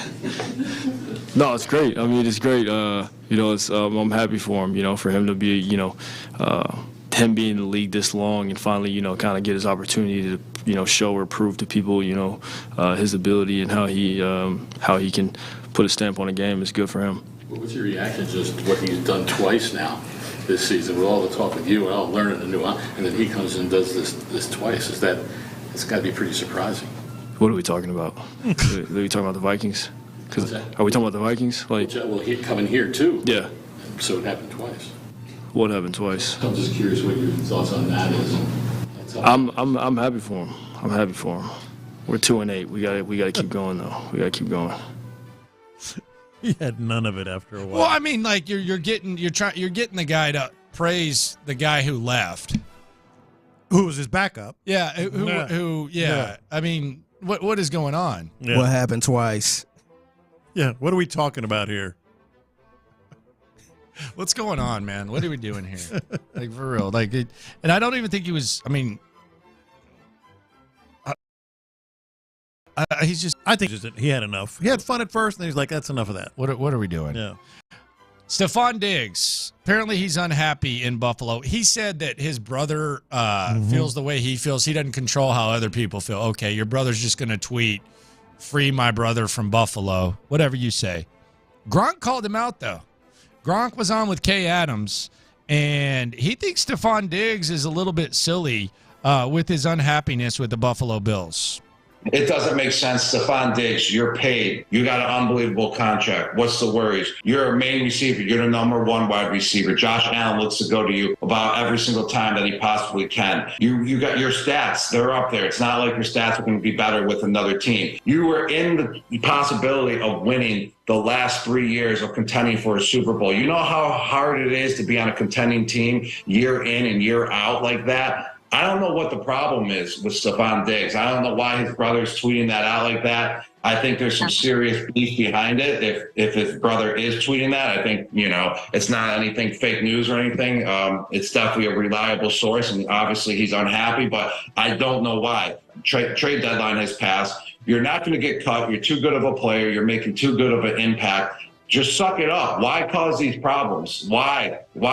Josh Allen's a great quarterback. There's all this turmoil going on with Stephon Diggs. It doesn't really make that much sense. There's been smoke, there's been fire for the last 2 years about Stephon Diggs, and I don't think he's going to be there after this year with the Buffalo Bills. All right, so there you go. Gronk kind of calling him out. It is weird. And naturally, whenever this happens, you have Texans fans saying, "Oh, let's bring in Stephon." Screw him. I don't want a diva. If you can't be happy in that Buffalo situation, not with this team. We're good, man. Like we got a quarterback who's able to make other receivers better. I'm good from the Stephon. Let them go to Kansas City or something. Yeah, that was the Gronk thing. It's like, what do you want, dude? Yeah, like you got a quarterback. I mean, I know he's struggling. Targets are always consistently the highest. They don't go anywhere else. Yeah, I'm good on that. Yeah, I'm sorry, no, thank you. So I'm going to play a little game with you guys. We're going around the NFL here on In the Loop, Sports Radio 610. Landry Locker, John Lopez, Figgy Fig with you. Slime Off coming up in about 10 minutes. And also you'll hear from Robert Woods, another exclusive interview. So I'm going to give you quarterback A, and I'm going to give you quarterback B. Mm-hmm. All right. So quarterback A has 2,143 yards. Okay. 14 touchdowns, 5 interceptions. Mm-hmm. A 93.7 rating and a 56.4 QBR. Good quarterback. Decent. Quarterback 2 has 2,120 yards, so 23 less yards. 9 touchdowns and 6 interceptions, so 5 less touchdowns, 1 more interception. A rating of 89.3 compared to 93.7, so about 4 less there. Mm-hmm. And a QBR of 55.7 compared compared to 50. Less in every category, most significantly, 5 less touchdowns, 1 more interception. But that's otherwise pretty much the same quarterback, right? Sure. I mean, yards. Sure. All that. That's the same quarterback. Sure. So these types of games, and I play them a lot too, you're always surprised with who's who. Sure. I'm guessing I can't place who the second quarterback would be. Quarterback 1 is Baker Mayfield. Mm-hmm. Quarterback 2 is Trevor Lawrence. I believe it. I told y'all, man. That dude look funny in the light, man. Told y'all. He looks funny in the light. I'm going to have to steal that. I like that. And that's why I said earlier he doesn't scare me. That team doesn't scare me. I mean, that famous last words, right? But he'll probably Not really. but he doesn't. I mean, if they win, they win. Yeah. It's not. It ain't he's just gonna slice you up. It ain't Trevor Lawrence is coming. Yeah, it ain't damn, he sliced you up. He broke you down. Yeah. That's crazy, man. It's nuts. Not surprising. It's crazy. Yeah. That doesn't surprise you a little bit? With how he's played lately, with what we've seen. I know they had the 5 in a row. But they've won 5 games. Yeah, but they won them in different kinds of ways. That's what I'm saying, though. Yeah. But they've won 5 games. He wasn't blowing you and off he's the been charts. average. Right. They've been 5 games and he's been average. Right. That's crazy to me. Mm-hmm. That's really And interesting. you got a decent coach, too. A decent quarterback. Yeah. So, entertainment tonight, they're in the NFL business now. I don't know if you've heard. They're reporting that, I guess, Travis Kelce and Taylor Swift's parents are expected to meet for the first time Monday night when the Chiefs play the Eagles. Your thoughts? I mean, you were you were all in on this. You are before. Taylor Don't- Swift don't correspondent. back up now. I am. Yeah, don't back out now. And I think she's awesome. Don't be a hipster. And I think the NFL loves to exploit this. And I think they should. Just like they're going to try to put CJ Stroud on primetime. No, I'm not backing away from any of that. But meeting the parents, what are you trying to say here? They're going to get married? That's what they're trying to say. That's what they're hinting at. I mean, do you think they're it was get more married? of an eye Do you roll think than they're going to get married? No. I mean, no. Why? Because It's a little too much money involved for them to get married. Not only that, but she's been with like 17 different dudes, and who knows how many he's been with. How many do you think he's been That with? That's what I'm do not saying. matter. I said, who knows how many? There's how many guys. So he's not going to marry her. This 'cause is she's got Hollywood. 17 No, dudes? it matters to me like this, Figgy. This is what she does. She goes from dude to dude to dude, and he goes from girl to girl to girl. I don't know if this is going to be. It's sitting like, okay, this is the one all of a sudden. Look pretty serious now. Oh, because of the kiss, the kiss that made the rounds. Well, I mean, he went overseas to check her out. By the way, don't go to Argentina. I was thinking about this, and you can call me a hater. I want you to tell me if I'm being a hater or if I'm being out of control, or if I'm. I want your serious opinion. Mm-hmm. So, if you were dating someone in entertainment Mm-hmm.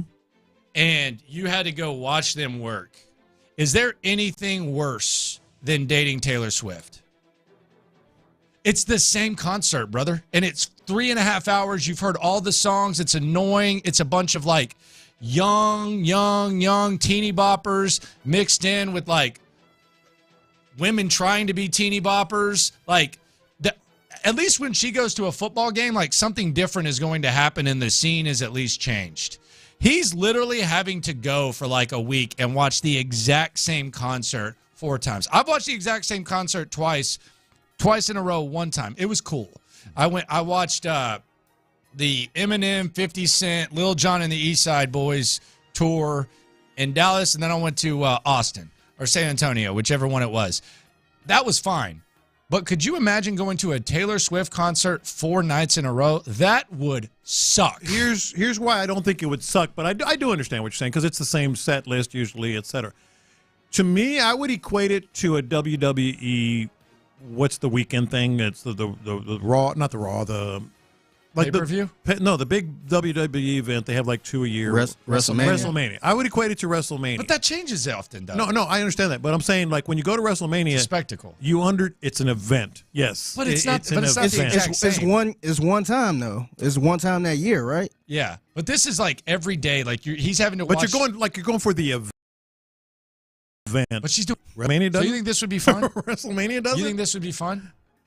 I think it'd be fun. All right, let me ask you this: Would you rather if you're dating a girl, and we're not factoring in money or anything like that? Just spitballing here, Christina Aguilera. No. Like you can say whoever. Like, let's just say, like, would you rather date someone who does, and you have to go on tour with them? Would you rather watch Taylor Swift perform day after day after day, or would you rather watch a WNBA basketball player playing basketball every day? That's not a good example. I'm asking because they're dead. See, I think the Taylor Swift the events, like the atmosphere sucks. Like you said, despite what ESPN's trying to make ESPN tries to act like, put it on the front page and stuff. But the stadium sucks. You said you've been to two straight. I don't know about you, Figgy, but whether you've been to two straight or not, it's just there's energy, man. Bro. There's energy. It's a spectacle. It's an event. A crazy energy, though. Like it's. No, it's not my thing necessarily. Even though I like her, it's not like I'm going to be hanging out. The other thing is this. Boppers. This is the other thing, man. When you're Travis Kelce and you go to these Taylor Swift concerts, like, would I love to go to one Taylor Swift concert? You bet your ass. That'd be cool. Yeah. I have respect for it.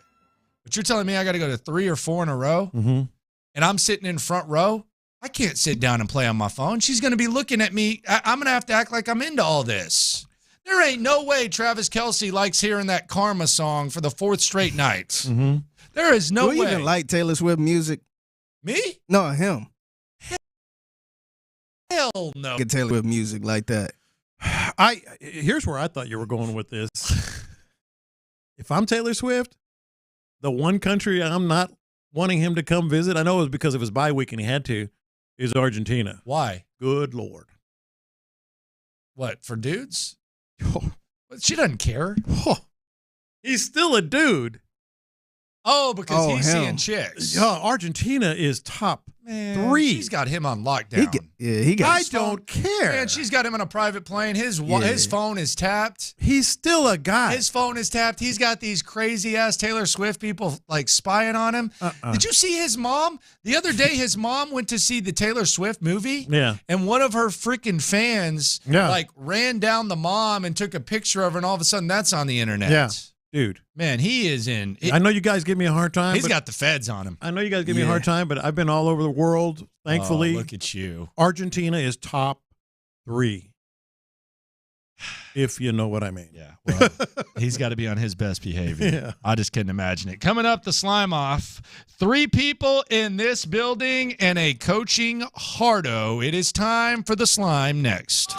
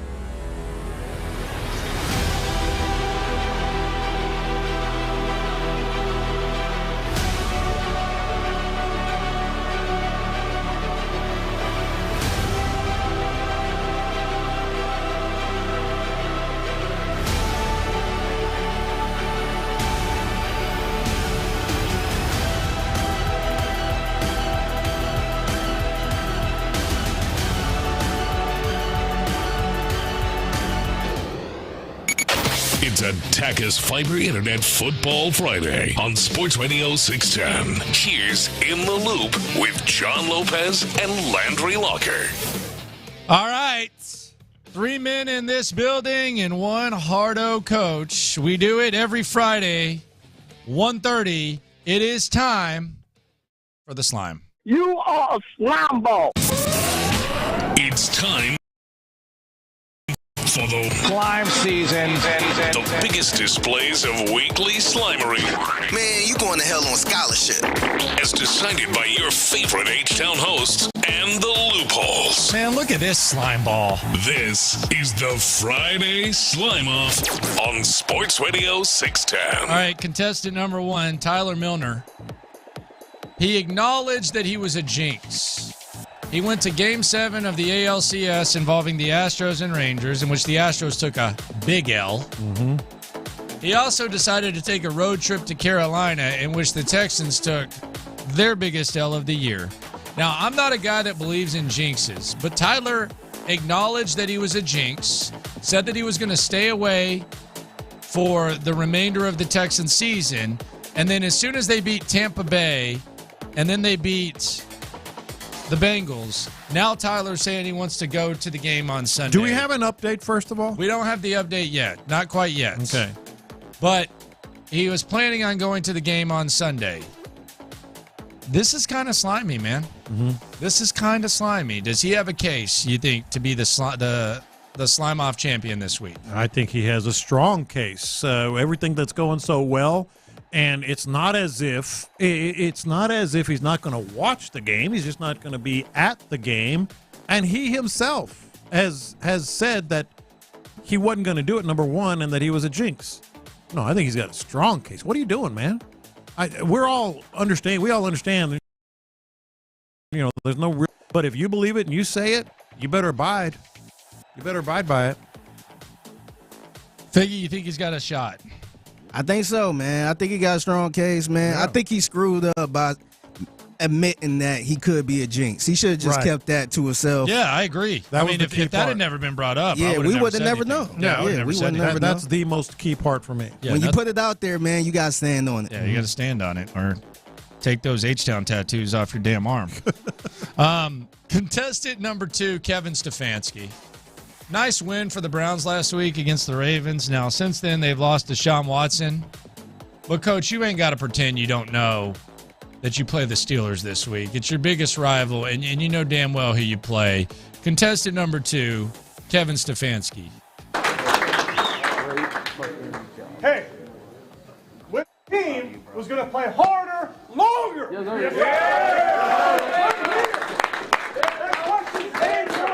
That question's answered. I know the men in this room. I know what you're about. I know we're about that fight. Right? We got down, we put ourselves in a hole. This team's going to fight. That's what we do. That's what we do. I'm so proud of everybody in this room. You know why? Because what do we do when it got hard? Got a little bit tighter. Hey, grab a hand, grab an arm, grab a piece. We need it. We need everybody in here, fellas. Okay, now that's a big one. You know why? Because it was the one that they had today. Guess what? Next one's the biggest game of your life. That's how it works. That's how it works in this. I'm proud of you guys. I'm proud of the fight in this team. And I know this. Something's in our way next week. Something's in our next week. I don't know who we're playing. They'll tell me tomorrow. All right. This is BS. I don't know who we're playing. They'll tell me tomorrow. You're not talking to the media, man.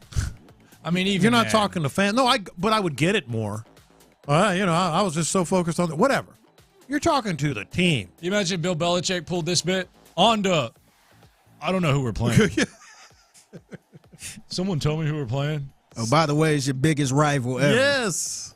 God. Y'all had that circled on the calendar. Yeah, Stop playing. Yeah, absolute bit right there. Yeah. Kevin Stefanski, contestant number 2. Contestant number 3, Clint Stoerner. We had the Thanksgiving potluck this week. Clint Stoerner basically told the person who made the cookies, Tori, that her cookies sucked. Not very nice, but he was honest about it. He just said her cookies sucked. But the key thing, he knew she was going to make them, or had a very, very, very strong feeling. She talked to him about making them. Yeah. And then he She walks by and he does the throat kind of slash thing with your fingers. So they suck. Like they stink. We said. What are we doing here, man? I don't know. I think that's the winner right there. Okay, well, yeah. Stay tuned. Either that or Tyler. Contestant number 4. Winner's going to come from the afternoon show. John Lopez. So the girl who made the cookies, the girl who made the cookies, Tori, came in here to talk about it. And John Lopez, I guess he was trying to act like he was giving like some baking advice. No, I was giving baking advice. Okay. Keep the dough in the refrigerator before you bake it, before you mix it. Hey. Dang. I didn't know it was this guy. I thought we were just kidding around. And they'll be nice. Perfect. Nice and fluffy and soft. Okay. All right. The more you touch it, the harder it gets. That makes sense. All right. Oh. There you go.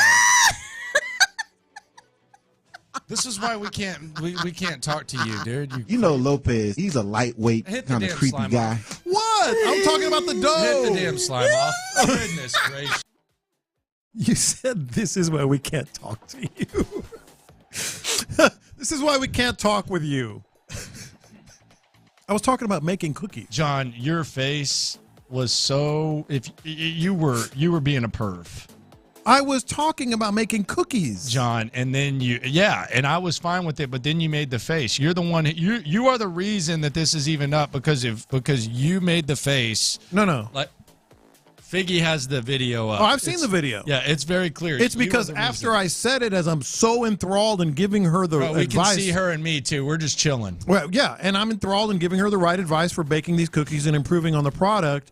After I said it, I realized, oh, that might be interpreted another way. And that's why I kind of went back like that. No, I was talking about making cookies. See, you screwed up. If you would have just said pause and then just kept going, then nobody would have noticed. I think they would have noticed more, actually, because my favorite thing is, this is why we can't talk with you. Touch it, the harder it gets. That makes sense. All right. Pause.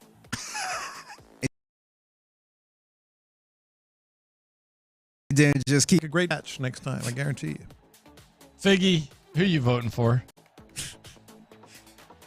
I got to go with the OG on this one. That was slimy. You know that was slimy. It was an accident. I was teaching her how to make the cookies. I'm voting for Clint. Like, that's premeditated. He knew it was coming. The cookies weren't good. He was just being honest. Yeah, but he was being very direct to the person that said they were going to make the cookies and actually gave her the 4 fingers, don't try them, don't eat them, they stink. I'm giving it to Clint.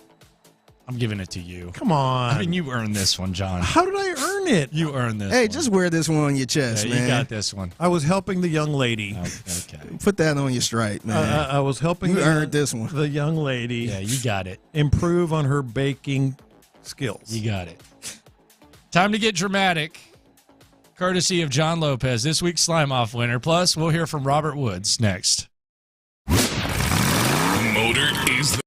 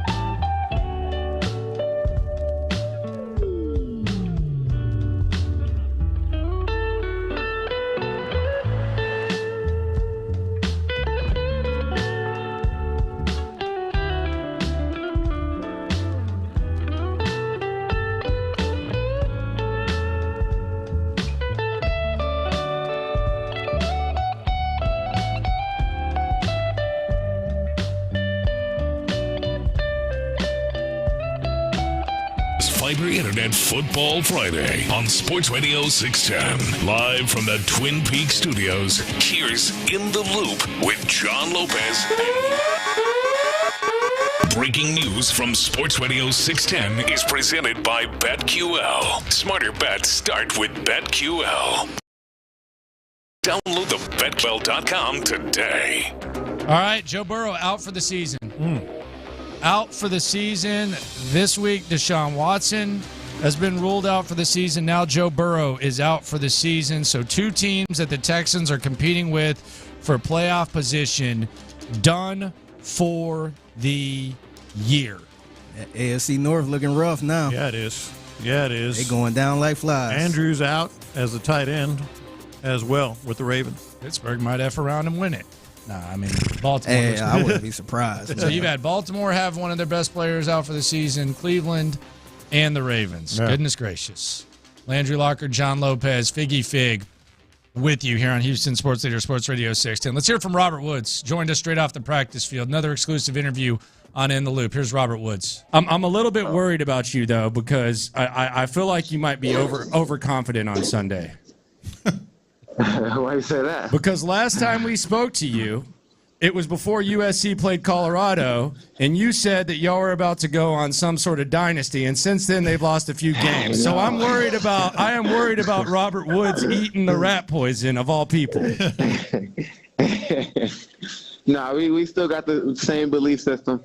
For the Trojans, to be continued. To be continued. For the Texans, we're rolling. All right. Hey, I want to go back to the game. If I were in your shoes and caught a touchdown pass that was overturned, I would look at every picture, everything, because it sure did look like you were in bounds there. It sure did. I tried to find every source and get every answer I could for that. It's just a tough one. You know, we anticipate having all these angles and these cameras on the sideline to be able to make these tough calls when these umpires and referees aren't able to see. And I feel like that's a tough play. A 4-point swing potentially on that touchdown. And yeah, we gotta look at it. And what were you told? What were you told, or what did you see?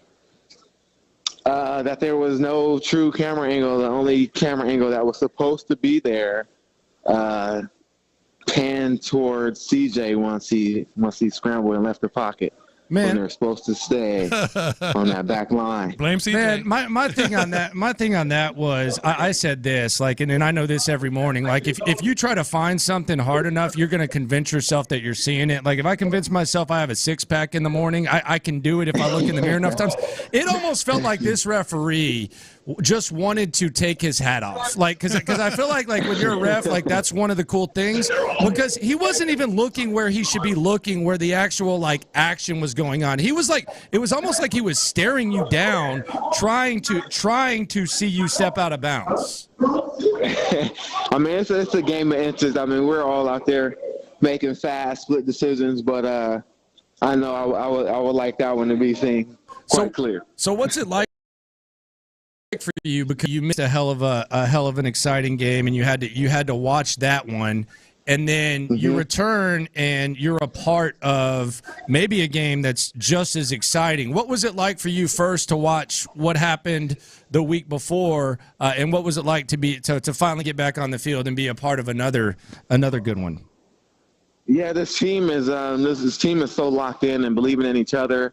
Really, not even really looking at the score. We're just out there playing with great effort every single play and every single snap.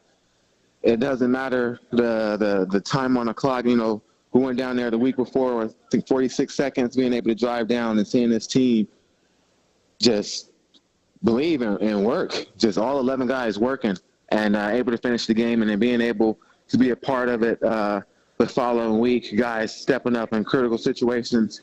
Noah Brown on a great route and great finish.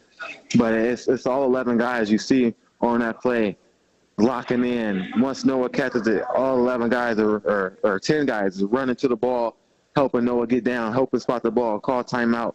It's a team that's locked in and playing well together in all phases of the football game. You know, I look a lot, obviously, and we're going to, I'm sure, mention CJ Stroud. A lot of credit for the receiver group in general, just having a terrific year, much better than we or a lot of people expected. Just as a group, having a great year. But you got to take a little bit of pride in that. I mean, you were brought in large part for that. You know what I mean? To be one of the guys that shows them the way. You tell us what you're feeling. Go across the board. I mean, John Mechie coming on board now and making plays. Obviously, Tank and Noah Brown out of nowhere. He was known as a blocker in Dallas. I mean, what does that make you feel? A high-powered room. I was once labeled a blocking receiver when I first started off my career. I feel like as guys who know how to get separation, know how to work and be a complete receiver. And in this offense, we're asked to be a complete receiver, block and catch passes. Noah Brown is a receiver who would come in and get separation and make plays if asked to do so. And we're giving him an opportunity to make plays and be Noah Brown and asking John to be Mechie, you know what I'm saying? Asking Nico to be himself. We're not asking anybody to do anything that they haven't done before. We're just allowing our players in our room to be comfortable and create separation and be confident and really just trusting their ability. I know you, not you personally, but there was some noise about the receiver room. We were very guilty. We were very guilty. It has been a pleasant surprise. We were very concerned. Yeah, no, this team in his room has been believing himself and working since we got together in March, meeting in L.A. and in the offseason to be able to just be a complete room and not have any egos and personalities getting away. It's just a room that's competing in the loop, baby, to be the best. The guy Frank Ross interrupting the interview here on In the Loop Sports. We get over dramatic, though. Texans versus Cardinals. Kyler Murray, second game of the season. CJ Stroud has everyone going nuts. Just tuning in, Joe Burrow out for the season, along with Deshaun Watson. Playoffs are almost expected now. Playoffs are not expected yet. Playoffs are almost expected now. Almost expected. Yeah. Let's get dramatic. Let's preview this game. Let's get it. Ready? I'm always ready. Fame is a gluttonous food, like someone with frail inadequacies trying to push away from a heaping plate of adoration. Fame can lure the senses, blur realities, and change the course you thought was inevitable. New fame meets old fame, Sunday at NRG Stadium. The quarterback who's riding a comet to otherworldly places meets the quarterback whose ego and human flaws led him to a tumble off the stage. Fame is frail. Fame is fleeting. Fame is double-edged and singularly perilous. So too are people, most people anyway. Such is the challenge for CJ Stroud. Such is the challenge for Kyler Murray. And so we'll watch Sunday, wondering what is real, who will rise past the accolades and traps, and who will prove that they are here and their acclaim is real and deserved. But we already know. It's CJ Stroud. Say it. Say it loud. Say it proud. Say CJ Stroud will be the latest triumph. And it will be because the gifts and talents he possesses are tools to sincere ambition, not a means to an end. He's been toasted and hailed more in a single fortnight than he had been in a lifetime. He's been celebrated and revered, lionized and lauded. He's been set up to fail, to come back down to earth. But that's what weaker, more fraudulent souls would have done. People named Deshaun, and coincidentally, Kyler. But CJ's course is inevitable.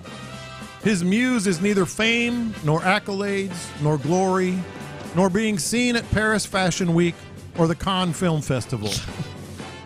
He'd rather stretch for that extra yard than walk the red carpet. He'd rather hold the keys to an entirely new world for Texans fans than open an app and search his name. He'd rather hold the keys to a game-winning drive than a Ferrari. This is Texans Cardinals. This is inevitable. This is CJ Stroud.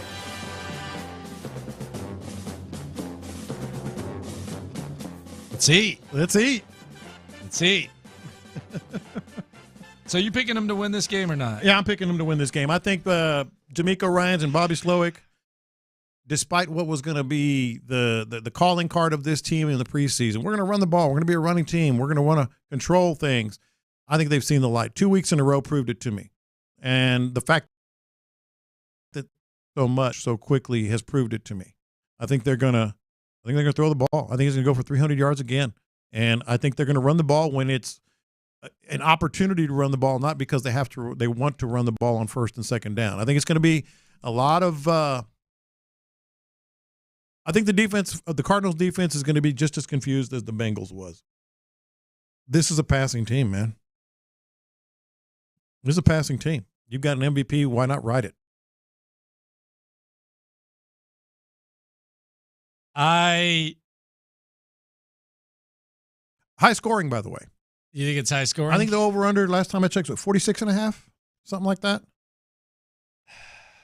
I don't feel good about this game at all. I really don't. Mm-hmm. I'll pick them to gut it out just because they've shown that they have ways to win. The line has actually gone back up to 6. That's good news. So I'll pick the Texans, but I would say that this is probably the most nervous I've been for a game this year. This is the most I've won at a game just because I can't stand. And there's times where I've been perhaps overconfident, but this is the most nervous that I've been for a game. If you're just tuning in, Joe Burrow out for the season with the injured wrist. You could tell. Oh, yeah. I mean he Zach buckled Taylor over. went up there and said he had a sprained wrist. Come on, brother. Yeah. Yeah. Okay. Oh, it's 48 over under. Yeah, he buckled over in pain. Yeah, I mean, as soon as he threw that ball and he dropped the F-bomb, it was kind of obvious something serious was going on. Let's talk to Clint Stoerner around the show. Hughley, fellas, tickets out there? Say it ain't so. I'm telling you, man, we hooking folks up today. Anybody in the building? Anybody on the way in?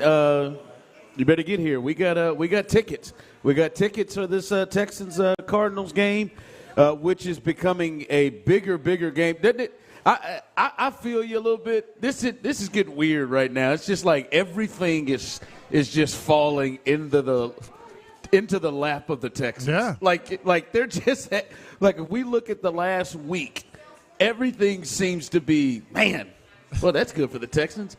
Man, that's good for the Texans. I mean, Deshaun goes down. Now, Burrow goes down. Somehow Andrews.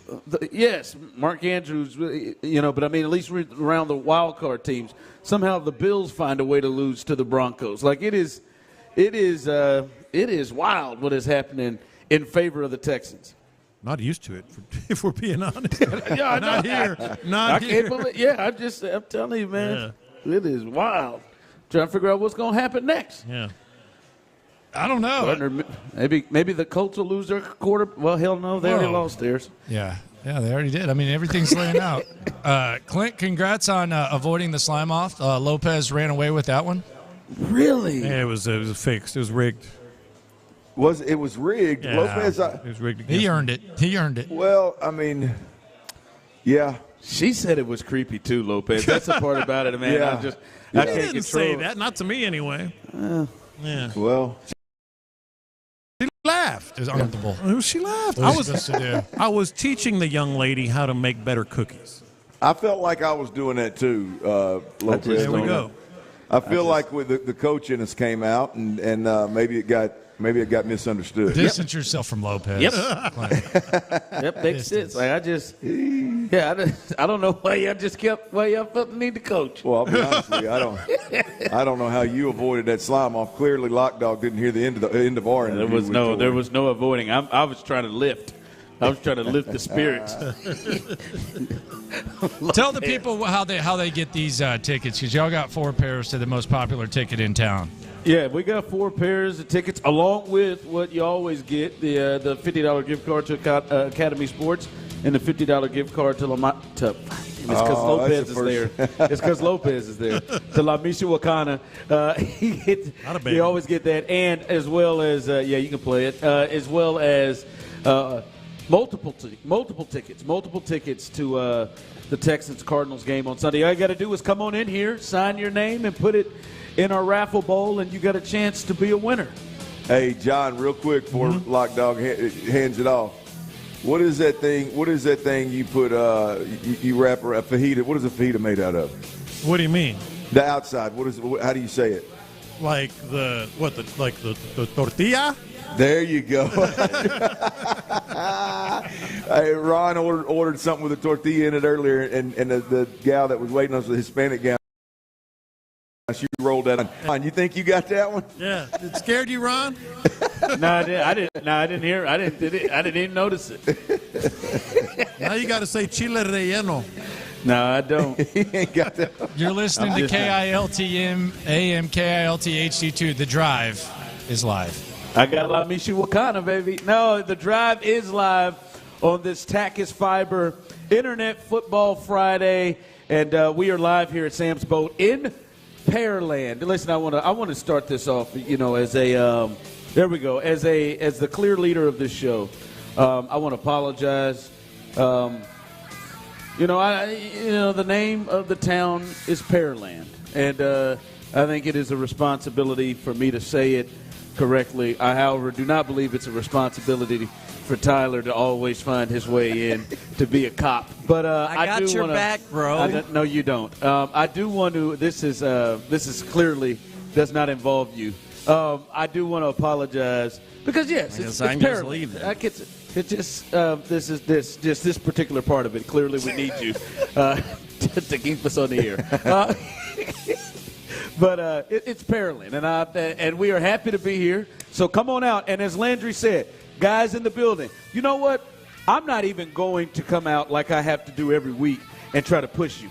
If you don't want any of these Texans tickets, if you don't want a chance to win a pair of Texans tickets throughout this show, then fine, don't sign your name. But there is a chance for you to win chances to win Texans tickets. All you have to do is walk yourself right over here, sign your name, and put it in a box. Don't need your address, don't need anything. Just sign your name and put it in a box. And still, as I say this, we got people who think it's a scam, who think it's some sort of trick.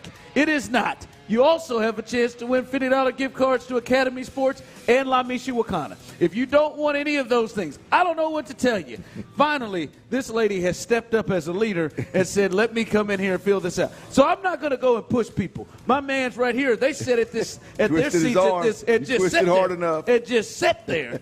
Like, to hell with these Texas tickets. Hell to hell with these gift cards. So it's on you, man. If you don't want it, I'm just letting you know. The people outside, you're screwed if you can't hear.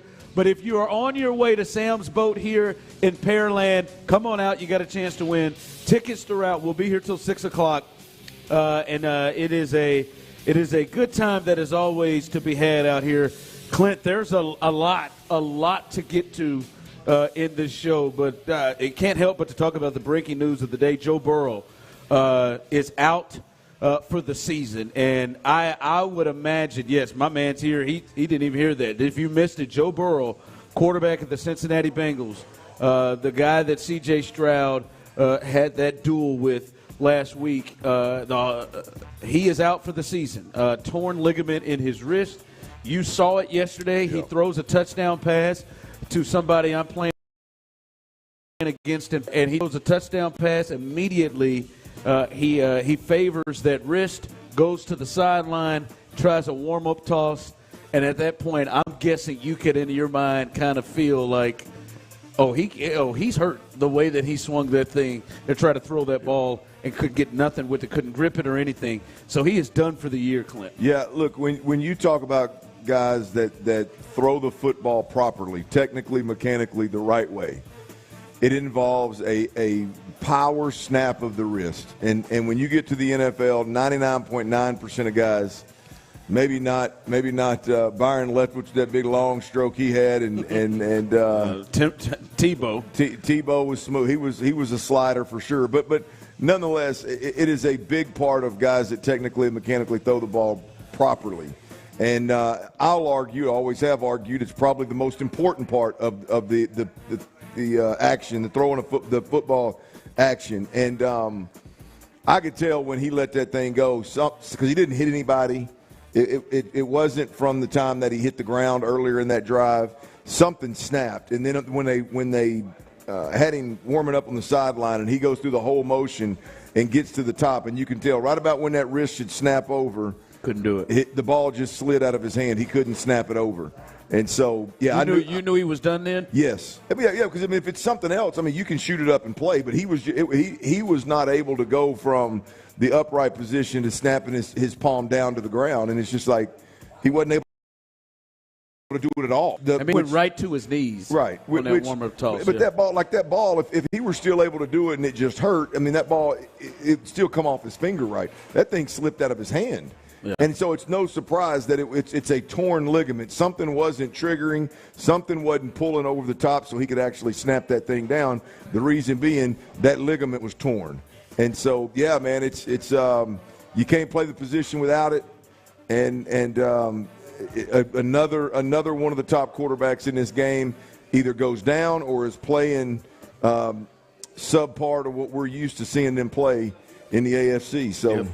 Burrow down, Aaron Rodgers down, Deshaun Watson down. Josh Allen's not playing as good as he typically does. Pat Mahomes is not himself. Yeah. It's across the AFC, all the guys that you and I talked about, with the exception of maybe Lamar is I know this past week wasn't a great week for him, but I think he's coming in that new offense. He's moving in the right direction. I think Tua's kind of leveled out with those wild numbers that he was putting up in the AFC. Justin Herbert's not playing as well as ever, taking that next step like everybody thought he was going to take. Trevor's not. Trevor and the Jaguars have not. So, yeah, man, it's wide open in this AFC especially. It's wide open. Well, it's just a tough night. Like Baltimore loses their top threat. Yeah. And Mark Andrews, he goes down. They said he's likely to miss the season. So, and listen, I am never anyone that cheers for Joe Burrow. My first thought was, damn, man, I wish he could go. I wish he could play. I wish he could. You look at it and understand he's out for the year. This is now two things that have happened this week that completely help the Texans. Now that Deshaun Watson is out for the Browns, they play the Browns again. Clearly, we've talked about that. You would think that would help the Texans. And as well as now Joe Burrow being out, you have the win over them. I don't know about you. I thought they were in trouble with the loss to the Ravens, their fifth AFC loss. Now I think they're completely done. Well, you know what's crazy? They're out. I saw a graphic this morning that they still had the Bengals. Obviously the Ravens were the favorite to win the division, but they had the Bengals second behind them. Now, this is before the Burrow news broke, so I'm sure that swung those odds significantly. But nonetheless, it's Vegas felt like they still had an outside shot, a better shot than Pittsburgh or Cleveland somehow. But with this news, I would imagine that they've fallen to the bottom of the not just the division, but the odds in Vegas. Yeah, they've got 5 wins right now. I wonder how many they finish with. Yeah, I hadn't looked at the schedule. That'll be. I wonder what that'll be because they're going to go with this Browning character. Boy, that'll be something. Ryan, they bring them 2 10s out like that gal right there did. It reminds me of crawfish season, man. Yeah, I know. But when they bring you a big round 10 with another one on top of it, I know it's not. Hopefully, it's not crawfish. And I want some bugs. Well, I hope not. In the middle of November, that'd be a rough serve there. But you try them though. Next month, baby.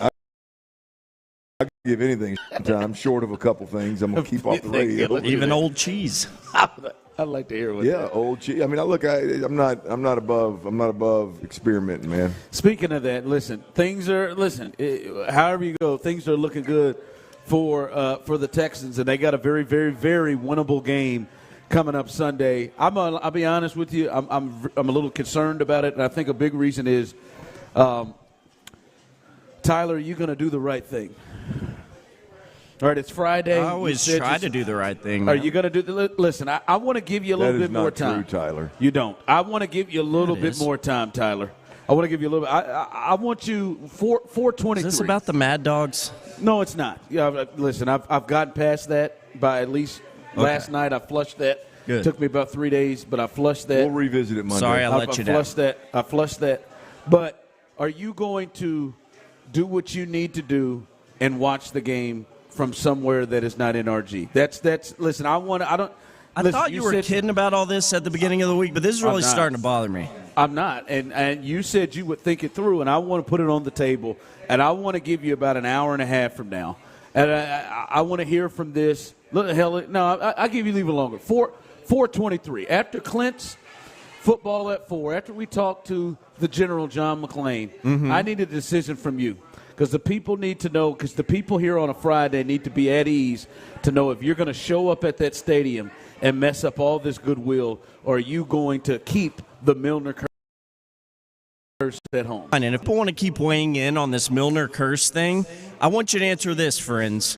If you had a ticket to a badass suite like our company has at NRG Stadium, would you just pass it up for some stupid-ass curse? No, you probably wouldn't. Yeah, You'd go I think enjoy they yourself. would. First off, Jim Nantz, don't give us this friends thing. Hey, I just want to ask you, friends, like don't go. Slow down, Jim Nantz. No, I think the people that are fans out there would do what is right and the betterment for the Houston Texans.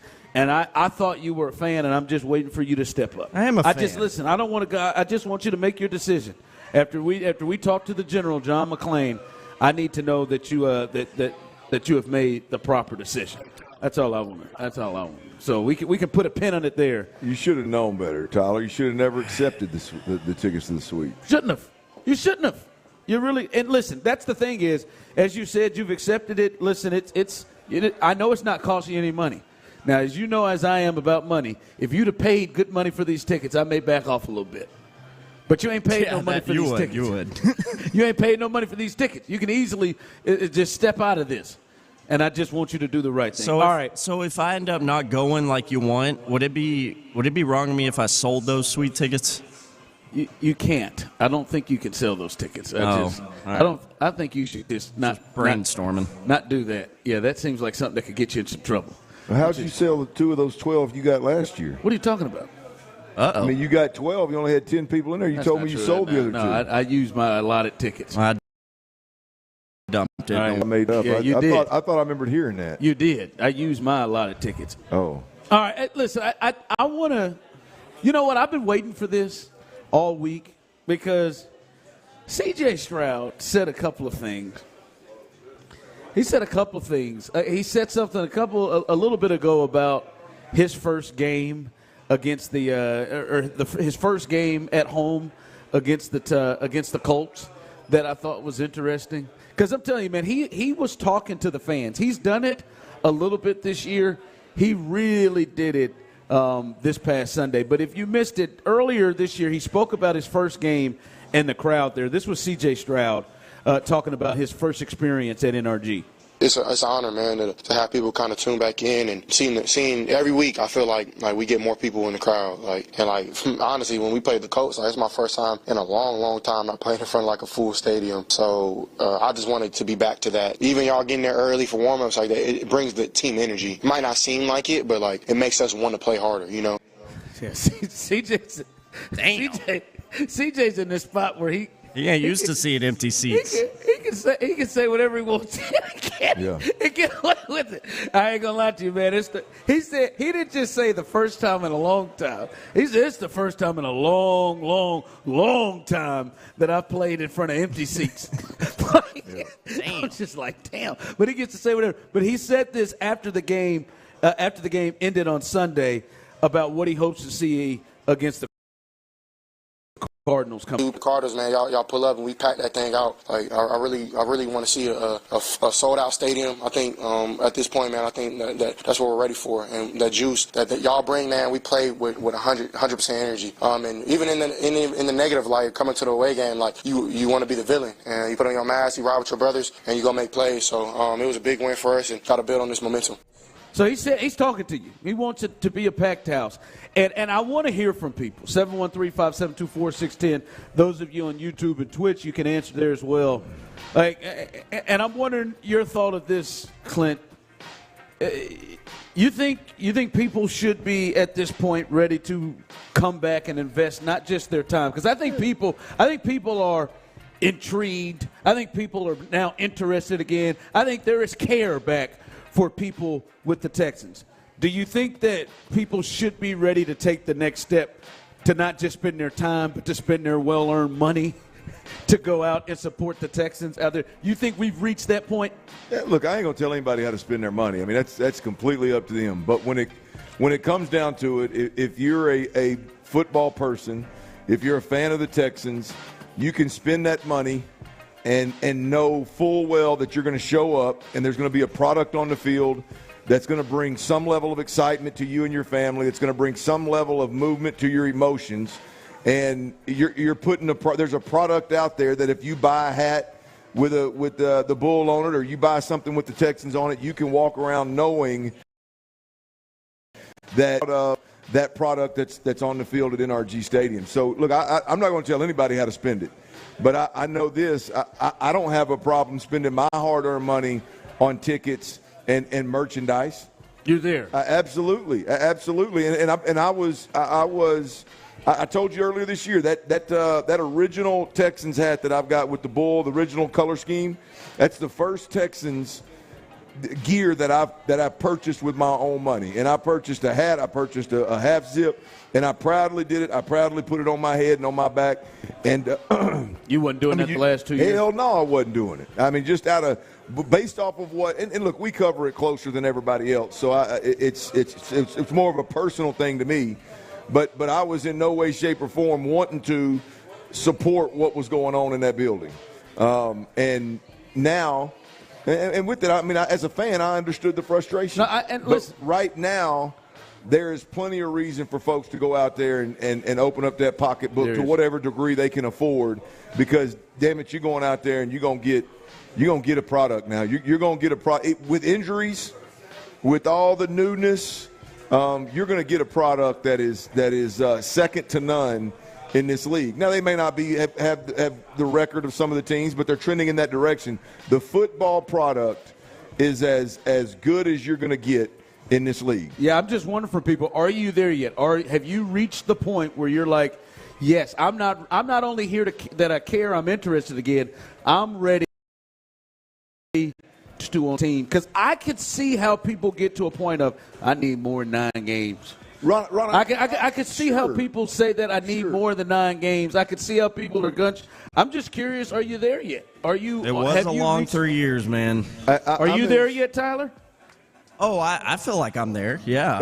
He flew to Carolina. Yeah, I'm there, but I also get the people that aren't, because that was a long-ass 3 years, man. Sure. I mean, look, the Texans, they made that bed. They got to lay in that sucker. I mean, it's a little higher thread count right now on them sheets because they're moving in the right direction. But I mean, 9 ball games isn't going to allow folks to overcome and forget about what we experienced for 3 serious games. PTSD. But here's the deal. I will argue now. Look, when I was playing, and then shortly after, I didn't cover the Texans. I wasn't as familiar with the Texans. I could only imagine, where the hype was when Smitty and them boys were playing. That's, and I'll only say that to say the product right now is better than anything that Bill O'Brien and Deshaun Watson ever put on the field. The product right now that is the Houston Texans football is better than anything I've ever consistently watched or covered or rooted for. Right? Again, Smitty's team, Arian Foster, that whole crew back there when Kubiak was doing it. Combined with the newness and the winning. Yeah. I can't speak for. Yeah. I know there was hype. There was a lot of hype when JJ was there. I'm just telling you, the product overall is than it's been since I finished playing. I believe that. Absolutely. Yep. No, I'm with you on that. I see a lot of people coming in. We'll finish that up as well. And some big news on a vacancy in and around this area. Big news. We'll discuss that coming up next right here on The Drive. But before we do that, hey, if you're looking at trying to sell your car, and I'm preaching to myself. I've got a Toyota Camry. If you've heard this show, I'm thinking about it. I'm thinking about maybe selling my car. GiveMeTheVin.com is the best spot to go to. Listen, they are America's best car buyer, and it is for good reason. Like I said, you're thinking about selling it, now is the time. And they have a very simple, pressure-free process. It's just 60 seconds, a 60-second bid process, and all you got to do is go to GiveMeTheVin.com.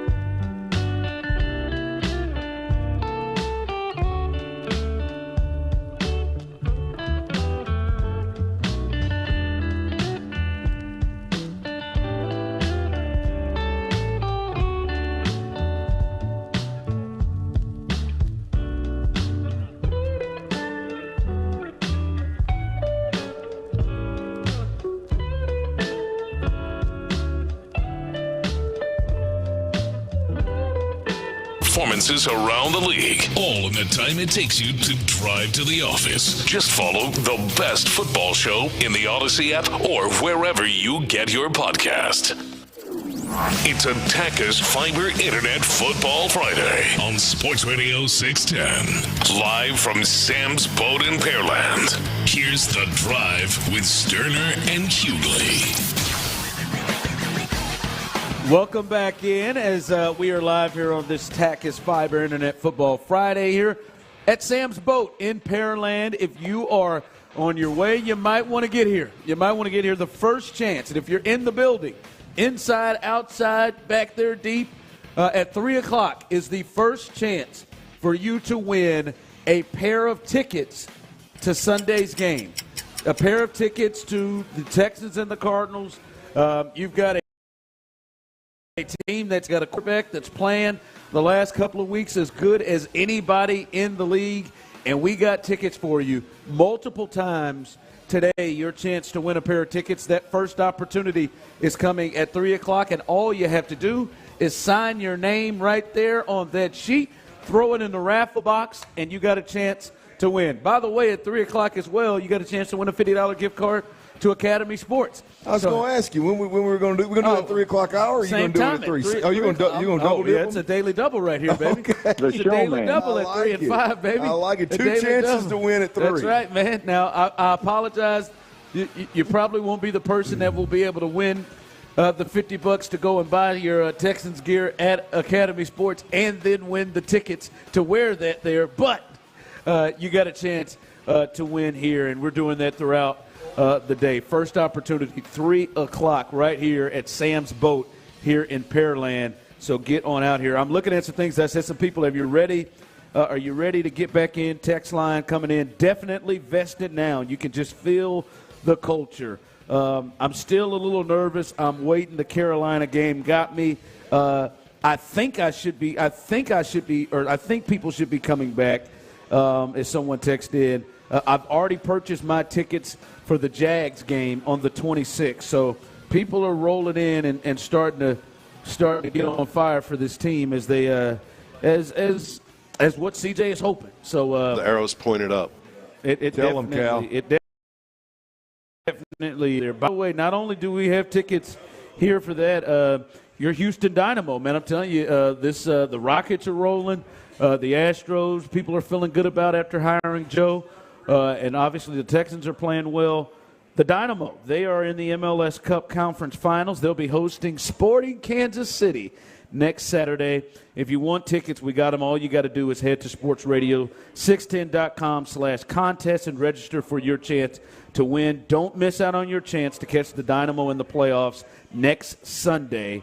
Once again, head to sportsradio610.com/contest and register now. Man, damn, that's why we're the number one show. I'm telling you, man, we got it all. I mean, we got Dynamo tickets, we got Texans tickets. The top-ranked show in the city. Good gracious, I tell you. Hey, just buy them any way that we can. You know what? I was just talking to my man here. He's an Aggie. He follows us at a lot of spots we go to.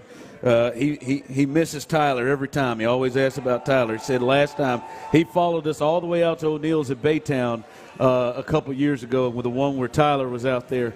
I was hammered. I know it. We all know. We all remember. Tyler, It was that you fun. don't remember, but it was a good time. And listen, we've heard the first interview.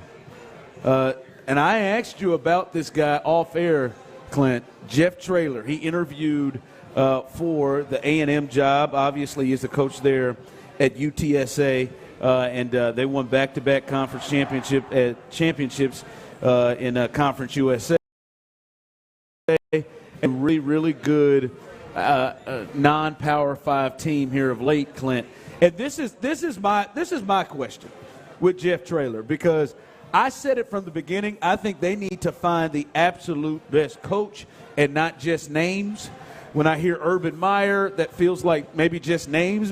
Like, to me, I feel like Urban's got 3 or 4 years and he'll get burnt out. But like Dion, names, things like that, I think they need to find the best coach. Now, the best coach may be one of those names, but I think they need to hunt that down.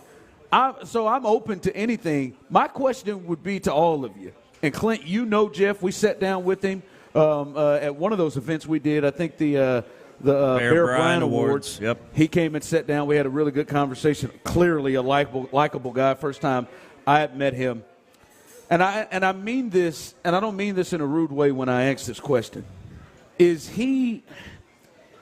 Jeff Traylor worthy enough for this job? Is he worthy enough for the A&M job, a top 10, maybe top 8 job in the country? Is he good enough at this point, ready enough, done enough to get this gig? Hell yeah. Yeah. You think so? Yeah, he's as good a football coach as there is in the country. I mean, he's as good a football coach as there is in the country. Now, maybe he's not as nationally well known as some of these guys because he hadn't coached all over America and he hasn't landed a job somewhere where he had a chance to win a national title. But when you look at what he's done at the college college level, say, was not a powerhouse in their own division of football, really until he got there, and he is absolutely crushing it. The fact that you mentioned him being with us at the Bear Bryant Awards tells you something, because that award right there is for the college head coach of the year. Yep. But what he did at Gilmer High School was second to none. He is Texas through and through. He's coached at Texas. He's coached at SMU. He's been around the state. Obviously has as good and strong a ties as you're going to have to the high school programs around this state specifically. And while his resume may look different than everybody else's, there's no doubt in my mind that Jeff Traylor's not as good a football coach as anybody that's going to be on that list. Now, you got to surround yourself with the right people. You've got to do some different things at Texas A&M that he's never had to do. And we'll see if that's a good fit or not. But that's what I say. So, like a person like Tyler, my man here, a big A&M fan, you would tell a person like that, Jeff Traylor would be a great hire. If they end up with Jeff Traylor, if I were an Aggie, I would be excited as hell. I would be ready. I'd be proud of the guy that he is, where he's from, his background, what he represents, and then I would look at his resume as a head coach, and clearly he does more with less, which is not a problem at A&M, but it is a huge feather to have in your cap as a coach. I would be behind him. I'd be proud of what the hire where they landed. Now, I would have very high expectations, because if you're going to land on Jeff Traylor at UTSA and you're not going to get Dan Lanning from Oregon or Lane Kiffin from Ole Miss, or I got another one in my hat right now we need to talk about as well. But, if you're going to go with Jeff Traylor instead of one of those guys, damn it, you better be right. Yeah. You bet it better be. That hour and a half Zoom you had better be one hell of an interview. Yeah. So Tyler, when you hear that, does Jeff get you excited? Man, I am literally so torn on this. I was talking to Lopez a lot about Jeff Traylor, and I like everything I hear X's and O's wise, coaching wise. He's a culture guy, he's a program builder. You can tell he has a lot of emotion just from the interview he had with us last year. But like you said, to start this whole thing, Ron, I'm concerned. I don't know if he's the guy for other qualifications. Because of what Clint is saying, Tyler, they got to get this one right. Oh, hell yeah, Texas, they do. Like Texas is coming into the Big 12, but Oklahoma's coming to the Big 12. And I just look at it like this, Clint. I think, and I've said it, I think A&M, to me, is I consider them in the same level of LSU. That's like in terms of what they have. They're not a traditional major power, like Alabama or Michigan or Ohio State. I won't say the other one, Tyler, but they are to me on the same level. Great facilities, money, can recruiting ground, have had some. They've had their national championship coach and went got Notre Dame's Brian Kelly, who's one of the better coaches. Now Jeff could be Urban Meyer. Florida went and got Urban Meyer out of a smaller space. Yeah. That's just my thought. And when you look at what LSU did, and then you say Jeff Traylor, boy, that's kind of. Look, I'm not saying that those guys those guys may not be right for the job too. I don't know what is going to be available, but I think if you look at A&M, you had a guy that was as good as anybody in the country on every front except for football, and I would say culture. I would say being a coach instead of somebody's friend, and making sure holding guys accountable and having discipline in your organization. Like football, X's and O's on the field, and a culture, a standard set that these young cats can mature, develop, and grow into great football players versus, let's call it what it is. I mean, I've never heard of players smoking weed in the damn locker room after a game on the road. I can't believe that just got swept under the rug the way it did when it happened, right? Stressful time. I mean, just swept under the rug like it's no big deal. I mean, that to me, it blows my mind that's the mindset of your players, right? So how do you fix the football product? How do you fix the culture product? We've seen that you can't win with a guy that is all he does is he kills it in the recruiting world. Right, but on Saturdays and he didn't develop players, he didn't discipline players and hold them accountable, and the product on the football field was subpar for what A&M should expect. Yeah. So when you this night, the football part, and you better get right the culture, discipline, and development part. The rest of the stuff's going to take care of itself at A&M. You got deeper pockets in 99% of college football, right? Jeff Traylor will recruit his ass off to A&M if he were the guy. Yep. Bobby Slowick, offensive coordinator, big game for him coming up as he had one of his best games last Sunday against the Bengals. He spoke. And what do you hear what he had to say about his quarterback and what he had to say about himself? He seemed to be really upset with himself on something he did. We'll let you hear that come.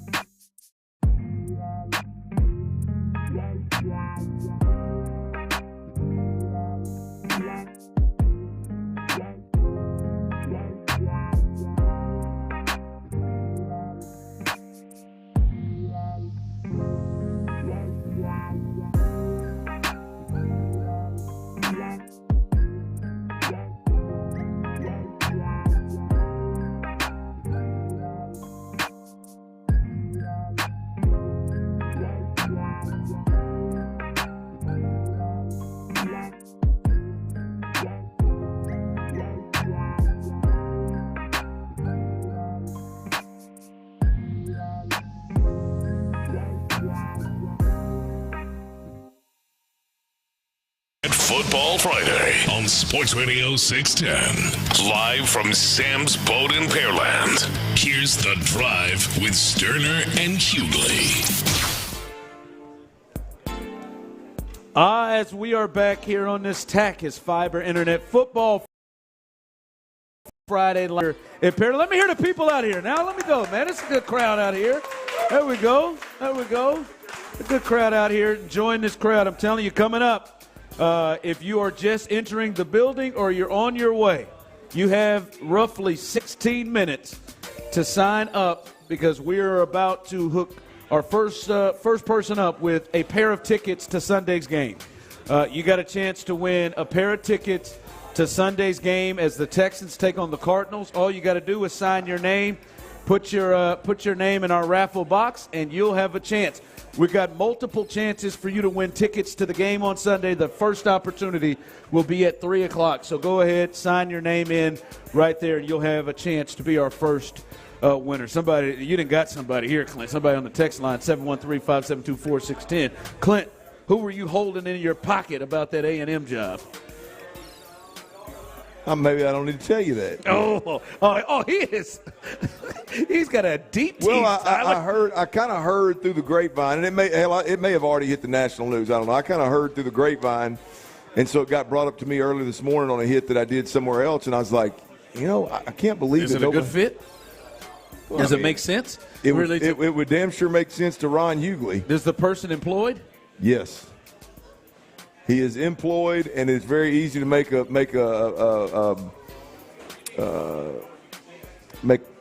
case for him leaving. It'd be very easy to arrive. And Notre Dame, Brian Kelly to LSU. See, but I am really intrigued, Tyler. I don't know about you. I am really intrigued. I felt a little Southern blood flow with that tease. Yeah, I don't take much with you, Tyler. I had it every. That's true. It's toes curled up, got a sweat behind my knees. Sorry. Hold on, so. All right, Sunday's game. I don't think Tyler would like it, though. You don't think he would like it? No. Wow. Okay. All right. Well, proven winner. Don't tell me. I just went from midnight to 6 now. Because see, now I'm in my mind. I'm guessing. I'm just rolling because you said fits the Brian Kelly. Well, thing. you're better than this.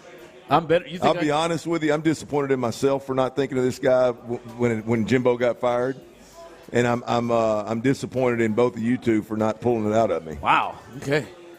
I am really. Okay, Frank Broyles is dead. It's not Frank. Not Frank. All right, big game coming up, and Bobby Slowick. We haven't had to see this a lot, right? Like we haven't had to see this a lot. Like one really like. He's thrown, 3 interceptions when you think about the preseason? He threw CJ Stroud. He threw the one against the Patriots, had to bounce back from that. He threw the one against the Saints, but then got the ball immediately back because Nico Collins stripped the linebacker. And then he threw the real poor one in the fourth quarter on Sunday. But his ability to bounce back was something that was very, very impressive from Bobby Slowick. This was the offensive coordinator talking about CJ Stroud. We talk about short memory at the quarterback position, but a short and permanent memory. You got to be able to move on from any mistakes that happen, whether it's you or anyone else on the offense. And really the hardest part, quite honestly, is getting used to being able to rally everybody and get everybody else moving on with you when someone else on the offense makes a mistake or has a breakdown. Really is almost more difficult than when you yourself have that issue. And he's done awesome with that through the year. I think that's evident by the fact that he's captain. He really cares a lot about making sure everyone else in the huddle that's with him is a better player. And he doesn't forget mistakes either, which pays a lot of dividends. Like there's things that happened 4 weeks ago that can come up again in a game, and he doesn't make the same mistake twice because that rep is banked. All right, that's Bobby Slowick talking about C.J. Stroud. And Clint, to me, and you can answer this clearly better than I have being in the position, but to me, man, that's not always normal for a young guy to throw that was a massive interception that changed the game. I'm telling you, I've watched a guy that was a veteran like an Alex Smith throw a pick, and you can shut it down, Jack. He has got to be, I'm talking wide open, for Alex to pull the trigger after that point. Like, Alex is not making more mistakes. He becomes more gun-shy, some would say more scared or conservative, whatever it is. But it was like CJ throws that pick that completely changed the game back. And if you look at it moving forward, he was not afraid to pull the trigger. They get knocked down, and then he immediately comes back and moves them down the field and puts the ball in harm's way. He was not afraid. It did seem like he completely flushed that. And from my experience, and I know it better, that's not normal, especially for a rookie, that put that young player in a game that potentially put his team in that situation to come back and act like it didn't happen. No, it's super rare. That's why, I mean, for me, it was the lesson that we learned about this offense and about CJ Stroud last week was he ain't gonna blink. There's no level of adversity that's gonna make him blink. He's gonna stay locked in no matter what. He's gonna always have confidence, and he's always gonna give us a chance to win no matter how. You know, it's like you look at Trevor Lawrence last year. What did he throw? 4 picks in the first half of that playoff game, then comes back in the second half and goes off, and lights it up. I mean, I mean, you want to at first you want to beat him down for all the bad decisions and interceptions, but then to be able to come back and win a ball game and play, I mean, just literally flip the script at half and play completely different and much better, obviously, in the second half was tremendous. I mean, that's a feather in his cap. That's going to be that was a moment in his career that he'll never forget, and he probably learned the most from.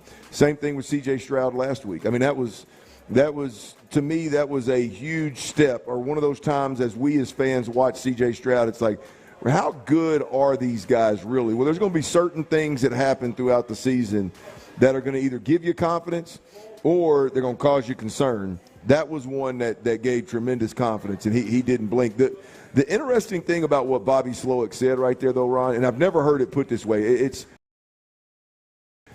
the in which Bobby Slowick and DeMeco Ryans are coaching these guys, these players, is, again, second to none. Like, I've always, whether it was when I was playing or in the media, you always hear the conversations about, short-term memory, good, bad, or indifferent, don't get too high, don't get too low, yada, yada, yada. And it's common sense, but I've just never heard it put in a way of, like, with C.J. Stroud, it's his ability to make sure that the whole offense, the whole team doesn't hang their head because one of them made a bad play or because now it looks like they're not going to have as good a chance to win a ball game. He has the ability not only to keep himself level-headed but keep himself dialed in. He has the ability to do that with the entire team, and that's powerful, man, when you can do that. Yeah. It's a trait that we don't see all the time. We see veterans that have a problem. That's the part of it is, like, it's one thing to flush it, but to flush it and continue to be as aggressive as you always have been. I mean, we can't just limit it to the quarterback. I mean, a lot of times you see play callers all of a sudden get conservative. Yep. Hell, we've seen play callers get conservative and then tell you in the post-game press conference they got conservative. You know, I mean, it's something else, man, when you've got the combination that you have here with DeMeco and Bobby and CJ to keep these guys level and confident. Clear difference from last year because, like Mills would throw an interception. You could see it. Yeah, I mean, that Mills it was not being that he didn't flush. Mills was being wired and coached and to not take risk and to leave plays on the table. He was being coached to do those things. CJ clearly is being coached to do what he does best, which is stay aggressive. And a lot of that has to do with trust. I mean, they trust that if he does make a bad play, it's not going to impact the rest of the game. They trust that more times than not, he's going to protect the football and he's going to make good, smart decisions. And so it's I know it makes for a lot of winning and it's a lot of fun. Yeah. All right. Coming up here as we get ready for the Big Three here live at Sam's Boat here in Pearland. Injury front news, in particular on Dameon Pierce. We have an update on him. He practiced today. He did practice today, but there is an update on Dameon Pierce and his potential of the next time we'll see him play on the field. We'll discuss that coming up next right here on The Drive. Before we get there, guys, we are less than a week away from Thanksgiving. And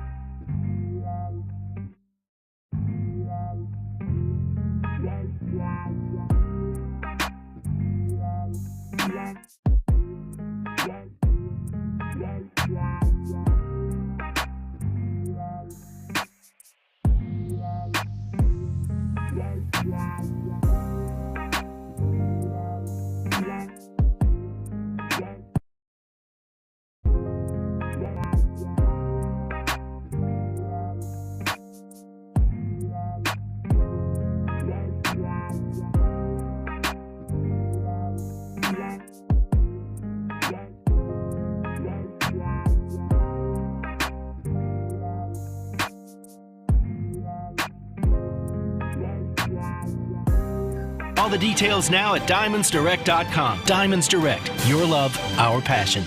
KILT FM HD2 Houston. Insider access. Exclusive content. The Texans play here. Always live on the free Odyssey app. Sports Radio 610 presents The Drive with Stoerner and Hughley. With the biggest stories of the day, it's the Big 3 at 3. Number 1. All right, before we get to number 1, the number 1 thing is, hey, we're live here on this Football Friday. Go ahead, clap it up. You can get it. There you go. As we are live here at Sam's Boat. Good crowd out here, but there are still seats and there's still space for you to come and join in, have some good food, have some drinks. There's room in that raffle box, too, Ron. And I was about to say it, and you have a chance to win. You got a chance to win. Congratulations to our first winners, John Ruiz, who was pissed because he won first, but he did win a $50 gift card to Academy Sports, so that's a good consolation prize.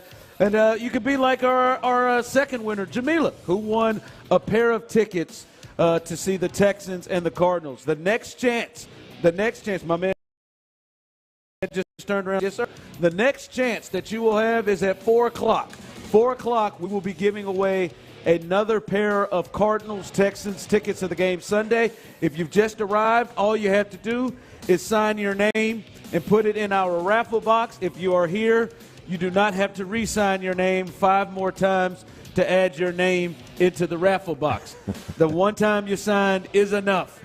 We will still pull that next one at 4 o'clock. That's your second opportunity. And if you're on your way in, you can do that coming up as we will do that at 4 o'clock. So we've got Texans tickets to the Sunday's game all throughout the show. Get on in here at Sam's Boat in Pearland and have a chance to win. All right, Clint, let's get to the injury front. And there was some interesting news. We'll get the complete injury news. I want to focus on one here right now, Clint, and that is Dameon Pierce. Dameon Pierce actually practiced today. Dameon Pierce has missed the last 2 games, had not practiced the last 2 weeks and this week until today. He got back on the practice field today. The wonder was, will Dameon Pierce potentially be there Sunday in the game with Devin Singletary against the Cardinals? We're getting reports from Aaron Wilson that Texans running back Dameon Pierce is not slated to play Sunday against the Cardinals per source, but is trending towards the Jaguars game. So Dameon Pierce did practice today. That is at least I'd say really that he could be back very soon. Well, I'm not going to fall for these okie dokes late in the week. Look, if he practiced on Friday, then I believe there's a chance he's going to play on Sunday. Oh, you're not ruling that out until you find out. No, I ruled out Steven Nelson last week, and I even went with the whole it's only emergency situation. Hell, he ended up playing in about the 3rd drive and was splitting reps with Derek Stingley. So, if a guy's healthy enough to get out there and practice and they're willing to take that risk of putting him out there to practice, I think at the very least in an emergency role, he's gonna be out there. If he can go, he can go. And so I don't know what's going to happen, and I am stoked that Dameon Pierce is back in action and at least trending towards for sure playing against Jacksonville. But yeah, I mean, I believe if you practice on Friday, if they roll you out there, there's a reason why they rolled you out there. Yeah, what's the point if they don't feel like it? They at least need you potentially in an emergency situation. So, I could be wrong.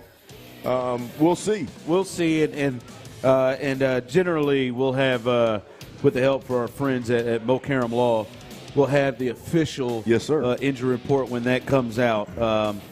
which generally comes out around this in this hour, and we'll see what it is that the Texans do with that. But that is a curious thing because he did not practice the last 2 days, and I just assumed this thing was going to be the way it was the previous 2 weeks. But him getting back out there on an ankle, like I guess there could be the thought of let's test it. It's an interesting thought, and I listen. I think it's really.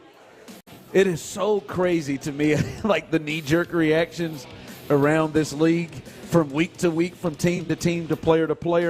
But it almost feels like there's a need of, hey, you don't need a Dameon Pierce. I think you need a Dameon Pierce. You definitely need a Dameon Pierce. And then there is no way, in my belief, that what they got in terms of how many times Devin Singletary rushed the ball, that is sustainable. And that he will be that good. I think they definitely need, to me, which I still believe their most talented back. Well, look, Bobby Slowick is on record saying it. He spoke to the media yesterday, which we've already played some of that audio. But Bobby Slowick, the offensive coordinator, flat out said it. Look, when DP gets back, it's going to be business as usual. He mentioned that 30 carries is a lot if you start stacking those games back to back. So there's no way that Devin Singletary, he didn't say there's no way, but he said it was a lot. I'm saying that there's no way that they're going to ask Devin Singletary to be a 25, 30 carry back a week. That's crazy. And so, yeah, the sooner they can get this guy back, the better off they're going to be. Yeah, so as soon as we have the official injury report, there is some word on some other players. But as soon as we have that official injury report, we will let you know the latest on that. But Dameon Pierce did practice again today, so that does bode well for his return, if not Sunday, at least potentially for the Jags game, which is a huge game, obviously, coming up next week. Big number 2. All right, yesterday a huge Thursday night football game, and huge in terms for the AFC. Obviously, the Texans are involved into that. The Ravens, they win 34-20, and the big part of this game, Clint, was hey, the Bengals take a 10-7 lead on a touchdown pass from Joe Burrow to Mixon, but that obviously went south for the Bengals because Joe Burrow immediately seemed to complain about a pain from his wrist, tried to throw on the sideline, Clint, and kind of dropped to his knees after he couldn't even grip the ball, it appeared. He went right to the locker room. He did not return. The word from Zach Taylor, his head coach after the game, was he's got a sprained wrist. Well, this morning the reports are that Joe Burrow is out for the year. Joe Burrow is out for the season with a torn ligament in his wrist per Coach Zach Taylor. He had an MRI this morning. Jake Browning, who finished the game yesterday, is the backup, and I guess is where they're going right now. But this not only did they lose the game, it dropped to 5-5, and deeper down in that AFC playoff race, they lose their quarterback for the year. It feels like to me now the Bengals are done. Yeah, I think the Bengals are done. And look, they could be in some trouble. There's a video that surfaced of Joe Burrow getting off the plane Saturday with a brace on that wrist, which was not video footage they put out themselves and then they took down. Yes, it got yanked down. Did you see the footage though? I didn't see it. It was like the crazy part was when I heard the footage, I was like, damn, well, Joe just walked up off that damn plane with something on his wrist. The video is literally of the group in front, like in front, and Joe is getting off the plane 30 yards behind him. But you can clearly see that. Well, but it literally zooms in between the two people that the picture's of, and you can barely see his right wrist has got a black brace on it.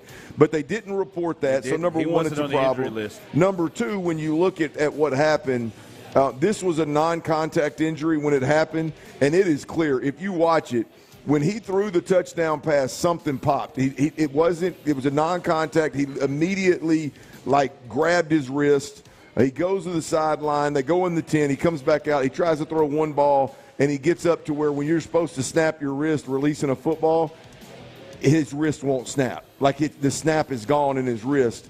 And so no surprise that there was a torn ligament. Something wasn't triggering for him, and it's unfortunate, but we lose another great quarterback in this league for the season. Been a tough season around the NFL for these top quarterbacks. Yeah, I remember the first time when Joe got – because this isn't the first time Joe's got hurt. Yeah. Joe's been hurt all year long. This is probably one season he'll want to forget. But this isn't the first time he got injured.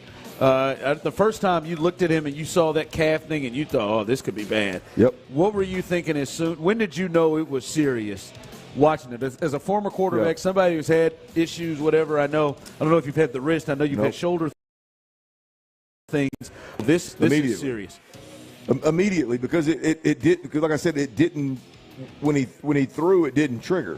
Like the touchdown pass and his reaction, you could tell it was non-contact something. And you could even read his lips when he said he felt a pop, right? But immediately when he threw that football on the sideline and his wrist didn't trigger, I knew he had big problems. Because it wasn't, hey, man, I can still snap it. I just can't power snap that thing. I can't snap over the top immediately with power. I can still snap it and still play soft toss. He couldn't even do that, Ron.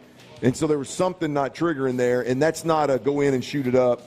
And he went to his knees. He knew it was bad, painful. man. Yeah, it was painful. Yeah, so I can't wait. I can't wait to see, like, what part of that is torn. Like, where is that? I know it's in his wrist somewhere, obviously, but like, what precisely is it connected to, and is it triggering, and what part of that wrist snap is it specifically? That's going to be. We've never seen. I don't recall ever seeing an injury like that in football. No, and I'm going to tell you, not a non-contact anyway. And now when you see that he had the brace, like the Bengals, that's going to be something, man. Not just with the league, but just overall of like, that don't look like that just occurred in the game. That looks like that was something that was bothering him, and then and continued there, especially if he's wearing a brace. This though definitely helps the Texans' playoff chances. This week, Deshaun goes down with the Browns, and they play the Browns, so they could have the potential to have a head-to-head. That road is easier there.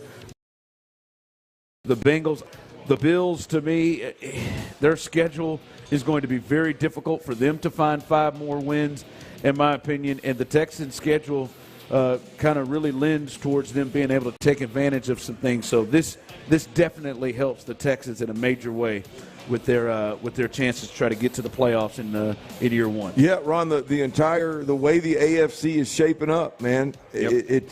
Because I mean, you can exclude the division winners, right? I mean, in this conversation, as we're talking about the Texans getting to the playoffs, like, just exclude the division winners right now. You're looking at Kansas City, you're looking at Baltimore, you're looking at Jacksonville and Miami, right? Yep. I mean, that's probably. Yep. And then you got Cleveland, and you got Pittsburgh, who you beat already. Yeah. And then there's the Texans, and then behind the Texans, the Bills are sitting there 5-5. The Bengals are sitting there 5-5, and they're lower. Yep. They're underneath teams like the Colts, who are 5-5, the Raiders, who are 5-5. Yeah. I mean, it's just in terms of getting in the playoffs, you eliminate. Really, let's say I think it's probably really safe to eliminate the Chiefs and the Ravens, right? Those two. I mean, the rest of them, we don't know exactly how it's going to shake up. But you eliminate those top 2 teams, and you look at the rest of the AFC with the injuries that have taken place, and you got to feel pretty damn good about the Texans' chances. Yep. Raiders play the Chiefs twice still. The Chargers still got the Chiefs got tougher schedules, so it'll be interesting. There is a chance the Chargers, the Bills, and the Bengals, who were all in the playoffs last year, miss it. Hurt out of the playoffs. Yep, there's a great chance that all of that could happen. And you can add Aaron Rodgers to Aaron too to that. With him being what a year. Big 3 at 3. Number 3. All right, just when I kind of thought the Jim Harbaugh situation was over, there's more to it. Dan Wetzel is one reporting this, breaking that the NCAA presented Michigan evidence that points to a Michigan booster by the name of Uncle T has partially funded the scouting scheme and an assistant coach and now fired Chris Partridge as an attempt to destroy computer evidence, sources tell Dan Wetzel. So we wondered, Michigan went ahead and finally decided to stand down, and now it comes out that, hey, man, y'all sure y'all want to continue to do this? This whole thing is so interesting to me because you hear the talking heads that are privy to the information, inside information in college football, right? I listened to RG3 talk today. We've heard Paul Feinbaum, and Paul Feinbaum's obviously extremely critical of what's going on at Michigan. But a lot of them are leaning heavy into let the investigation wrap up and let the due process take its course. A lot of them are leaning into, hey, it's college football, man, and sign stealing has been a thing. But then you look at Michigan's actions, and people now, one that was actually doing the scouting. The other one is a coach that apparently tried to hide information. It destroyed a computer. Either destroyed a computer or he destroyed files on that computer. And this never got to Jim. Which they didn't say it wasn't that big of a deal, blah, blah, blah. No, they fired the guy, right? And this was a position coach. He's a linebackers coach. It's a linebackers coach, right? And then you accepted a 3-game suspension, game day suspension of your head coach for Penn State, Maryland, and Ohio State. But yet everybody's going around, oh, it's no big deal to have sign stealing happen. No, this is, I mean, the team that knows 100% what the hell they did is clearly showing everybody like, hey, we screwed up, man. And now this gets out like, this gets out to a point now where, listen, this is what the NCAA presented. So is the NCAA not going to go forward with what they found here? Is it just in there? Is that the deal they're making with Michigan? Like, hey, if you stand down, we won't. Like, it's, to me, what it sounds like the NCAA presented to Michigan is something illegal. They found Uncle T is the one who funded this. Yes. Are they going to move for? Because what did we talk about yesterday, Ron? I guarantee you the NCAA found Uncle T, and Michigan said, no, you dug enough. Is that enough, though? But that is – so the NCAA says, all right, we'll back up. That's the deal we're making? Like, 3 games. Is there anything going to happen to this? Like, just – because if I'm Ohio State, I'm anybody else in the Big Ten or any other university, like, I need to have an understanding. Well, is something going to be done about this? If y'all found something? Clearly the 3 games is enough. Again, coming up, we will give you that full injury report, and it is out, and we will let you know there are some starters that will not play in this game. We'll give you the latest on that. All of that coming up next right here on The Drive. It's Texans game week. Can DeMeco's crew keep things rolling against the Cardinals on Sunday? Texans countdown gets going at 9. Kickoffs at noon.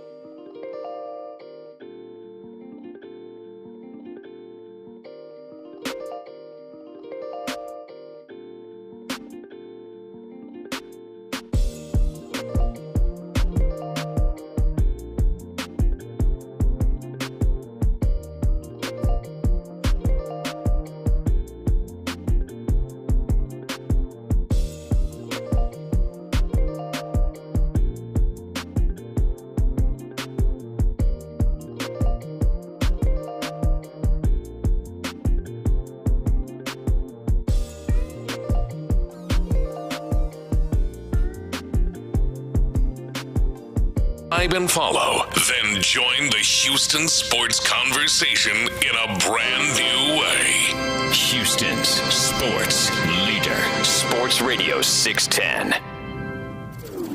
It's Attackers Fiber Internet Football Friday on Sports Radio 610. Live from Sam's Boat in Pearland. Here's The Drive with Stoerner and Hughley. All right, here we go as we are live here at the beautiful, beautiful Sam's Boat here in Pearland. Make your way on out here as we are having ourselves a good time out here. Remember, your next chance to win a pair of tickets to the Cardinals Sunday's game is coming up at 4 o'clock. If you're in the building and you want a chance to win, all you got to do is put your name in our raffle box, and at 4 o'clock that will be the next, and not the last, but that will be the next drawing we will have for your chance to win a pair of tickets to the game on Sunday against the Cardinals. So go out and see the guys. And let's look at this now, Clinty. The injury report is officially out. It is our Friday injury report brought to you by Mokaram Law. Let's go through it here, and I'll just hit the people that they have already out. Graylin Arnold is out for this game. He was limited in practice on Thursday. Didn't really think much of it, the calf, but they have ruled him out of this game. Jake Hansen, he will miss another game. This is the big one here. Henry To'oTo'o, the middle linebacker, he'll miss his second straight game with a concussion. That looms large because obviously the suspension to Denzel Perryman. So now those were the two guys that have been, as Clint has talked about this week, your signal callers on the defense. They will have to go in a different direction. You'd assume Christian Harris and Blake Cashman will kind of fill in those roles at the linebacker spot. Also out, missing his second straight game, Jimmy Ward with the hamstring. He will miss another game. And they have, even though he did practice in the limited role today, Clint was wondering, they have officially ruled Damian Pierce out. And to his chagrin, Andrew Beck does not have a designation. And dang, she didn't pull out her Damian Pierce jersey and everything. Pierce ain't playing in the game, but she's in the house. She's in the house. You might as well bang out that looks like Crown. You might as well bang that on out. The Crown and Coke. The Crown and Coke. Here's the questionables, Clint. Will Anderson Jr. shows up on the injury report as questionable. He did not practice today. He was a full participant Thursday with the knee. I would assume he's probably going to play. This was his designation last week as well. Noah Brown, who has not practiced all week, they still list him as questionable. So the hope is this could be in the Steven Nelson realm. That was exactly what it was with Steven Nelson. Steven Nelson didn't practice all week long, was listed as questionable, but then actually got time and played in the game. So that's the hope maybe with Noah Brown. And then also Dylan Horton. He is questionable in this game. He practiced all week, but is questionable right now. No designations for some other starters like Robert Woods. Laramie Tunzel's going to go. Titus Howard, no designation in this game. Jonathan Grenard, who had been dealing with a shoulder. Nico Collins as well is going to play in this game. No designation for Nico Collins. So that is the latest there. Graylin Arnold, Jake Hansen, Henry To'oTo'o, Jimmy Ward, and Damian Pierce are definitely out for this week. Will Anderson, Noah Brown, and Dylan Horton are questionable this week. Yeah, look, I think on the defensive side of the football for me is where the questions are. You, as mentioned, so while you gain athletic ability and speed with Christian Harris and Blake Cashman being on the field more, you lose the depth in your rotation, you lose the experience, you lose the two guys that have been your biggest communicators in Henry To'oTo'o and Denzel Perryman, obviously. So right there, at the very least, you're really, really thin at that middle linebacker position. So keep an eye on that. And then you mentioned a guy there, Dylan Horton, along with Will Anderson, both of those guys being questionable. Now all of a sudden you're really thin at the defensive end, at the edge rusher position for the Houston Texans. So, I mean, you're really thin at 4 of your inside 6 positions, right? I'm assuming they're going to be in nickel a lot. I know Arizona likes to spread it out, so take that nickel defender out of the mix. Your 4 down linemen and your 2 linebackers. Hell, you're thin at the defensive end, edge rusher, and that middle linebacker position. That could be just a depth issue. I'm going to be honest with you. We talked about this yesterday. Like, I don't know that I don't feel more comfortable with knowing Christian Harris and Blake Cashman are going to get more run at the linebacker position, given who we're going to play. Now, I don't want to play the rest of the season without these guys, but given those 2 dudes are really going to be, look, in and around where Kyler Murray is, I'm here for that right there. But, man, that edge rusher, if going into the game, I'm with you. I expect both of them to play. But, boy, if 1 or 2 of those guys get banged up, you're down to a couple of edge rushers. Yeah, you are. So that is your Sunday injury report brought to you by Mo Karam Law. Injured, call 282-22. All right, let's get to it. Let's see if Tyler will actually follow and participate. Let's do our Mad Dog player picks right now. Tyler, you go dead last because you finished last. Well, no, let Tyler go before me. No. He doesn't. I can't go back on my word. I told him I'd go last this week. I feel it because I feel like I'm just low hanging fruit, just stealing Tank Dale every week. I want to give you 2 at least a chance. You got he's got an hour, Tyler. An hour. Well, from now will let us know his decision if he's going to show his ass up to NRG as the Milner curse is completely in full effect. All right, Tyler. He's being nice, and I'll be nice too. Tyler, you can go first. You get the first pick. You lost last week. You get the first Mad Dog player pick. If you don't know the rules, if you're riding or listening, we drink Mad Dogs on Mondays, baby. We have Mad Dog Monday when the Texans win. Yeah, if you just whoop-whooped, I know you drank Mad Dog growing up. Yeah, we got a little Mad Dog Monday. That ain't Mad Dog. We do a little Mad Dog Monday, and we drink Mad Dog when the Texans win, and we do player picks. And I know I'm taking one of them home. Hey, we do player picks. My man said this is what we ought to drink instead of Mad Dog. We ought to hit this Heaven Hill and King Street, baby. We too close to Jack Easterby. All right, Mad Dog. Trying to get me Mondays. fired. We better do that at 5:30. We better do that later. Yeah, Mad Dog Mondays. We generally will have each pick a player performs worse out of the 3 when the Texans wins. That person's player who picked that player has to go and buy the Mad Dog. Tyler lost last week and refused to buy the Mad Dog. I didn't refuse to buy the Mad Dog. I couldn't find any. Check that. Did the Mad Dog show up, Tyler? I'm sorry. Did I miss So that means I refused? That's it. That's how I take it. Tyler, you are dramatic. Yep, you were born and raised in the city of Houston, the 3rd biggest city in this great country, and you couldn't find Mad Dog. Yeah, it's a big city. There's a lot of ground to cover. Thank you. Yeah, it sure is. I found it. Anyway, in that old highfalutin neighborhood you living up there north, on the trip down, there wasn't no Mad Dog between your house. I'll let you go ahead. You get the highfalutin ass. You get Tyler. the first pick. You get anybody you want. You get anybody you want. Yellow Hummer, who you got? Thank you, sir. I'm going to go out on a limb here. I'm going to go back to the offensive side of the ball. I'm going to go with John Mechie, especially with Tyler. this receiving group kind of hurting a bit with the Noah Brown news and him being questionable. John Mechie had a big 19-yard catch last week. Let's build off that and go get it, Mechie. Can somebody here go ahead and Google Mad Dog stops between Kingwood and 24 Green? Tyler, you get to pick anybody you want. I know. I don't like to pick the easy guys like Tank Dell every week.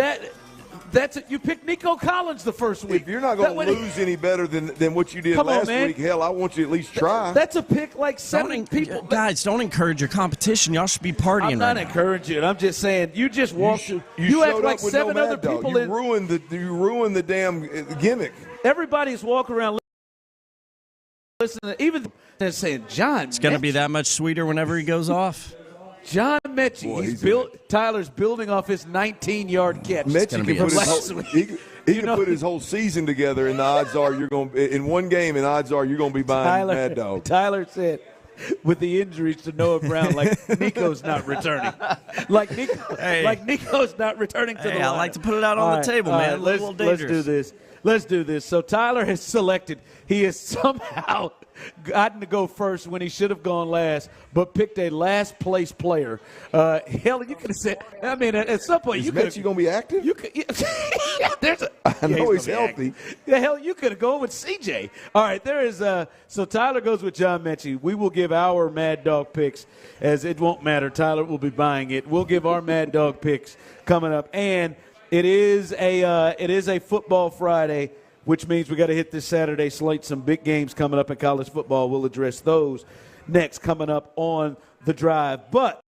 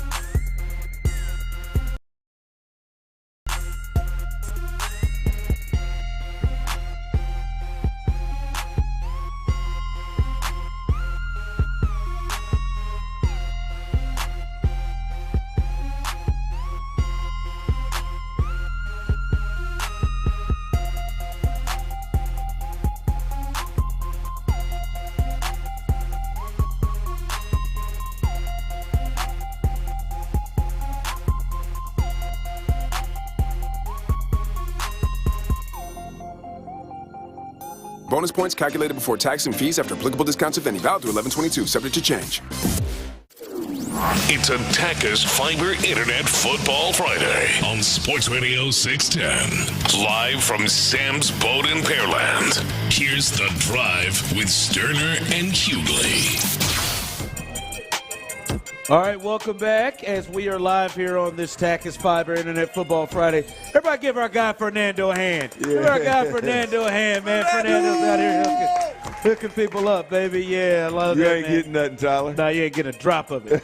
John Mechie, somebody texted and said you should have picked Manny Amendola, but you should have picked the kicker. I don't understand your strategy here, though. It's weird. Like, you should. I don't understand. This is good news for you if you think it's an awful pick. No, well, man, I don't want you to. We want to execute Mad Dog Monday. Y'all know how this works, right? I know how it works. I know how it worked last week. We drank the Mad Dog. I'm just wondering. It seems like you're upset, but at the same time, you think my pick was bad. No, listen. I don't play Uno against my 3-year-old son Nicholas because there's no competition. I don't want you to throw in the towel. I want you to play. I'm not throwing in the towel. I'm not going to pick a guy that I don't. But I'm also not going to take the easy route. Listen, I'm sorry. I just want you to tell me this isn't upsets of the week. No, it's not. Okay, man. Do you want to start making my pick and your pick? No, I just want to ask you this. Okay. I just want to ask you this. Go ahead. How many targets, in your honest opinion, how many targets do you think that John Mechie's going to get Sunday? Probably not many, but he's going to catch every single one of them. Like, I'm just when you say. I mean, I think he's trying to redeem himself. God, you have no idea how badly I want him to somehow go off now. You'll look like such a jackass. Me too. Because I got him for 2 targets. I mean, I wouldn't be surprised if he did go off just because Bobby Slowick's done that kind of thing all year. You think Bobby's flipping the coin after Tyler? Well, Bobby say, you know what, you get your day. Well, so there was somebody 2 weeks ago that got drunk and told their friends they thought Noah Brown was going to have a huge game, and they're walking around with their chest puffed out right now because he somehow went off and nobody expected it. So Tyler may be peacocking next week over John Mechie. I did start Noah Brown in my fantasy lineup last week. Please. We'll see. All right, he's going John Mechie. Who you got? Who's your? I'll go last, Chief. Okay. I want to go last, man. All right, I'm gonna go with a person I think is gonna be as targeted as anybody. I'm gonna go Dalton Schultz. I don't think he's been off the board yet. Yeah, baby. If you see him right there between, he put his head on down. This is when you try to be gracious. You won, and you should have taken it. You get to go first, but nah, you want to be. Yeah, that was going to be. But I assumed one of you guys would pick him. It is a very smart choice. I'm going to take Dalton Schultz. I think the Cardinals have struggled at times against tight ends this year, and I like Dalton Schultz here. That is a really solid second place pick. Really solid second place pick. I feel good about it. I mean, no, I'm on. I mean, he's not going to come off the field. You know, CJ's going to feed him. He's going to have at least 8 or 9 targets at the very least. I mean, he's going to have 6, 7 catches. I mean, that's a good, very safe pick. But y'all did it to me again. Y'all left me no choice. You're going to go 3 in a row. Come on, man. Y'all left me no choice, boys. Oh, man. Come on, Doc. If you say Nathaniel Dale, I gave y'all a chance to take Nathaniel Dale, and y'all don't want to do it. Y'all want me to vary? I want you to do what you want to do. I'll take. People are yelling out the kicker. Clint Johnston. I'll take Devin Singletary. That's a good pick. Another bad run defense. I just watched them against Atlanta. They ain't got a soul in that front. That's a good pick. It's a good pick. So you got Motor. Clint has Motor. I am getting Dalton Schultz, and then Tyler's playing a different game by selecting John Mechie. Big bitch. Let's go. I can't believe that's what you did, Tyler. First pick, guys. Believe it. I believe you, man. Will you? I don't know how you found that location that sells Mad Dog. Will you do that between now and Monday for Tyler? Absolutely. Should I have to do that? Yeah. Should I have to? I told him to shell of Stella Link. I told him. I got Cheryl on it. That's one of the locations. Let's do that. All right. That is the latest there, and we'll see what happens on Sunday. Hopefully, all 3 of these guys have huge days. I guess we'll see. All right. Saturday, as we do a Football Friday, Saturday is a big day in college football. Let's look at that. Let's look at our Saturday slate as the SEC. This is usually for most teams the week where they take off. I know your Razorbacks are playing nobody, right? FIU. Tyler, who are y'all playing? Abilene Christian, is that? That is correct. So this is usually the week where nobody, the SEC is kind of taking the week off, except for the number one team in the country. They are going to Knoxville to play the Tennessee Volunteers, number 18. Tennessee coming off that ass kicking. I mean, I thought it wasn't going to be close. It was even worse than I thought against Missouri and Columbia. This is really the last step before they got to play Alabama. They'll play Georgia Tech after this. But Tennessee at home, where do you see? How do you see? You think this game is tighter than maybe what people think? No. 10? No, I think it's a skull dragon. Tennessee is they're fairly one-dimensional. Not consistent coming out of the pass game. They're not near as explosive as they were last year, obviously. Total different look offensively. If they can't run the ball against you, then they don't have much of a chance. They got dominated, as you said, by Missouri last week. This is you're going from lightweight to heavyweight when you bump up against Georgia. I think this is a favorite bet all day long. I'll take Georgia -10. Tyler, you watch the SEC like Clint and I do. You watch college football like Clint. I think this is going to be one of those weird close games. I think Georgia's going to win. I think it's going to be one of these weird close games. I remember Alabama used to have weird games with Tennessee. I remember Terrence Cody blocked a field goal for them to win a real tight game. I think this is going to be one of those games that is weird. You wake up, it's 2:30, you watch the game, and this thing is close at the half, and it's close. I think this is going to be a tight one. I do think Georgia wins. I think Tennessee covers. I think they're a 10-point dog. I think they cover in this game. It's a tighter game. It'll be one that we're watching, but I think Georgia will find a way to get this game. Texas, number 7 Texas. Quinn is back again as his second game. They got a weird game. They travel to Iowa State, who has played a lot better the second half of the year. They're 7.5-point favorites. Clint, I think this is going to be this may be another one of those weird close games, as Iowa State, well coached with Matt Campbell. They play pretty good defense, and we know Texas has struggled to pull away from teams and beat teams like you would think they would. I think they win again, but I also think this is a close one. I'm going to tell you what. You got 4 bets down here. Just give me a 4-team parlay on all the favorites, too. Really? 4-team parlay on all the favorites. I like Texas at Iowa State. You really like Texas this year. I think you're – I think Texas has got the dudes. I just don't believe they can be consistent enough to make the run. I don't. That's the part that scares me about Texas. There's nothing about Iowa State this year that scares me when they're just, quite frankly, outmatched. And Texas has got the ability to outmatch teams like Iowa State, and I just don't think it. I think they cover this. I think they cover this game. Yeah, Texas has played down to their opponent. Texas has allowed teams to come back and compete in the second half. I don't believe it's going to happen this week against Iowa State. Ames is one of those weird places. I think Georgia and Texas win. I just think they're a lot tighter. I can't believe that Washington-Oregon State game. Pick 'em. I can't believe that's a pick 'em. Yeah, it's in Corvallis. I've watched Oregon State 3 times this year, and while they win, they got DJ. And DJ's. They're rolling some other guy in there with him. Yeah. It shouldn't be a pick 'em versus Washington. Washington's got a case to be the best team in the country. They do. They've been playing tight games here lately. Now, they've been playing ranked teams. They played Utah last week at home in a tight game there. They were trailing at the half. You don't think this one? You think Washington? I think doors off of Oregon State. Yes. Really? That last one, Oklahoma State at U of H is the only one that concerns me a bit, but I would roll with Oklahoma State. Yeah, I think Oklahoma State's going to win. Their running back, he has been on a tear. Yeah. But to me, this is just really big of, is Dana going to keep his job?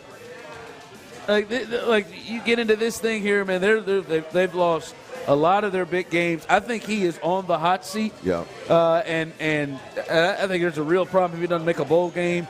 I don't know. I don't know if they're thrilled about their first year in the Big 12 like this. That's what I look at. This is a chance for Dana to get a win over a ranked team at home. Yeah. The saving grace for Dana Holgorsen right now at U of H is the other teams that made the move from Group of Five to Power 5 is they're struggling as well. BYU, Cincinnati,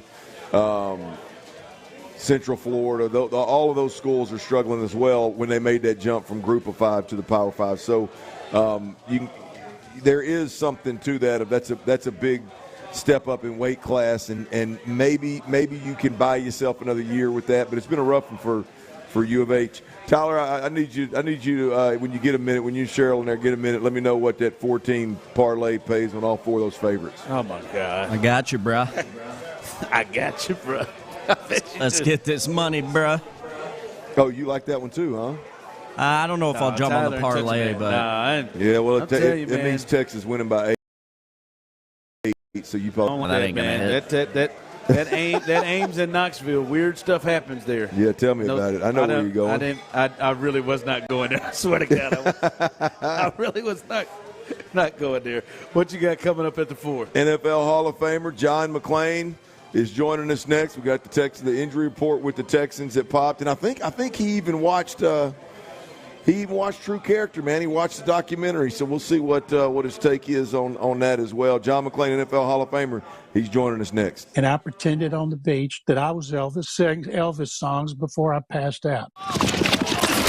It's Texans game week. Can DeMeco's crew keep things rolling against?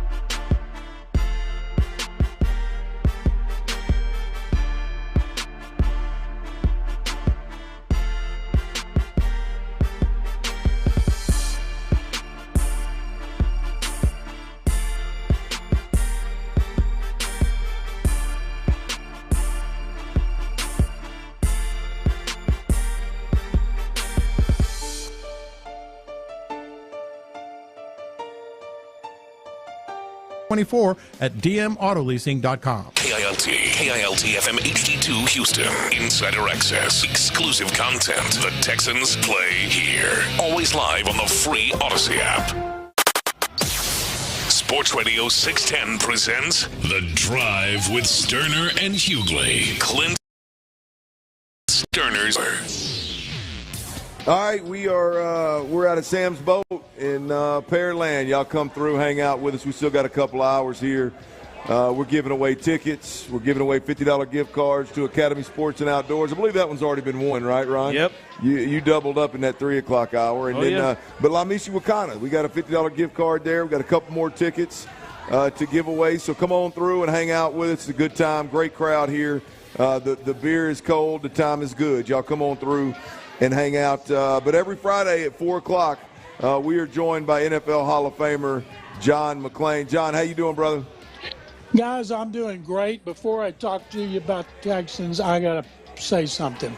I don't know how much you guys have discussed this, but Clint, I saw the SEC Network, the SEC Story, I'd read about it, do the show this week about the Arkansas team you played on, and Brandon Burlsworth, your friend, and the guard who was a third-round pick of the Colts and killed in a car wreck right after he was drafted. But the thing that impressed me the most, and I would tell anybody listening, you don't have to like football to like this one called True Character, is to see it tells you more about Clint Stoerner than you would ever thought possible unless you're an Arkansas fan. What you went through, Clint, that season with a Tennessee game and then coming back to beat Texas, I've never seen a player in college or all my years covering the NFL situation better, and I have even more respect for you saying that. And Mama was great too. She killed it, man. John, congratulations. Thank you, man. It means a lot coming from you, man. Thank you, John. I was in it as well. Thanks, John. Yeah, John, he made a cameo in there. And, John, you know a little bit about that, too, I saw him walking in the studio. Ron looked really good. I appreciate that. Man. Thank you for saying that, man. That was I thought they did a great job with it. Yeah, I tell everybody, check it out. True Character. I told him, hey, John, man, it almost got me. I was up about 12:30 in the morning, and when his mother started talking and they start showing the redemption against Tennessee, that almost had me in tears for my boy. I almost had. I read one review said if you watch this and you don't have tears in your eyes, then something's wrong with you. And I got to admit, I had tears in my eyes. Yeah, if you want your emotions moved a little bit, it's damn sure a good one. Well, John, there's the injury report for the Texans just dropped, and I'm just curious from you up front, man. This week, is there anything on that injury report that stands out to you that we need to be concerned about? I've gotten to a point where it's almost like it doesn't matter who's out; they step up and they still play. And we knew Jimmy Ward was going to be out with his hamstring, and Henry To'oTo'o with his concussion. Brown and Will Anderson Jr., they're questionable. And if Noah Brown can't play, coming off 2 great games, they got Nico Collins back. And the receivers have really, really stepped up. Damian Pierce is out again, but they really need Will Anderson Jr. because he and Jonathan Grenard statistically are the best pair of defensive ends setting the edge in the NFL, and they're really going to need it against Kyler Murray. And if Kyler Murray doesn't know where he's going, then how does the defense know where he's going? I can't wait to see how they play him, and specifically if Will Anderson Jr. can play and how he and Jonathan Grenard, who's playing great, can see if they can help contain him.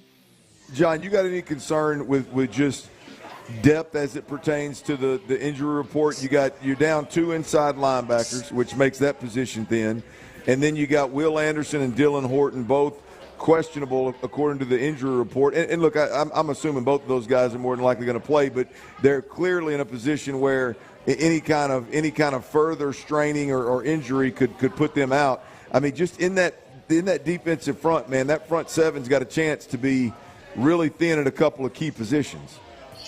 Well, if at tackle, they've still got Sheldon Rankins, Malik Collins, and Khalil Davis, who makes plays, and Kurt Hinish. So they got to get good push up the middle against Kyler Murray. Because they run the ball well, and James Conner's back, and he was running very well. I read somewhere about all the play action they run when he's in and how good they are at it. I've never seen a team lose so many safeties. So you got one of your top five. Graylin Arnold's out. Eric Murray was already out. N.J. Stewart's out. Jimmy Ward's out. I don't know if they can go find another DeAndre Houston Carson, who they signed off the Ravens practice squad. Another example of what a great job Nick Caserio and his staff are doing, finding players to step up. That's one reason the Bengals had so many plays down the field, is because they were almost taking volunteers off the street. So right now you have Houston Carson, you have Jalen Petrie, and Murray's going to try to throw it down the field, but what they can't afford are more injuries. Yeah, John McClain joins us here on the drive, and just hearing you kind of talk through things, and it makes me wonder, is that a reason why maybe we haven't been able to see Jalen Petrie kind of take the step that we thought that he potentially would this year? Not that he's been bad, but just not jumping off the page. I mean, he's playing with a lot of different people, and I'm wondering if they're even able to use him the way they want to use him when you think about the revolving door that's going on around him at that safety position. That's a great point, Ron. I hadn't thought about it, but I know he's been in some position to make some plays, like when he shot it and had a chance to bring down, I can't remember if it was Burrow, running back, and they got by him.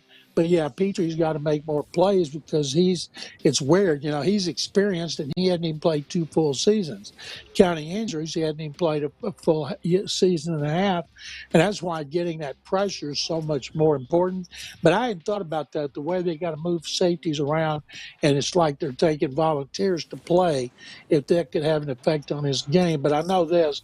I've seen Jalen Petrie enough to know he wants to make more plays, and I expect he is going to be essential to what they want to do against Kyler Murray, not only in coverage, but, of course, once Murray takes off and everybody tries to get him, he's slippery, he's elusive, and you can't afford to miss tackles.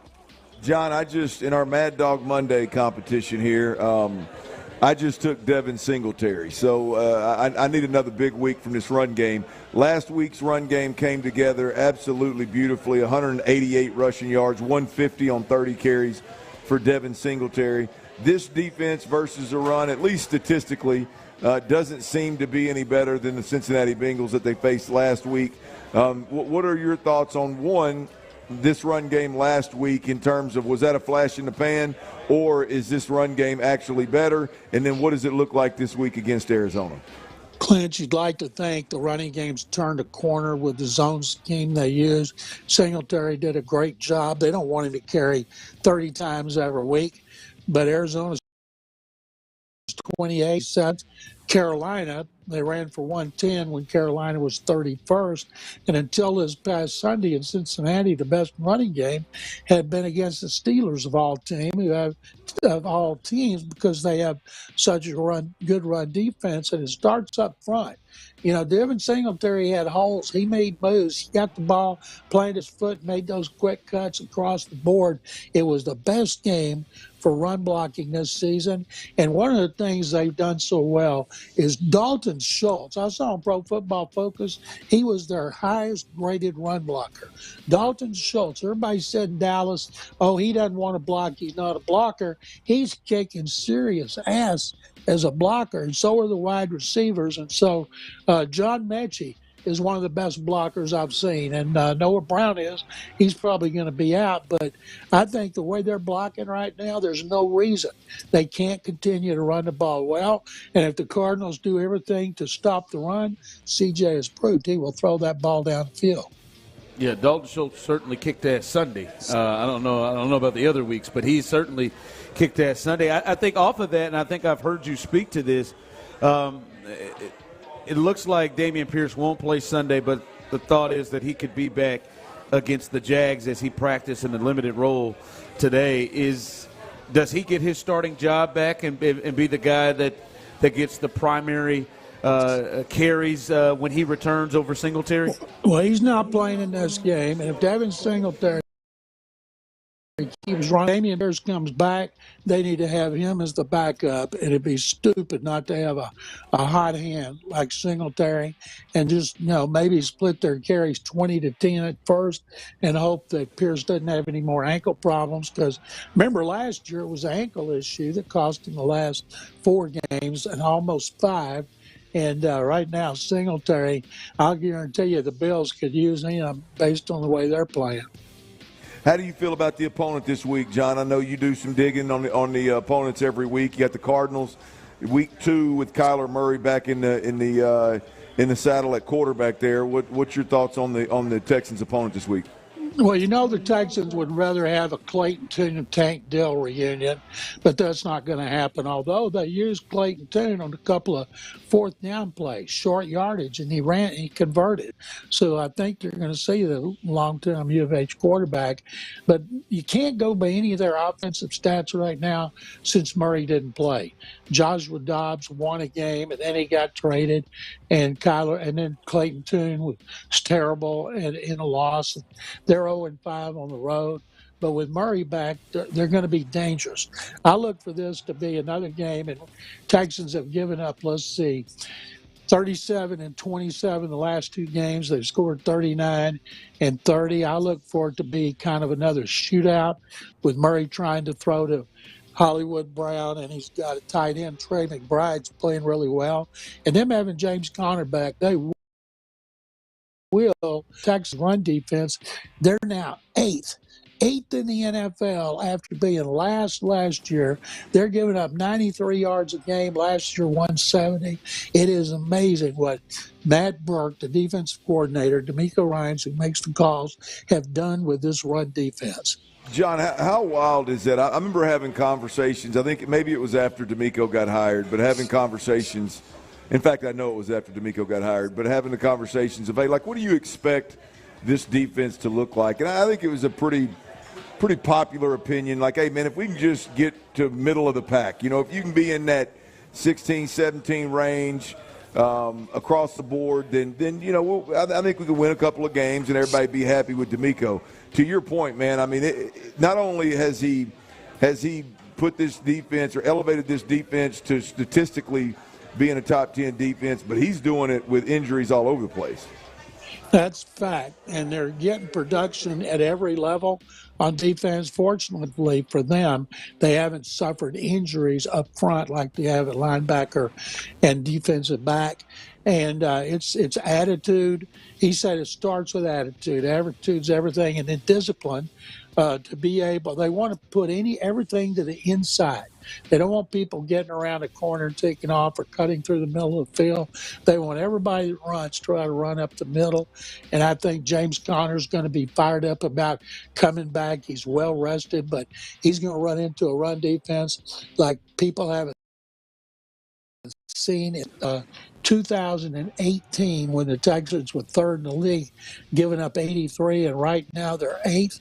And of every stat we've seen, to me, that is the most amazing. I thought if they were anywhere from, if they could just get to 20 or 22 the first year, that would be an unbelievable improvement.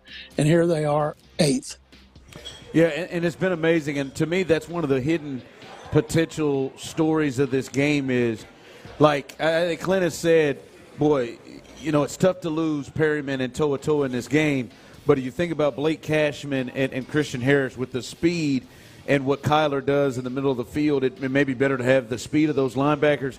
But as you keep bringing up, James Conner is a guy that they use, and I wonder if the game plan will be to use him a lot, because I know the injuries they've been able to recover from, but that to me is where it could catch him with no Toa and no Perryman in the middle. they're going to try to run the ball. They're going to run a lot of play action. They're going to let Murray roll out and either take off or throw on the run, and he's hard to bring down. He had a touchdown run, no touchdowns in that victory over Atlanta, ran for 33 yards, and I imagine instead of running 6 times, he's going to run closer to 10. But they've played such good run defense. Perryman's been out before. To'oto'o's been this and now. I don't think it matters because collectively they just play good run defense, and it starts up front. Those guys have played well. They've been dizzy, tough. All right, that's NFL Hall of Famer John McClain. John, tell the folks what you got going on, where they can find you, and all that good stuff. Well, I have a column that's on SportsRadio610.com about Warren Moon. He was in town last week when we surprised him by letting him know he's in the Houston Sports Hall of Fame class of 2024. So I interviewed him about Stroud because he's been watching him since he was a starter at Ohio State. And then I talked to CJ, and turns out CJ's dad told him, I want you to watch tape of the Houston Oilers and Warren Moon. He throws the best ball. He's a pure passer, and I want you to watch how he throws the ball. And since CJ told me that, the more I see CJ throw the ball, the more it reminds me of Warren Moon. All right, that's the Hall of Famer John McClain. He joins us each and every Friday at 4 o'clock. We appreciate you joining us. We'll talk to you next week. Guys, thank you very much, and I will see you Sunday. All right, coming up as we are live here on this Football Friday from Sam's Boat here in Pearland. We'll discuss the big news. Maybe Texas A&M has found their next head coach. We'll give you the name that is surfacing around that they have interviewed, and we find out coming up next, is Tyler going to do the right thing? Tyler's decision. Is he going to go to the game on Sunday? We'll discuss that coming up next on The Drive. All right, I don't know what Tyler's going to do, but I know what you should do, man. You should go down to Ron Kraft Chevrolet right now and pick up one of these.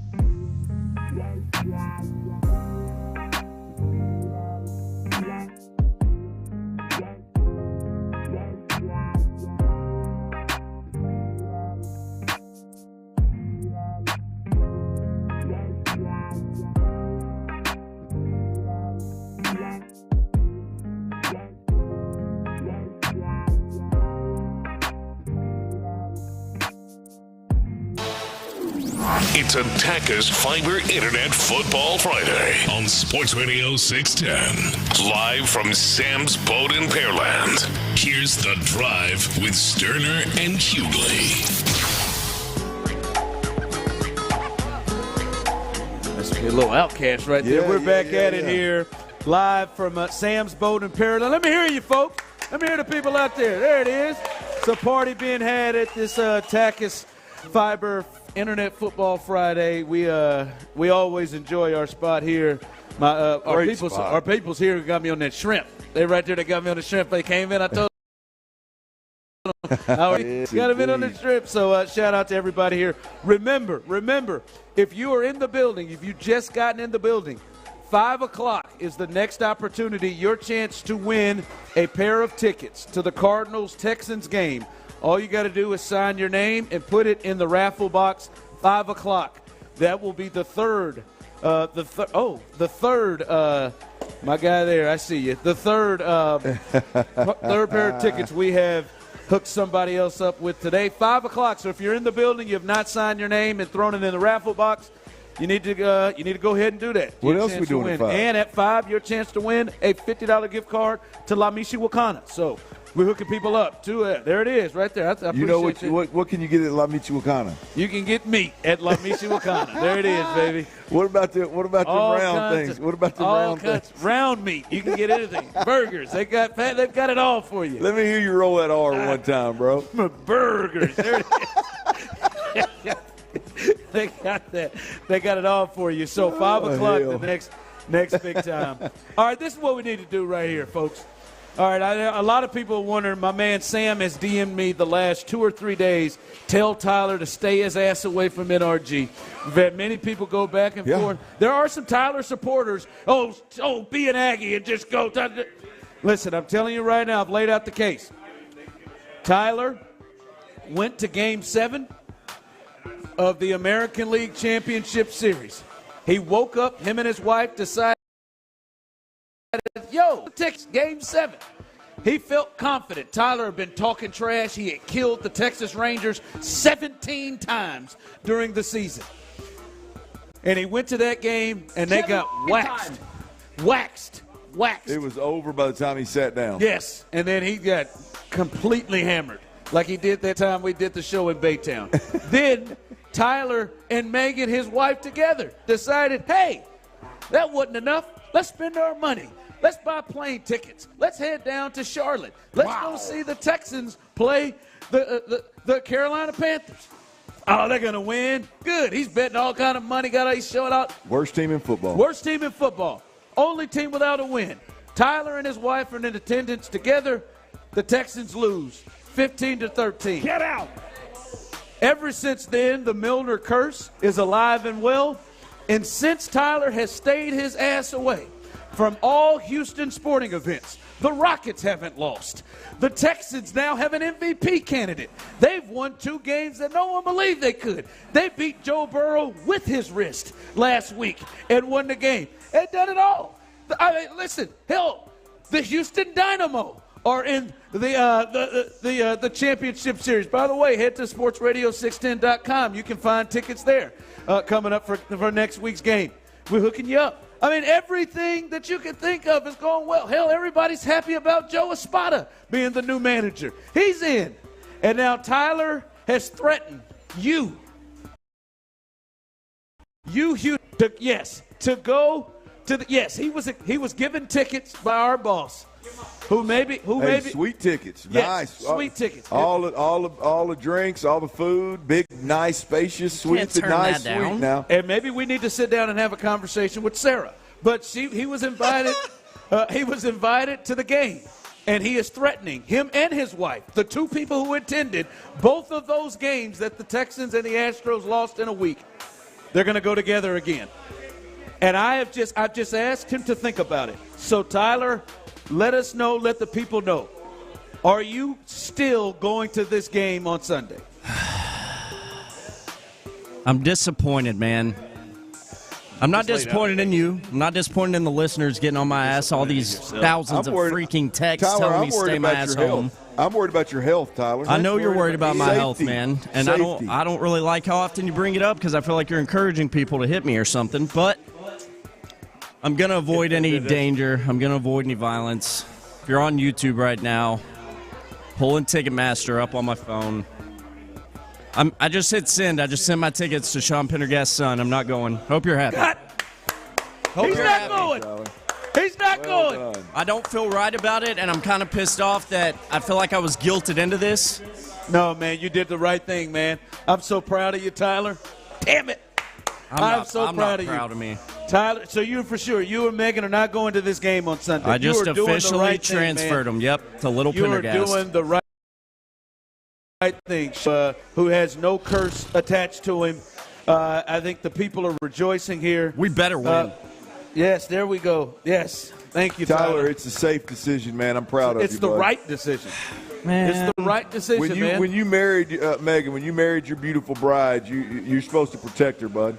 People are saying they love you. They love you for this. Yeah. Tyler, Tyler is this right here, the number 2 producer in all of Afternoon Drive here. To hell with it. The number 1 producer in Afternoon Drive, not in L.A. and New York, Tyler Miller. Because he looks out for the people. I will say the leadership brought to you by myself to really push this. You did lay out a strong case just now. I believe my leadership also helped, but I won't take that much credit, maybe 25%. I won't take too much, 30% of the credit.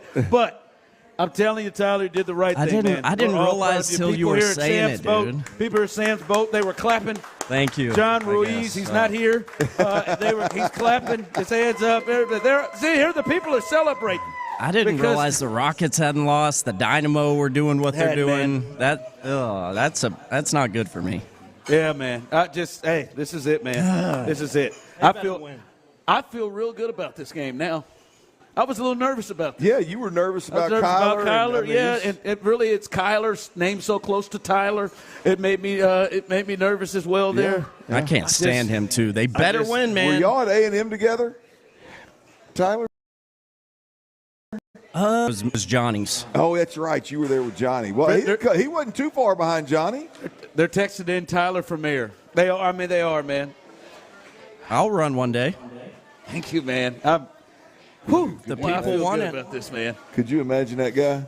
Could you imagine the stories that'd be written about that 4 a.m. Uber ride, Tyler? Oh, no, hell no.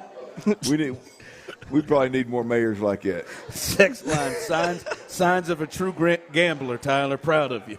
I went into it Tyler, a little bit, listen, man, you did this for the people, man. You did this for CJ and company. Yeah. CJ played his absolute worst game of the season when you sat there and watched him. I know. And then, and then after that, it's just gotten so much better for him. He's an MVP candidate since you stopped showing up to his games. And you know what's upsetting is that is factual. Like that, what you just said is real. It is. Tyler went to the game, and since Tyler stopped going to the games, CJ Stroud has become the story of the NFL. And you wanted to go and threaten that.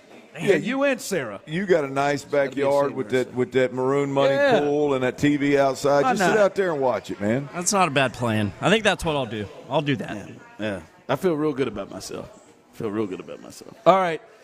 Coming up, once again, 5 o'clock, your last opportunity to win a pair of tickets to the game that Tyler will not be attending as the Cardinals will take on your Houston Texans.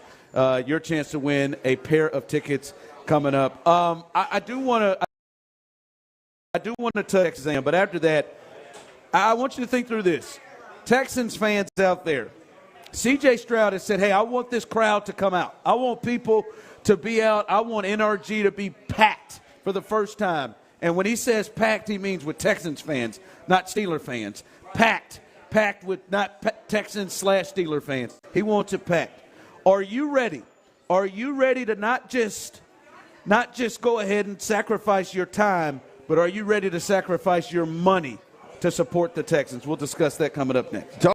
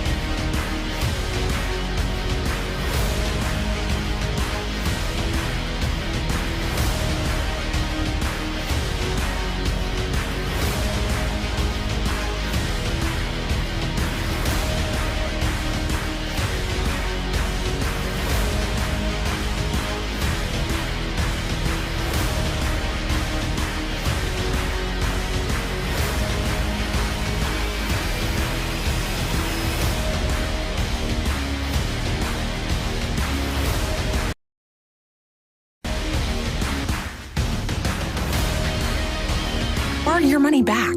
Plus, you get free and fast delivery. Shop in-store or online at mattressfirm.com. The right mattress matters. We'll find yours. Restrictions apply. See store or website for details. It's a Taka's Fiber Internet Football Friday on Sports Radio 610. Live from Sam's Boat in Pearland. Here's The Drive with Stoerner and Hughley. All right, welcome back in as we are live here on this Taka's Fiber Internet Football Friday here at Sam's Boat here in Pearland. And make your way on out here. We'll be here till 6 o'clock. Hey, shout out to Shadow Creek High School. Their football team had a great season, 9-1.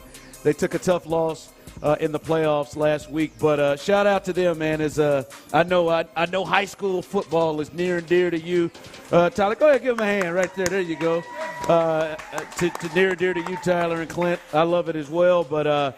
Shout out to those guys. Where the hell did that shot come from? I don't know, but I mean, we're over here talking to the Sharks, man. We're over here talking to the Sharks, and I got a cold beer and a damn shot of tequila in front of me, y'all. Buttery nipple? Yeah, no buttery nipples here. I can smell this one. That's that good stuff. But yeah, man, big shout out, man. There's nothing like high school football in the state of Texas, man. And look, there's nothing more heartbreaking than 9-1 and getting in the playoffs and having a hurtful loss or a disappointing loss. So, great season. Don't let that first round accomplish, man. And looks like they got a great thing going on at Shadow Creek, obviously, with a great season. Carry that over to next year and keep rocking and rolling, man. Keep building on that thing. So, shout out to them as a great year. There you go. Give them the claps. There you go, Tyler. I like that in you. I like that in you. Once again, if you missed it, Tyler Milner, one of the best people I know, stepped up, decided not to be selfish, and said, "I'm gonna do it for the people. I'm gonna do it for the people." And he is not going to the game as the Milner curse will not be tested on Sunday. No reason for that, and the people love you, Tyler. They really do, Tyler. Yeah. Love you. I love you. Please stay home for a Texans win. That's coming good. From the text line. That's good. And I'm proud Tyler, of you, man. That's God, I mean, you're making personal sacrifices for the fan base, for the team, man. That's a hell of a deal. You know, the drive, all of us here, we're always about the people, and I just had to realize that. And Tyler, I did reach out. A week's worth of convincing, huh? I did reach out to the people, Aaron, to see what the menu was up there for you. Just wanted to see exactly what your sacrifice would be. I don't want to know that. I'm not going to tell you, but I did reach out. They've not gotten word on that yet. The bacon wrapped shrimp the last time I went was fantastic. But yeah, man, I'm proud of you. I'm proud of you. Potato salad's always so good. You talking about in that big nice suite where you can watch a game from? Yeah. Oh yeah. Yeah, that one. All right. I'm going to ease down there for the first half. Are you? Yeah. I'm happy for you, Clint. I'll tell you, I like to sit in the suite in the first half, and then when it gets real intense, I like to be up there where I can watch the replays on TV and get real into what we're going to talk about on that post game. Tyler said you don't have to do that. Yeah, I may don't worry about it, dude. Something. All right, I want to play something CJ said right after the game against the Bengals. Right after the game against the Bengals, and I'm telling you, CJ is the clear leader and the clear leader of that locker room of that team, and the guy here in this city, the guy that people love in this city right now, CJ Stroud, and it is completely well deserved. He is beyond giving hope. He make you feel like you got a real chance to do something special here in Houston. This was him speaking directly to the fans after the game, after the big win against the Bengals. So I really hope next week we play the Cardinals, man. Y'all pull up and we pack that thing out. Like I really want to see a sold out stadium. I think at this point, man, I think that's what we're ready for. And that juice that y'all bring, man, we play with 100% energy. And even in the negative light, coming to the away game, like you want to be the villain and you put on your mask, you ride with your brothers, and you go make plays. So it was a big win for us and got to build on this momentum. All right, that's him wanting Texans fans to be out. By the way, there are two people, or there's somebody here who's got a chance to be there. A pair of tickets coming up here in just a few minutes. But I'm wondering to the people out there, 713-572-4610, if you're in Sam's boat, you can let us know just by, I guess, saying it out loud. If you're you as well. Are you ready as a fan to take the step of not just investing your time, being intrigued and interested in this team, which I think most Houston sports fans are? Are you now ready to say, hey, I'm ready to spend money. I'm ready to go and spend money. I'm not going to sell my season tickets. I want to go and buy tickets. I want to be at NRG. I want to pack this thing up. Are you ready to take that next step? Because I'm not putting pressure on you. I put pressure on Tyler. I'm not putting pressure on you. If you're not ready, I completely understand. That was a long 3 years. A long 3 years. But I'm wondering now, have you got to a point where you are ready to spend your money, not just your time and your interest, but your money, and go to the game like CJ's talking about? Yeah, I am, I don't. Even if you had to pay. Well, yeah, I do it for work, so I don't have to. But I have purchased gear, which is in the same vein. I mean, it's in the same vein. Hell yeah! Look, when I look at the product that is Texans football right now, I'm not going to tell anybody out there how to fan. I'm not going to tell anybody out there how to spend their own money. But at the end of the day, if you do choose to spend your money, you're spending your money on a product that is top-notch, that's second to none, that's ascending in the right direction. Whether you're buying tickets and you're going to a game, the entertainment value is through the roof. Or let's say you're buying gear, hats, T-shirts, half zips. I got a half zip and a hat.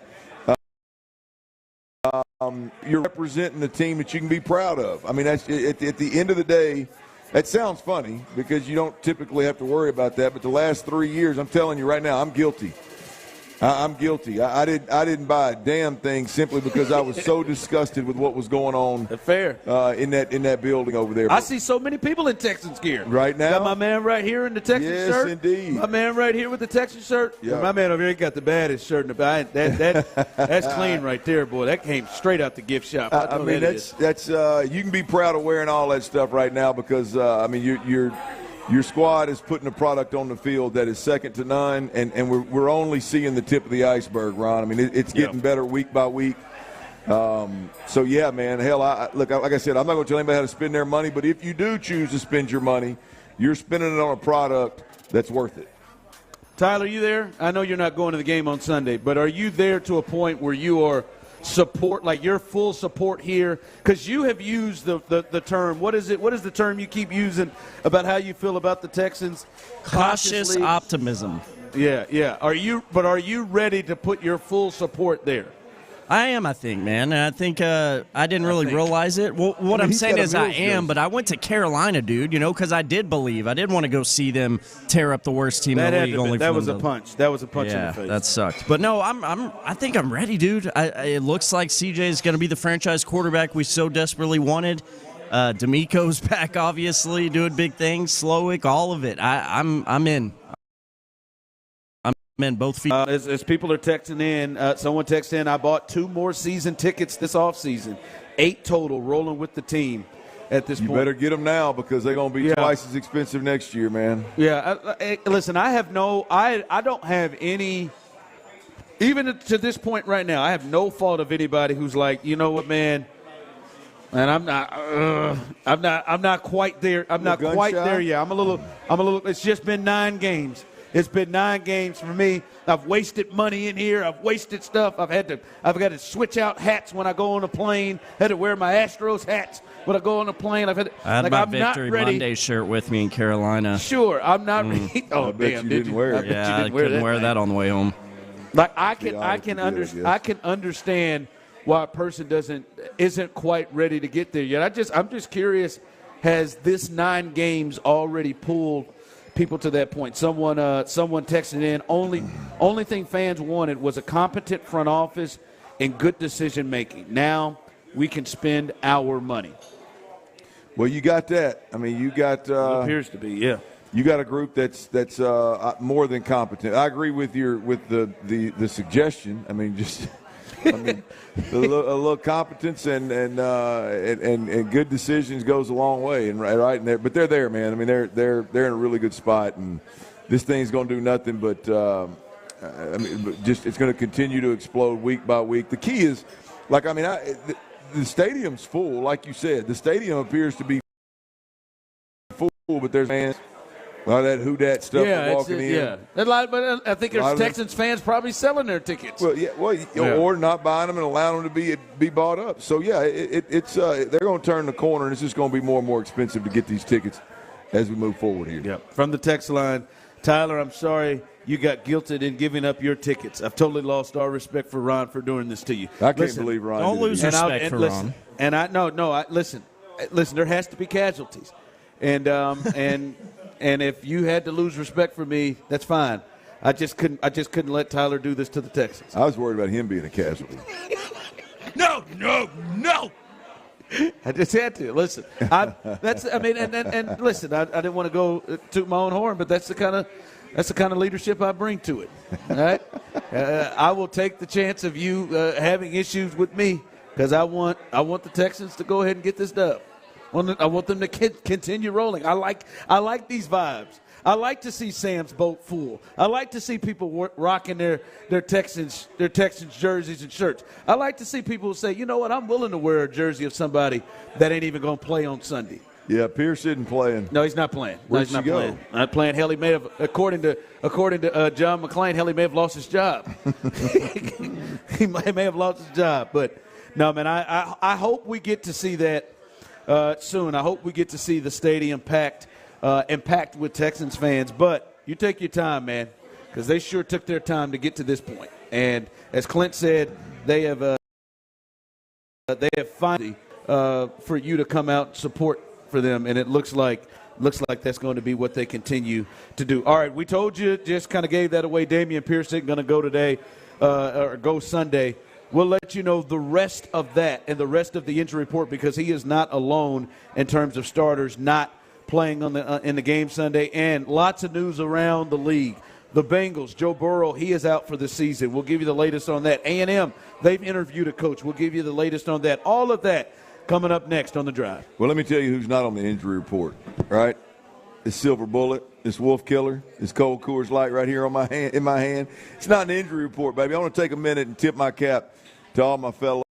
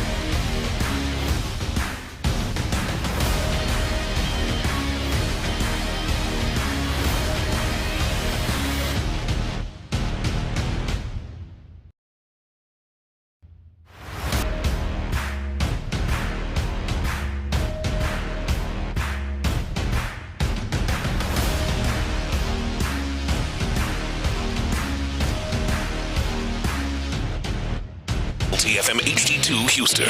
Insider access. Exclusive content. The Texans play here. Always live on the free Odyssey app. Sports Radio 610 presents The Drive with Stoerner and Hughley. It's the 5 o'clock fire. Brought to you by Regions Bank. It is 5 o'clock. Congratulations. Hopefully you're off work. Luckily for you, Old Dirty, the Dilf, and... Who? The Dilf. And... The Big Dilf. The great Tyler Milner, also known as Psycho T-Mill. We're here with you live, and we are live here until 6 o'clock. We'll be here till 6, maybe a little bit after. Who knows? There's TVs all over the place. There's to watch a little college basketball, NBA, whatever you want. You could do that right here at Sam's Boat here in Pearland. Let me hear you out here today. Let me hear the folks. There you go. And we just hooked up our latest winner and our last winner of the day. We've been hooking people up with Texans tickets to the game on Sunday against the Cardinals. 3 different winners today, and congratulations to them all. My man won and started hitting that C-walk all the way up. Yeah. If you all know that, just go check out a little West Coast. Slip out a couple of videos. Maybe you can check out. Maybe well, Corrupt I know there's some. My man kind of favors Corrupt right here in front of me. There's a little bit of an age gap. I mean, some folks from an age perspective may not know the C-walk, but I got to believe there's a certain window there where, boy, he hit it. I did not expect him to pull that out. I couldn't see his feet Nah, back man, there, he said it was a tad bit rusty. But it was rusty, man. I thoroughly appreciated the excitement. And, that tucked-in polo. I didn't see. That would have been on my bingo card. You built like that. You tuck him some bucks in, and you wear him a size smaller. Good to see you, brother. Hey, dude. You tuck them in and wear it a size smaller when you built like that right there. There you go, doesn't he? You know it. He said, I'm going to pull that large out, baby. That's it. Pull that large out. No, congratulations to all of our winners. Someone on the text line, hey, Tyler, I love you, Tyler. You made my weekend. If I were there right now, I would buy you a shot or two. See, there Tyler? You go, man. See, that's how this thing works. It's so beautiful, Tyler. Instead of going to the game and risking you and your wives, your health and your safety. These people, they love Tyler. Instead, now you get to go out on the city 6 nights a week, and people see you out, they buy you beers for not going. You don't have to buy that crown and dime. I mean, that is great, man. And I'm proud of you, man. That's pretty sweet. I like it, but the Texans still better win on Sunday, or I'm going to be pissed. You might be. And, well, you'll be happy because you didn't go if they don't perform well. Yeah. We all know they will, though. Yeah. Okay. No all question. Right. No question. All right. Speaking of that game on Sunday, here's the injury report, and here are all the players that are out. The Texans have gone ahead and looked out as out of this game. That is Jimmy Ward. He'll miss his years practice today, but he is out. He could be trending to be back in the game against Jacksonville.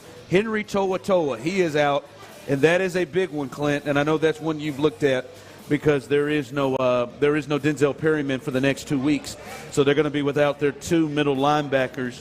And Jake Hansen, backup linebacker, is out. Noah Brown is listed as questionable in this game. We'll look at that again. And then Graylin Arnold, he shows up, another safety, Clint, that is out for this game. So at this point, Graylin Arnold, Jake Hansen, Henry Toa, Jimmy Ward, Damian Pierce, we know are officially ruled out by the Texans. Will Anderson, Noah Brown, and Dylan Horton are listed as questionable in this game, and so this is pretty much par for the course, really, for the Texans. They always seem to have multiple starters out of the game. We'll see about Noah Brown, but that one that jumps out, questionable, Will Anderson and Dylan Horton. Now, I would assume both of those guys play, Clint, but what does concern me there is they're clearly not full strength. And when you look at what their injuries are, it's knee. They're both knees that's keeping them questionable. Yeah. And now you're looking at who they're having to defend. And now you're thinking, all right, even if they do play, there's Kyler Murray running all the way around, running in and out, moving and all that, and they're not 100% to have to deal with him. And that is something, even if they be an issue, them not being 100%, this is not the type of quarterback that you'd want to face when your edge guys may not be feeling great with their legs. Yeah, look, for me, this whole injury report right here is about the defense and about depth on the defense.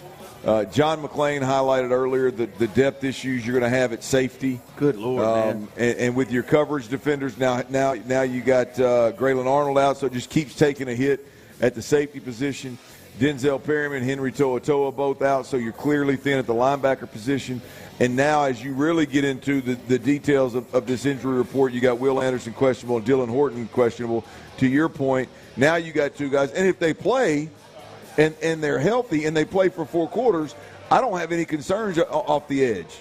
But the worry is with these two guys with knees that are an issue throughout the week, the problem is boy, if you lose one of those guys, now you've lost significant depth at the edge position too. You lose both of them. Now you got a problem off the edges. You got 3 guys rotating ultimately. So to me, it's about depth. I have full confidence in DeMeco Ryans being able to put something together to put these guys in to play well. The linebackers that are going to play in place of Perriman and To'oTo'o, I'm not losing any sleep over. I think they're going to be fine. I'm concerned about the depth. Yeah. You know what I mean? Like I'm just at a point with these play callers. Now we're talking about DeMeco Ryans. I just believe he's going to make it all work. They're going to put it all together. Boy, depth is something you can't hide. No, yeah, that's hard, right? And as you talked about, that secondary, particular safeties, you got Jalen Petrie and you got DeAndre Houston Carson. And that's the healthy safeties you have listed right now, because Jimmy Ward is out, Graylin Arnold is out, Eric Murray's on IR, MJ Stewart's on IR, and maybe this is the week that we see more of Tavir Thomas potentially having to move over and play that safety when you have at least Nelson, Stingley, and Griffin to play. Well, they're going to live in nickel. Yeah, they have to. Got to. Clearly, probably we're going to do a lot of that anyway. Yeah, clearly going to live in nickel. With a lot of the spread stuff that the Cardinals throw at you, there's probably going to be a good chunk of man played. So we'll see. We'll see how they. I just trust that DeMeco's going to figure that thing out. Yeah. It's the fourth quarter that scares me. Right? It's the fourth quarter. You get into the fourth quarter and you've got guys that have had to play twice the snaps they typically play at the middle linebacker position and at the safety position. Well, the fear if anybody goes down. Well, yeah. Now that's clear. I don't care. That's in the first quarter, right? That's going to be a problem. Like we saw it. They had safeties go down on back-to-back plays. But let's say everybody stays healthy and you play a really good game for 3.5 quarters. Well, in the fourth quarter, you're going to have some guys with the tongue out, man. I mean, they're going to be dead tired. So we'll see. We'll see how they navigate this thing. And there's no reason at this point to not have confidence that DeMeco will figure it out. But it's definitely a problem to keep an eye on. Yeah. All right. So that is the injury report once again. The guy Graylin Arnold, Jake Hansen, Henry To'oTo'o, Jimmy Ward, and Damian Pierce. We'll see on Will Anderson and Noah Brown. Reports were out earlier this week that Noah Brown would miss this game. The Texans aren't quite there to rule him out yet, so we'll keep an eye on those leading up to kickoff coming up on Sunday. 5 o'clock fire. All right, the big news of the day in the sports world is not really a surprise after we watched what happened last night, and that is that Joe Burrow is out for the season. Joe Burrow, quarterback, Cincinnati Bengals, a team that the Texans are in the mix with in terms of the wild card. I'm going to say it right now, John or Joe or whatever Browning's name is, he is not, whatever his first name is, I apologize to his family, Charles, Chris, whatever your name is. Browning, I want to call him John Browning, but that's an old defensive lineman. I don't think he's going to lead the Bengals to the playoffs. I probably don't believe they're going to rush T. Higgins back now with the hamstring issue. They've had some injuries already. I think that is a team that the Texans are done with. Hell, they're a game and a loss column behind them, and you have a tiebreaker on them, and they don't have Joe Burrow. So this is big for the Texans in that regard. But it really sucks for the league, Clint, because this is another one of those starting quarterbacks that have gone down. When you look at Aaron Rodgers out for the season, you look at Kirk Cousins out for the season, Deshaun Watson, however you feel about him, out for the season earlier this week. Now Joe Burrow added to that list, to the list of quarterbacks. This is a tough blow for the Bengals, but really good for the Texans, to be honest with you. You covered it, man. Whether you're looking at this thing from a playoff perspective or you're looking at this thing as a football head that wants to watch good quarterback play throughout the season, man, they've all taken a hit. And it's unfortunate to watch one of the best in the game go down like this after struggling with the calf early on. Now it's this wrist. And this wrist, it looks – I mean, it's not – folks. You knew he was in trouble immediately, right? Yeah. I mean, when you lose the ability to trigger that wrist on that with that power snap when you're throwing a football, you just can't throw a football. I mean, I'll argue it's the most important aspect of technically and mechanically throwing a football the right way. It's definitely the biggest difference between throwing a football and a baseball. And you look at that on the sideline when they pulled him out of the tent, he tried to throw it. I mean, he got all the way through to the point where he was supposed to snap it, and the snap never happened. At that point, we saw him kind of favor it immediately when he threw the touchdown. But when he tried to throw that warm-up toss, at that point, being that somebody's played quarterback your whole life, at that point, did you sense this isn't short term? Absolutely. Yeah. Absolutely. The initial throw, right, you look at it and you go, well, maybe that because he completed the throw. He completed the action. Whether the ball was completed or not is irrelevant, but he completed the action. And so you go, okay, well, he could still at least execute the action, right? Even though if it's a little bit painful, it's stiff, if it's sore, no big deal. Well, then he goes to the sideline and he's not even able to pull the trigger. That's the part that when I looked at it, I was like, I did see him mouth to one of the trainers that something popped. And at that point in time, you're like, this isn't just a strain. This is something torn that's keeping him from executing the snap of the action, and you're not going to play quarterback no matter who you are without that. So that's the report. This is a bad deal. Torn ligament is the report, and he is going to be out for the season. So. I'm looking forward, Ron, by the way, to see I know these social media doctors, they pull up and do the video and do the. Now, I'm not saying that you take what they say to the bank, but I am interested to see what doctors actually, what exact part of the wrist is it, and what mechanism, what does it drive in terms of your ability to snap that football? It's going to be fascinating to watch. Crazy game in terms of injuries to important players. It had just been announced as well that Mark Andrews cracked a fibula in his leg, and he is out for the season, the number one target for the Baltimore Ravens. So that was a tough game for both teams in losing important parts. Obviously, the Burrow one is the biggest one. 5 o'clock fire. All right, Tyler, this was big for you and A&M fans out there. We know that they have a vacancy there as Jimbo got fired. We've heard the first interview. Jeff Traylor, coach out for the in San Antonio, he interviewed for the job, reports are saying, and Clint, I know he is not one of the hot names. He is not the Urban Meyer. He is not the Deion Sanders. He is not those names. For me, as I said earlier in the week, Dan Lanning, my man, the coach of the Lions, Dan Campbell, who we've already heard through back channels turned down by the kneecap the A&M gig. Yeah, he bit one off and turned him down. But he has been very successful there. Has won back-to-back conference championships there. And for you, would it make sense? Would it be the proper fit? Would he be good enough, in your opinion? Has he done enough to deserve this big a job? Because this is one of the biggest jobs in the country. This is a job that a lot of coaches would love to have. Is Jeff Traylor a guy that you think is ready for this type of gig? Absolutely, 100%. Now, his resume is going to look a little different than all of the quote-unquote bigger names that have been at bigger universities and had a longer head coach resume, if you will. But absolutely, I believe that Jeff Traylor is as good a coach as any a football coach that you're going to find available right now in college football.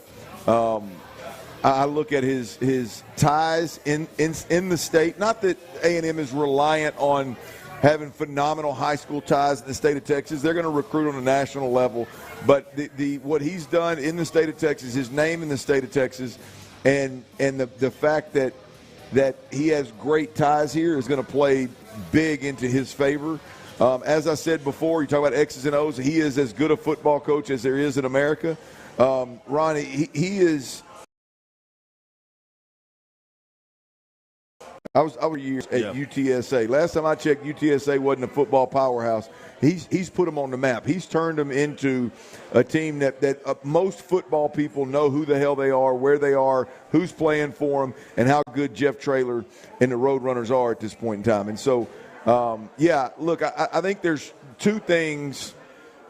If I'm Ross Bjork, the athletic director at A&M, there's two things that you've got to get right. You've got to get the football aspect of it right, the X's and O's, and just being a damn good football coach, right? You got to get that part of it right. And then you've got to get the culture, the development. You've got to get all of those things. Those two things have to be done right. The discipline within the organization, the program, I'm sorry.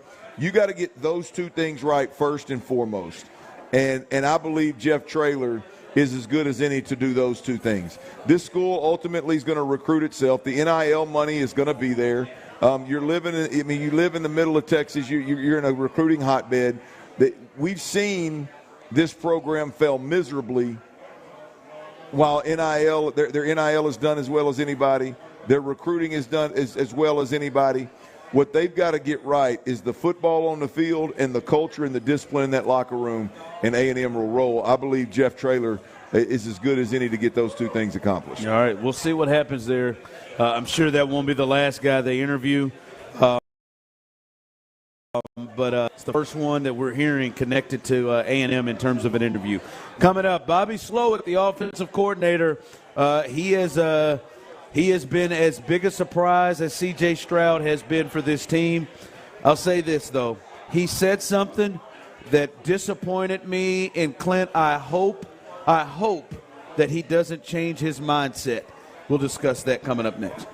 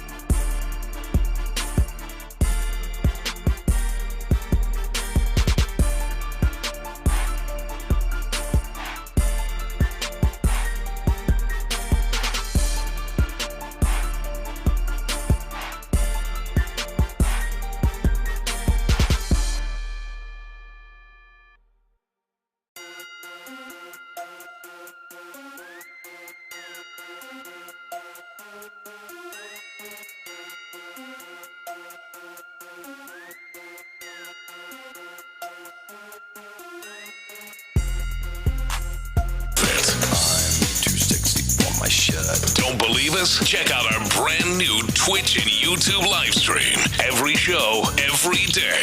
See your favorite 610 hosts like YouTube and Twitch. Houston's sports leader. Sports Radio 610. It's a Taka's Fiber Internet Football Friday on Sports Radio 610. Live from Sam's Boat in Pearland. Here's The Drive with Stoerner and Hughley. All right, welcome back into The Drive. And as we are live here on this Taka's Fiber Internet Football Friday, live here from Sam's Boat in Pearland. There you go. Let's hear it, baby. Yeah, it's a party out here, man.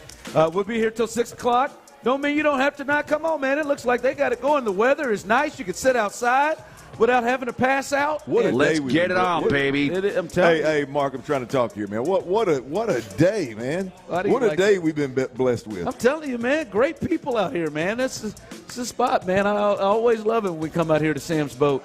And we look forward to listen, all our stops. People, we have some people who follow us and go all around with us each and every Friday, and we've enjoyed it here a lot. But it's not over. It's not over. We'll be here till 6 o'clock. TV's everywhere. If you want to get some good food, good drinks, this is the spot to come on out here and enjoy yourself. Enjoy yourself as well. Shout out to everybody who are winners out here, who've won tickets, won gift cards as well. We appreciate you all stopping by. Remember, the best of the week coming up here in about 10 minutes. Clint, Bobby Slowick spoke yesterday. You got what I eat? What'd you eat here today? I had a nice little shrimp BLT wrap. How was it? It's fantastic. What was it wrapped in? What is wrong with you, man? What is wrong with you? We got we can see what you're trying to do. Yes, Tyler. There you go. Say it again, Tyler. Tortilla. Tortilla? Nah, tortilla? No. Tortilla. She said hot tortillas. Tortilla? You got there's a slight roll of the R. Tortilla. I mean, you're getting there. I'm in there. Yes, I mean you're. She's looking at me in pure disgust. Is what she's doing. You're close. She said, "Would you shut your ass?" She up? appreciates the effort, though. She look in her eyes. You just shut up and let me do my job. You shut your ass up. like I'm killing her. I'm gonna stop. You didn't push. Like we can see what you're doing a mile away. Oh, what'd you eat here? Like we see where you're going here. Well, all the things that I don't know why you won't just give the people what they want, man. What are you talking about? The wet mouth. All right, Tyler, you good, man? He's still you pissed good, man? at you. He shouldn't be pissed at me, man. I'm happy for him, man. He's doing the right thing, man. I'm telling you, man, I was going to be relentless. The people are cheering. You're doing the right thing. I mean, you had to. All right, Bobby Slowick. Bobby Slowick had this. I don't know if they heard that. Tyler said, "What's up, girl?" He said it's Tyler hears a female voice and he just goes to another place. He just goes. Hey, and that fool. Hey, he said that so like he's done that before. Oh, King Ding-a-ling in there. What's up, girl? What's up, baby? Oh, God, I hate his guts. All right, Bobby Slowick, damn it, had this to say as he met with the media yesterday. And Clint, I hope that this doesn't factor into his mindset and how he goes about similar moments if they come up again as it did in the fourth quarter against the Bengals. Here was Bobby Slowick, the offensive coordinator, talking about the back-to-back plays on third down he called in the fourth quarter against the Bengals. The first third down you're referencing, the one that was an interception, that was poor play calling. That probably for me, looking back on it, I know why it was called. We know what we were expecting to get, which isn't what we got. But regardless, it was a really hard position to put the quarterback in. And that one, I really didn't like that play call. If I was to judge myself, that was probably the worst play call of the year. The second third down, at that point when it's a 3-point game, you're calling the play that you believe has the highest chance to move the chains, because if you move the chains, like, the game's over, you know. And if you don't move the chains, they still, even if we burn 40 seconds off the clock, there was still plenty of time left for them to go down the field. So at that point, you're just calling the play that you feel like is going to give you the best chance to move the sticks, you know. And we wound up having to get to the last option in the play call, which was good by CJ getting there, and it was a good route by Tank, and the DB made a really nice play on that. All right, listen to Bobby, and I feel like he took up for his quarterback, and I love that he backed up his quarterback when he talked about the first play, because in my opinion, I completely, or as Clint would say, wholeheartedly disagree with Bobby Slowick. I didn't have a problem with that first play call at all. I had a problem with CJ Stroud throwing an interception to somebody that was standing right in front of him. Yeah. That's what I had a problem with. I love the aggressiveness, because what he said on that back end is the same thing that would have happened the first third down. That would have ended the game. And he said, and I believe what he said to himself was, that's Joe Burrow sitting on the other side, and I don't want to give him the ball. I want to get the first down, and I want to shut this thing down right now. And I loved the aggressiveness in his mind to go get the game and not just say, hey, let's be safe and conservative. You got a player in CJ Stroud who you should trust and believe to go make plays. And he just didn't that time. He just didn't. And I will trust that CJ in the future. I hope they continue, Clint, to be aggressive. And I hope if they're faced with a situation like that again, that he remains aggressive if it's there. Now, I'm not talking about being stupid. Like, to me, that was a very safe play call that he made that had multiple decisions that CJ could have made. CJ just made the worst one, right? And I hope that this doesn't take away his aggressiveness in similar situations down the line. Yeah, I heard it as the play call was a poor call. Because they didn't get the defense they expected with the first one. Not that he wishes he would have ran the football. Like, I still think he's okay with throwing the football and putting it in CJ's hands. He just didn't get the look that he expected to get, the coverage that he expected to get on that particular call. And ultimately, CJ was confused. We know that because CJ said it, that he talked to the DB after the game. The DB had seen it before. He undercut it kind of deal. So that whole – I think he was just more disappointed in the fact that he put his quarterback in a rough spot versus – being conservative or being aggressive. I think he's always going to be aggressive. I hope you're right. Yeah, I think that's the case, Ron. And then the other one is that's the one I think he's covering for his quarterback. Because if I remember it correctly, and I haven't analyzed it on the film, I'll be completely transparent. You're talking about the last third down? I'm talking about the go route where he throws it to Tank. To me, CJ made his mind up. He's going to throw the go route, and he's going to put a dagger in these dudes, which is cool. Which I just personally don't like it. I mean, if you want to have that kind of conviction with throwing the go route to your guy Tank Dell, cool, make that decision. I don't want you ever to doubt yourself. But to me, that's the one. It didn't look like to me like CJ got through his whole progression and then threw a go route. It looked like to me he got up underneath that center and he saw that look and he had his man singled up out here and he thought he got a tad bit horny. Happens from time to time, you know what I mean? He got a tad bit horny, and he tried to throw that go route. You know what I mean? Bobby was covering for him. What happened? You know who the producer is. And he hears the word horny, and he drops that boner, doesn't he? Tyler forgot all about, oh, the hell with it. We need to go to break. It's Friday night, Tyler's man. I've never seen anybody. It's Friday night, Tyler. You got to be a little bit horny, man. Oh, you know I am. Tyler has the horny buttons and drops at the ready. There's no one more quick at the draw at the horny stuff. You always got to be ready, man. My goodness. More than one way. No, you don't. Stop. That's the only thing that you stay ready on. It's very fitting. It's very fitting. I mean, it emphasizes my point. You are very correct. I mean, the quarterback got a little bit horny, thought he could go ahead and end that game in dramatic fashion, and in hindsight, he shouldn't have done it. And I think the OC's covering for him. All right. Speaking of Tyler, the best of the week. We do this each and every week. Personally, one of my favorite segments of the week. We always have a lot of funny moments. I always hear things that I didn't even remember I said. The best of the week coming up next right here on The Drive. Just the greatest producer in the world, Tyler T. Mill. Call him crazy, but 10 weeks into the Texan season, John Lopez is ready to make the boldest of claims. CJ Stroud right now is the best quarterback in the NFL. Tell me and show me how I'm wrong.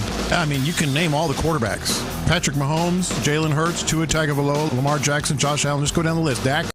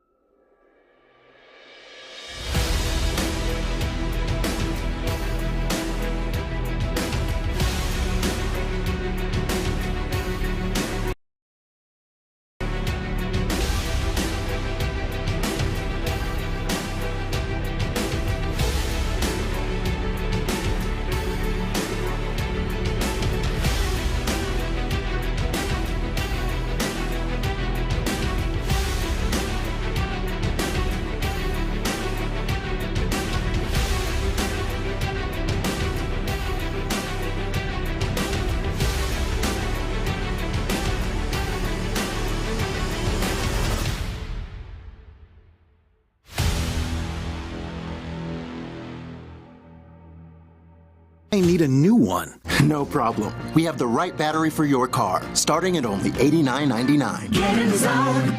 And what about my old battery? We can recycle it right here at America's #1 battery destination. Get in the zone. AutoZone. Restrictions apply. It's a Taka's Fiber Internet Football Friday on Sports Radio 610. Live from Sam's Boat in Pearland. Here's The Drive with Stoerner and Hughley. All right, welcome back in Sam's Boat here in Pearland on this Taka's Fiber Internet Football Friday. As Clint is talking to the people as he is hanging out. It's been a great time out here. Give yourselves a hand around here. There you go. Been a great time out here. There we go. A party out here, party atmosphere. And you can still come on out. If you're riding on the street, you're looking for something to do in these parts, come on out. Great spot to be in, indoor, outdoor, TVs everywhere, great food, great drinks, great people, great service. Can't get any better than that here. So make your way on out here. We do this every single Friday. We're out around the city during the football season on these football Fridays. These Taka's Fiber Internet Football Fridays. Come hang out with us. Remember, if you're riding around and you're listening on here, Sports Radio 610, following us, Texans All Access, the fellows will have the head coach, DeMeco Ryans, right at the meow. Hey, Mark, Ron was trying to talk. Sorry, I hadn't given that to you in a while. Meow. Just what possessed him to do that? I don't even. McLean's cat was on air. Listen, you can tell me what it was. I just don't know the scenario that would possess him to go in that. I don't know what hit him. What hit him in his heart? What was it again? McLean's cat was in the background, like making noise, and they could hear it. And they were like, "What's that?" McLean was like, "It's my cat." And so that made him say, "All right, let me go in the cat noise." Yeah, let me go. Yeah, it's gone. That's the McLean I know, not the cat rock and roll guy. What is anyway? Gets me every time. But DeMeco Ryans will be on with the fellas coming up behind us. So stay tuned right there on right here on Sports Radio 610. As we talked about someone that, as I said, I hope they stay that aggressive. They stay that aggressive. Someone said that pick wasn't on the play caller or CJ. Tank went too far on the route and should have cut sooner. Yeah, I just don't think it was ever there. And if you, as I think Clint, you the one who spoke about it from CJ, he kind of tried to layer that ball in, over coverage, and you just don't take that chance. Well, as you watch it, there's no question about it. You can't, as a receiver running a crossing route like that, you can't drift away from the quarterback. And Tank obviously did that, which just allows the undercut to happen. Now, CJ explained it as he saw the undercut coming and tried to feather the ball over the top of the undercut and get it in Tank's hands. And ultimately, in that situation, you just can't take that risk with the football. You can't get cute with it. The only thing you can do. That's what Linda would say. Try to get cute with it. Yeah. I bet she would. She would have said that to him. CJ, you tried. She would have called him CJ, called him by his real name. You tried to get cute with it. I hate to tell you. That old gal right there would have. No doubt about it, man. She tried to get cute to it. What is it? What's C stand for? Oh God, what is it? Coleridge. Yeah, Coleridge. Coleridge tried to get cute with it. That's Cortez, Jenkins. Yeah, that's all he did, and he'll learn from it. Hey, next time I'm not going to try to get cute with it. First quarter, get cute with it. See if you can make a big play. Fourth quarter, up 10. Let's pump the brakes a little bit and just punt the football. He'll learn from it. I mean, he did. Yeah, I want to hear Linda say Coleridge. I want to see her. I'd probably make it happen. I can give it. I just want the first Texans video that my mom makes. I want it to be positive. I don't want her to come out of the shoot negative. So maybe we'll get that Coleridge. Gosh, damn it, man. Now, see, I can't have that right there out of the gate. I can't have it out of the gate. I'd enjoy it. All right. We do this every Friday. You would. You enjoy controversy. No, I just enjoy Linda getting after it. That's when she's at her best. When Linda's getting after it, when she's threatening people. She's at her best. All right, we do it every week. This is our trusted producer, Tyler Milner, works very hard at this. The best of the week. The best of the week on The Drive with Stoerner and Hughley. Are you kidding me? Are you kidding me yesterday with that one? Oh, hell yeah, I'm juiced. God, dog, well, that was beautiful. We said it would be different. if they go on the road and beat the Bengals. And damn it, they did. And your quarterback was the best on the field yesterday. CJ takes the snap, throws over the middle, hits Noah Brown, breaks a tackle 30, Noah 25, Noah 20, and he's wrapped up at the 20-yard line. Timeout called with 5 seconds to go. 38-yard field goal attempt for the victory for Matt Amendola. Here's the snap, here's the spot, here's the kick, plenty of leg, and it's good! The Texans walk off with a win in Cincinnati!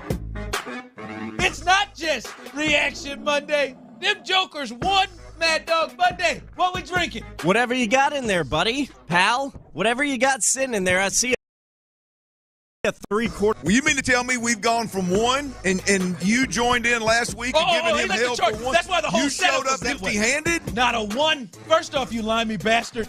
It's Ron. You stop calling me that name. 4 stops. You came at my ass all Because if I would have found the MG, I would have bought 3 of them. But I didn't find any. Wiser decision. There we go. Mad Dog Come on, Monday. man.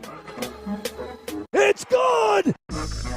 There's a rumor going on. I'm gonna start y'all show off like this. There's a rumor Tyler Milner might be in attendance on Sunday. That's a rumor that I'm hearing. You're listening to KILTAM. Yeah, hold on. KILT HD2. The Drive is live. What's he talking about, Tyler? What the hell is he talking about? No, you're not. Why? Why? What do you mean? Why? Tyler, no, man. Too soon, man. No.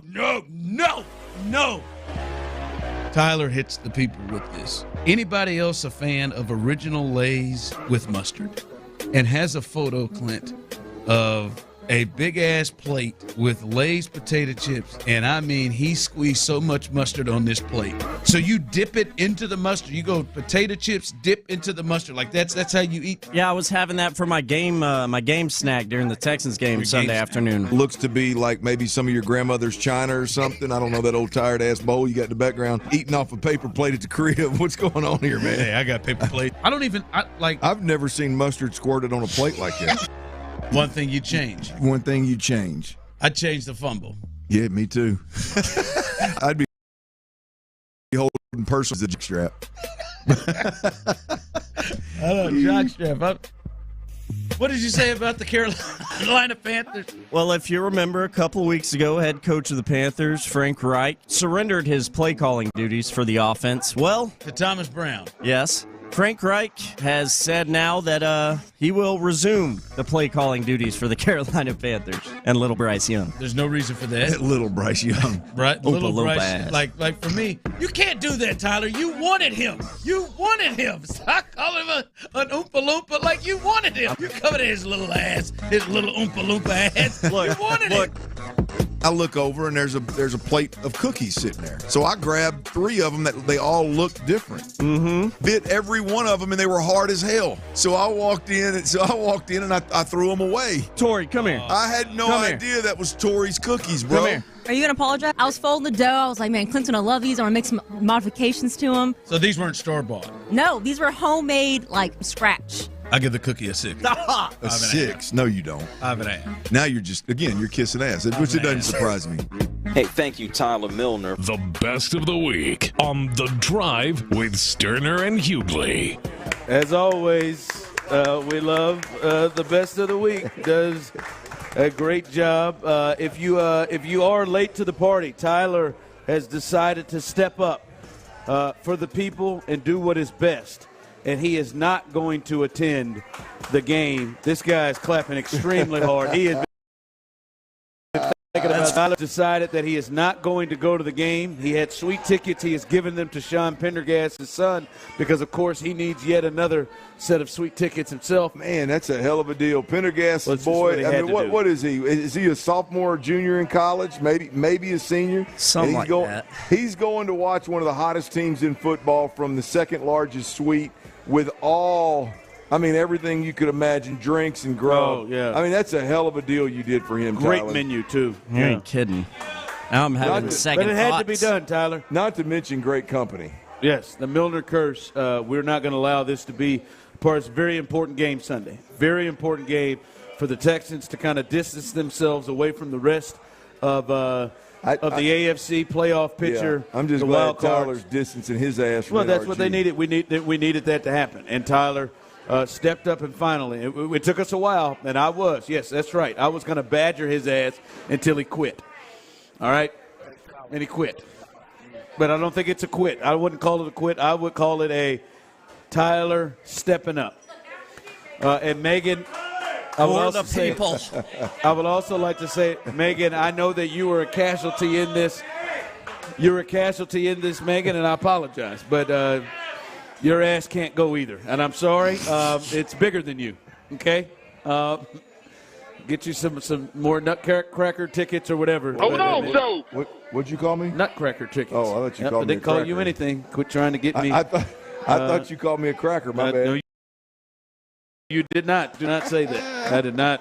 That is not what I've said at all. But Tyler is not going to be there. Neither is Megan. They're not going to be there at the game because they care about you. Real quick. Hey, I think Tyler's going to miss a good game. I'm going to put it out there. I think the Texans blow the doors off of them. Do you? Really? You think this is more closer to the Pittsburgh game where they win 30-6 I think it's very convincing pull away as the game goes on. Gus and Katie, thank you, Tyler. Thank you, Tyler Milner. They love you. Tyler Vermeer has been growing around. It's interesting because I see all of a sudden Tyler's got nicknames for Gus, huh? Yeah, me and Gus are tight for real. Yeah, sure. Yeah, I sense it. I sense it the other way, man. I think they win. I think CJ has to go grab his cape though. I don't think this is one where he's just comfortable. I think it is a tight one. I think it's comfortable late. CJ doesn't throw a late pick. They kind of just put this thing to bed in the fourth, and we move on. Yeah, I think that's where we're at. I really. It was like a 27-24 type ball game to me, I'm with you. Hey, hopefully they blow them out. Hopefully they do, and that will help out Tyler's cause for not being there. Once again, great job out here, everybody. Our guy Lex Promotions, who does such a great job, appreciate it. Aaron stepping up here, our engineer, great job. Clint, great job.